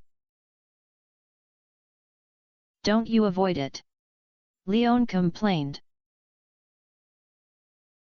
It's not that you're going to take off all. Abigail retorted to Leon in anger. It makes sense, but I mainly couldn't grasp my complete figure. Leon quipped at Abigail with a smile, and then began to take off his t-shirt and work pants, leaving only a big shorts, and then started to change into this dress. Not to mention anything else, this dress is really comfortable to wear. Not only is the fabric choice extremely close-fitting and breathable, but the size is also very suitable, which surprised Leon. He didn't remember that Abigail had made accurate measurements of himself. He could buy such a suitable dress with just a naked eye observation. He didn't know if Abigail was talented or had guidance from experts. Abigail was not idle either. After Leon changed into a dress, he kept helping Leon tidy up his cuffs and collar, and also adjusted the position of the brooch and tied the bow tie. When he finally appreciated the results, Abigail's eyes were blurred. There is no way, this slim-fitting dress highlights Leon's body curves, and the mystery and high-end feeling brought by the dark color, coupled with the facial features of the Leon logo and the unique temperament, is indeed too eye-catching. How does it feel? Because there was no mirror to provide Leon with observation, Leon could only ask Abigail. It looks so good. I don't want you to wear this outfit to go to the flower festival. This is too cheap for others. Abigail bit his lip and admired Leon at the moment, his eyes full of entanglement. Then I won't wear it on the flower dance festival. After hearing this, Leon immediately echoed, I will only wear this outfit for you to show you, so that it won't be cheaper for others. Forget it, otherwise what are you wearing during the flower dance festival? Although Abigail was very satisfied with this answer, he still did not agree with this idea. After all, although she was reluctant to let Leon go out in public in dressing like this, she also wanted to witness the envious eyes of others after becoming her dance partner. In short, it was very contradictory. Actually, before you, I had already entrusted someone to sew a gift from the flower dance festival for me. This person is Emily. Of course, this is before we determine the relationship. Leon thought for a moment, and finally decided to tell the truth to Abigail. Chapter 427 The Messenger. After all, instead of letting this bomb break out on the day of the flower dance festival, it is better to detonate it in advance. In this way, I have time to put out the fire. Emily? How could she help you make dresses? This is a very troublesome thing. How much did you spend? Abigail was not surprised when he heard this. After all, Emily's handicraft ability and love to sew clothes, she, the Pelican Town, had known about her long ago, or in other words, no one in Pelican Town did not know the fact that Emily had a profound attainment in this area. Oh, she mentioned it on her own initiative, and there are some things in it, I want to explain it to you. Leon sighed, and explained clearly his agreement with Emily and his learning of dancing with Emily. After hearing all this, Abigail's expression was very wonderful, including anger, surprise, regret, surprise, gladness, and resentment. So many emotions gathered on Abigail's face, which made Leon feel a little scared. After being silent for a long time, Abigail slowly spoke, "So, what are you thinking now?" "I'm not sure, but you know, I'm a promise keeper," Leon said tentatively. "Oh, then that's it. You wear the dress that Emily has customized for you and dance with her first dance," Abigail said expressionlessly. It sounds like a generous decision, but Leon doesn't think he was a fool. Knowing this sentence, Abigail's hidden murderous intent immediately changed his words, "Actually, I can also break the appointment. It's not a good thing to lose a promise. There's a second time. If the person who lost the promise is me, wouldn't I cause trouble for myself?" Abigail rolled his eyes and complained. "But won't you be jealous or angry? After all, your boyfriend's first dance at the Flower Dance Festival was not with you or something." Leon looked at Abigail's expression and was a little confused about Abigail's thoughts. "Of course I'll be jealous, but this incident has happened, and it was before I revealed my feelings. Strictly speaking, when you agreed, you were still single, so even if I was jealous, I couldn't change this fact," Abigail said, then pulled Leon to sit on the head of the bed and leaned against Lion's chest. "And it's just a dance. I don't want you to think that I'm a possessive girl. A dance can only cost 5 minutes at most, but I don't know how many 5 minutes the Flower Dance Festival will last for a whole day, so if you just have a short patience, it's not a problem, but you have to make sure that the next time belongs to me." "Thank you for your understanding." Leon was moved to tears when he heard Abigail's thoughtful remarks. "No need to thank you." Abigail's eyes were turned and Leon said sarcastically, "And you should be very happy at this moment. You can dance with 2 girls during the Flower Dance Festival, or in front of your girlfriend. This must be very exciting, right?" "That's it," Leon replied with a wicked smile when he heard this, "the real exciting thing is another kind. I just don't know if you are willing to witness with me." "Bah, don't think about it." Abigail spat at it with resentment and vetoed Lion's hint without hesitation. She had already understood Lion's little thoughts. Leon was not disappointed, but just hugged Abigail quietly. His previous words were just to test Abigail's emotions. Now he found that Abigail was really helping Leon think from his own perspective, rather than speaking angry words. Leon felt much more relaxed. Looking down at Abigail's pretty face, Leon felt extremely lucky at this moment. Who would have thoughtful girl thought she was careless before? This contrast made Leon unable to help but peck her cheek. "Will I wear this dress on the Flower Dance Festival?" The sneak attack succeeded, and before Abigail rolled his eyes, Leon spoke. "Of course you have to wear it, you must wear it." Abigail's attitude towards this issue was very firm. "No problem, then I'll talk to Emily later, don't bother to do it." Leon naturally would not refute Abigail's request. After all, Abigail has made concessions, and it's time for him to show his attitude. Yet, hearing this, Abigail immediately smiled, then continued to lean on Lion's chest, enjoying the comfort of moving at this moment. After a long time, Abigail reluctantly left Lion's arms. "It's time for me to go back, I have to rest early, so do you." "I'll take you back," Leon suggested. "No need, I have to walk back and dissipate the smell on my body, so that my mother can smell the smell that belongs to me. It will be very troublesome. Last time you sent me back, my mother said that there was a special smell that belonged to me. She asked me if I was sticking with you. I used the reason to practice fighting skills with you to make excuses. If she smelled it again, it would be difficult to explain." Abigail shook his head and then complained. "I've never seen you spray perfume, but why are you always surrounded by this special and obvious fragrance? If I hadn't been sure you were not a good thing, I would have thought you were a gay."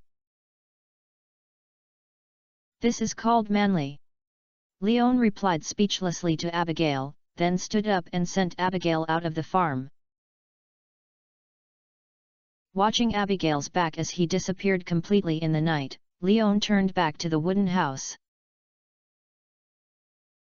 Taking off this tuxedo and tidying it up and hanging it on the simple clothes hanger, Leon immediately went to take a shower and changed into ordinary clothes, which made him feel much more comfortable.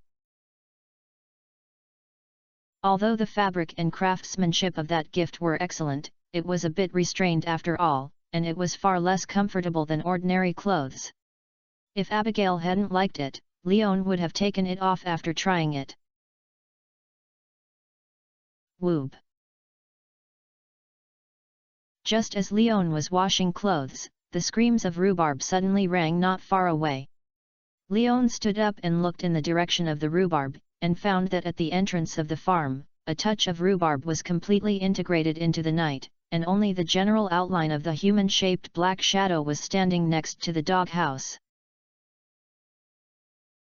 This strange scene made Leon directly take out the Galaxy watermelon knife and slowly walk towards the location where the black shadow is. Before he took 2 steps, the black shadow suddenly disappeared.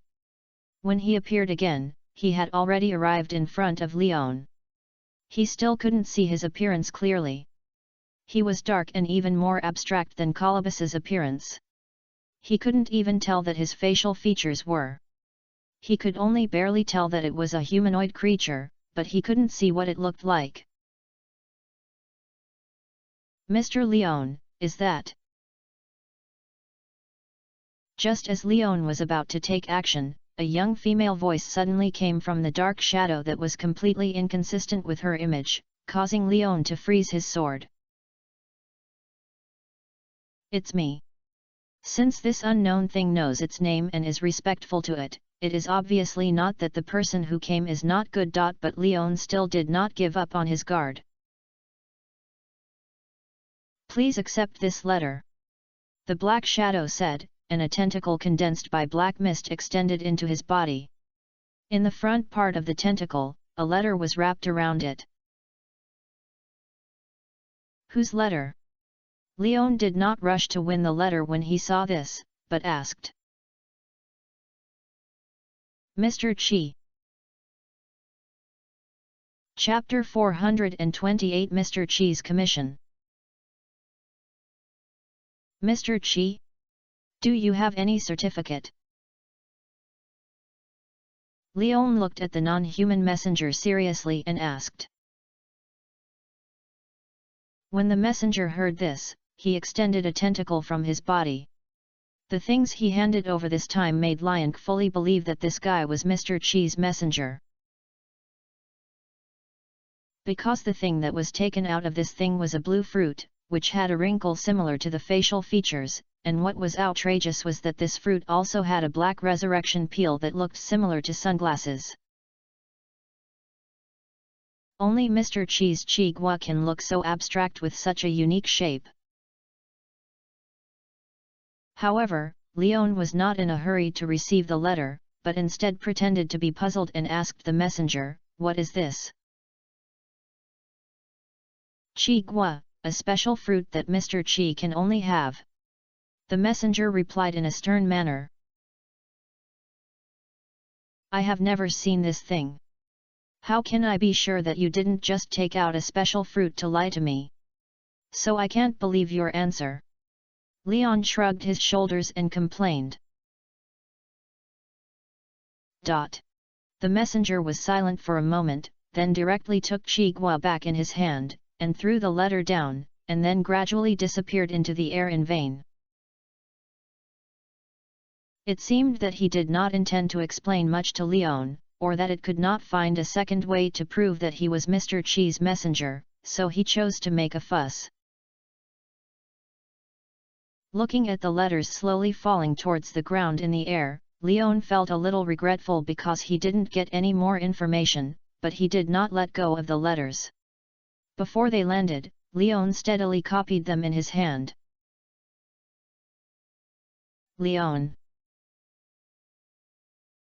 In the mine cave in the eastern mountainous area of Stardew Valley, the greedy mineral tycoon unscrupulously waved his pickaxe to the depths of the mountain and stripped out the metal ores that were accompanied by the mountain. However, he was obviously not satisfied with this, but instead became more and more eager to hollow out the mountain. Perhaps it was because he found that the more he digs down the mountain, the higher the output of metal ore. But what he didn't know was that there was a kind of existence buried deep in this mountain that ordinary people could not understand, and even if the legacy of this existence had been over hundreds of thousands of years, it still retained the purest malice. So I have a task to hand over to you: dive into the deepest part of that mining area and take away the legacy in advance. In return, you can get a generous reward and a good fixed asset support in this mission. By the way, I would like to remind you that the legacy will not have any impact on you, but it is different for ordinary people. If ordinary people without protection come into contact with this legacy, then there will be a group of people who are distracted from their minds. How terrible is this monster that has been stripped of reason and emotion? You can go and learn about it with the mage in the legacy of Stardew Valley. I hope you can complete this task within 3 days. Of course, I will not force you to choose whether to accept the task or not. Together. Are you entrusted the task? Why did you come to me? After reading the contents of the letter, Leon folded the letter and said to himself. He remembered the commission that Clint accepted to ask him to work overtime. It was a batch of brand new pickaxes, and the demand was the eastern mining area. I also remembered the prison that was teleported to by Master Razmedes after returning with Abigail last time. In Razmedes's description, the meaning of the existence of that prison seemed to be to detain the unwilling person mentioned in the letter. That's why Leon sighed. Logically speaking, such a thing should be the task of the guardian Razmedes, who was entrusted to him by Mr. Chi at this moment, which made Leon a little helpless. I don't know why Mr. Chi chose him as an ordinary farmer as the principal for the reason, but Leon was quite interested in this task. After all, he is short of money and is also very interested in what Mr. Chi said about fixed assets. Use money to eliminate disasters for others. As long as it is not a cake, Leon is still willing to show his warmth. However, there is no rush to do this. I have to send Abigail to Razmedes to the side of Razmedes tomorrow. I just happened to ask the mage what the situation is, and then see if I can ask Razmedes to provide some small support to ensure that I am prepared. As for the dangerous problems that miners may encounter, Leon will not worry. Mr. Chi said that completing this task within 3 days proved that the miners did not have the risk of being exposed to the dangerous remains in a short period of time, so time is too late. After thinking about the next plan, Leon took a trip to the doghouse to comfort De Wong, then returned to the house and went to bed to rest. After the sunshine of the next day spread into the house as usual, Leon got up and stretched. The routine daily watering and feeding chickens to check the cave. After a set of procedures, Leon was surprised to find that the mushrooms in the cave had a brand new mushroom this time. Morel collection. It is very popular because of its unique taste. I finally got 4 kinds of mushrooms. Holding this morel in hand, Leon straight-eye took it back to the house and took out the ordinary mushrooms stored in the treasure chest, red mushrooms and purple mushrooms, and placed them with morels. I opened the production bar of the system panel, clicked on the potion of life, and chose to make it. Life potion, dish restore all health points and injuries. You need to prepare in advance to take out the backpack and need to carry it in a container. Seeing the 4 mushrooms disappear and instead of a ball of red liquid lying quietly in their backpack, Leon found an empty cup in the room and poured the potion into the cup. He picked up the cup and put it in front of his nose and sniffed it. He didn't smell any special smell. As for trying it, Leon was not willing to do so. After all, who knew that if this portion of the life potion would be consumed directly after taking a bite? If this really happens, wouldn't it be a big loss? After all, it is a life-saving thing. It's just this for the time being, and Leon dare not waste it. After stuffing the cup containing the potion of life into the backpack, Leon began to organize his backpack. After sending Abigail to the Mage Tower today, he had to go to the eastern mining area. Although he felt not in a hurry last night, completing this task early can also help those miners escape from the hidden threats sooner. The miners who are not accustomed to being human, and the hard-working miners are innocent. And Leon still has a good impression of these miners. Because these rough men can occasionally be seen at Gus' Starfruit Bar. Although they look a little dirty, they never cause trouble for Gus. Every time they go to drink, they bring clean gloves before picking up the beer glass. They didn't even look for chairs, but they just gathered in groups of people standing in the bar to communicate, drink and chat. The sound was not too noisy, and no one would make a fuss after drinking, and their quality and character were extremely outstanding. This group of good old people should not have encountered a disaster that did not belong to them. Chapter 429, Words and Methods follow. After Leon had finished packing his backpack, he left the wooden house and began to prepare breakfast. The portions for 3 people include the one with rhubarb, and the other is prepared for Abigail. Breakfast is very simple. The meat-filled pancake highlights a carbohydrate and increases protein, which can provide people with the greatest satisfaction and energy supply. As soon as the first pot was released, Rhubarb smelled the smell and entered the kitchen with a basin in her mouth. Behind Rhubarb, Abigail also entered the kitchen. Today, Abigail was wearing a very simple sportswear. His previous small skirt was put away. In addition to his hands and neck, he was wrapped tightly. He also held a large box in his arms, which looked quite heavy. Isn't it hot to dress like this? And you are learning magic, not fighting skills.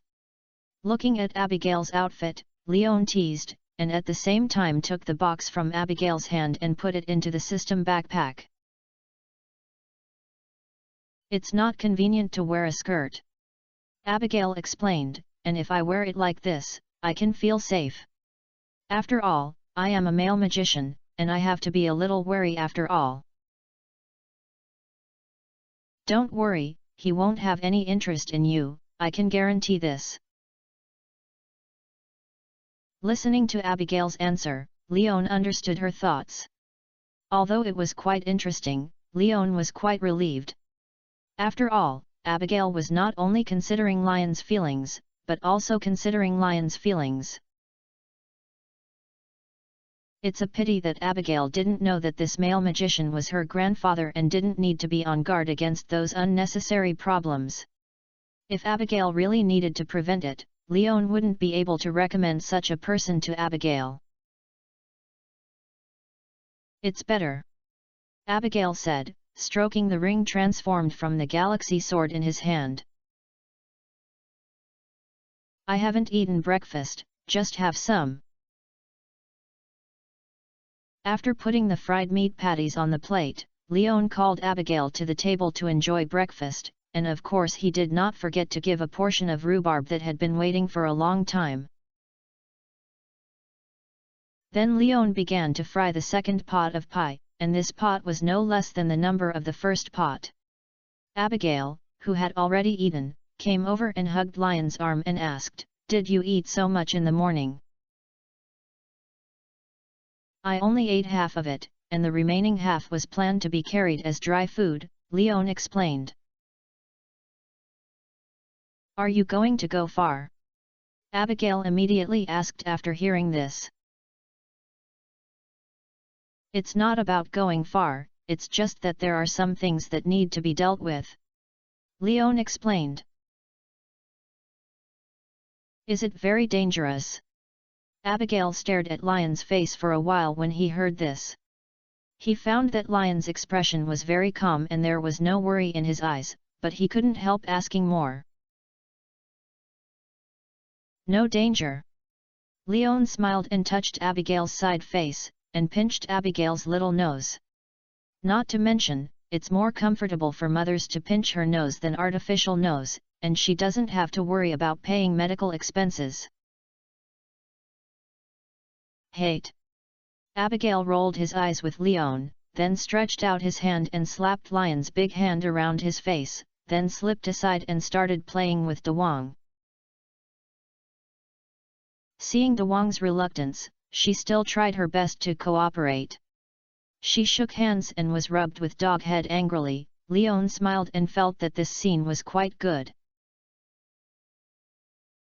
Perhaps in the days to come, such a scene should be witnessed countless times.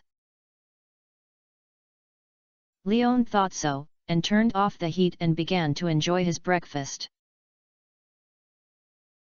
After eating, he wiped his hands clean, and Leon walked to Dewang, held Dewang in his arms, and whispered, "I don't know how long it will take for me to come back. If you are hungry at noon or at night, you also know the location of the dog food, go and eat it yourself. Then just turn on the faucet and drink it. If it really doesn't work, you should know the way and go to the two sisters' homes last time and take good care of yourself." "Wang Wang!" Dewang shouted twice to show that he understood. Seeing Dewang so worry-free, Leon gently put Dewang back on the ground, and then took Abigail toward the mage tower. "Which mage lives in seclusion in the coal forest?"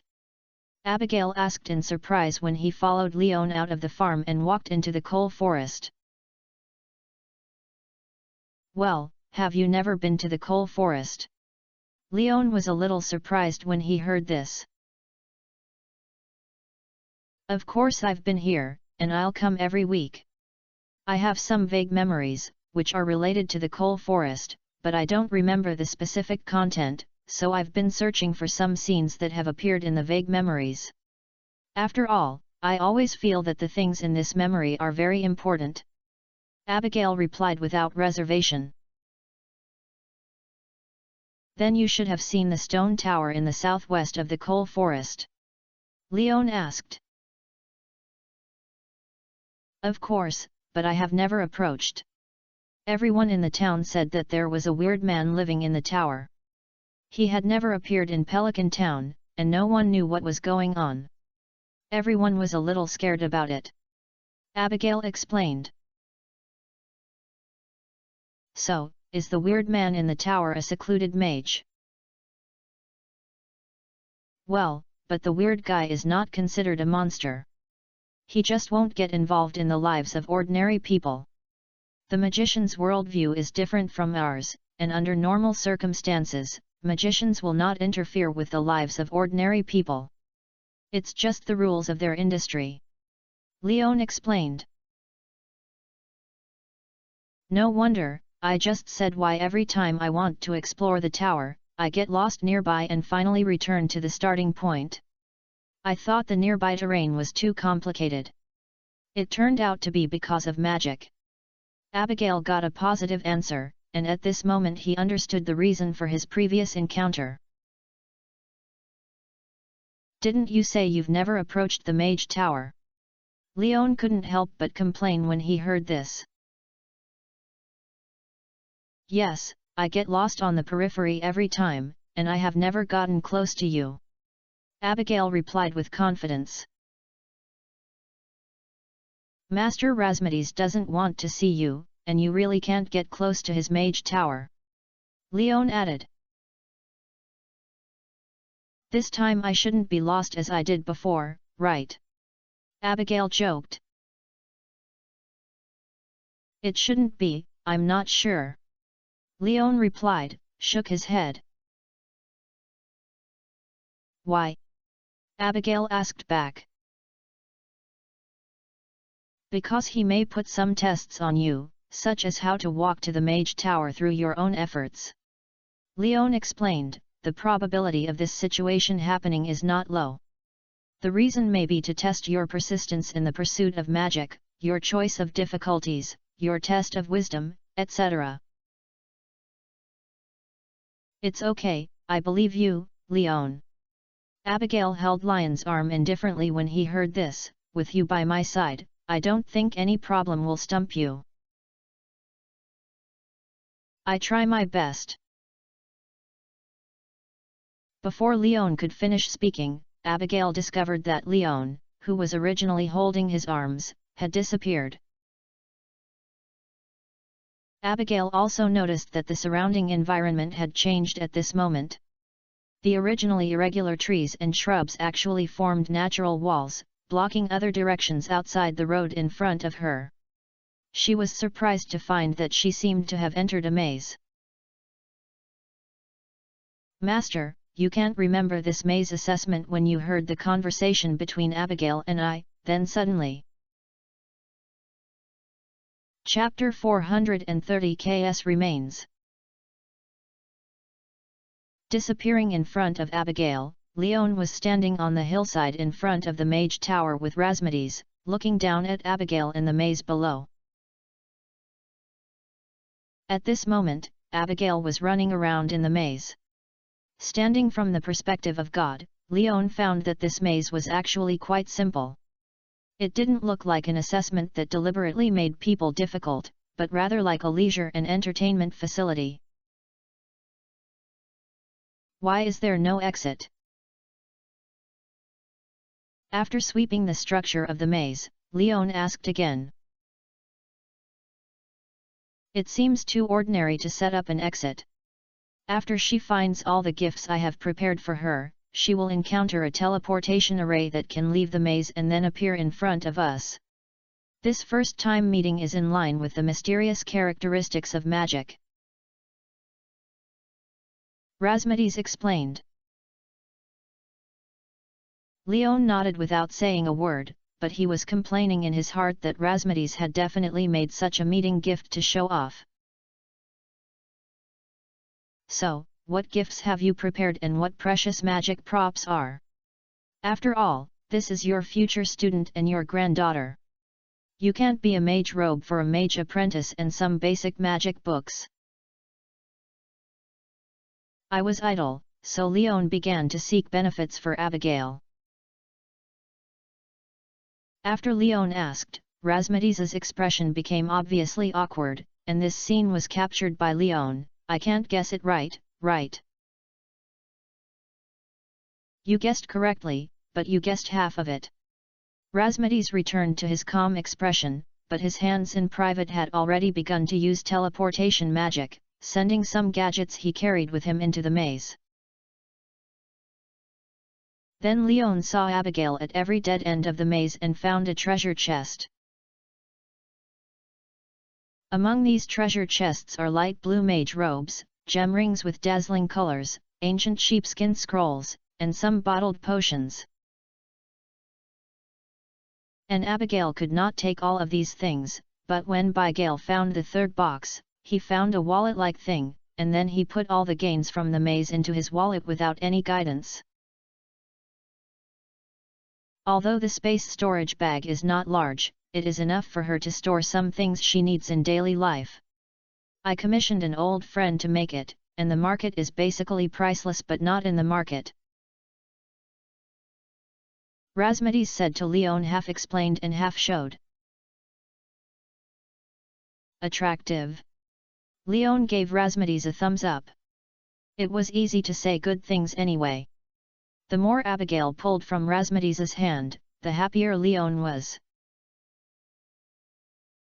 These are all prepared for her, don't think about cheating these things from her. Razmedes suddenly reminded. I'm not that greedy yet, and I'm not interested in these things. Leon looked at Razmedes speechlessly, secretly complaining that he was so unbearable in Razmedes's heart. You'd better do this, otherwise my prison will prepare a single room for you at any time. Razmedes warned.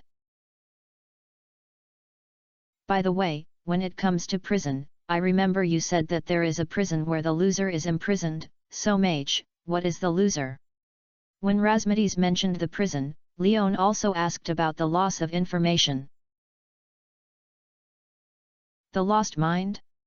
A group of bewitched clowns are basically transformed by greedy humans who pursue power and wealth, becoming dangerous creatures like monsters, and because they maintain the appearance of human beings, they can mix into human society and cause some trouble. Because you lose the emotions and moral values that belong to people, you are called the loser. If you find such things in the future, just kill them directly. You natural sons have absolute insight into the loser.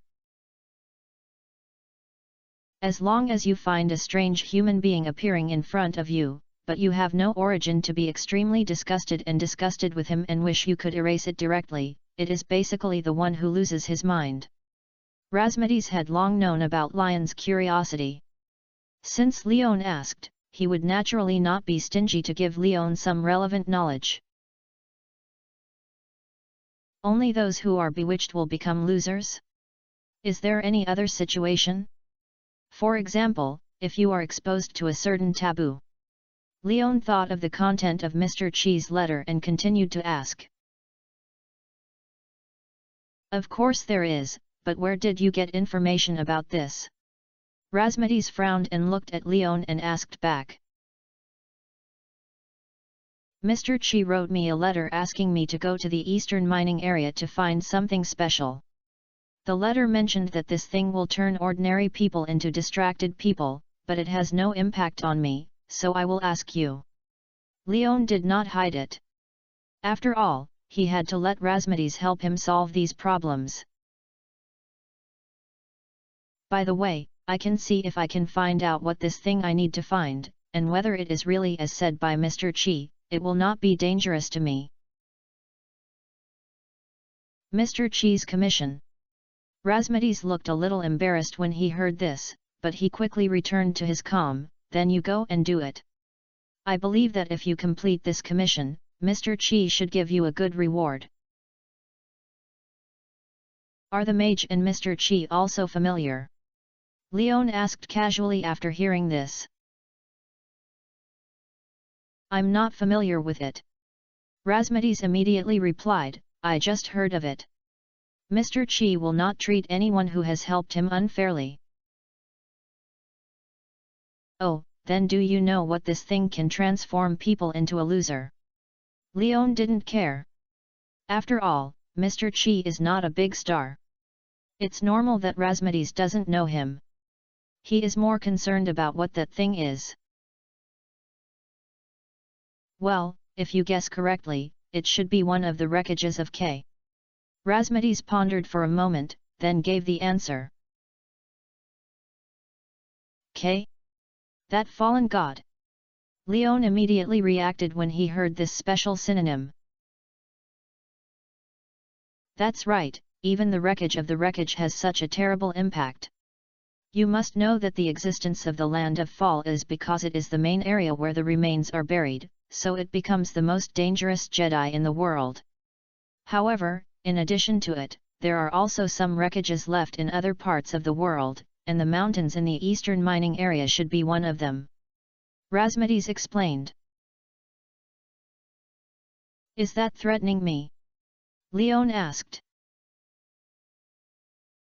After all, it involves the remains of the fallen god, or the remains of the evil god on the chaotic side. Leon felt that he was such an ordinary farmer, and he was incomparable to him. No threat. Razmedes answered confidently.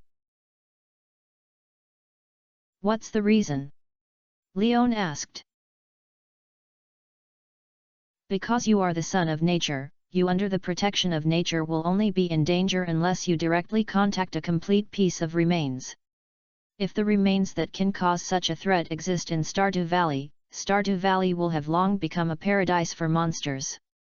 Even if it is buried deep in the mountain, it cannot stop the power evaporated by it. Razmedes explained to Leon.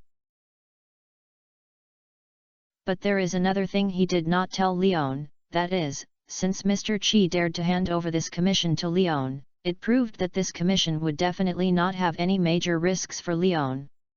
Razmedes believed in Mr. Chi's vision more than believing in his own judgment. Mr. Chi said it was okay, there would definitely be no problem in Naoang. Chapter 431 The Secret of the Mage Tower. So that's it, but this Thinjit's really dangerous. I don't know if the wreckage like the one in the mountains still exists in other areas where humans live. Leon breathed a sigh of relief when he heard this, and couldn't help but sigh. Yes, but it won't interfere with ordinary people. We mages and the Explorer Guild will not sit idly by and watch. Razmedes comforted. Then what happened? Leon immediately rubbed his hands and looked at Razmedes with anticipation.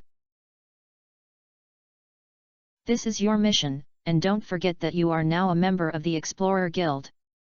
Razmedes reminded. Can you provide some small help? I am an ordinary farmer. Let me sneak into a mine where miners are all miners. I have to find this wreckage that seems to be buried deep in the mountain without anyone discovering it. It is a little more difficult. Seeing that he could not fool Razmedes to help, Leon had to follow the original plan to see if he could get some help from Razmedes. He was really not sure if he asked him to play the real-life version of Assassin's Creed. Although he had some fighting talent now, his talent was all about his reaction. He had no experience in stealth. If he rashly broke into the mine and was discovered, Leon could not learn to kill all witnesses and achieve the achievement of perfect infiltration. Let go and do it, I won't provide you with any help. Leon, now you need to be independent, instead of asking me or Linus for help in everything.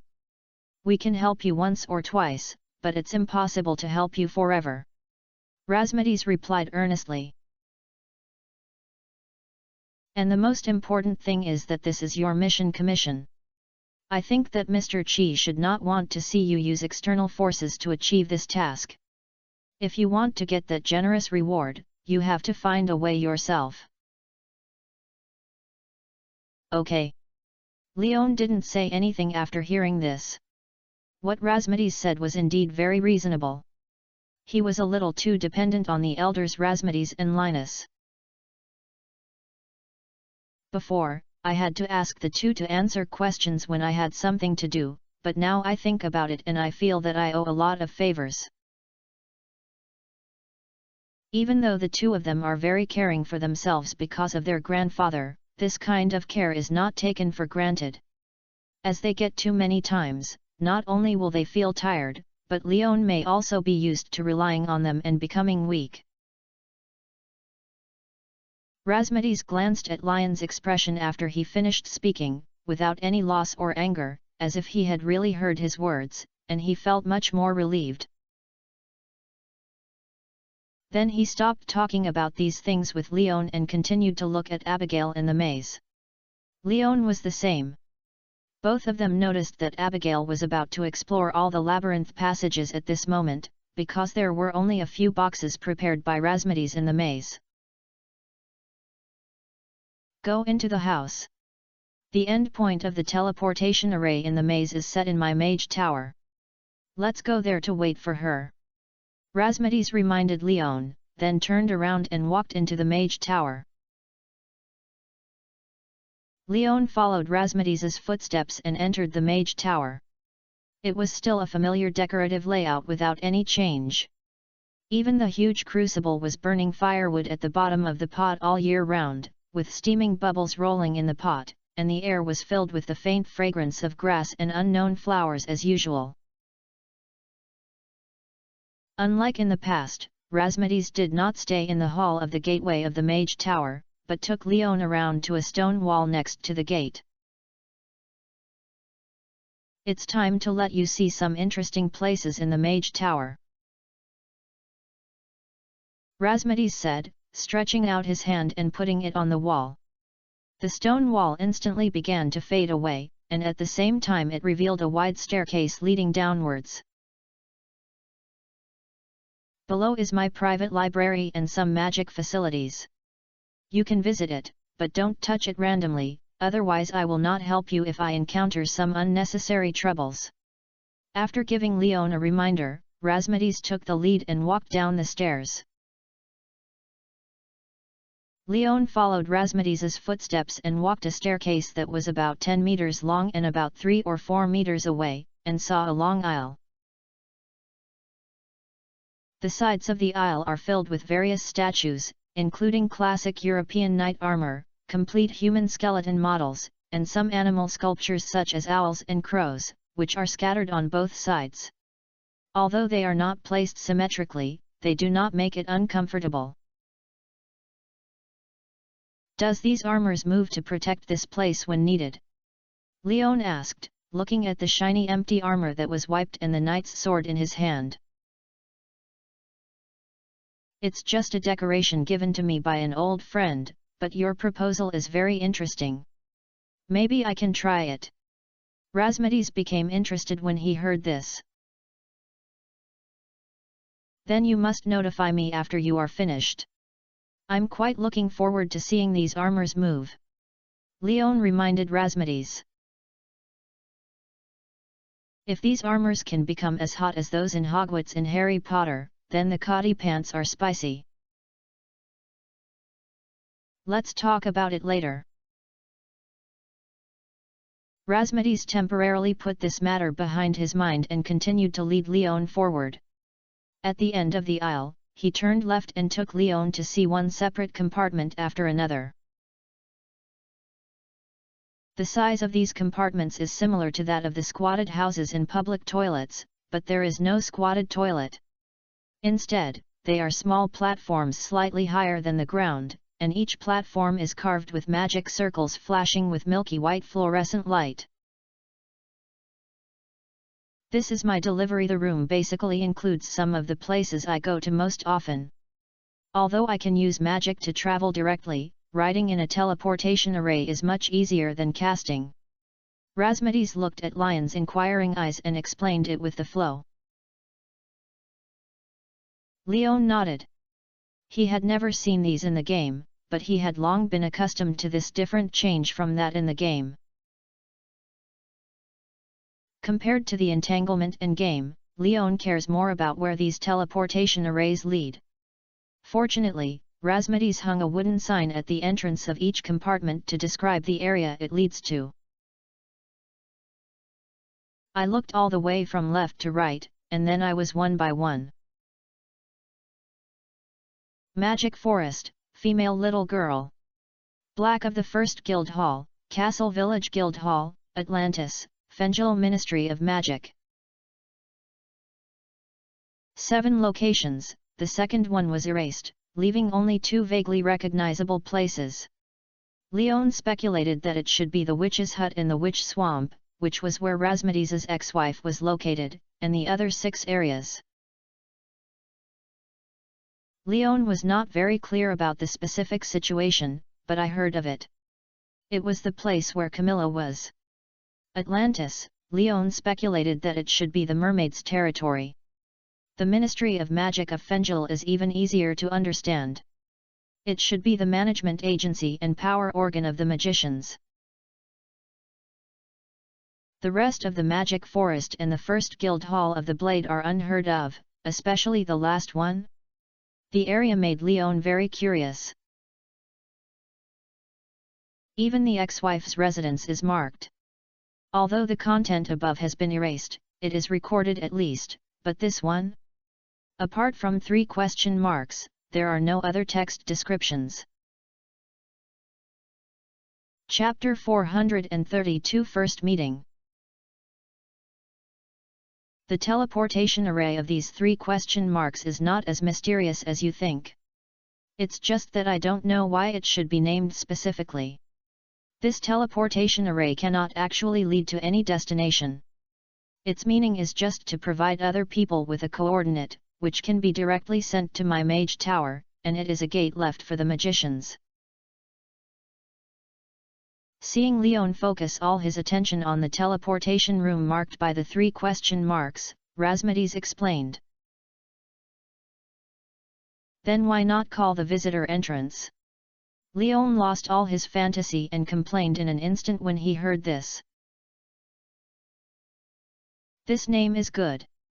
Razmedis nodded, and then the 3 question marks in Lion's vision began to disappear, replaced by characters at the entrance of the visitor. Seeing Razmedis so casually, Leon lost the desire to explore the last teleportation array. Abigail will appear here later. Let's wait for her here. It won't take too long, but this time cannot be wasted. I think you should be very interested in the locations of these teleportation arrays. I can give you an answer. Razmedis added. Well, where is the Hall of the First Blade Guild, and where is the Magic Forest? Leon picked out 2 teleportation points that he had no information at all and asked. You ask me in the Hall of the First Guild of the Sharp Blade? You are an explorer.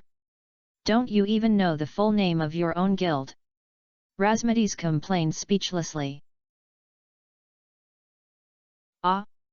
Is the Explorers Guild called this? I thought it was the Explorers Guild, and Ma Long never told me this. Leon replied with awkward scratching his head. It's a good thing to not tell you.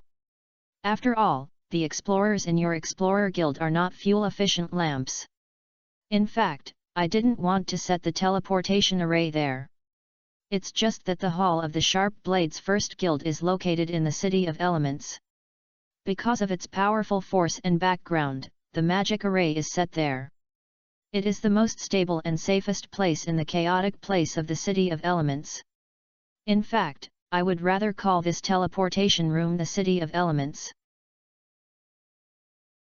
After comforting Leon, Razmedis introduced the true meaning of this teleportation array.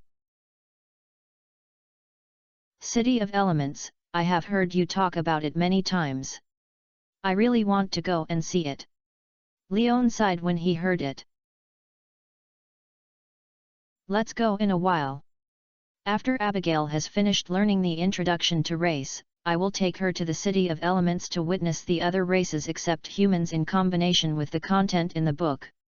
Then I can take you to see the world. Razmedis comforted Leon with a smile. Then it's a matter of determination. I'll wait for you to notify you. After hearing this, Leon was excited. He had longed for the City of Elements for a long time and finally had the opportunity to go and see it. Of course, he would not miss this good opportunity. The City of Elements is not as beautiful as you imagined, you will know then.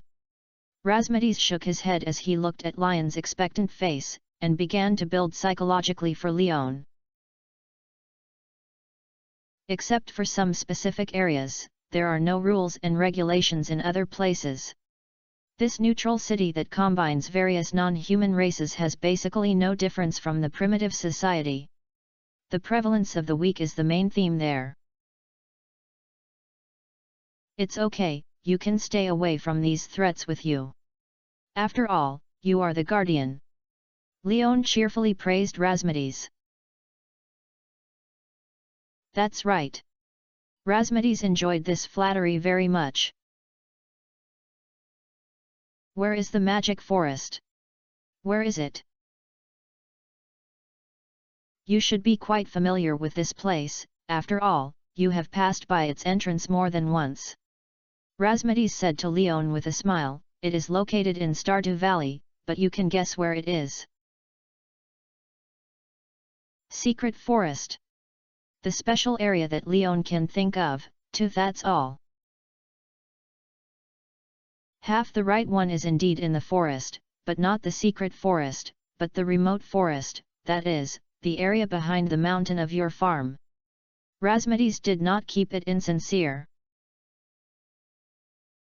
But the entrance was sealed by me, because it was the center of the magical veins of Stardew Valley. Once it was accidentally broken into and destroyed, the barrier that maintained Stardew Valley would be greatly weakened. Therefore, in the Stardew Valley now, there is basically no one in it except me, Linus and Camilla. Is there a place where magic power gathering? Leon muttered when he heard this, but he didn't ask any more questions. After all, things that have something to do with magic have nothing to do with him, a warrior.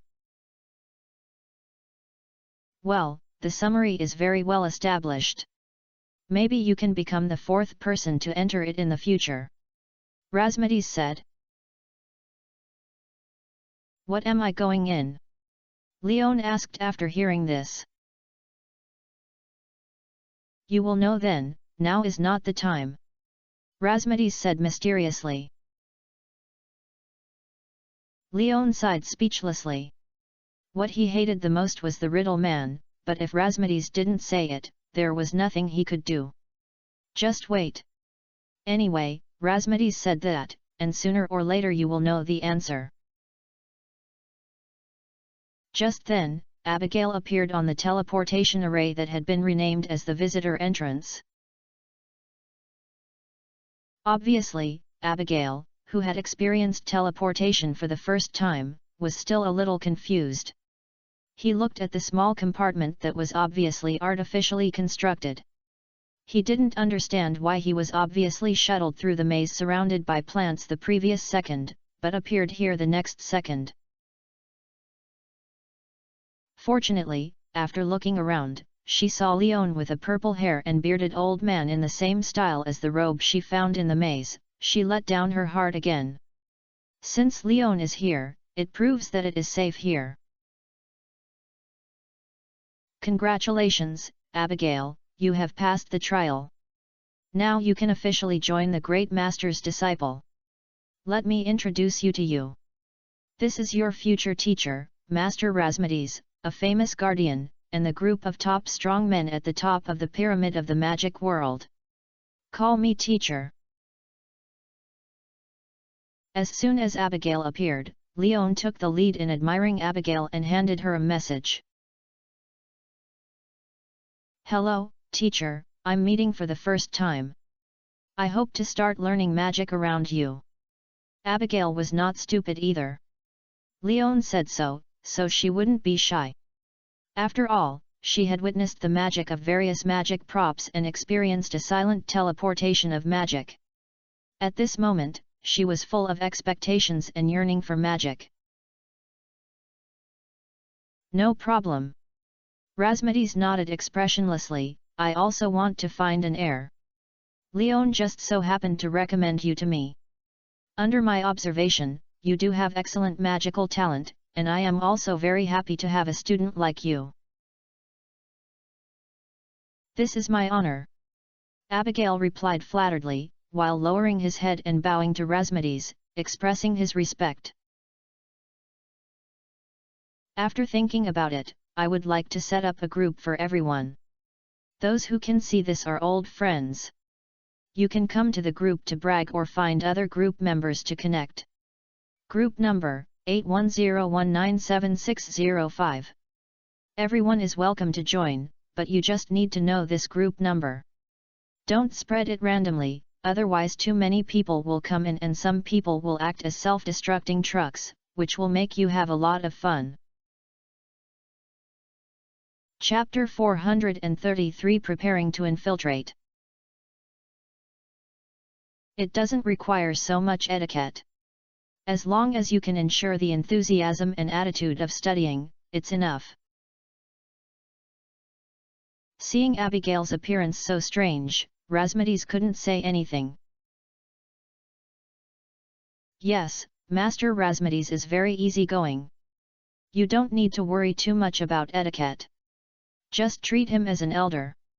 You see, I like to call Master Razmidis grandfather. Why don't you call him like me? Leon also saw Razmidis' bitterness and immediately suggested to Abigail.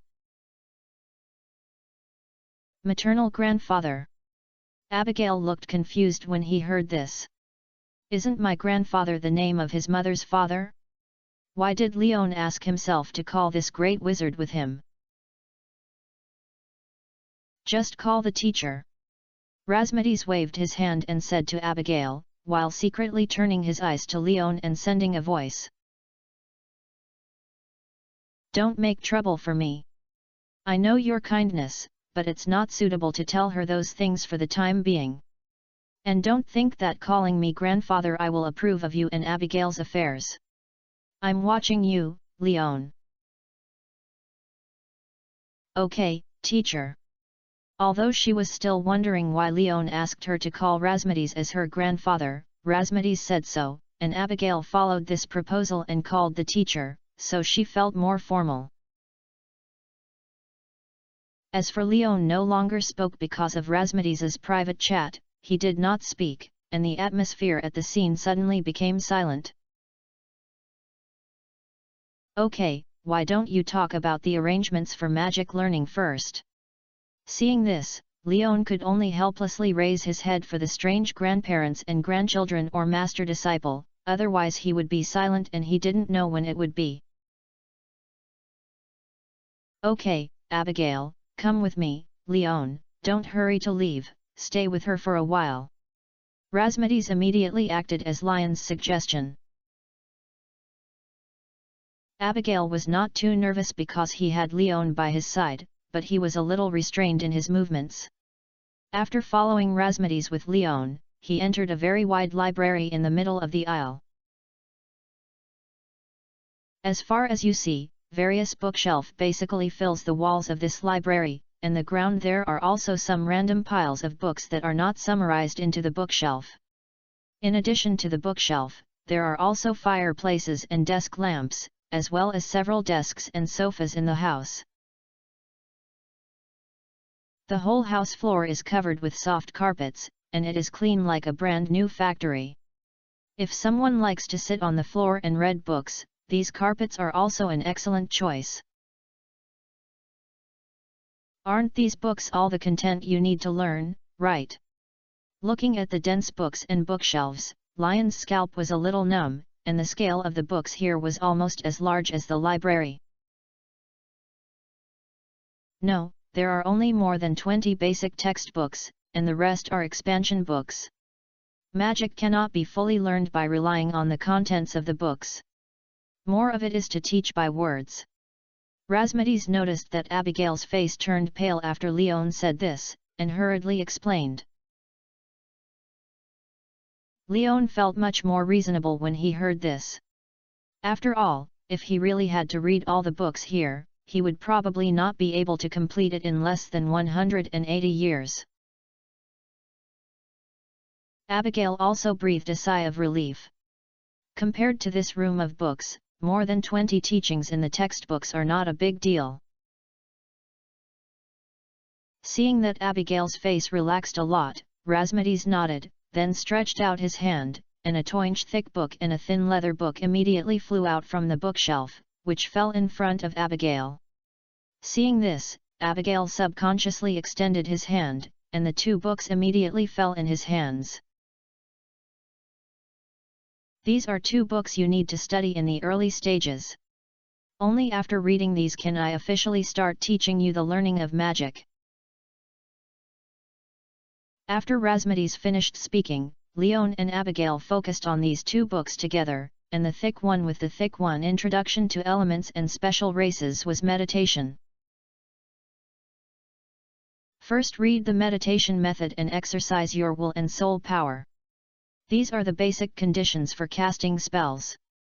Looking at the Introduction to Race, this book allows you to have a preliminary understanding of the connection between magic and elements, and at the same time you can also understand the characteristics of some non-human races to lay the foundation for future potions. Rasmides continued to speak at this moment. Understanding the characteristics of non-human races lays the foundation for potion science. This means that some parts of these special races can be added to the boiling of potions. Abigail just nodded to show that he heard it, but Leon noticed something was wrong in this passage. It can be understood so, Rasmides replied calmly. After all, the characteristics of some special races are very consistent with the material requirements in the production of potions. The words spoken with such a plain expression were so cruel that Abigail was a little uncertain whether the great wizard in front of him was some kind of villain. Instead, Leon thought it was quite reasonable. The completely different expressions of the 2 made Rasmides unable to help shake his head. If Leon had the same magical talent as Abigail, he would actually rather make Leon his disciple. After all, in terms of values, Leon and normal mages basically have no conflict. Abigail's 3 views, who has lived as an ordinary person for more than 20 years, has been solidified by the order and morality of ordinary people. If you want to break through these and grow into the mentality and ideas that a serious mage should have, you still need to temper yourself. These tempering requires some special methods. In order to avoid Leon feeling unbearable or causing trouble, Rasmides spoke. Leon, go and do your business. For the rest of the time, I will share with Abigail about the magic world. Well, then I'll take a step first. Can I send me a ride? Leon had no worries about Rasmides and Abigail being alone.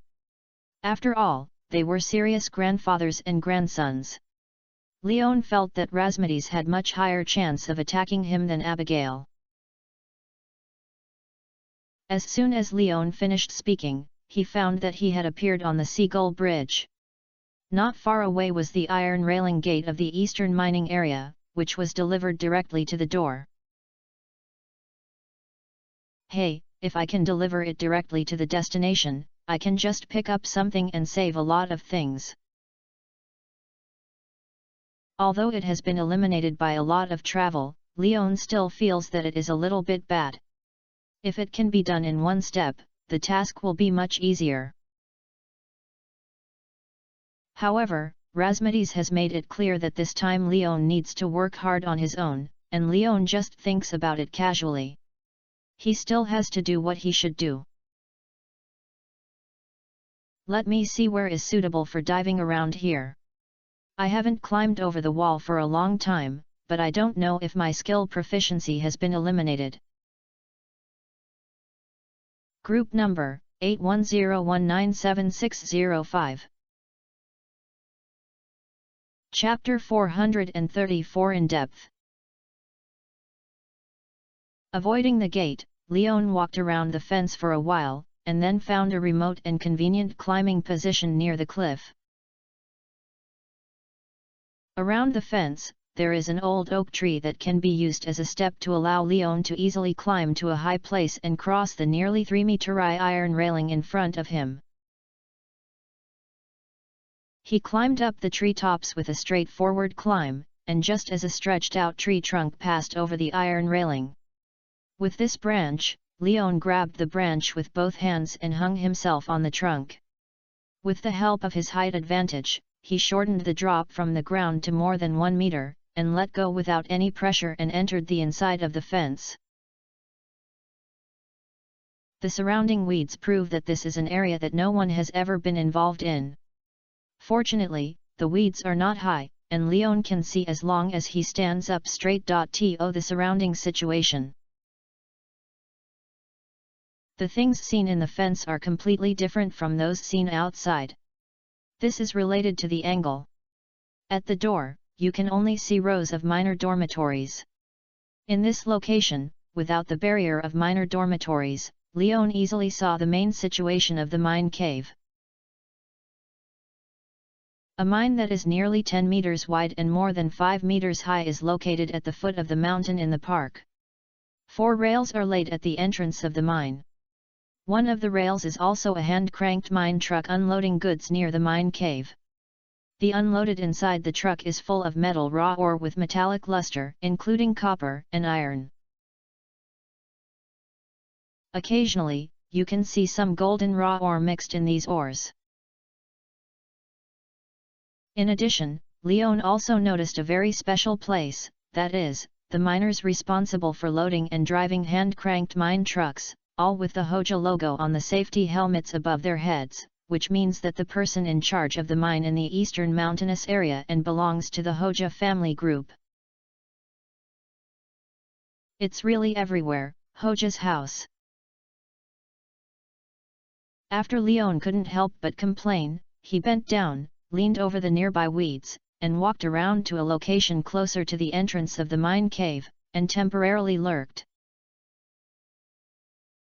There was no way, there were too many people at the entrance, 2 loaders, one was driving a truck, the other was on-site supervisor and administrator, and some miners who had just walked out of the mine were gathered near the entrance.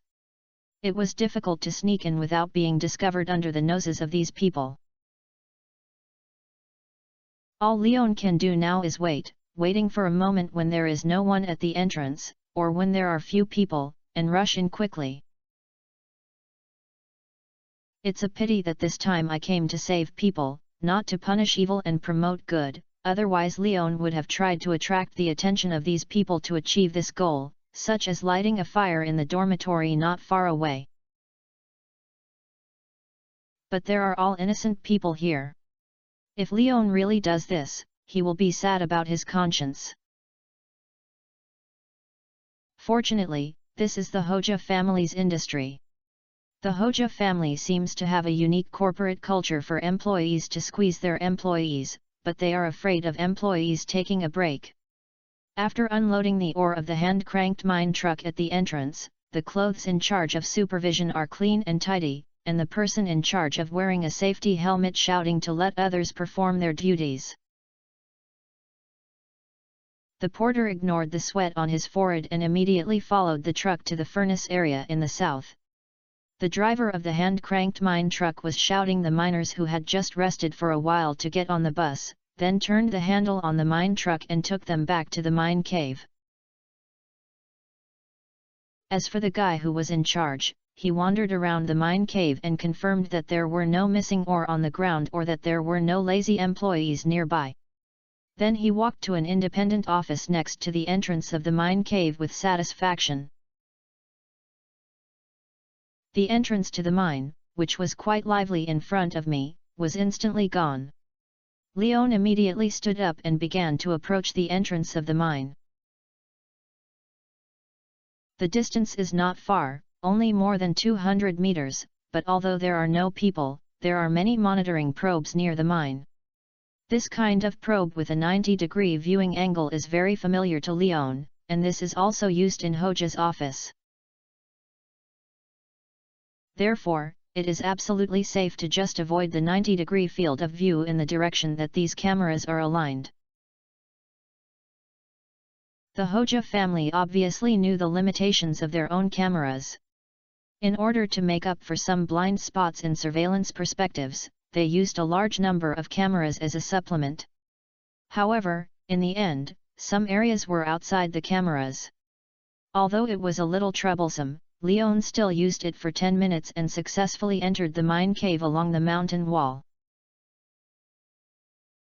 Like an abandoned mine cave, when you enter the mine cave, your vision suddenly switches from the sun to the night, and it is still the gloomy night mode without moonlight.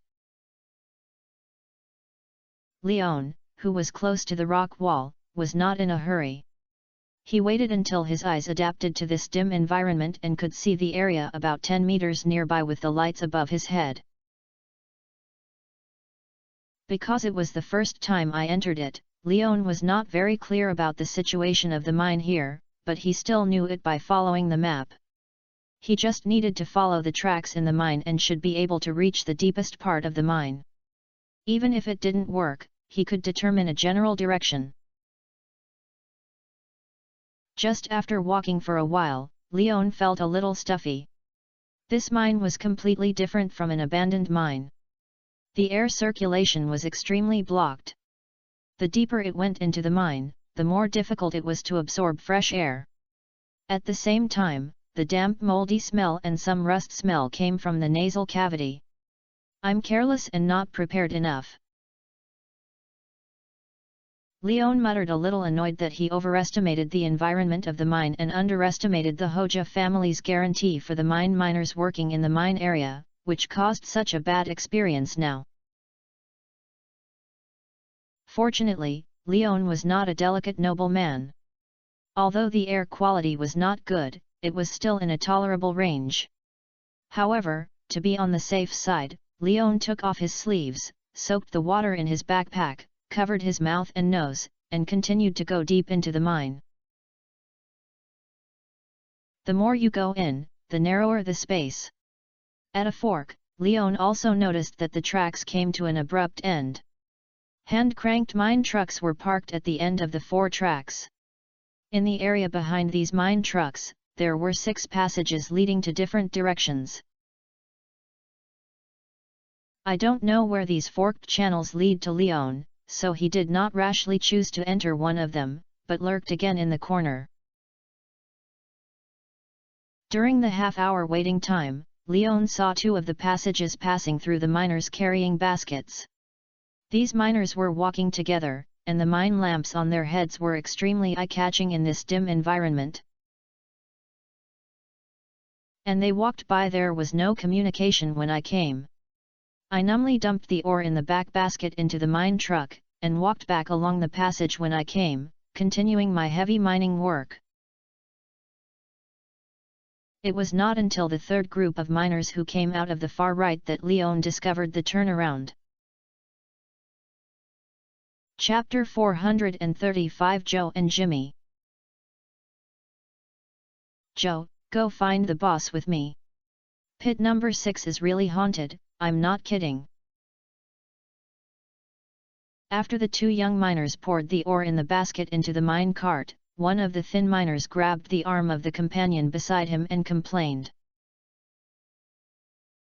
You also heard the sound in pit number 6, right? There is definitely something wrong with that place.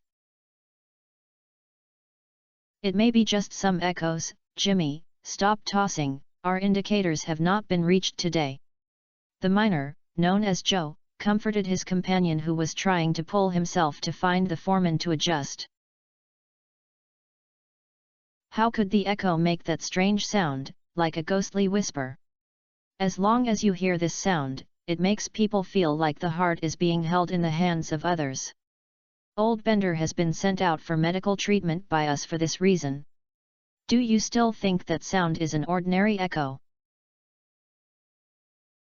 Jimmy blushed and roared at Joe, and Duncan, Abbott, Sumer, they were all sent to medical treatment for various reasons.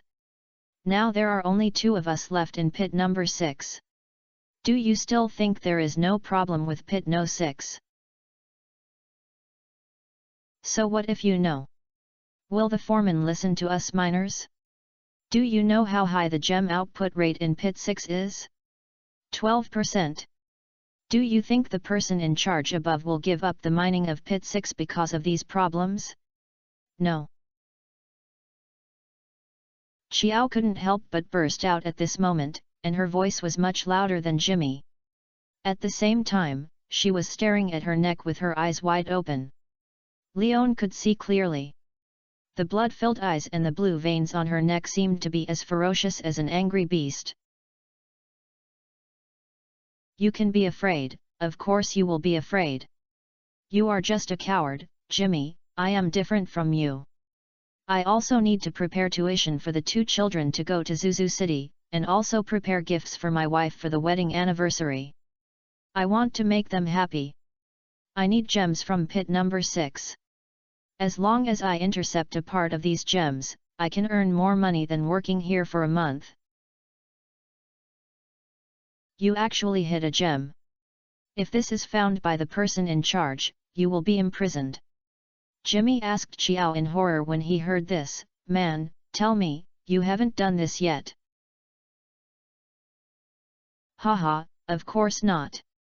After all, what is produced now is ordinary gems, and they can't be sold at a high price. Of course, I have to wait until the higher priced gems are dug out before I can do this. Jimmy, let's go together. As long as you and me do it together, we will cover each other, and we can all get rid of this deadly job and achieve financial freedom. Xiao stretched out his hand and grabbed Jimmy's shoulder firmly, whispering to Jimmy, we are tired and exhausted, but we can only earn the wages of a meal for those upper-class people. Is this really worth it? Anyway, these gems have not left the mine, they are natural products, and there is no problem of ownership. We choose the highest priced gems to take them away, and no one will blame us. Don't you want to propose to Jenny? With money, you can give her a perfect wedding. Even if we find diamonds, I can give you priority to take this natural diamond to create a luxurious ring. Jenny wearing this diamond ring will definitely be your most beautiful bride. Joe's voice became lower and lower, and Jimmy began to lose her eyes and breathe rapidly in these whispers. Leon, who was listening to all this, found that a feeling of disgust was slowly surging in his heart for this young man named Joe. It's not because of the other person's words and thoughts, but simply because of instinctive disgust, just like the mosquito encountered in summer, and Xiao Qiang was discovered in the kitchen. But this feeling of disgust was not strong, and there was no urge to slap it to death. Combined with the information provided by Razmedes before, this miner named Xiao should have been bewitched and began to change in the direction of the loser. But there should be a rescue. After all, Xiao seems to be a little more radical now, and from the logic in his words, he is still quite sober. Let's go, Jimmy, let's continue. Maybe we can find some gems this time. Even if you don't dare to hide them privately, you can take them to the foreman with them. Don't forget that if you hand over each gem, we can get an extra reward of 5% of the price of a gem, right? Seeing Jimmy seemingly hesitant, Joe did not continue to trick Jimmy into doing these things with him. He changed to a reason Jimmy could accept to persuade Jimmy to continue working in pit number 6 with him. He knew that he could not be without Jimmy.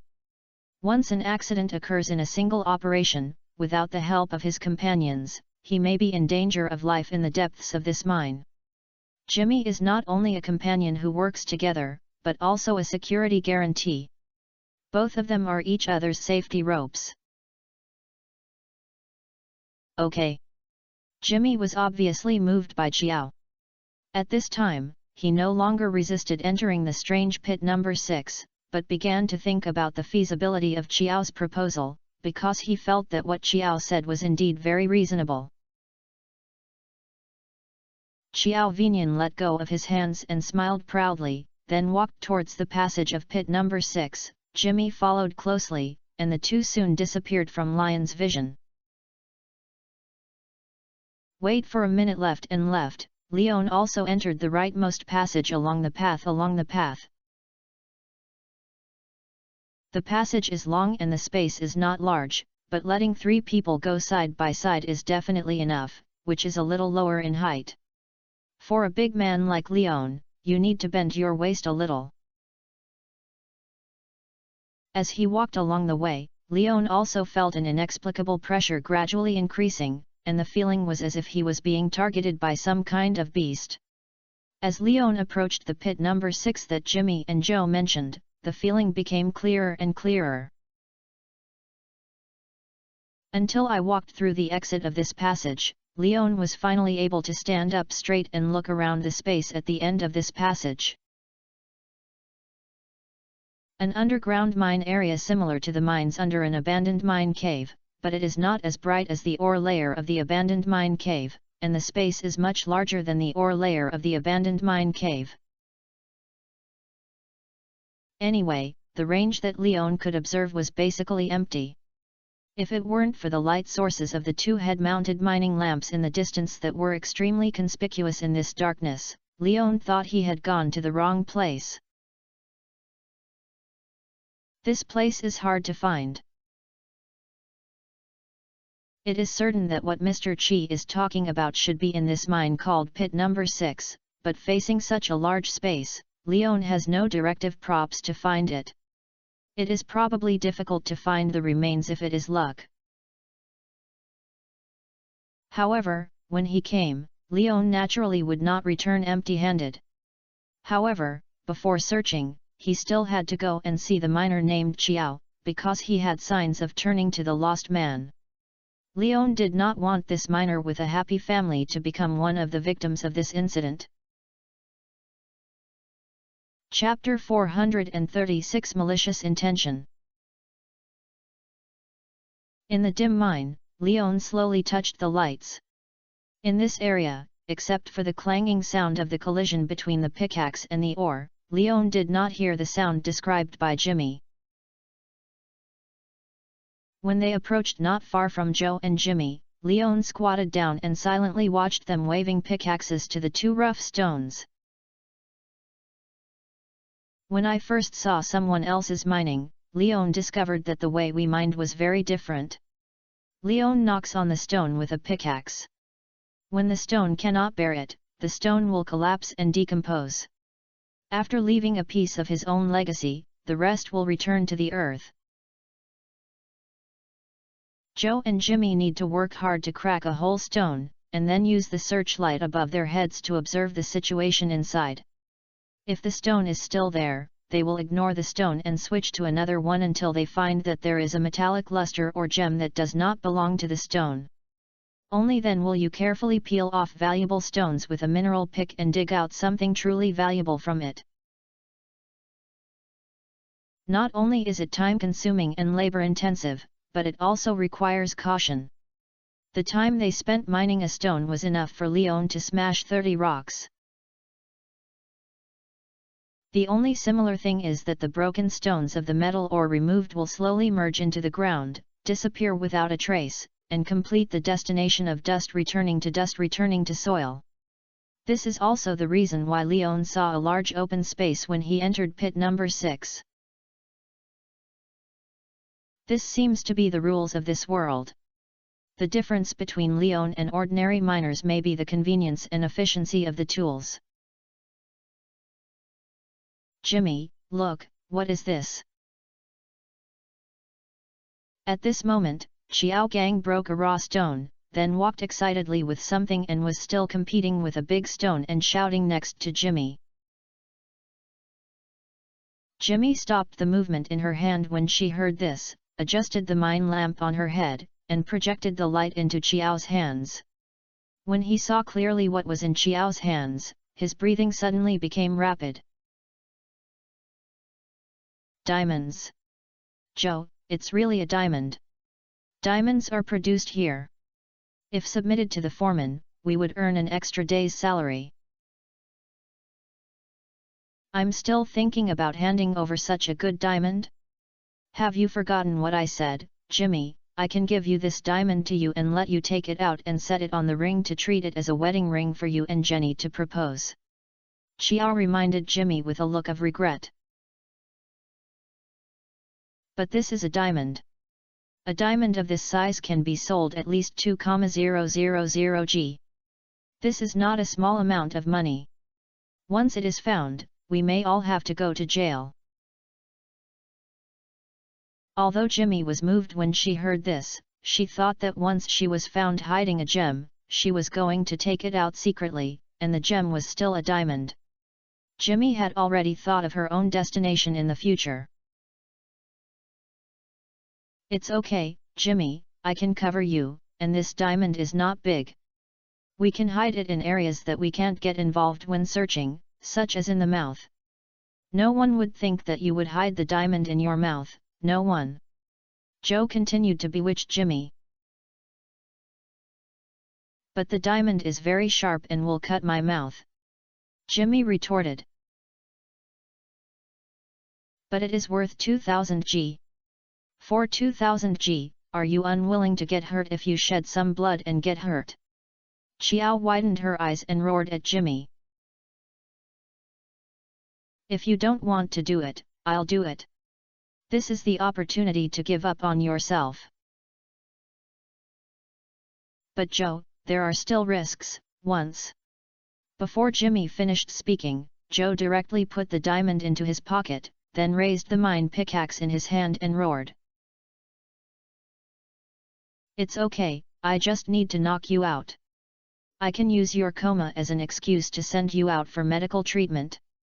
In this case, no one will think of searching for me. Jimmy, don't resist, wait for me, sell this diamond and I will share half of your money. Jimmy could naturally avoid such obvious attacks. After setting apart from Xiao, he stared at Xiao with a ferocious expression.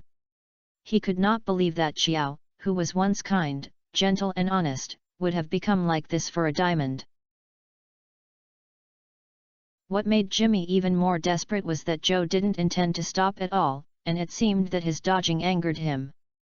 At this moment, he no longer waved at him with the side of the mine pickaxe blunt, but instead used the sharp pickaxe head of the mine pickaxe as a weapon and slashed at him fiercely.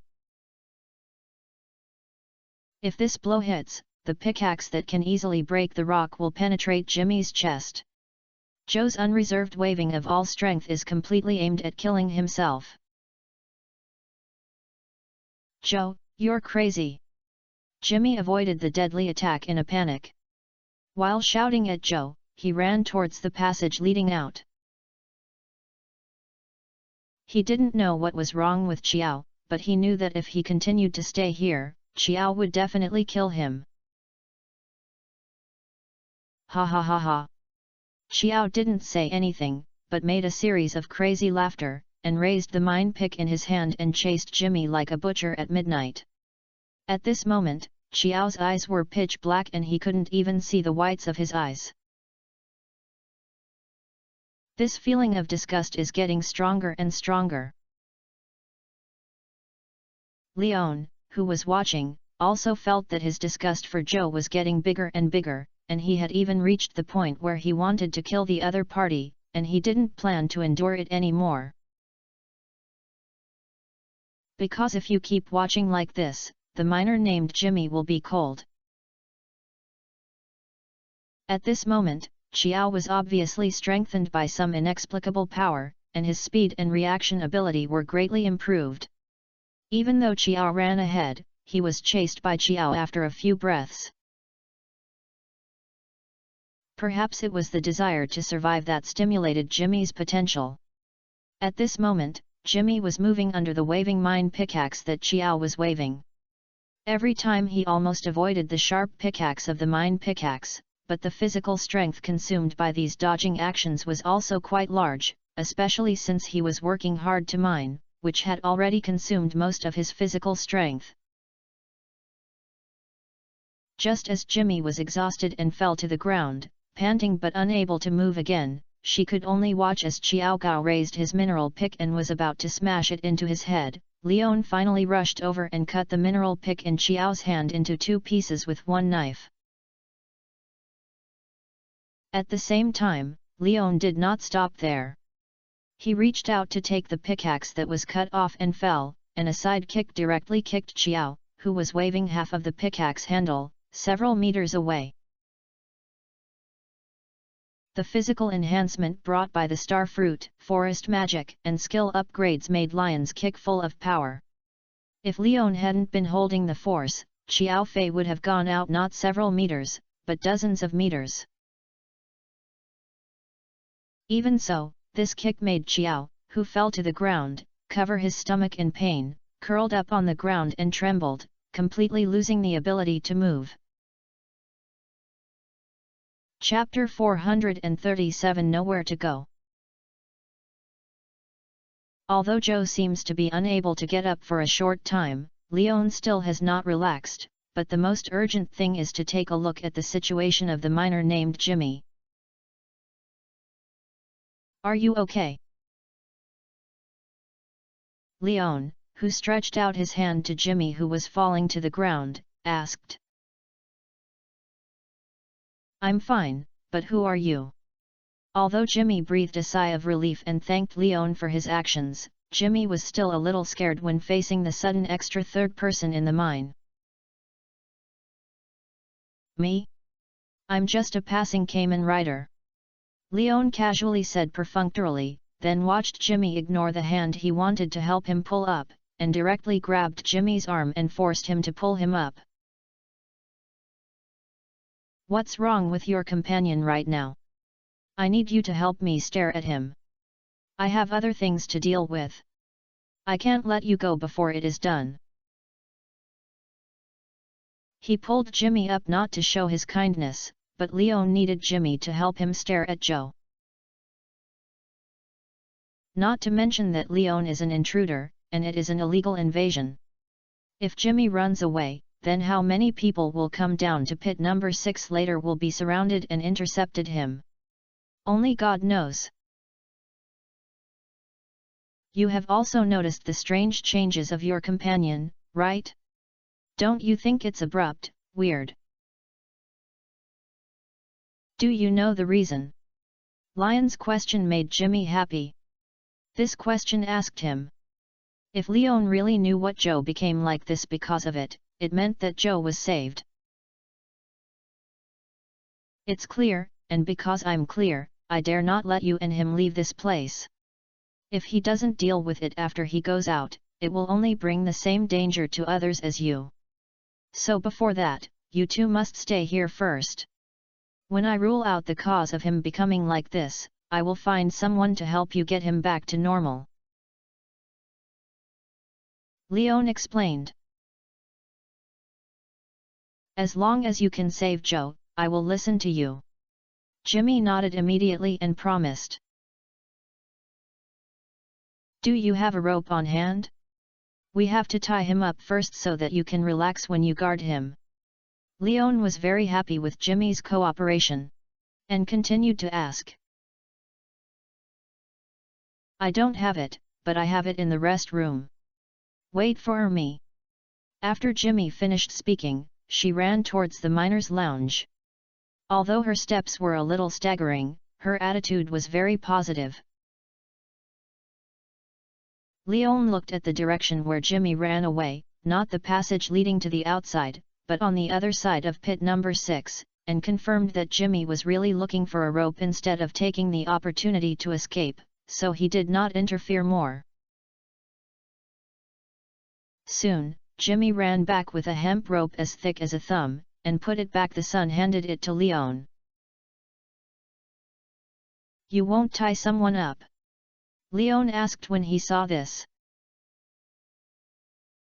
No, and I'm a little afraid. After all, Zhou's current condition is not right. I'm a little scared. Jimmy is an honest man and says whatever he thinks. Such a frank attitude makes Leon embarrassed to blame him. Forget it, I'll do it. Although Leon has no experience in tying people, he has read countless movies. Have you never eaten pork and seen pigs running? Just copy it and it's all done. Leon, who took the rope, immediately walked to Xiao, who was still lying on the ground, covering his stomach and howling. He first loosened the pickaxe handle that fell to the ground and raised it aside to make sure that there were no tools or weapons around Xiao. Then he pulled Xiao up, then wrapped him with a rope for dozens of times, and finally tied a knot behind him.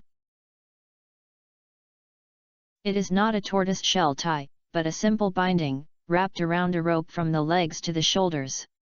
Although this binding method looks a bit inhumane and wraps people like a silkworm cocoon, under this binding method, as long as it is not a monster-level existence, it is basically impossible to break free and highlight a stable one. I'm leaving it to you, I have to find the culprit for all this. After tied up Joe, Leon, who had brought this unlucky guy to Jimmy and placed him in front of Jimmy. Looking at Joe now, Jimmy breathed a sigh of relief. Joe was still alive. Although he was tied up, it could be seen that he was still gasping.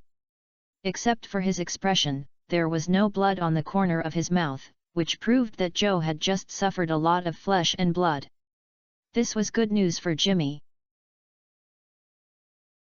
Even though this guy wanted his own life before, Jimmy knew that it was not Joe's will, and Lion's statement made Jimmy sure that Joe was still that Joe, but now he was manipulated by some evil force. Actually, he was tied up like this and no longer had the ability to move. It doesn't matter whether he was guarding or not. I am very familiar with the mine. If you need it, I can help you find it. Seeing that Leon was about to turn around and find the source of all this, Jimmy mustered up the courage to propose to Leon. Forget it, this thing is not something that ordinary people can contact. You should stay here, be safer. Leon shook his head and refused Jimmy's kindness. Then can you ensure your safety? If not, we can go to the explorers from the Explorer Guild. They are very professional in dealing with such strange things. Jimmy couldn't help asking Leon when he heard this. After all, Leon was his life-saving benefactor. Jimmy couldn't bear to let Leon take the risk when he heard Leon say that this was so dangerous. I'm the explorer. After saying to Jimmy, Leon took out the torch from his backpack and lit it, illuminating the 30 meters range with Leon as the center. Under the flames, Jimmy also saw Leon clearly. Although she only had her back, the tall and straight figure was really safe, especially the long sword flashing with purple light held by the other party, which made Jimmy believe that the person who suddenly appeared underground was really an explorer. At this moment, Leon was roaming in pit number 6 with a torch high. He originally thought he needed to dig a hole to find that thing this time, but now the situation is obviously not right. Mr. Chi said in his letter that he could complete this task within 3 days, so that he would not be in a hurry. But he set out the next day after receiving the letter and saw the victim appearing. It was obvious that this thing had been dug out now. Although Leon was not sure where it was, he felt that since he had a sense of disgust for the affected people, he should have corresponding perceptions of the culprit. However, after wandering around pit number 6, Leon did not notice anything wrong. Under the light of the torch, there were basically no special places except the raw stones and rock formations. Even Leon did not spare the mountain walls around the pit, and no clues were found. Thank you to the boss of Shining and Rekong for the support and encouragement of the 100 starting point coins. Thank you for your boss and wish you good health. Chapter 438 Your house is so hot. Although Leon was a little disappointed, he was not desperate. Because when he was inspecting, he thought of another possibility, and this possibility is quite high. Returning to Joe and Jimmy, Jimmy saw the returned Leon. Although she was surprised by Lion's young face, she still maintained the respect she should have and asked, "Have you found the problem?" "Not yet, but I still have a place to look for." Leon shook his head, then locked his eyes on Zhou. At this moment, Xiao had already relieved from the pain, but the eyes covered by darkness still had not recovered, and his expression seemed very ferocious. His dark eyes stared straight at Leon, and a low roar like a beast in his throat. "What are you going to do?" Seeing Leon holding up the long knife in his hand, Jimmy subconsciously opened her arms and blocked between Zhou and Leon. "Let him loose, I need to find something on him," Leon explained. Okay." Seeing that Leon was not planning to execute Zhou, Jimmy gave up her position awkwardly and watched Leon cut through the thick hemp rope with a knife and split the rope into two. Losing the bondage of the rope, Xiao immediately turned over and lay on the rock formation on all sides, baring his teeth and making a series of threatening low growls at Leon. Leon shook his head, and then came to Xiao's instantly in front of him. The raised elbow locked Zhou's neck, and then he pulled Zhou down with a naked squeezing. Zhou's limbs were originally trying to resist, but when Leon exerted a little force, Zhou fainted directly. Don't worry. Looking at Jimmy's worried gaze, Leon explained and then began to search for Zhou, who fainted. "The first thing I found was a diamond the size of a fingernail. The shape was similar to a stone. This was a raw stone that had not been cut, but its edges were still sharp. If it was mined by itself in the mine, Leon would have put it in his backpack without hesitation, but now, Leon only thinks this thing is annoying." He threw the diamond to Jimmy casually, and Leon continued to search for Zhou, and soon found Zhou's wallet. After opening and scanning, he immediately took a look, except for some change, and a family photo. Leon took a look and continued to throw it to Zhou, and began to fumble again.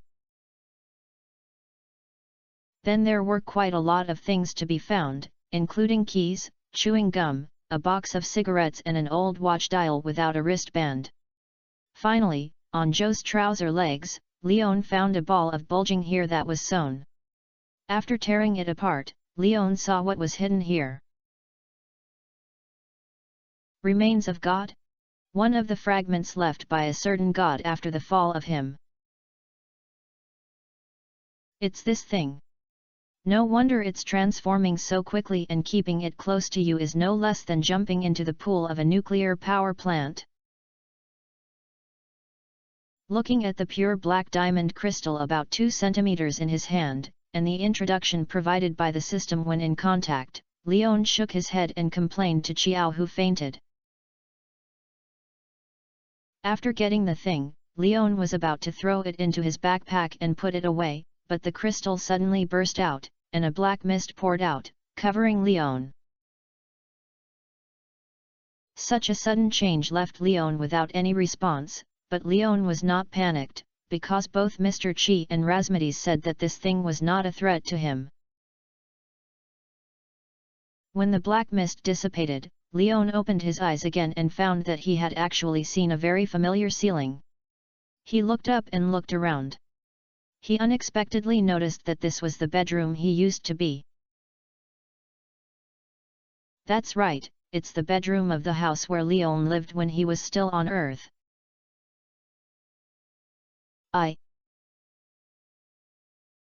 Just as he was about to say something, Leon found himself speechless because he forgot what he wanted to say. His mind was in chaos, just like the confused state of being suddenly awakened by someone while he was asleep. After supporting the bed with both hands for a long time, Leon's mind became much clearer. At this moment, Leon got up and put on slippers, muttering, "I'm so stubborn, I won't stay up late to play games next time." Recalling the memory of last night's struggle to lay the wine barrel behind the bus station, Leon looked speechless, then picked up the phone at the bedside and looked at the time. It was already 9 o'clock. The date was Monday and weekdays, but at this point, if you go to the company, you will probably be hung up and beaten by the boss. Please take a leave. At this point, Leon had to find a reason to feel uncomfortable and asked his boss for a day of sick leave. He sent a message to the WeChat avatar located in the first line. After getting the other party's consent, Leon left the room to wash up, then returned to the room and turned on his phone and ordered takeout.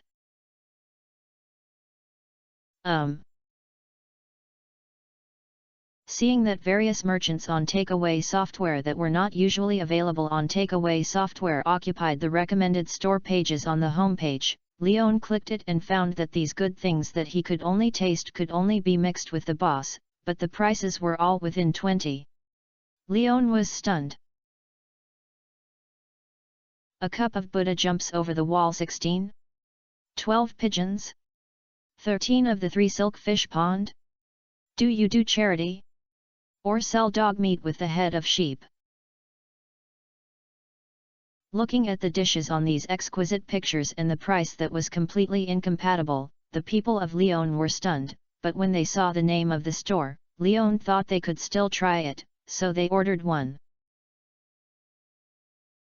As a result, just a few minutes after the order, Leon heard the knock on the door, walked over in confusion and opened the door. He saw a young lady wearing a cheongsam, a hairpin, a beautiful face and an explosive figure appearing in front of Leon with a food box. "Mr. Lee, this is the dish you ordered. I am the waiter this time. Can I come in?" Forward. Leon was stunned for a moment when he couldn't understand what the strange scene was, so the cheongsam girl slipped in and brought her to the door. Then Leon saw her starting to place the food she ordered on her dining table as if no one was around, and also brought her own good porcelain bowl, porcelain spoon, and silver chopsticks. She thoughtfully opened the chair for Leon and signaled Leon to come and sit down. Although Leon felt strange, he still sat down with the girl's guidance. Then he saw the girl helping him pick up food and feeding him with a gentle smile. I don't know if it was intentional, but the girl actually played in a vacuum. When she bent down to feed, the headlight was so dazzling. Leon, who had a few bites of food in a daze, was about to ask the girl if the takeaway industry is like this now. The girl actually started to have a cunning shoulder, and the slit down was getting bigger and bigger. The girl didn't care about it at all. Instead, she stared at Leon with charming eyes, pressed against Leon with a gust of fragrance, and whispered softly in her ears, "Mr. Lee, your house is so hot." Chapter 439 Industrial Upgrade. Don't think about messing with my power and destroying my wallet. I'll call the police if you do this. Leon fled to the side, righteously shouted at the cheongsam girl. After all, if you have nothing to do, you will either be traitor or steal. In addition to short video scripts and TV series, the most likely thing that happens in reality is that the immortal dances. Leon knew how much he was. If he dared to be deceived, he would be sued every minute, either to pay or go to jail. No matter how he calculated, he would lose money. "Mr. Lee, I have no malice. This is just one of our service contents." The cheongsam girl walked towards Leon in small steps, and her movements became more and more unrestrained.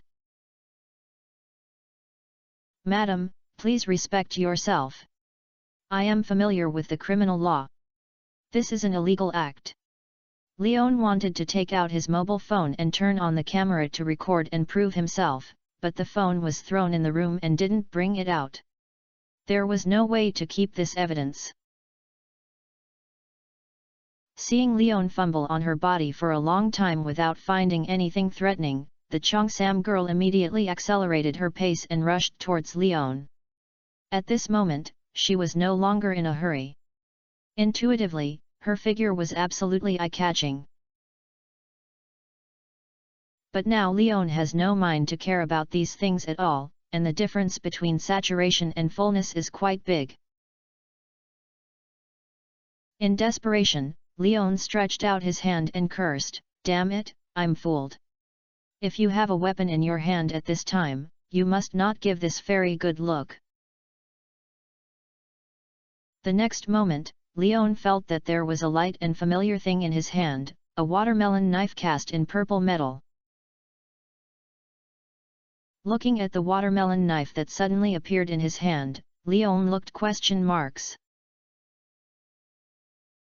"Does my brother want to eat watermelon, but my sister doesn't bring it? Why don't we eat papaya?"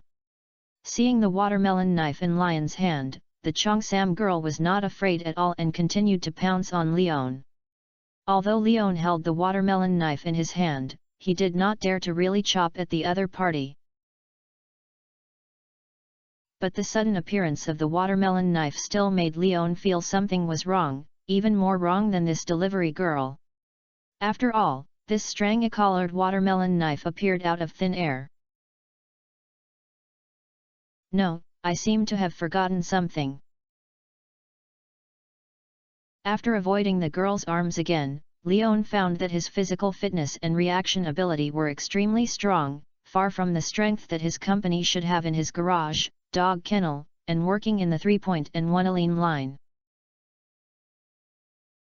"Come on, brother, happy." Cheongsam, no, the girl without Cheongsam continued to rush towards Leon. At this moment, the scene was no longer erotic, and there was only indescribable weirdness. This time, Leon did not hesitate any more, and directly held the watermelon knife and slashed the girl's forehead. He vaguely felt that at the moment when he bought the watermelon knife, he had no charm for this girl, only a strong sense of disgust and murderous intent. So Leon no longer had any worries when he took action. This sudden knife also made the girl slash unresponsively. The unexpected level scene of red and white objects splashing did not appear, and replaced by the collapse of the surrounding environment.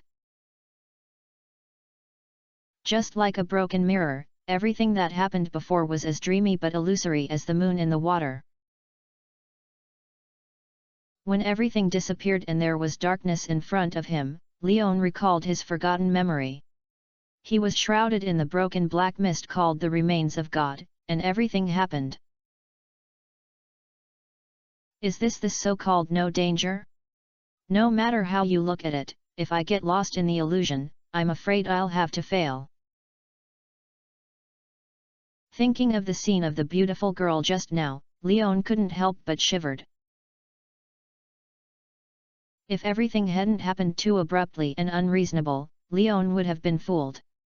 Now recalling the illusion I just encountered, Leon felt that there were many loopholes. The first point is that the boss will not agree to this sick leave so easily, the second point is that takeaway will not be so cheap, nor will it be delivered to the door so quickly, and the third point is the most important, that girl is too proactive, and it is a bit outrageous. Although this illusion is constructed according to the memory deep in one's heart, there is no cultural understanding of the earth, and the illusion created is really bad. The black fog has chosen the wrong memory segment. If I chose the memory of the Stardew Valley world and replaced this girl with Abigail, Leon would probably have passed.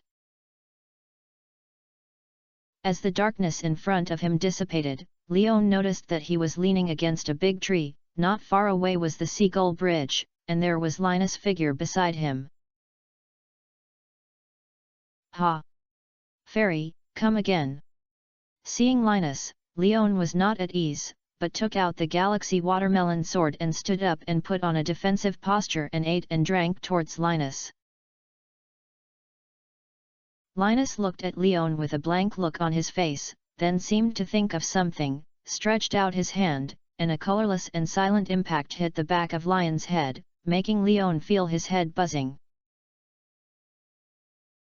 This time it didn't hurt, but it was absolutely refreshing, so Leon instantly understood that the old man was real and he had returned to reality.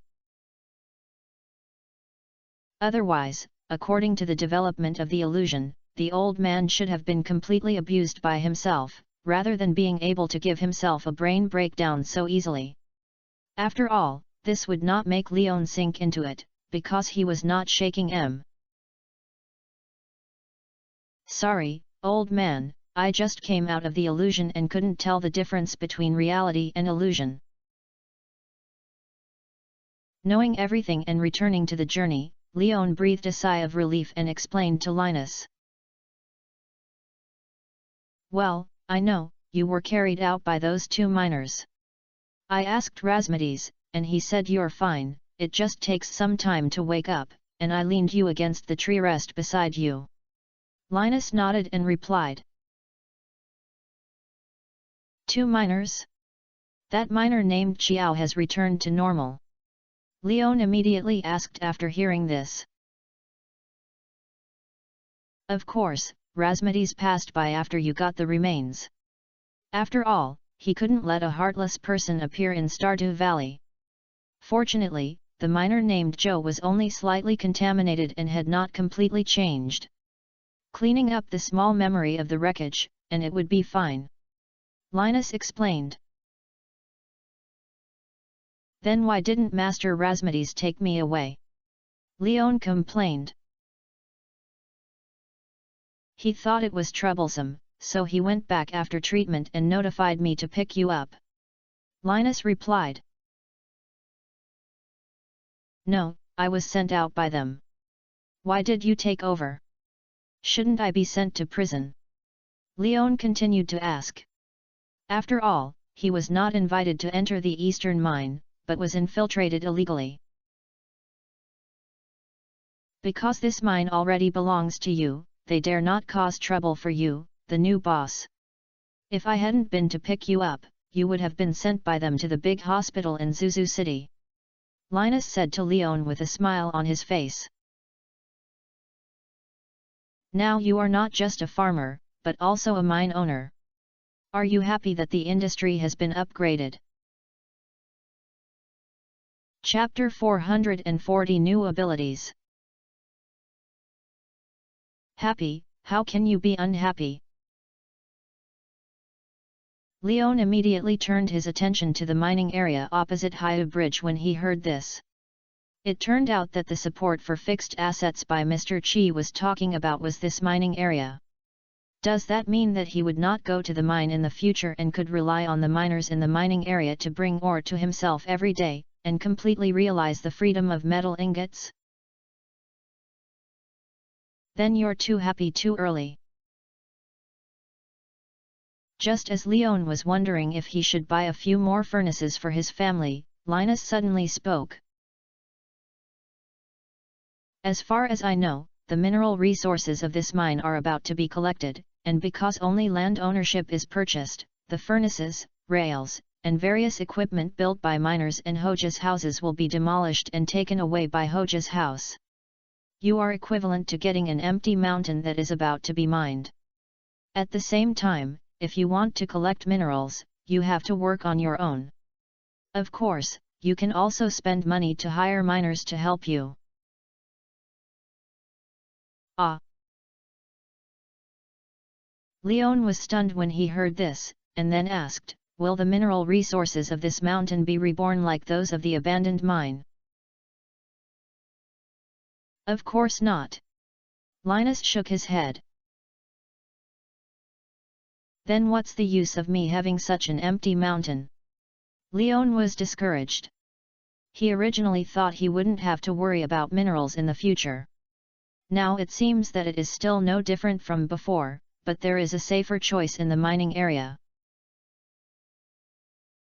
Then you have to depend on your own ideas, and in addition to the mines, the surrounding land belongs to you. Linus added to Leon with a smile. Oh? There is land besides the mountains? How large is that area? Leon mentioned clean again after hearing this. If it was just an empty mountain, then its value was not high, but if there was still a large area of land, it would be different. Of course, including that mountain, basically the entire mining area you can see is basically yours, and this size is about 3 times the size of your farm. Linus explained. 3 times? That means 0.75 square kilometers and 1,125 acres of land. My mother is so big. After hearing this answer, Leon immediately converted the area of this land, and the conclusion he got made him have an orgasm. After all, the area of this land is really too large. Even if you build a football field, it will be more than 100 rich. Actually, it's not the mountains here. The plain ground is only about 0.3 square kilometers. Linus continued to add. There are 450 acres of land, not small. Leon smiled so hard that his mouth couldn't close. Now it seems that he is a real estate tycoon. It's a pity that these lands will be basically wasteland when Hoja's family demolished the things. I don't know what your acres mean, but it's not small, it's even bigger than your farm. However, this land is not fertile. If you want to plant it here, although you have gained something, it's probably impossible to cultivate high-quality crops. However, if you learn from ordinary farmers to mechanize daily fruits and vegetables on a large scale, you can earn some hard money. Do you farm? If you don't farm, you can't get busy with one person. Let me take a look. Leon is afraid that he will be exhausted when he uses such a large area of land to farm, so Leon basically doesn't consider Linus' proposal. Now he doesn't want to work so hard for the time being, and the farm is enough for him to work hard. Then you arrange it yourself. By the way, what do you plan to deal with that remains? Mr. Chi just asked you to take it away, and did not say that you need to deliver it, so the ownership of this thing now belongs to you. If you can't handle it, I can help you deal with it. After talking about the eastern mining area, Linus asked Leon about the remains of the gods again. No need to deal with it, it will break when I get it, otherwise I wouldn't fall into a coma, Leon replied. Broken. Linus looked at Leon in surprise when he heard this, and then immediately stepped forward to press Leon on the trunk and stared at Lion's eyes carefully. What's wrong? Leon looked at Linus in confusion, not understanding why the old man reacted so much. Really broken? After looking at it for a long time, Linus muttered in confusion. It's broken, and when it's broken, a black mist gushes out into my body. I was in my body and I was brought to an illusion. If I hadn't been a person who was firm in his will and had a stronger heart, I would have really not woken up. Leon sighed. Strange, so strange. With your current strength, you should be unable to withstand this level of erosion. After hearing Lion's description, Linus frowned even tighter. Then Leon noticed that there was a breeze gathering beside Linus. After a moment, the wind dissipated, and Linus' expression also became much more relaxed. It's fine. Are you planning to go and see your new industry now, or are you planning to go back and rest? Although I don't know which big shot Linus asked the authoritative boss in Fengxiu, Linus said so, and Leon felt that he should have no problem. When he heard this question, Leon thought for a moment, then said, I'll go to the mining area first. For those 2 miners? Linus asked after hearing this. Well, I want to see their situation. Leon nodded. He still cared about the current state of the miner named Xiao. Although Rasmides has already handled it, Leon still wants to make sure that if he can still feel the disgust that appears out of thin air in Zhou, then Leon still has to find a way to deal with it. After all, letting a bewitched madman enter Stardew Valley is not a good thing. Then I won't accompany you anymore, go and have a look. Linus nodded and then walked back towards Pelican's town. Leon, contrary to Linus, headed towards the eastern mining area opposite the Seagull Bridge. While walking, Leon also had the opportunity to open the personal panel and check the system's previous notifications. You have received a special gift, the control of new special abilities desires has been activated, and the unique charm of special abilities has been activated. Desire control. Now you can perceive the current desires in the mind of creatures, and you can choose to erase or strengthen this desire at will. Unique charm. Now you are emitting a breath of desire. This is the notification that Leon noticed when he woke up, but he was chatting with Linus at the time, so he didn't have time to open the personal panel to view the ability to hang out a new special ability entry here. The first desire control is understandable, which is similar to the passive effect of the remains of the god. I don't know if it was absorbed by the system or whether this remains itself granted to Leon this ability, which has become a controllable ability. And the second one is a bit confusing. What does it mean that the aura of desire in your whole body is exuding? What kind of tiger and wolf word is this? Chapter 441 Manipulating Desire.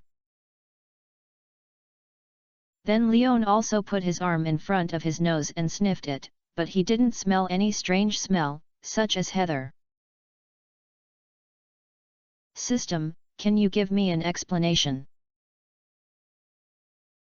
I tried and asked the system for a detailed explanation of this unique charm ability entry, but the system still doesn't like to talk.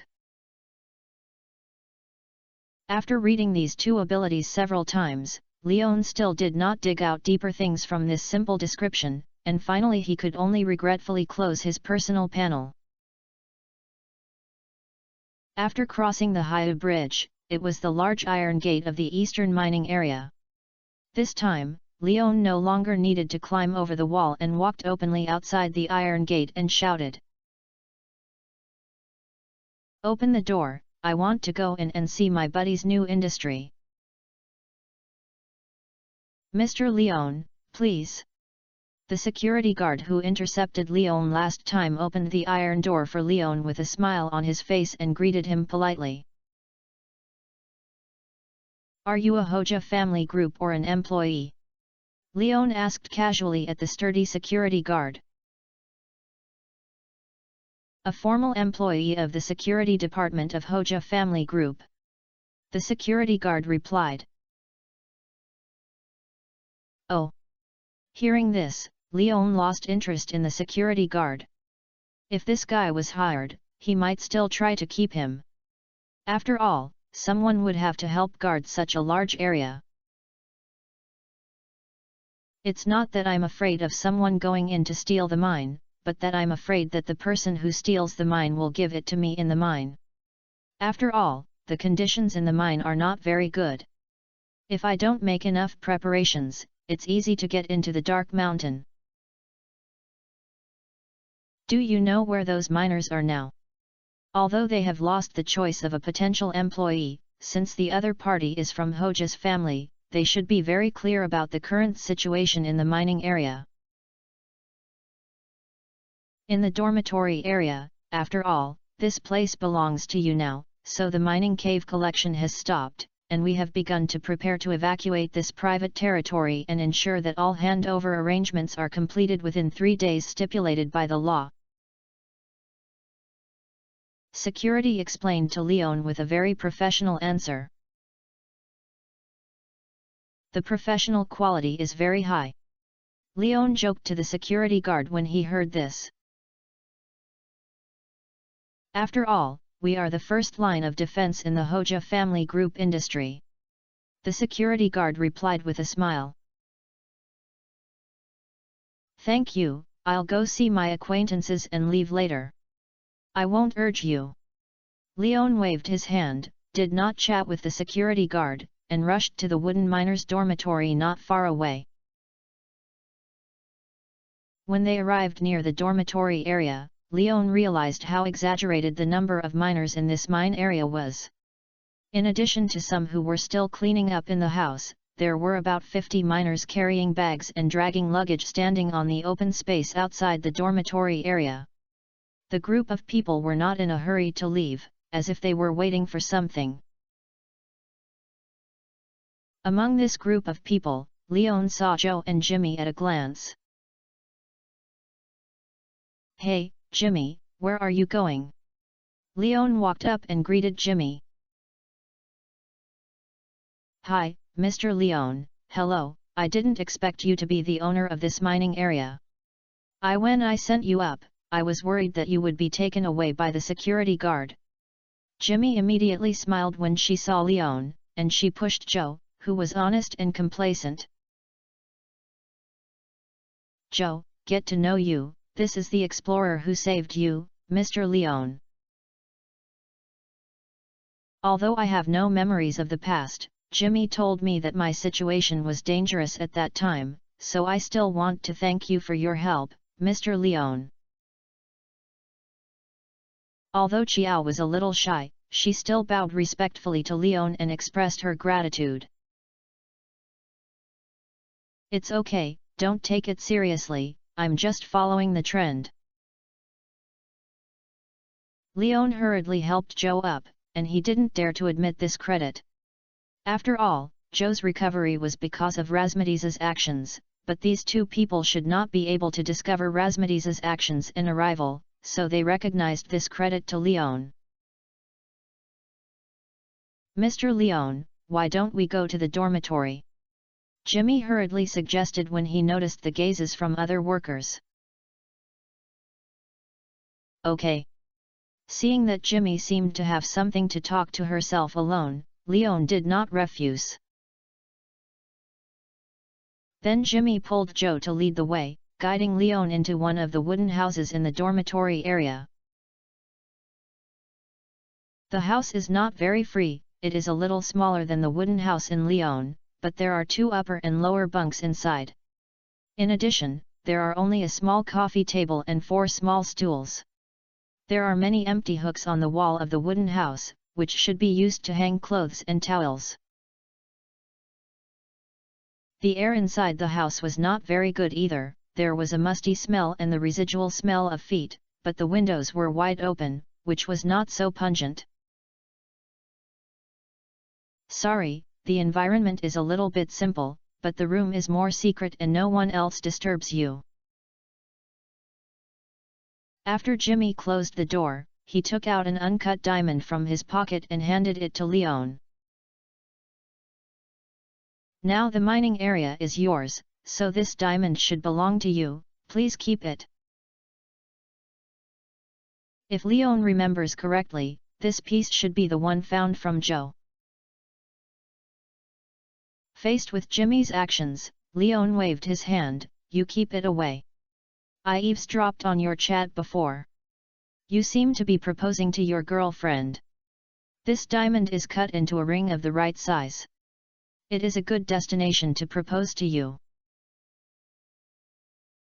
Just a diamond, Leon doesn't care at all now.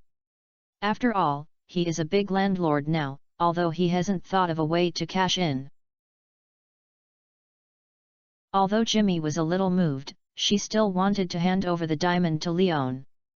After all, Leon saved himself and helped Joe. This favor was too heavy. He is just an ordinary miner, and so is Joe.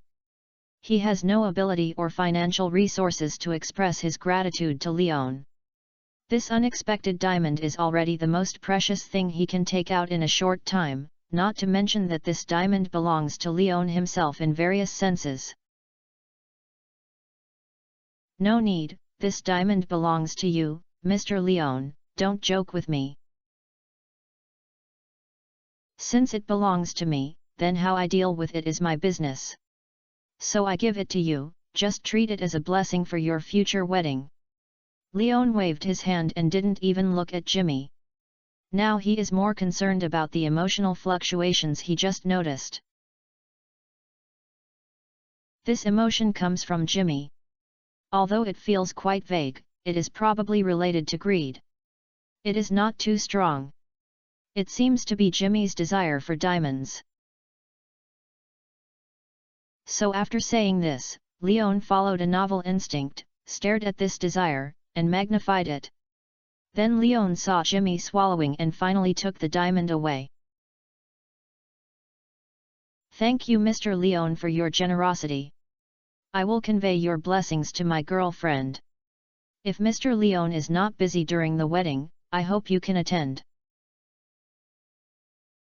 Jimmy, who accepted the diamond, was still a little embarrassed, and thanked Leon again and also offered an invitation to attend the wedding. Leon nodded, didn't say anything, and focused on the ability to control desire. After Jimmy took the diamond and satisfied this desire, the greedy emotion could no longer be felt. So this is the effect. If I didn't enlarge it, but suppress it, would Jimmy refuse to accept the diamonds? Chapter 442 Hello, Boss. Thinking of another way to operate desires, Leon became interested in an instant. Unfortunately, there is no chance to arouse other people's desires now. Otherwise, Leon would really want to try what kind of scene would appear under the operation of suppressing desires. By the way, do you have any plans after you leave this mine? Does the Hoja family group have any arrangements for you? Although he was looking forward to another effect of desire control, Leon did not forget the current occasion and temporarily left these behind and continued to chat with Jimmy and Joe. Yes, we hire miners and signed labor contracts. Because of the mine's own problems, we are unemployed. Hoja will compensate us for 3 times the monthly salary of unemployment compensation. We are waiting for the foreman to bring the money back to pay us money. Jimmy's expression was very happy at this moment, and the foreman also told us that someone hired us to go to other mining areas to continue working, so we earned 3 months' salary in vain and could guarantee the next job. That's it, that's good. Leon was right. After hearing this approach, the Hoja family looked at him with admiration. After all, the compensation for unemployment by these miners is not low. The Hoja family is willing to take it out instead of arguing, but it is a bit conscientious. It is unknown whether this conscience comes from the constraints of the law or the spending money on Mr. Chi's acquisition. Jimmy was a little disappointed after seeing Lion's dull performance and was struggling for a long time. Finally, when Chiao touched him, he mustered up the courage to speak to both sides.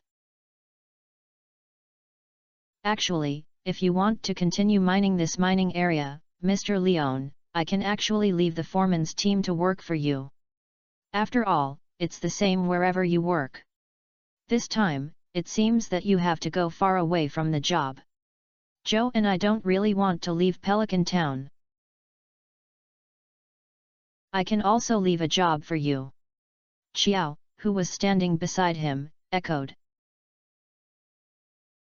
Leon fell silent when he heard this, because he really had no idea to continue mining the remaining minerals for the time being. Moreover, he, an ordinary farmer, suddenly began to recruit miners to be the mine owner, and always felt a little unsure.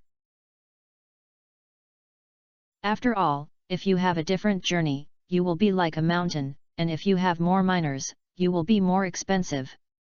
It is quite troublesome for Leon today. Lion's silence made Joe and Jimmy a little restless. They actually really wanted to work for Leon. After all, they could work in Stardew Valley and were closer to home. Joe had a wife and children to take care of, and Jimmy also planned to propose and continue to build his own family in Stardew Valley with his girlfriend. But depending on the situation, the owner of the new mining area in Leon does not seem to be planning to continue the vitality of the mining area. Well, I think your proposal is pretty good, but I may need time to consider it. Are you willing to wait for a while to get this answer? After a long time, Leon asked the two of them and was ready to be rejected. After all, let them shut down for a while to wait for an answer that even Leon himself is unsure. If it were Leon, it would definitely refuse. After all, a stable job is within reach. Compared to an uncertain answer, the former is obviously more secure. But Joe and Jimmy were overjoyed when they heard this. Of course, we still have a month off, and we will decide whether to work in another mining area with the foreman in a month.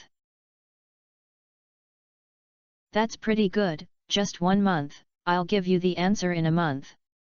Leon breathed a sigh of relief when he heard this.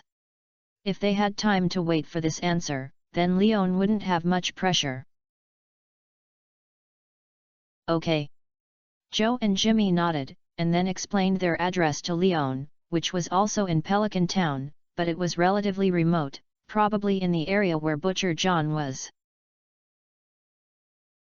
Apart from you, do other miners have any ideas about this?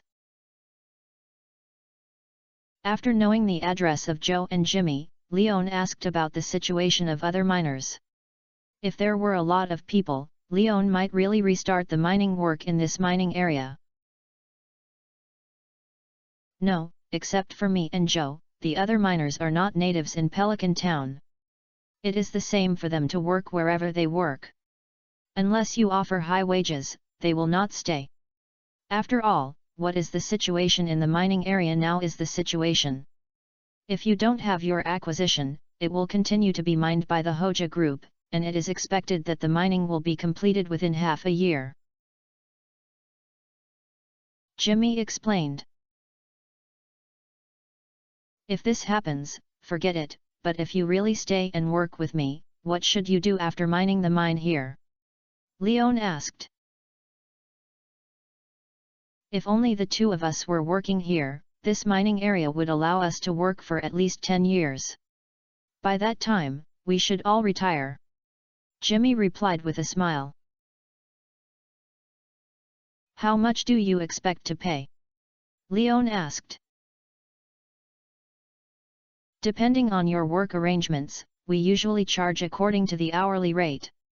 From the start of entering the mine and to the end of the mine, it is about 15 G per hour. Moreover, this hourly salary is not in vain.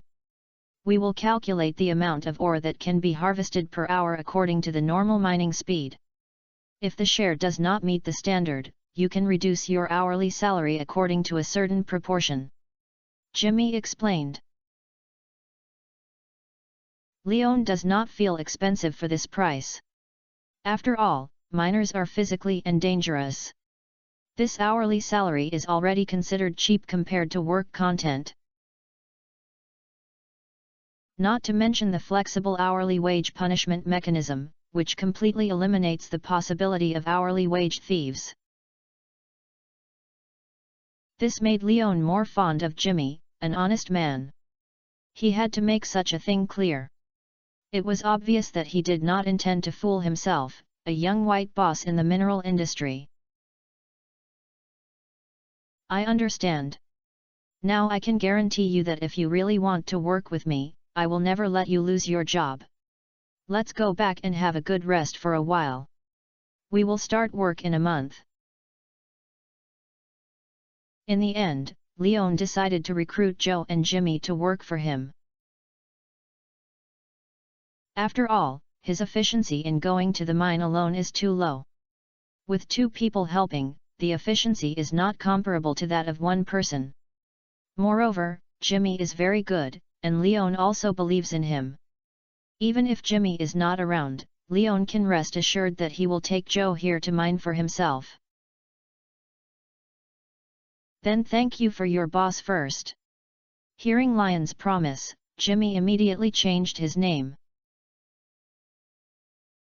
And Xiao also shouted at Leon with a silly smile, "Hello, boss," which made Leon feel a little moved. I seem to have evolved from working to becoming a capitalist. Although the capital scale is not large, I am still a boss after all, right? It turns out that someone doesn't need to be polite, but it feels so good to call the boss sincerely. No wonder so many people like to do business. I named Joe and Jimmy because I plan to treat them as supporting roles, but farming articles are still farming articles, not commercial articles, so I have other arrangements for these two people in the future. Brothers, don't panic, the farm is the main line. In addition to providing ore, this area has other uses, but it is definitely not the wine cellar you guessed. You can guess what it is. By the way, the group number is 8101976605. Brothers, you can come to join the group and brag. Chapter 443 New Neighbor. After parting with Jimmy and Joe, Leon left the eastern mining area directly. There is nothing to see. Except for the mine cave, the other areas are climbing equipment for metal smelting of mine caves. These will be taken away by the Hoja family in the future. When the Hoja family removes the things here, it will not be too late to find time to come and see the specific situation. The first time I crossed the Seagull Bridge, past Pelican Town, and rode my bicycle back to the farm, Leon began to look for traces of rhubarb. It has been 9 hours since I left the house in the morning. I haven't eaten at noon. I don't know if the rhubarb is obedient and I find something to eat by myself. However, with the IQ of Dawang, which is completely different from Husky, Leon felt that he fainted from hunger and might not be hungry, and even gained a few kilograms of meat. Even rhubarb may go to the kitchen to make 4 dishes and 1 soup for those who are hungry, although the possibility is not very high. I didn't see the doghouse, I didn't see it near the kitchen, and the room was even empty, and I didn't see a single dog's hair. Then Leon left the house and looked at the fields. There was no change. Dawang obviously did not secretly build the infrastructure in the fields, and ran to the chicken coop again. The hens giggled and walked in the enclosure outside the chicken coop. The leisurely look did not look like they had been harassed by Dawang. Strange, where did this guy go? Leon searched the main areas of the farm, but there was no trace of Dawang.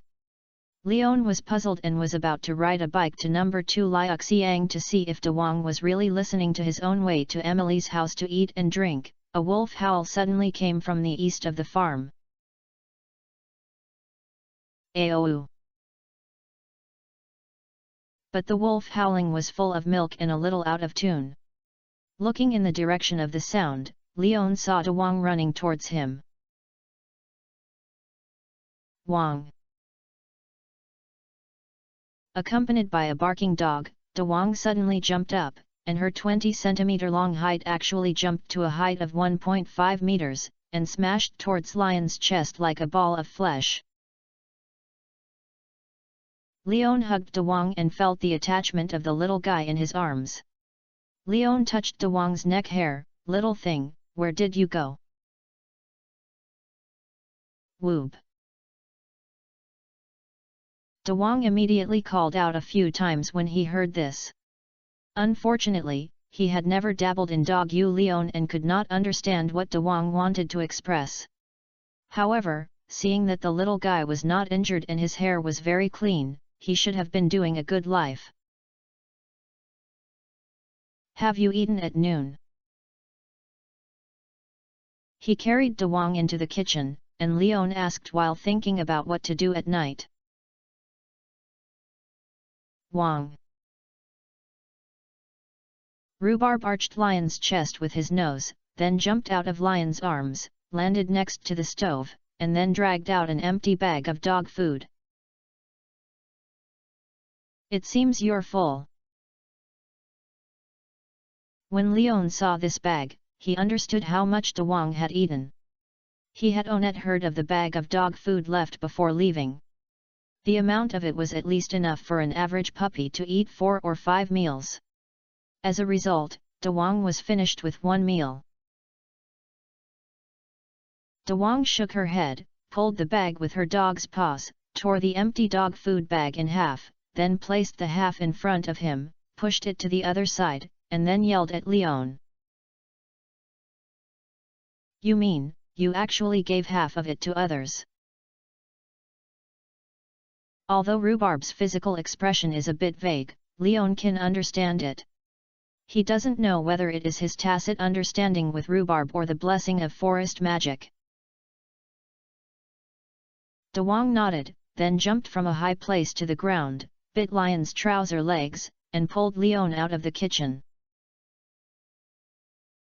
Dawang's action this time is easy to understand.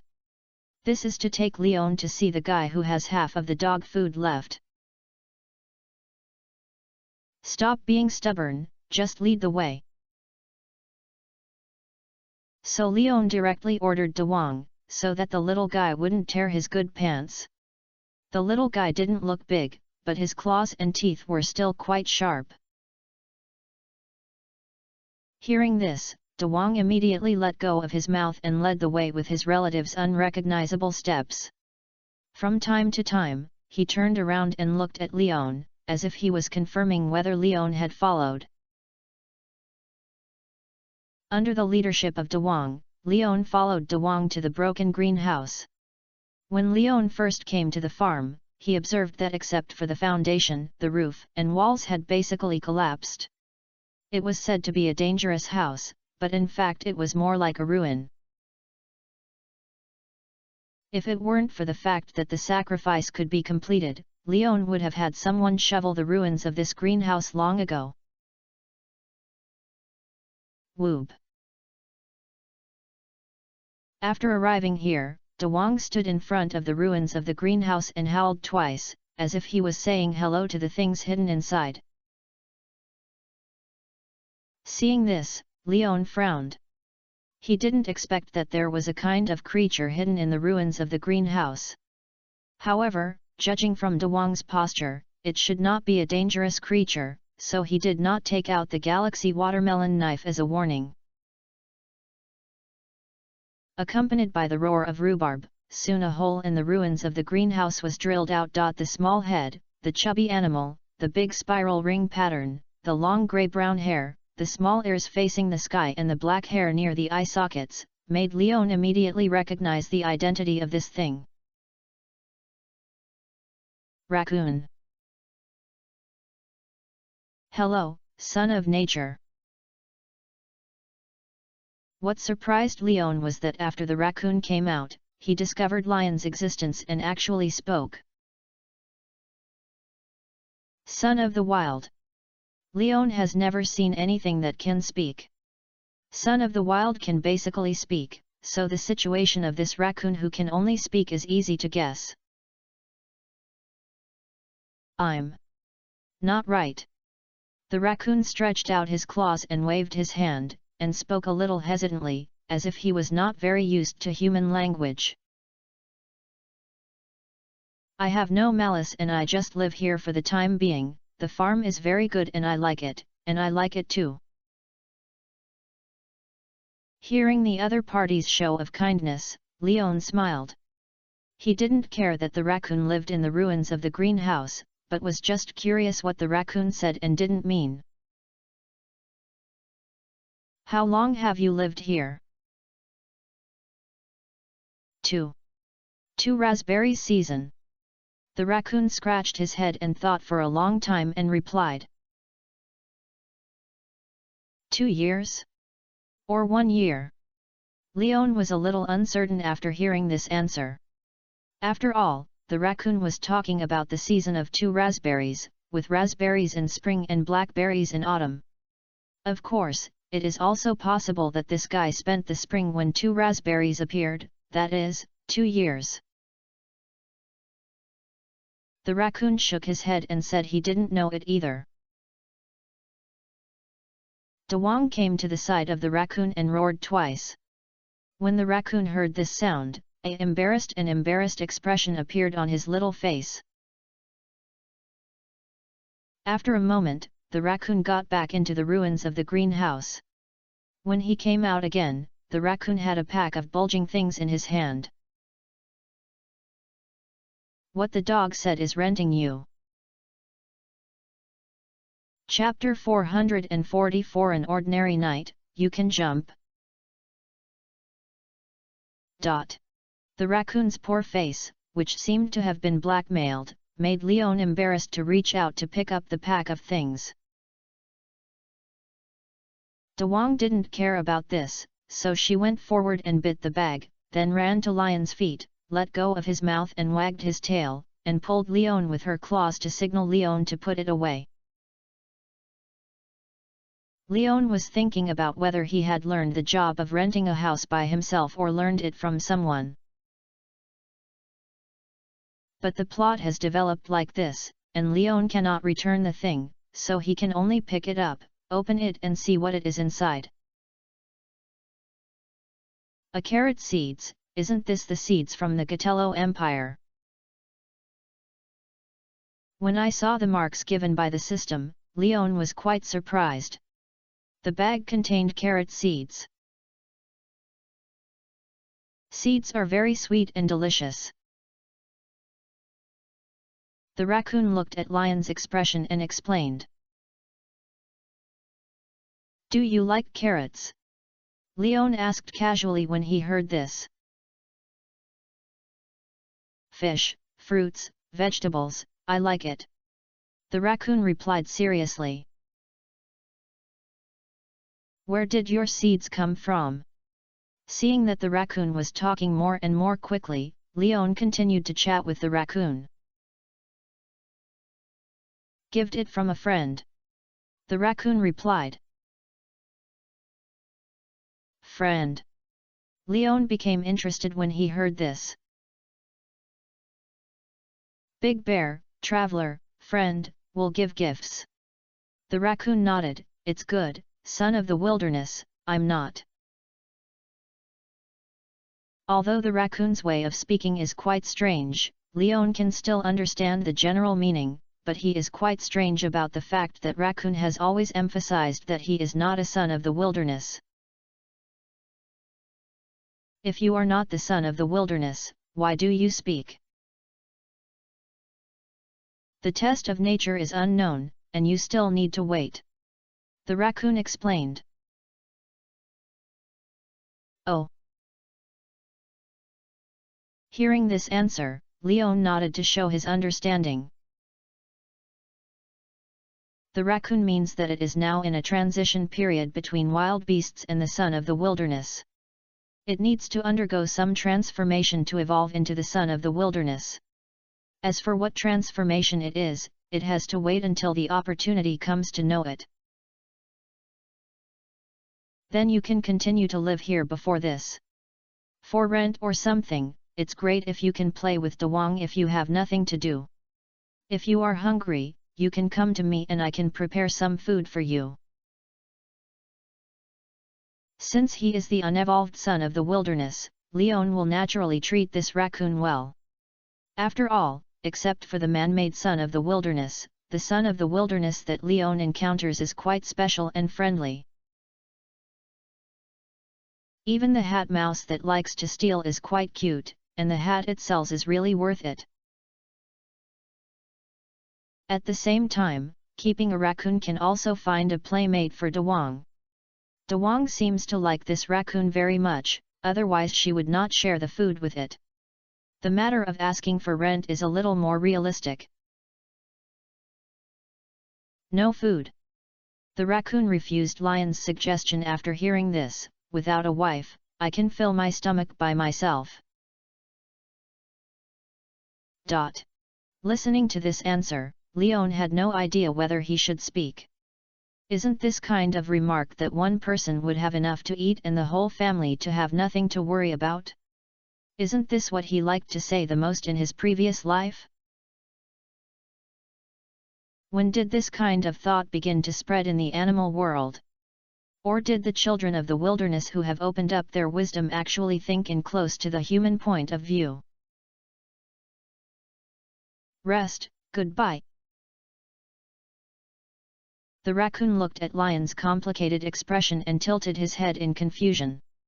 Seeing that Leon did not ask him any more questions, he took the lead in saying goodbye, then waved his little claws and crawled into the ruins again, disappearing.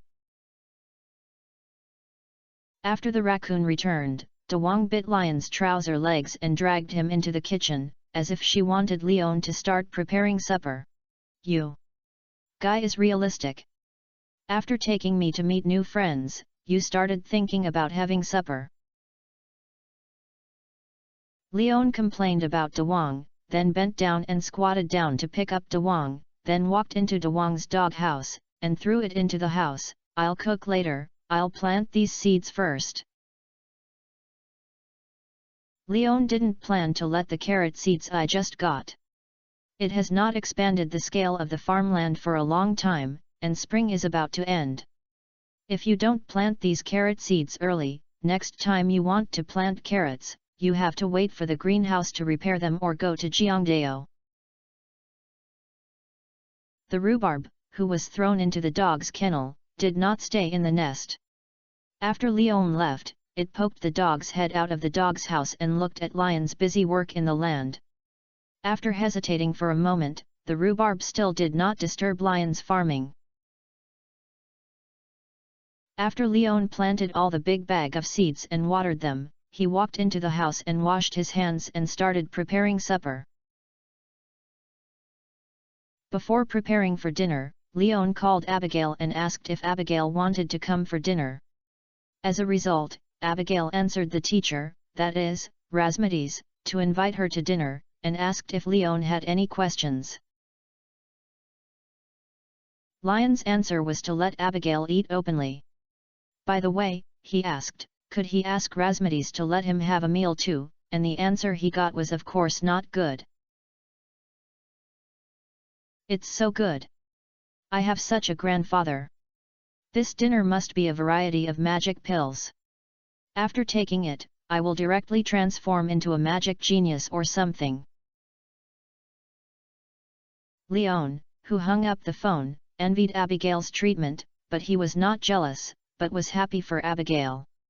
After all, these are good for Abigail's future. Abigail became a great wizard in the future, and Abigail could also benefit from it. "I just don't know if life is not harmonious after marriage. Will Abigail use the magic he learned to suppress Leon on Shudaoshan, which makes Leon feel some oppressive? Perhaps it is time to find a way to exercise his combat effectiveness, otherwise being ridden by Abigail in the future will damage the majesty of the head of the family." But Abigail has a mage grandfather who is a teacher. If he wants to study, he doesn't know who to look for. Looking for Ma Long? I'm afraid I may not be able to learn anything real if I have to pay a lot of money. Looking for Linus? Leon was embarrassed to explain that his purpose of improving his strength was to prevent possible domestic violence in the future. After thinking for a long time, Leon felt that he should rely on the system. At least he would wait until he upgraded the system's combat level to level 10, and then consider whether he should improve his combat ability based on the increase and specific combat power presented by the level 10 combat level. After all, he is a farmer who farms in Xingd Valley, so what if he becomes the best in the world? You still have to deal with crops in the fields, fighting and killing them, which is not in line with the quiet field atmosphere. While thinking about it, Lion's hands were not idle either. He ate stew tonight and prepared some more rice. He didn't eat it at noon. Leon planned to make up for this unexpected meal together. Rhubarb obviously also likes the food cooked by Leon and is still a big eater, so the dinner for this person and a dog basically showed enough to fill the 4 people. After drinking and eating, Dewang walked lightly towards the doghouse, and Leon also took a shower and stayed inside and watched TV. Country life is so ordinary. Chapter 445, A Bumper Harvest. In the next few days, in addition to completing daily activities on the farm every day, Leon basically took Rhubarb to wander around Stardew Valley because the raspberries were ripe.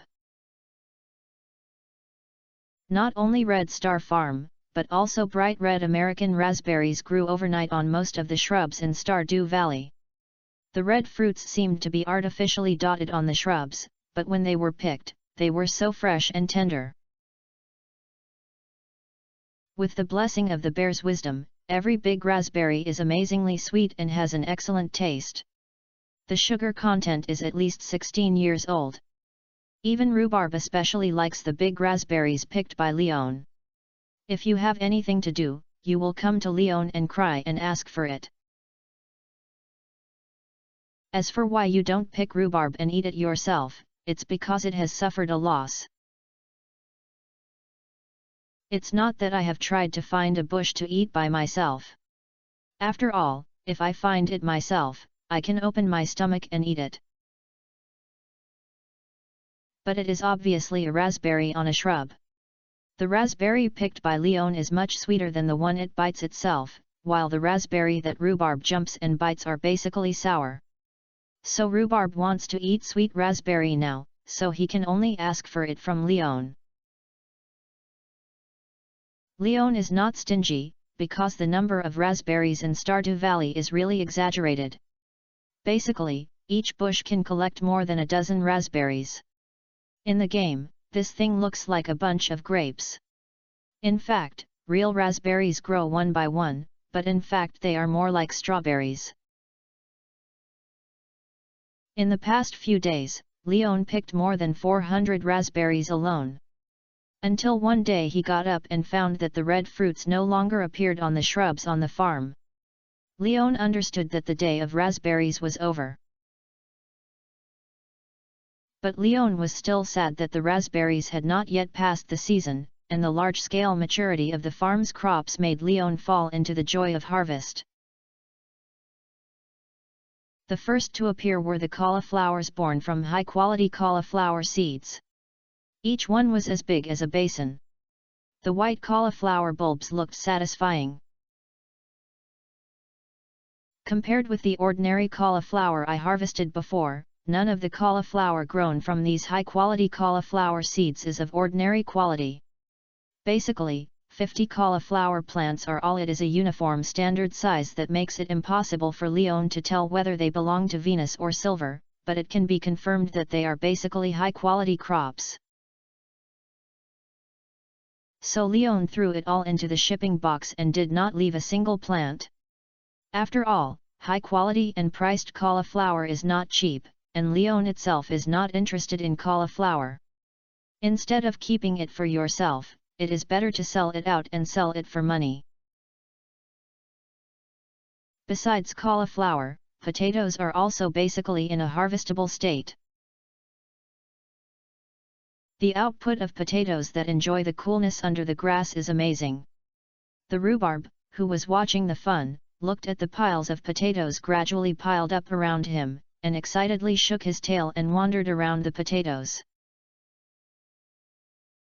It knows these plants. As long as it is cut into slices and fried in a pot, it will be crispy and delicious potato chips.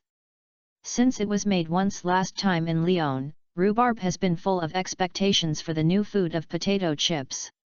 At this moment, seeing so many potatoes being dug out by Leon, rhubarb has begun to enjoy the free scene of potato chips. Don't jump around, help me pick out the little potatoes when I'm idle. That's it. Seeing DeWong's crazy look, Leon stopped his work speechlessly, ran to the pile of potatoes and found a little potato to show it to DeWong. These small potato eggs that look malnourished are the high-quality potato seeds that are accompanied by enjoying the characteristics of cooling under the grass, and are also the confidence to grow potatoes on a large scale to obtain high-quality potatoes. While there are still 20 days left before the end of spring, Leon is going to plant the last wave of potatoes. These high-quality potato seeds are not wanted to miss any of them. De Wong immediately nodded and began to search for these high-quality potato seeds in the pile of potatoes. Although the movements looked rough, the potatoes it had pulled over were not damaged, and the mud stained outside did not lose any loss, just as if these potatoes had never been touched. Leon didn't notice this, but saw De Wong getting busy, so he continued to bury his head in the field to pull potatoes. Each person and a dog basically had their own things to do. After all the potatoes in the field were pulled out, Leon swept around again if there were any missing in the soil, and then he began to throw these mutant potatoes into the delivery box. Rhubarb, who was guarding a small pile of high-quality potato seeds, watched Leon throw all the potatoes into the box, and suddenly became anxious and hurried to Lion's front and wailing, intending to stop Leon from throwing the dozens of remaining potatoes in. Because Rhubarb knows that if these potatoes are thrown into these boxes, they will disappear, which means that its dream of free potato chips is about to break. "I know what you mean, I left you potatoes." Seeing De Wong look so anxious, Leon sighed, then poured out all the ordinary quality potatoes saved from his backpack and piled them in front of De Wong. After all, there are not many ordinary potato seeds bought from Pierre, so not all potatoes are high-quality crops like cauliflower, and there are naturally ordinary quality potatoes. And there are quite a lot of potatoes, so Leon naturally chose them all for spare ingredients, because besides rhubarb, Leon himself is also a potato enthusiast. Seeing the potatoes Leon took out, De Wong immediately put away her aggrieved face, grinned and stuck out her tongue with a silly smile, as if she was showing kindness to Leon. Although the reserved potatoes look less large than those thrown into the box, Rhubarb thinks that as long as they are potatoes, it doesn't pick the quality. In order to express his apology, De Wong also helped Leon throw potatoes into the box. Compared to Lion's flexible hands, De Wong threw potatoes more sexy. She slapped the potatoes with her little paws on the potatoes, then shook her tail and swept the potatoes accurately into the delivery box like playing baseball.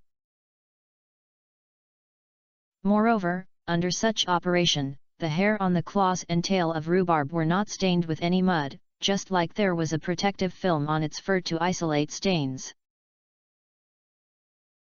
Leon is no longer surprised by such strange things. De Wong is obviously not an ordinary husky. Leon has already confirmed it, so even if De Wong can fly one day, he will not have any surprises. On the contrary, De Wong's diligent appearance made him feel a little relieved. When the child grew up, he knew that he had worked for the family. "It's not bad. We'll have a potato feast at noon. I'll prepare a large portion of French fries for you alone.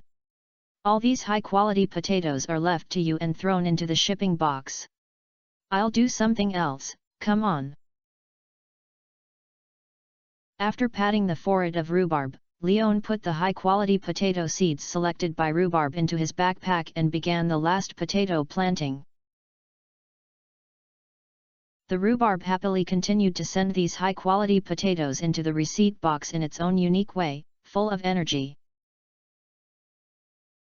Chapter 446 Louis's Purpose.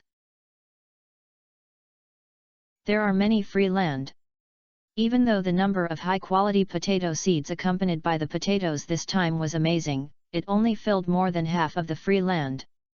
Leon counted the remaining open land, and there were about 43 left. So Leon rode his bicycle to Pierre to replenish some seeds. Rhubarb originally planned to go out with Leon, and she often went out with Leon during these days. It had developed a habit, but when she heard Leon say she would buy seeds and she would come back soon, Rhubarb extinguished the idea of going out with Leon. Leon was really back as he told De Wong. This time he brought back the seeds of potatoes. Because Abigail was not here, Leon had no choice. I bought bulk potato seeds, so I replaced the fractions with parsnips, a 20-seeded portion. When he was hoeing the ground, Leon actually found that he had missed a potato, and immediately pulled it out and heard the system prompt. Long-term farming gives you a deeper understanding of how to plant crops, and the cultivation level time has been increased by 1 level. During the planting process, you noticed the trouble of crop irrigation. In order to reduce the work burden, you learned the formula of primary moisturizing soil fertilizer. A large amount of potato harvest makes you feel like you should make some extra products with these potatoes. You think of pickling canned food, and the canned bottle recipe has been unlocked. At the same time, in order to protect the farmland, you decided to create an iron fence that is stronger than a wooden fence to enclose the field. The iron fence formula has been unlocked. Can bottle, convert vegetables into kimchi and fruit into jam. Required ingredients, wood *50. Stone *40. Coal *8. Primary soil moisturizing, fertilizer. This soil has a certain chance of staying moist overnight and needs to be added to the plowed land in advance when used. Required materials, stone *2. Iron fence, more durable than stone fences. Each manufacturing can obtain a fence that is 2 meters long and 1 meter 5 meters tall. Required materials, iron ingot *1. It's finally upgraded. I thought so much cauliflower and potatoes were not enough to have 34 experience. Seeing this upgrade prompt, Leon breathed a sigh of relief. If the harvest of this kind of harvest today is not enough to upgrade, Leon would not dare to think about what rare items he had to plant, and how many times he harvested it to reach the full level of level 10. Even after upgrading, Leon felt that the experience required was a little exaggerated, but it was enough to upgrade. If you upgrade it again, you don't know if there are any professional characteristics to choose from. As for the 3 formulas unlocked by the upgrade, except for the iron fence, the other lions are quite satisfied. Although the primary soil moisturizing is only 33% chance of overnight stay, the cost of the 2 stones is outstanding. Although it is difficult to understand why the stone can be made into soil moisturizing fertilizer, everything is possible in Stardew Valley. Canned bottles are also a good thing. This is an indispensable pickled vegetable jar in the village. Leon has long been greedy for pickled radish or pickled garlic with porridge or steamed buns. With this canned bottle, parsnips and green beans also have their homes, not just throwing them into the shipping box. I just don't know if the foodie, Rhubarb, likes the taste of pickled vegetables. Thinking of this, Leon looked at the rhubarb and found that it had sent all the high-quality potatoes into the shipping box. Only ordinary quality potatoes were still piled up on the ground, and they were arched together by rhubarb to form a small hill. Rhubarb lay on the side and looked at the little potato mountain with his tongue, drooling all over the ground. Foodies, there should be no problem. After complaining about rhubarb, Leon put all the potatoes into his backpack, then got into the wooden house, took 50 pieces of wood, and created a treasure chest, then took them into the corner of the kitchen to place them, and then stored all the potatoes in it. As for the canned bottle, I don't plan to make it for the time being, because he doesn't reserve fresh vegetables to pickle. Although potatoes can be pickled, it feels very dark when I think about it, so let's forget it. The reason why Leon can still leave a place for the refrigerator in the kitchen is that it has the refrigeration effect that the treasure chest does not have. In spring, it doesn't feel that it is bottled juice, Coke, ice cream or something. In summer is its highlight moment.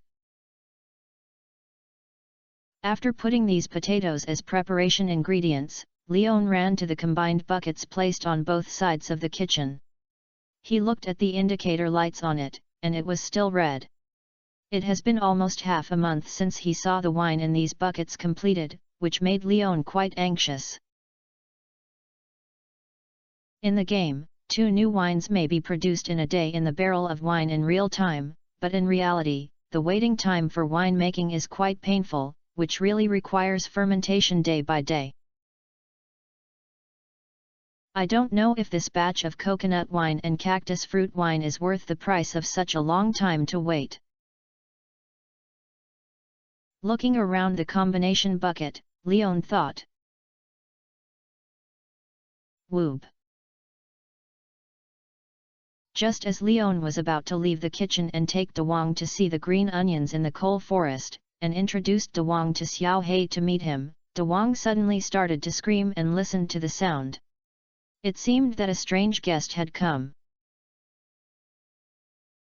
Then Leon speeded up, walked out of the kitchen, and saw Louis, who was confronting De Wong, looking embarrassed. I have heard from people in the town that you have a cute puppy, but I didn't expect that this puppy has such a strong ability to guard the house. Although it is not big, I always feel that this tooth can be bitten directly into the hospital. Louis breathed a sigh of relief when he saw Lion's appearance. After seeing Lion's appearance, De Wong stopped looking at Louis, put away his fierce attitude, and ran to Lion's side, as if showing off his warning ability. Leon squatted down and patted De Wong on the head. This is Louis, my elder. He is not a bad person. Don't scare the old man next time. After telling De Wong Louis about the situation, Leon stood up again, stepped forward and held Louis' hand to express his apology on De Wong. Sorry, it won't yell at you like this next time. Without I am happy for you in relationships. Such a smart puppy is rare. It will be one of your most capable assistants on the farm. Louis smiled, then waved to De Wong on the side.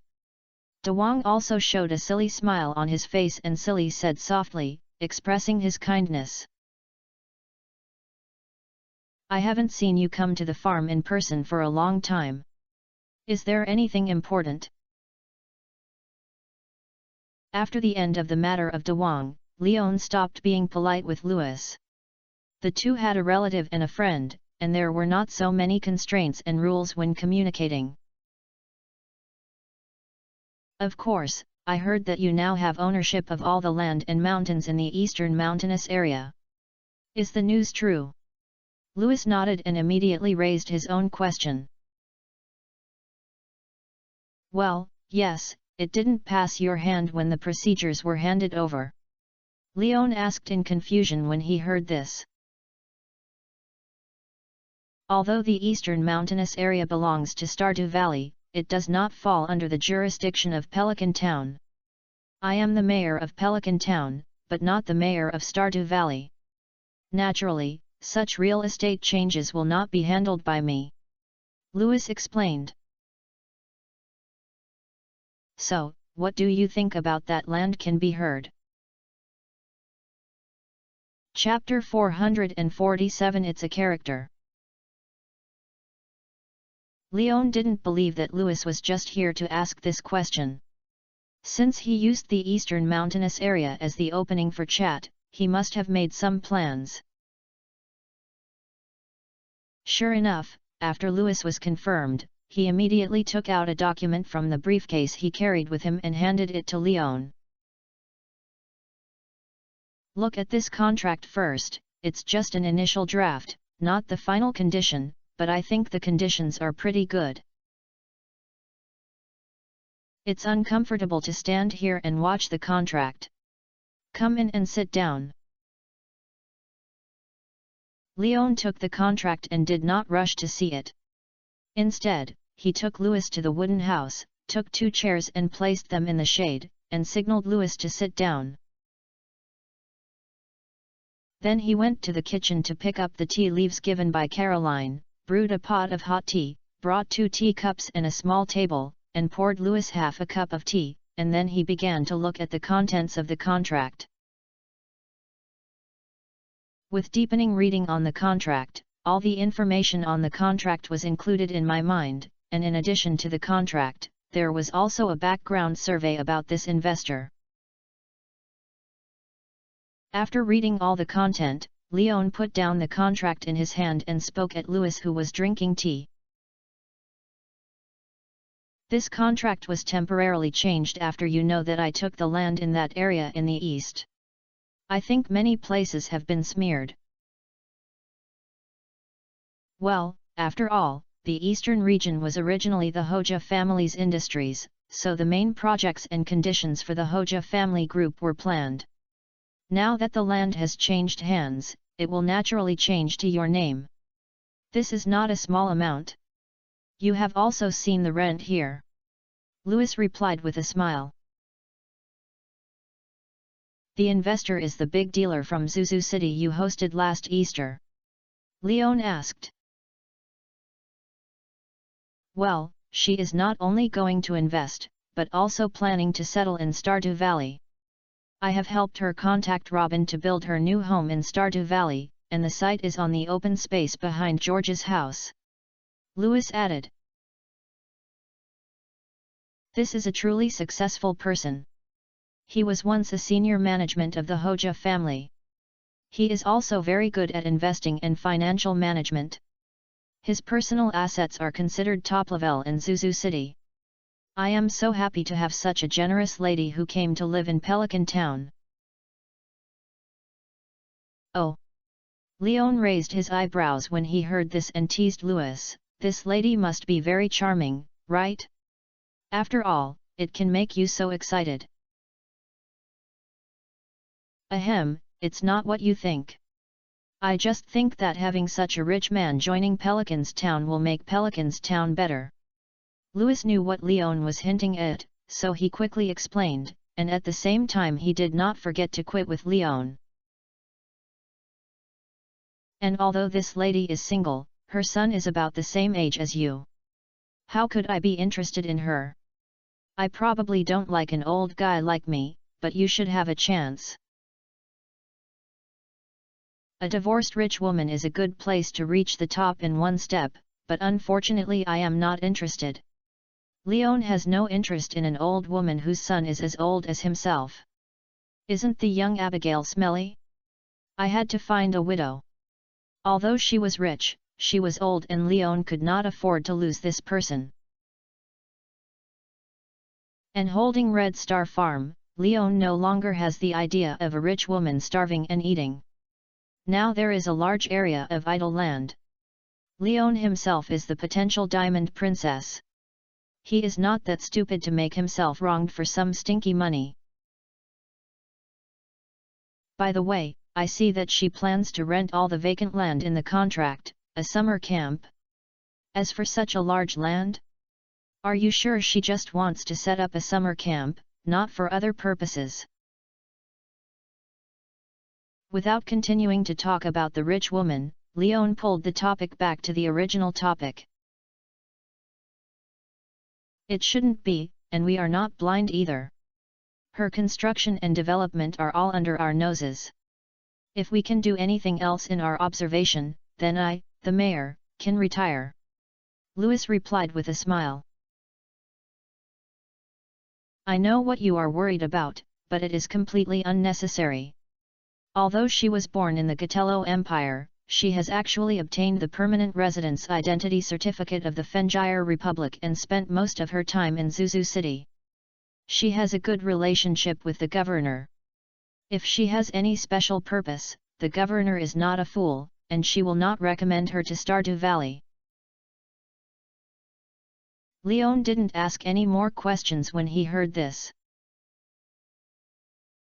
He believed in Louis's judgment, and the reason why he asked this was because he was in this background investigation of the investor, Leon naturally had some concerns when he saw that the rich woman named Olivia's hometown was the Gotlo Empire. This country is now in war with the Fengire Republic where Leon is located. After all, Stardew Valley had encountered a spy with the defected library director before, and Leon was also worried that the plot would be repeated. Does she have any other requirements besides these on the contract? Yes, she plans to invite you to her housewarming banquet before moving into Stardew Valley. Lewis said. Why? Leon asked after hearing this. It should be for her son. After all, when she changed into a new place, everything was unfamiliar. She seemed to be planning to make you become her son's first friend in Stardew Valley, so that the child could be integrated into the social circle of Stardew Valley. Of course, she would also talk to you about the summer camp planning. Lewis explained. Before I started to move in, I started to consider my son's social issues. He is a reliable mother. Leon breathed a sigh of relief when he heard this. If it was just this reason, it would be understandable. It may also be for you. Thinking of Lion's teasing just now, Lewis couldn't help but add. Then I will take Marnie to help me with the venue. After all, if she builds a summer camp, she should also need fresh ingredients to provide food for nearby. The quality of agricultural and sideline products produced by Marnie's ranch can provide high-quality nutritional needs for those young masters and princesses who come here without any hardship. Leon asked Lewis with a smile. You don't need to shout, except for you, local suppliers such as Marnie, Pierre, John, and Robin, as well as me, I have also been invited to attend. This is a matter of arrangement. After all, she first came to Stardew Valley and wanted to handle this summer camp. Local merchants in Stardew Valley are an indispensable part of construction and maintenance. Lewis no longer joked with Leon and continued to reveal the arrangements for the banquet. Obviously, before coming, he talked to the investor a lot. Only these people were invited? It shouldn't be. Thinking of the other party's intention, Leon felt that the scale of the banquet should not be too small. Of course, there are other people in Pelican Town. This is a banquet, so naturally the purpose of expanding the social circle is indispensable. Basically, everyone in the town has been invited, but most of them will be arranged in the outfield. Lewis added. Is it not a small scale? Where is the banquet? Leon continued to ask. In the small garden next to the old community center, she will invite professional banquet staff to arrange the scene and hire top chefs to prepare the food for the banquet. The scale is probably not much worse than that of the winter banquet. The governor may come to support him at that time. Lewis speculated. He appeared at a high profile and showed enough reception etiquette. He was a character. Chapter 448 Korob's Warning. After all, I am a workplace elite who has been through the market for a long time. Lewis sighed. Where is the time? Leon asked. Next Monday, there are 5 days left. These 5 days are still because she needs to hand over the work and wait for Robin to complete the construction of her villa. Robin made a lot of money. I don't know, but I should have made a lot of money. I don't know if she will kill me if I upgrade the house. Unless you have a grudge against Robin, she won't do that. Okay, I understand. I'm worried that the land is empty. Now there are tenants, so I will naturally not refuse.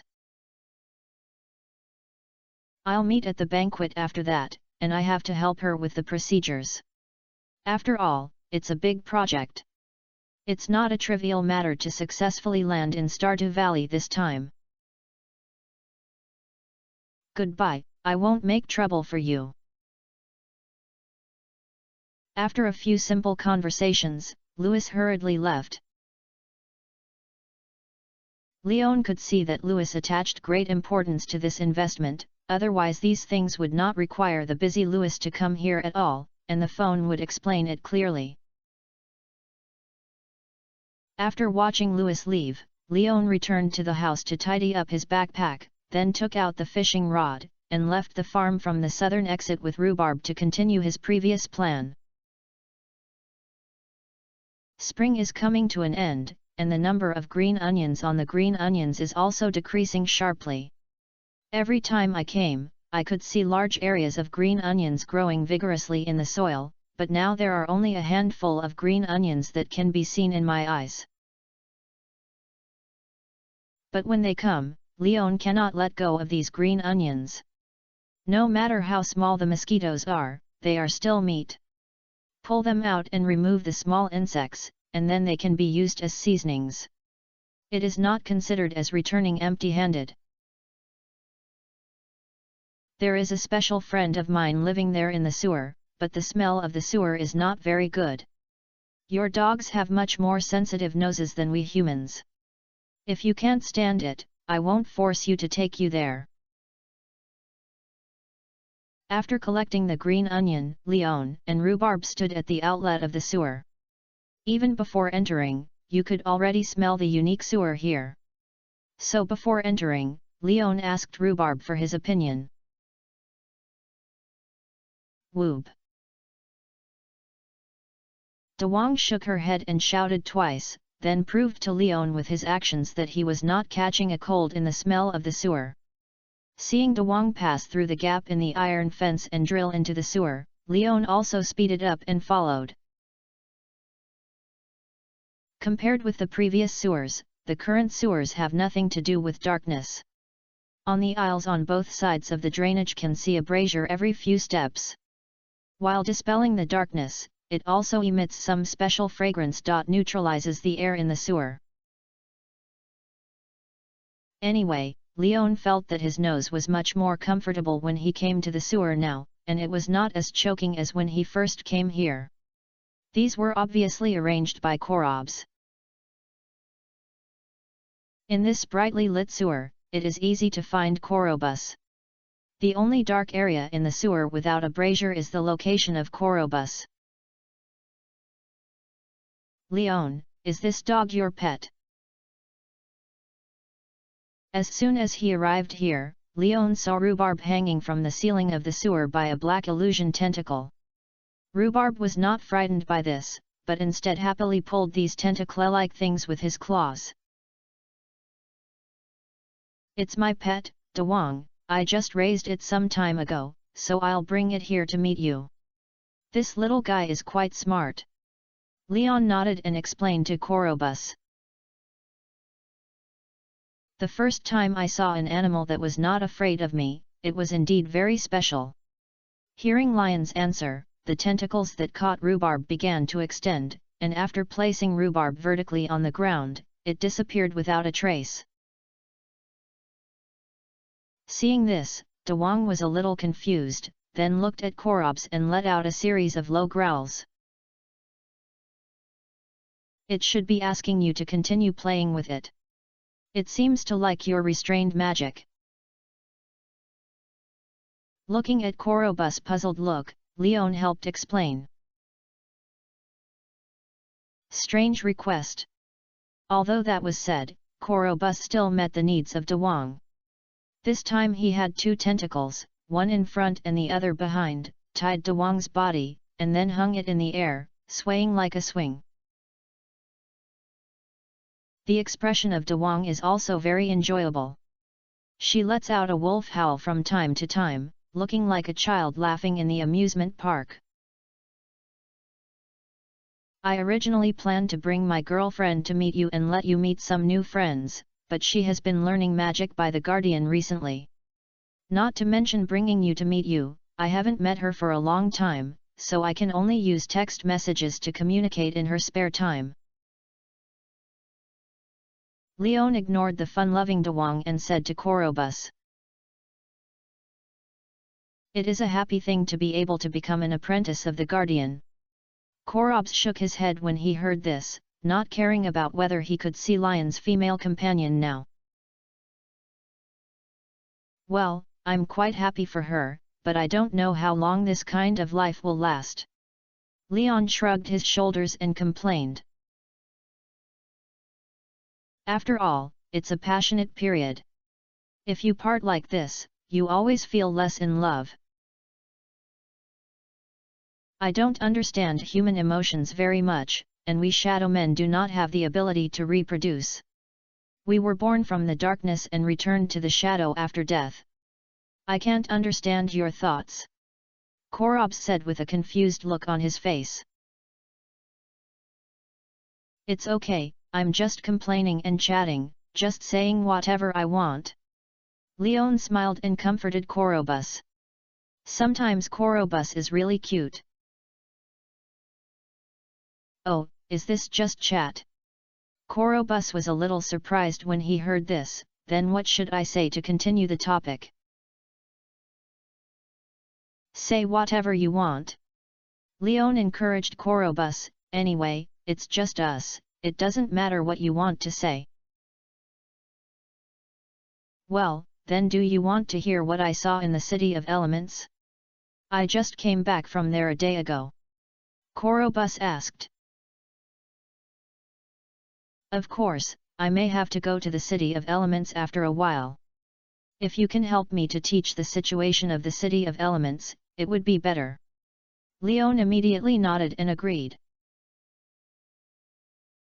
"That's not a good place, Leon. I don't recommend you to go to the City of Elements alone, especially your appearance is an extremely outstanding type among humans, and it is easy to be targeted by slave merchants." Korobus dissuaded Leon seriously. "Of course I'm not going alone, I'm with the Guardian," Leon explained.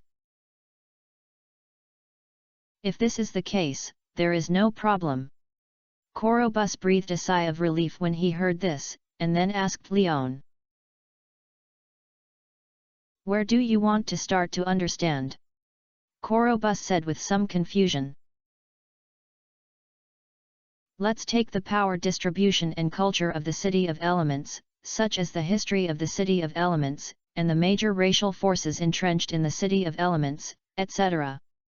Leon did not make things difficult for Korobus, and defined a general direction for its explanation. "Oh, it will take a long time to say it, so you can sit down first,"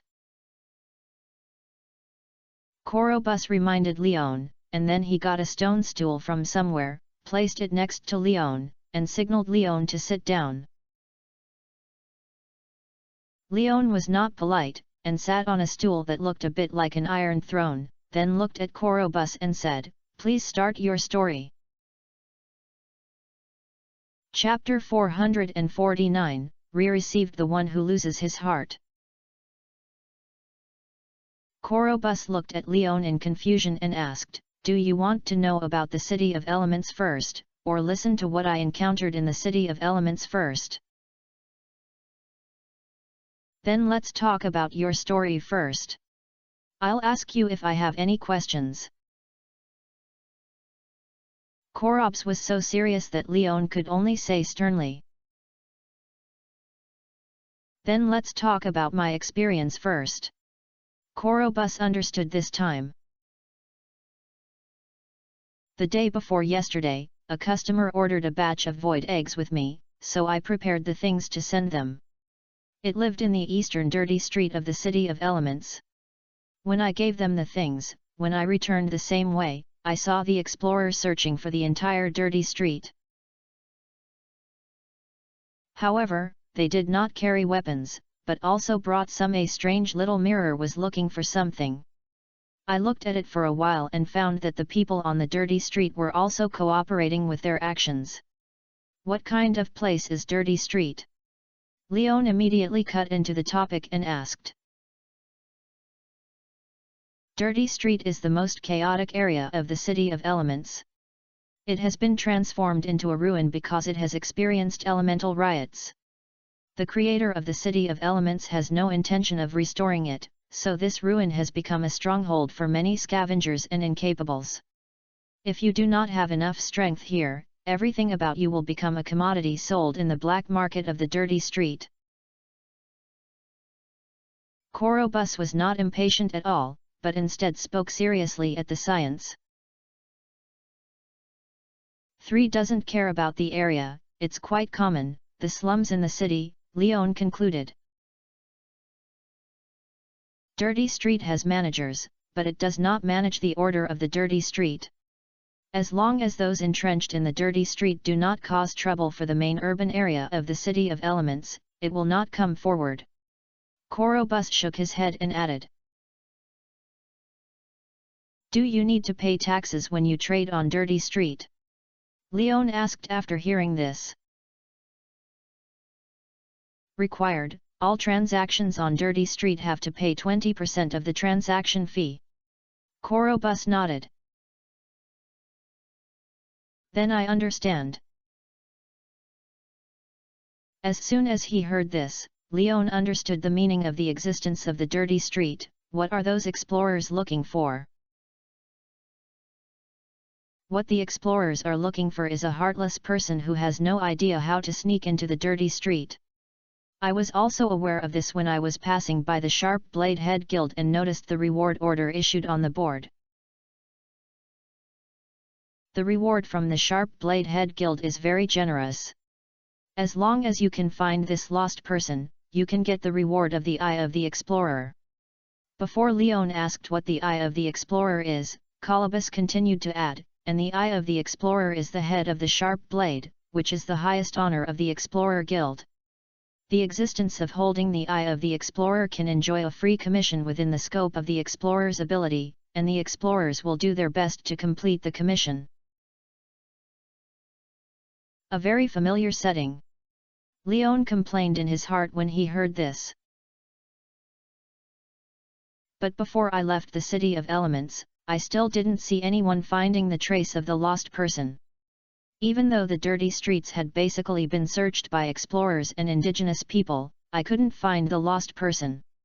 After Korobus said, Leon immediately asked. Why does the appearance of a heartless person have such a big impact? Because the heartless person is dangerous. Although the City of Elements is very inclusive, here you can see dwarves, shadow men, mermaids, little fairies, and even submen, but the heartless person is different. They are puppets controlled by the most evil forces. The appearance of every loser represents the arrival of danger. The loser has strong assimilation ability. If it is affected, other creatures will also become loser, just like a virus. Korobus said this, his expression was filled with fear. Even we shadow men are extremely afraid of the existence of the lost person, it is the endorsement of chaos. I have a question. You shadowmen should be considered a chaotic camp. Why are the losers so scared? Seeing that Korobus' expression was not like a fake, Leon was confused. After all, the unintentional person he understood was actually a kind of bewitched mutant monster. Shadowman also belongs to the category of monsters. Logically speaking, the two should be the same. You are right. Most shadowmen are indeed in a chaotic camp, but this does not mean that we do not have our own will and thinking. We also have our own racial heritage, culture and friends. Although we have different positions and beliefs, we are also local creatures in this world. But the one who loses his mind is different. It does not belong to this world. At least in the history of my ethnic group, there was no one who fails to appear when the world was first born. The terrible pollution ability it possessed after it appeared can destroy our will and deprive our thinking.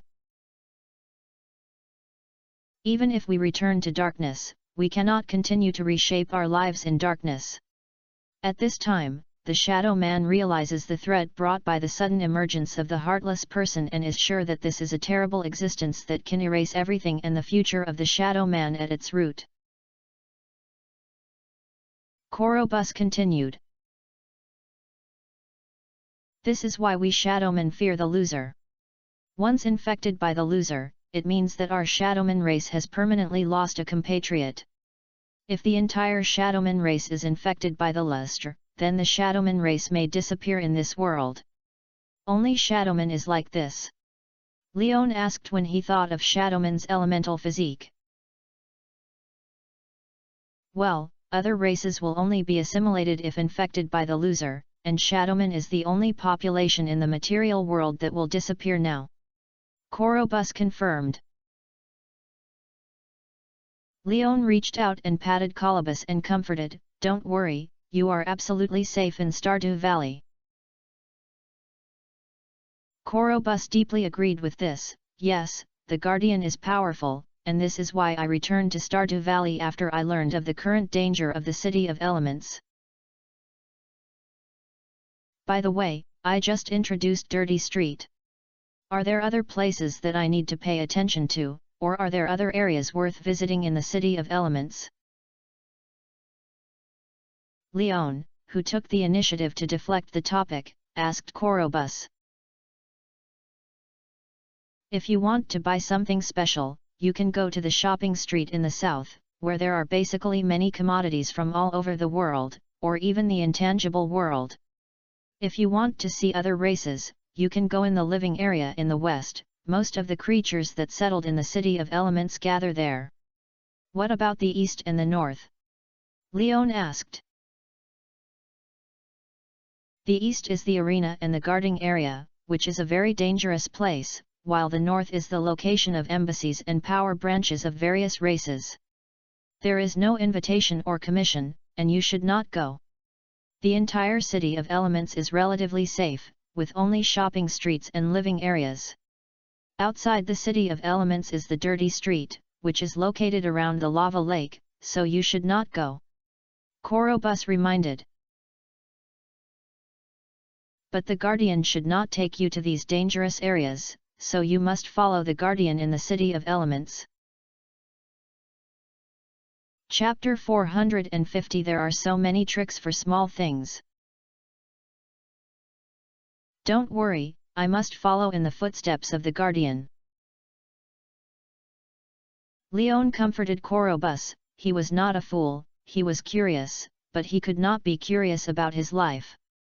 He still understood the principle that a gentleman would not stand under a dangerous wall. "Don't consider going to the City of Elements in a short time. You have also heard that there are people who are in the City of Elements. Nowadays, the City of Elements are basically bounty hunters who pursue the people who are in the City of Elements and those speculators who want to take advantage of the chaos to find opportunities. It will be much safer to go to the City of Elements after the incident has subsided," Korobus added. "The initiative is not in my hands. When to go, it is the arrangement of the Guardian. I am just a follower." Leon shrugged his shoulders and complained. "Yet." Korobus nodded, and then put down the rhubarb hanging in the air. The footsteps of the landing yellow were a little vague. It was obviously not yet recovering from the suspended state, but his expression was quite happy. He also got close to Korobus a lot. He circled around Korobus, and his shaking tail fully demonstrated his pleasing intention to Korobus. This is just a dog. It's not a son of the wilderness, but it has some special talents. I've never seen this situation before. Maybe you can find a guardian to help you see what it is." Korobus, who had stared at Dewang for a while, suddenly suggested to Leon. "Will this special threaten me?" Leon asked with a smile. "It shouldn't be there. I can feel that it likes you very much." Korobus shook his head. Then there is no problem. Leon stretched out his hand and hugged the summoned Dewang in his arms. Since raising rhubarb, Leon has known that this guy is definitely not an ordinary husky, but although Leon is curious, he will not go to the bottom of it. He likes rhubarb very much. As long as he knows that rhubarb is close to him, it is enough. What is the specific situation of rhubarb? I will always know in the future. Why bother rush for a while? If the answer you get is not very good in the end, then Leon may instinctively think too much and lose the pleasure of simply raising a dog. Instead of doing so, it is better to raise the rhubarb as a smart hat to relax. Korops didn't say anything after hearing this, and just looked at Leon and the rhubarb in his arms, with the corners of his mouth slightly raised. Do you want to try to hug it for a while? This little guy is soft and has a very moist hair. It feels good to rub it. Leon saw Korobus' appearance and handed the rhubarb over and asked. Forget it, the shadow elements on me are too rich, which is not a good thing for animals. Although Korobus was a little regretful, he still rejected Lion's proposal. Afterwards, Korops was not idle, and continued to introduce the City of Elements to Leon, including some unspoken rules and some details that need to be paid attention to. By the way, he also recommended that Leon go to a witch-run store on the shopping street to select some magic seeds and try whether it can be planted in Lion's farm. Leon also listened and kept it in his mind. It was only after more than 2 hours that he and Dewang came here with him, and then he said goodbye to Korops with Dewang. In the future, when I'm not at home, you can come to find him to play with you for nothing. Leon said to Dewang, who was following his butt after leaving the sewer. Wang. Dewang nodded and said that he had heard it. Then he ran to Leon, stood up, shaking back and forth, then raised his dog's paws and pointed to the thick branch of the tall oak tree extending from the side. You mean, do you want to get something like the tentacles that Korops takes you to play on the farm? Leon asked. Wang. Dewang nodded excitedly, then began to circle around Leon, as if he was acting coquettishly with Leon to achieve his proposal. No problem, it's just a swing, it won't cost much. Leon did not shy away from this. If Dewang wanted it, it would be done. It's not a swing, it's a small matter. Hearing Lion's consent, Dewang immediately jumped and ran in front of Leon, looking impatient to go home. Leon felt helpless when he saw it, but also accelerated his pace. After returning to the farm, Leon immediately started to work hard. It was not difficult to make a swing. There was a long bracket with a rope, 2 ropes, and a wooden board could do it. There is no suitable tree for the time being, so Leon built a swing frame with wood. After working hard, he finally made a simple swing that was not very beautiful before dark, but did not affect the use. Before Leon could try the strength of the swing, Dewang jumped up 1 meter and landed steadily on the wooden board used to sit on. Then she shouted at Leon, as if signaling Leon to help the swing. Stand up. You have to sit down, don't fall down. Looking at Dewang's expectant appearance, Leon reminded Dewang and then began to gently shake the swing rope. As the swaying grew, Dewang regained the experience of being with Korobus during the day.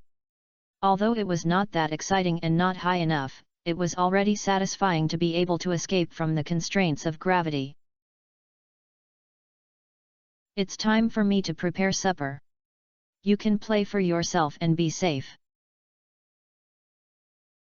Seeing the swing rising higher and higher, but the rhubarb stood steadily like his paws stuck to the wooden board, Leon let go of his hand and entered the kitchen to prepare dinner for the evening.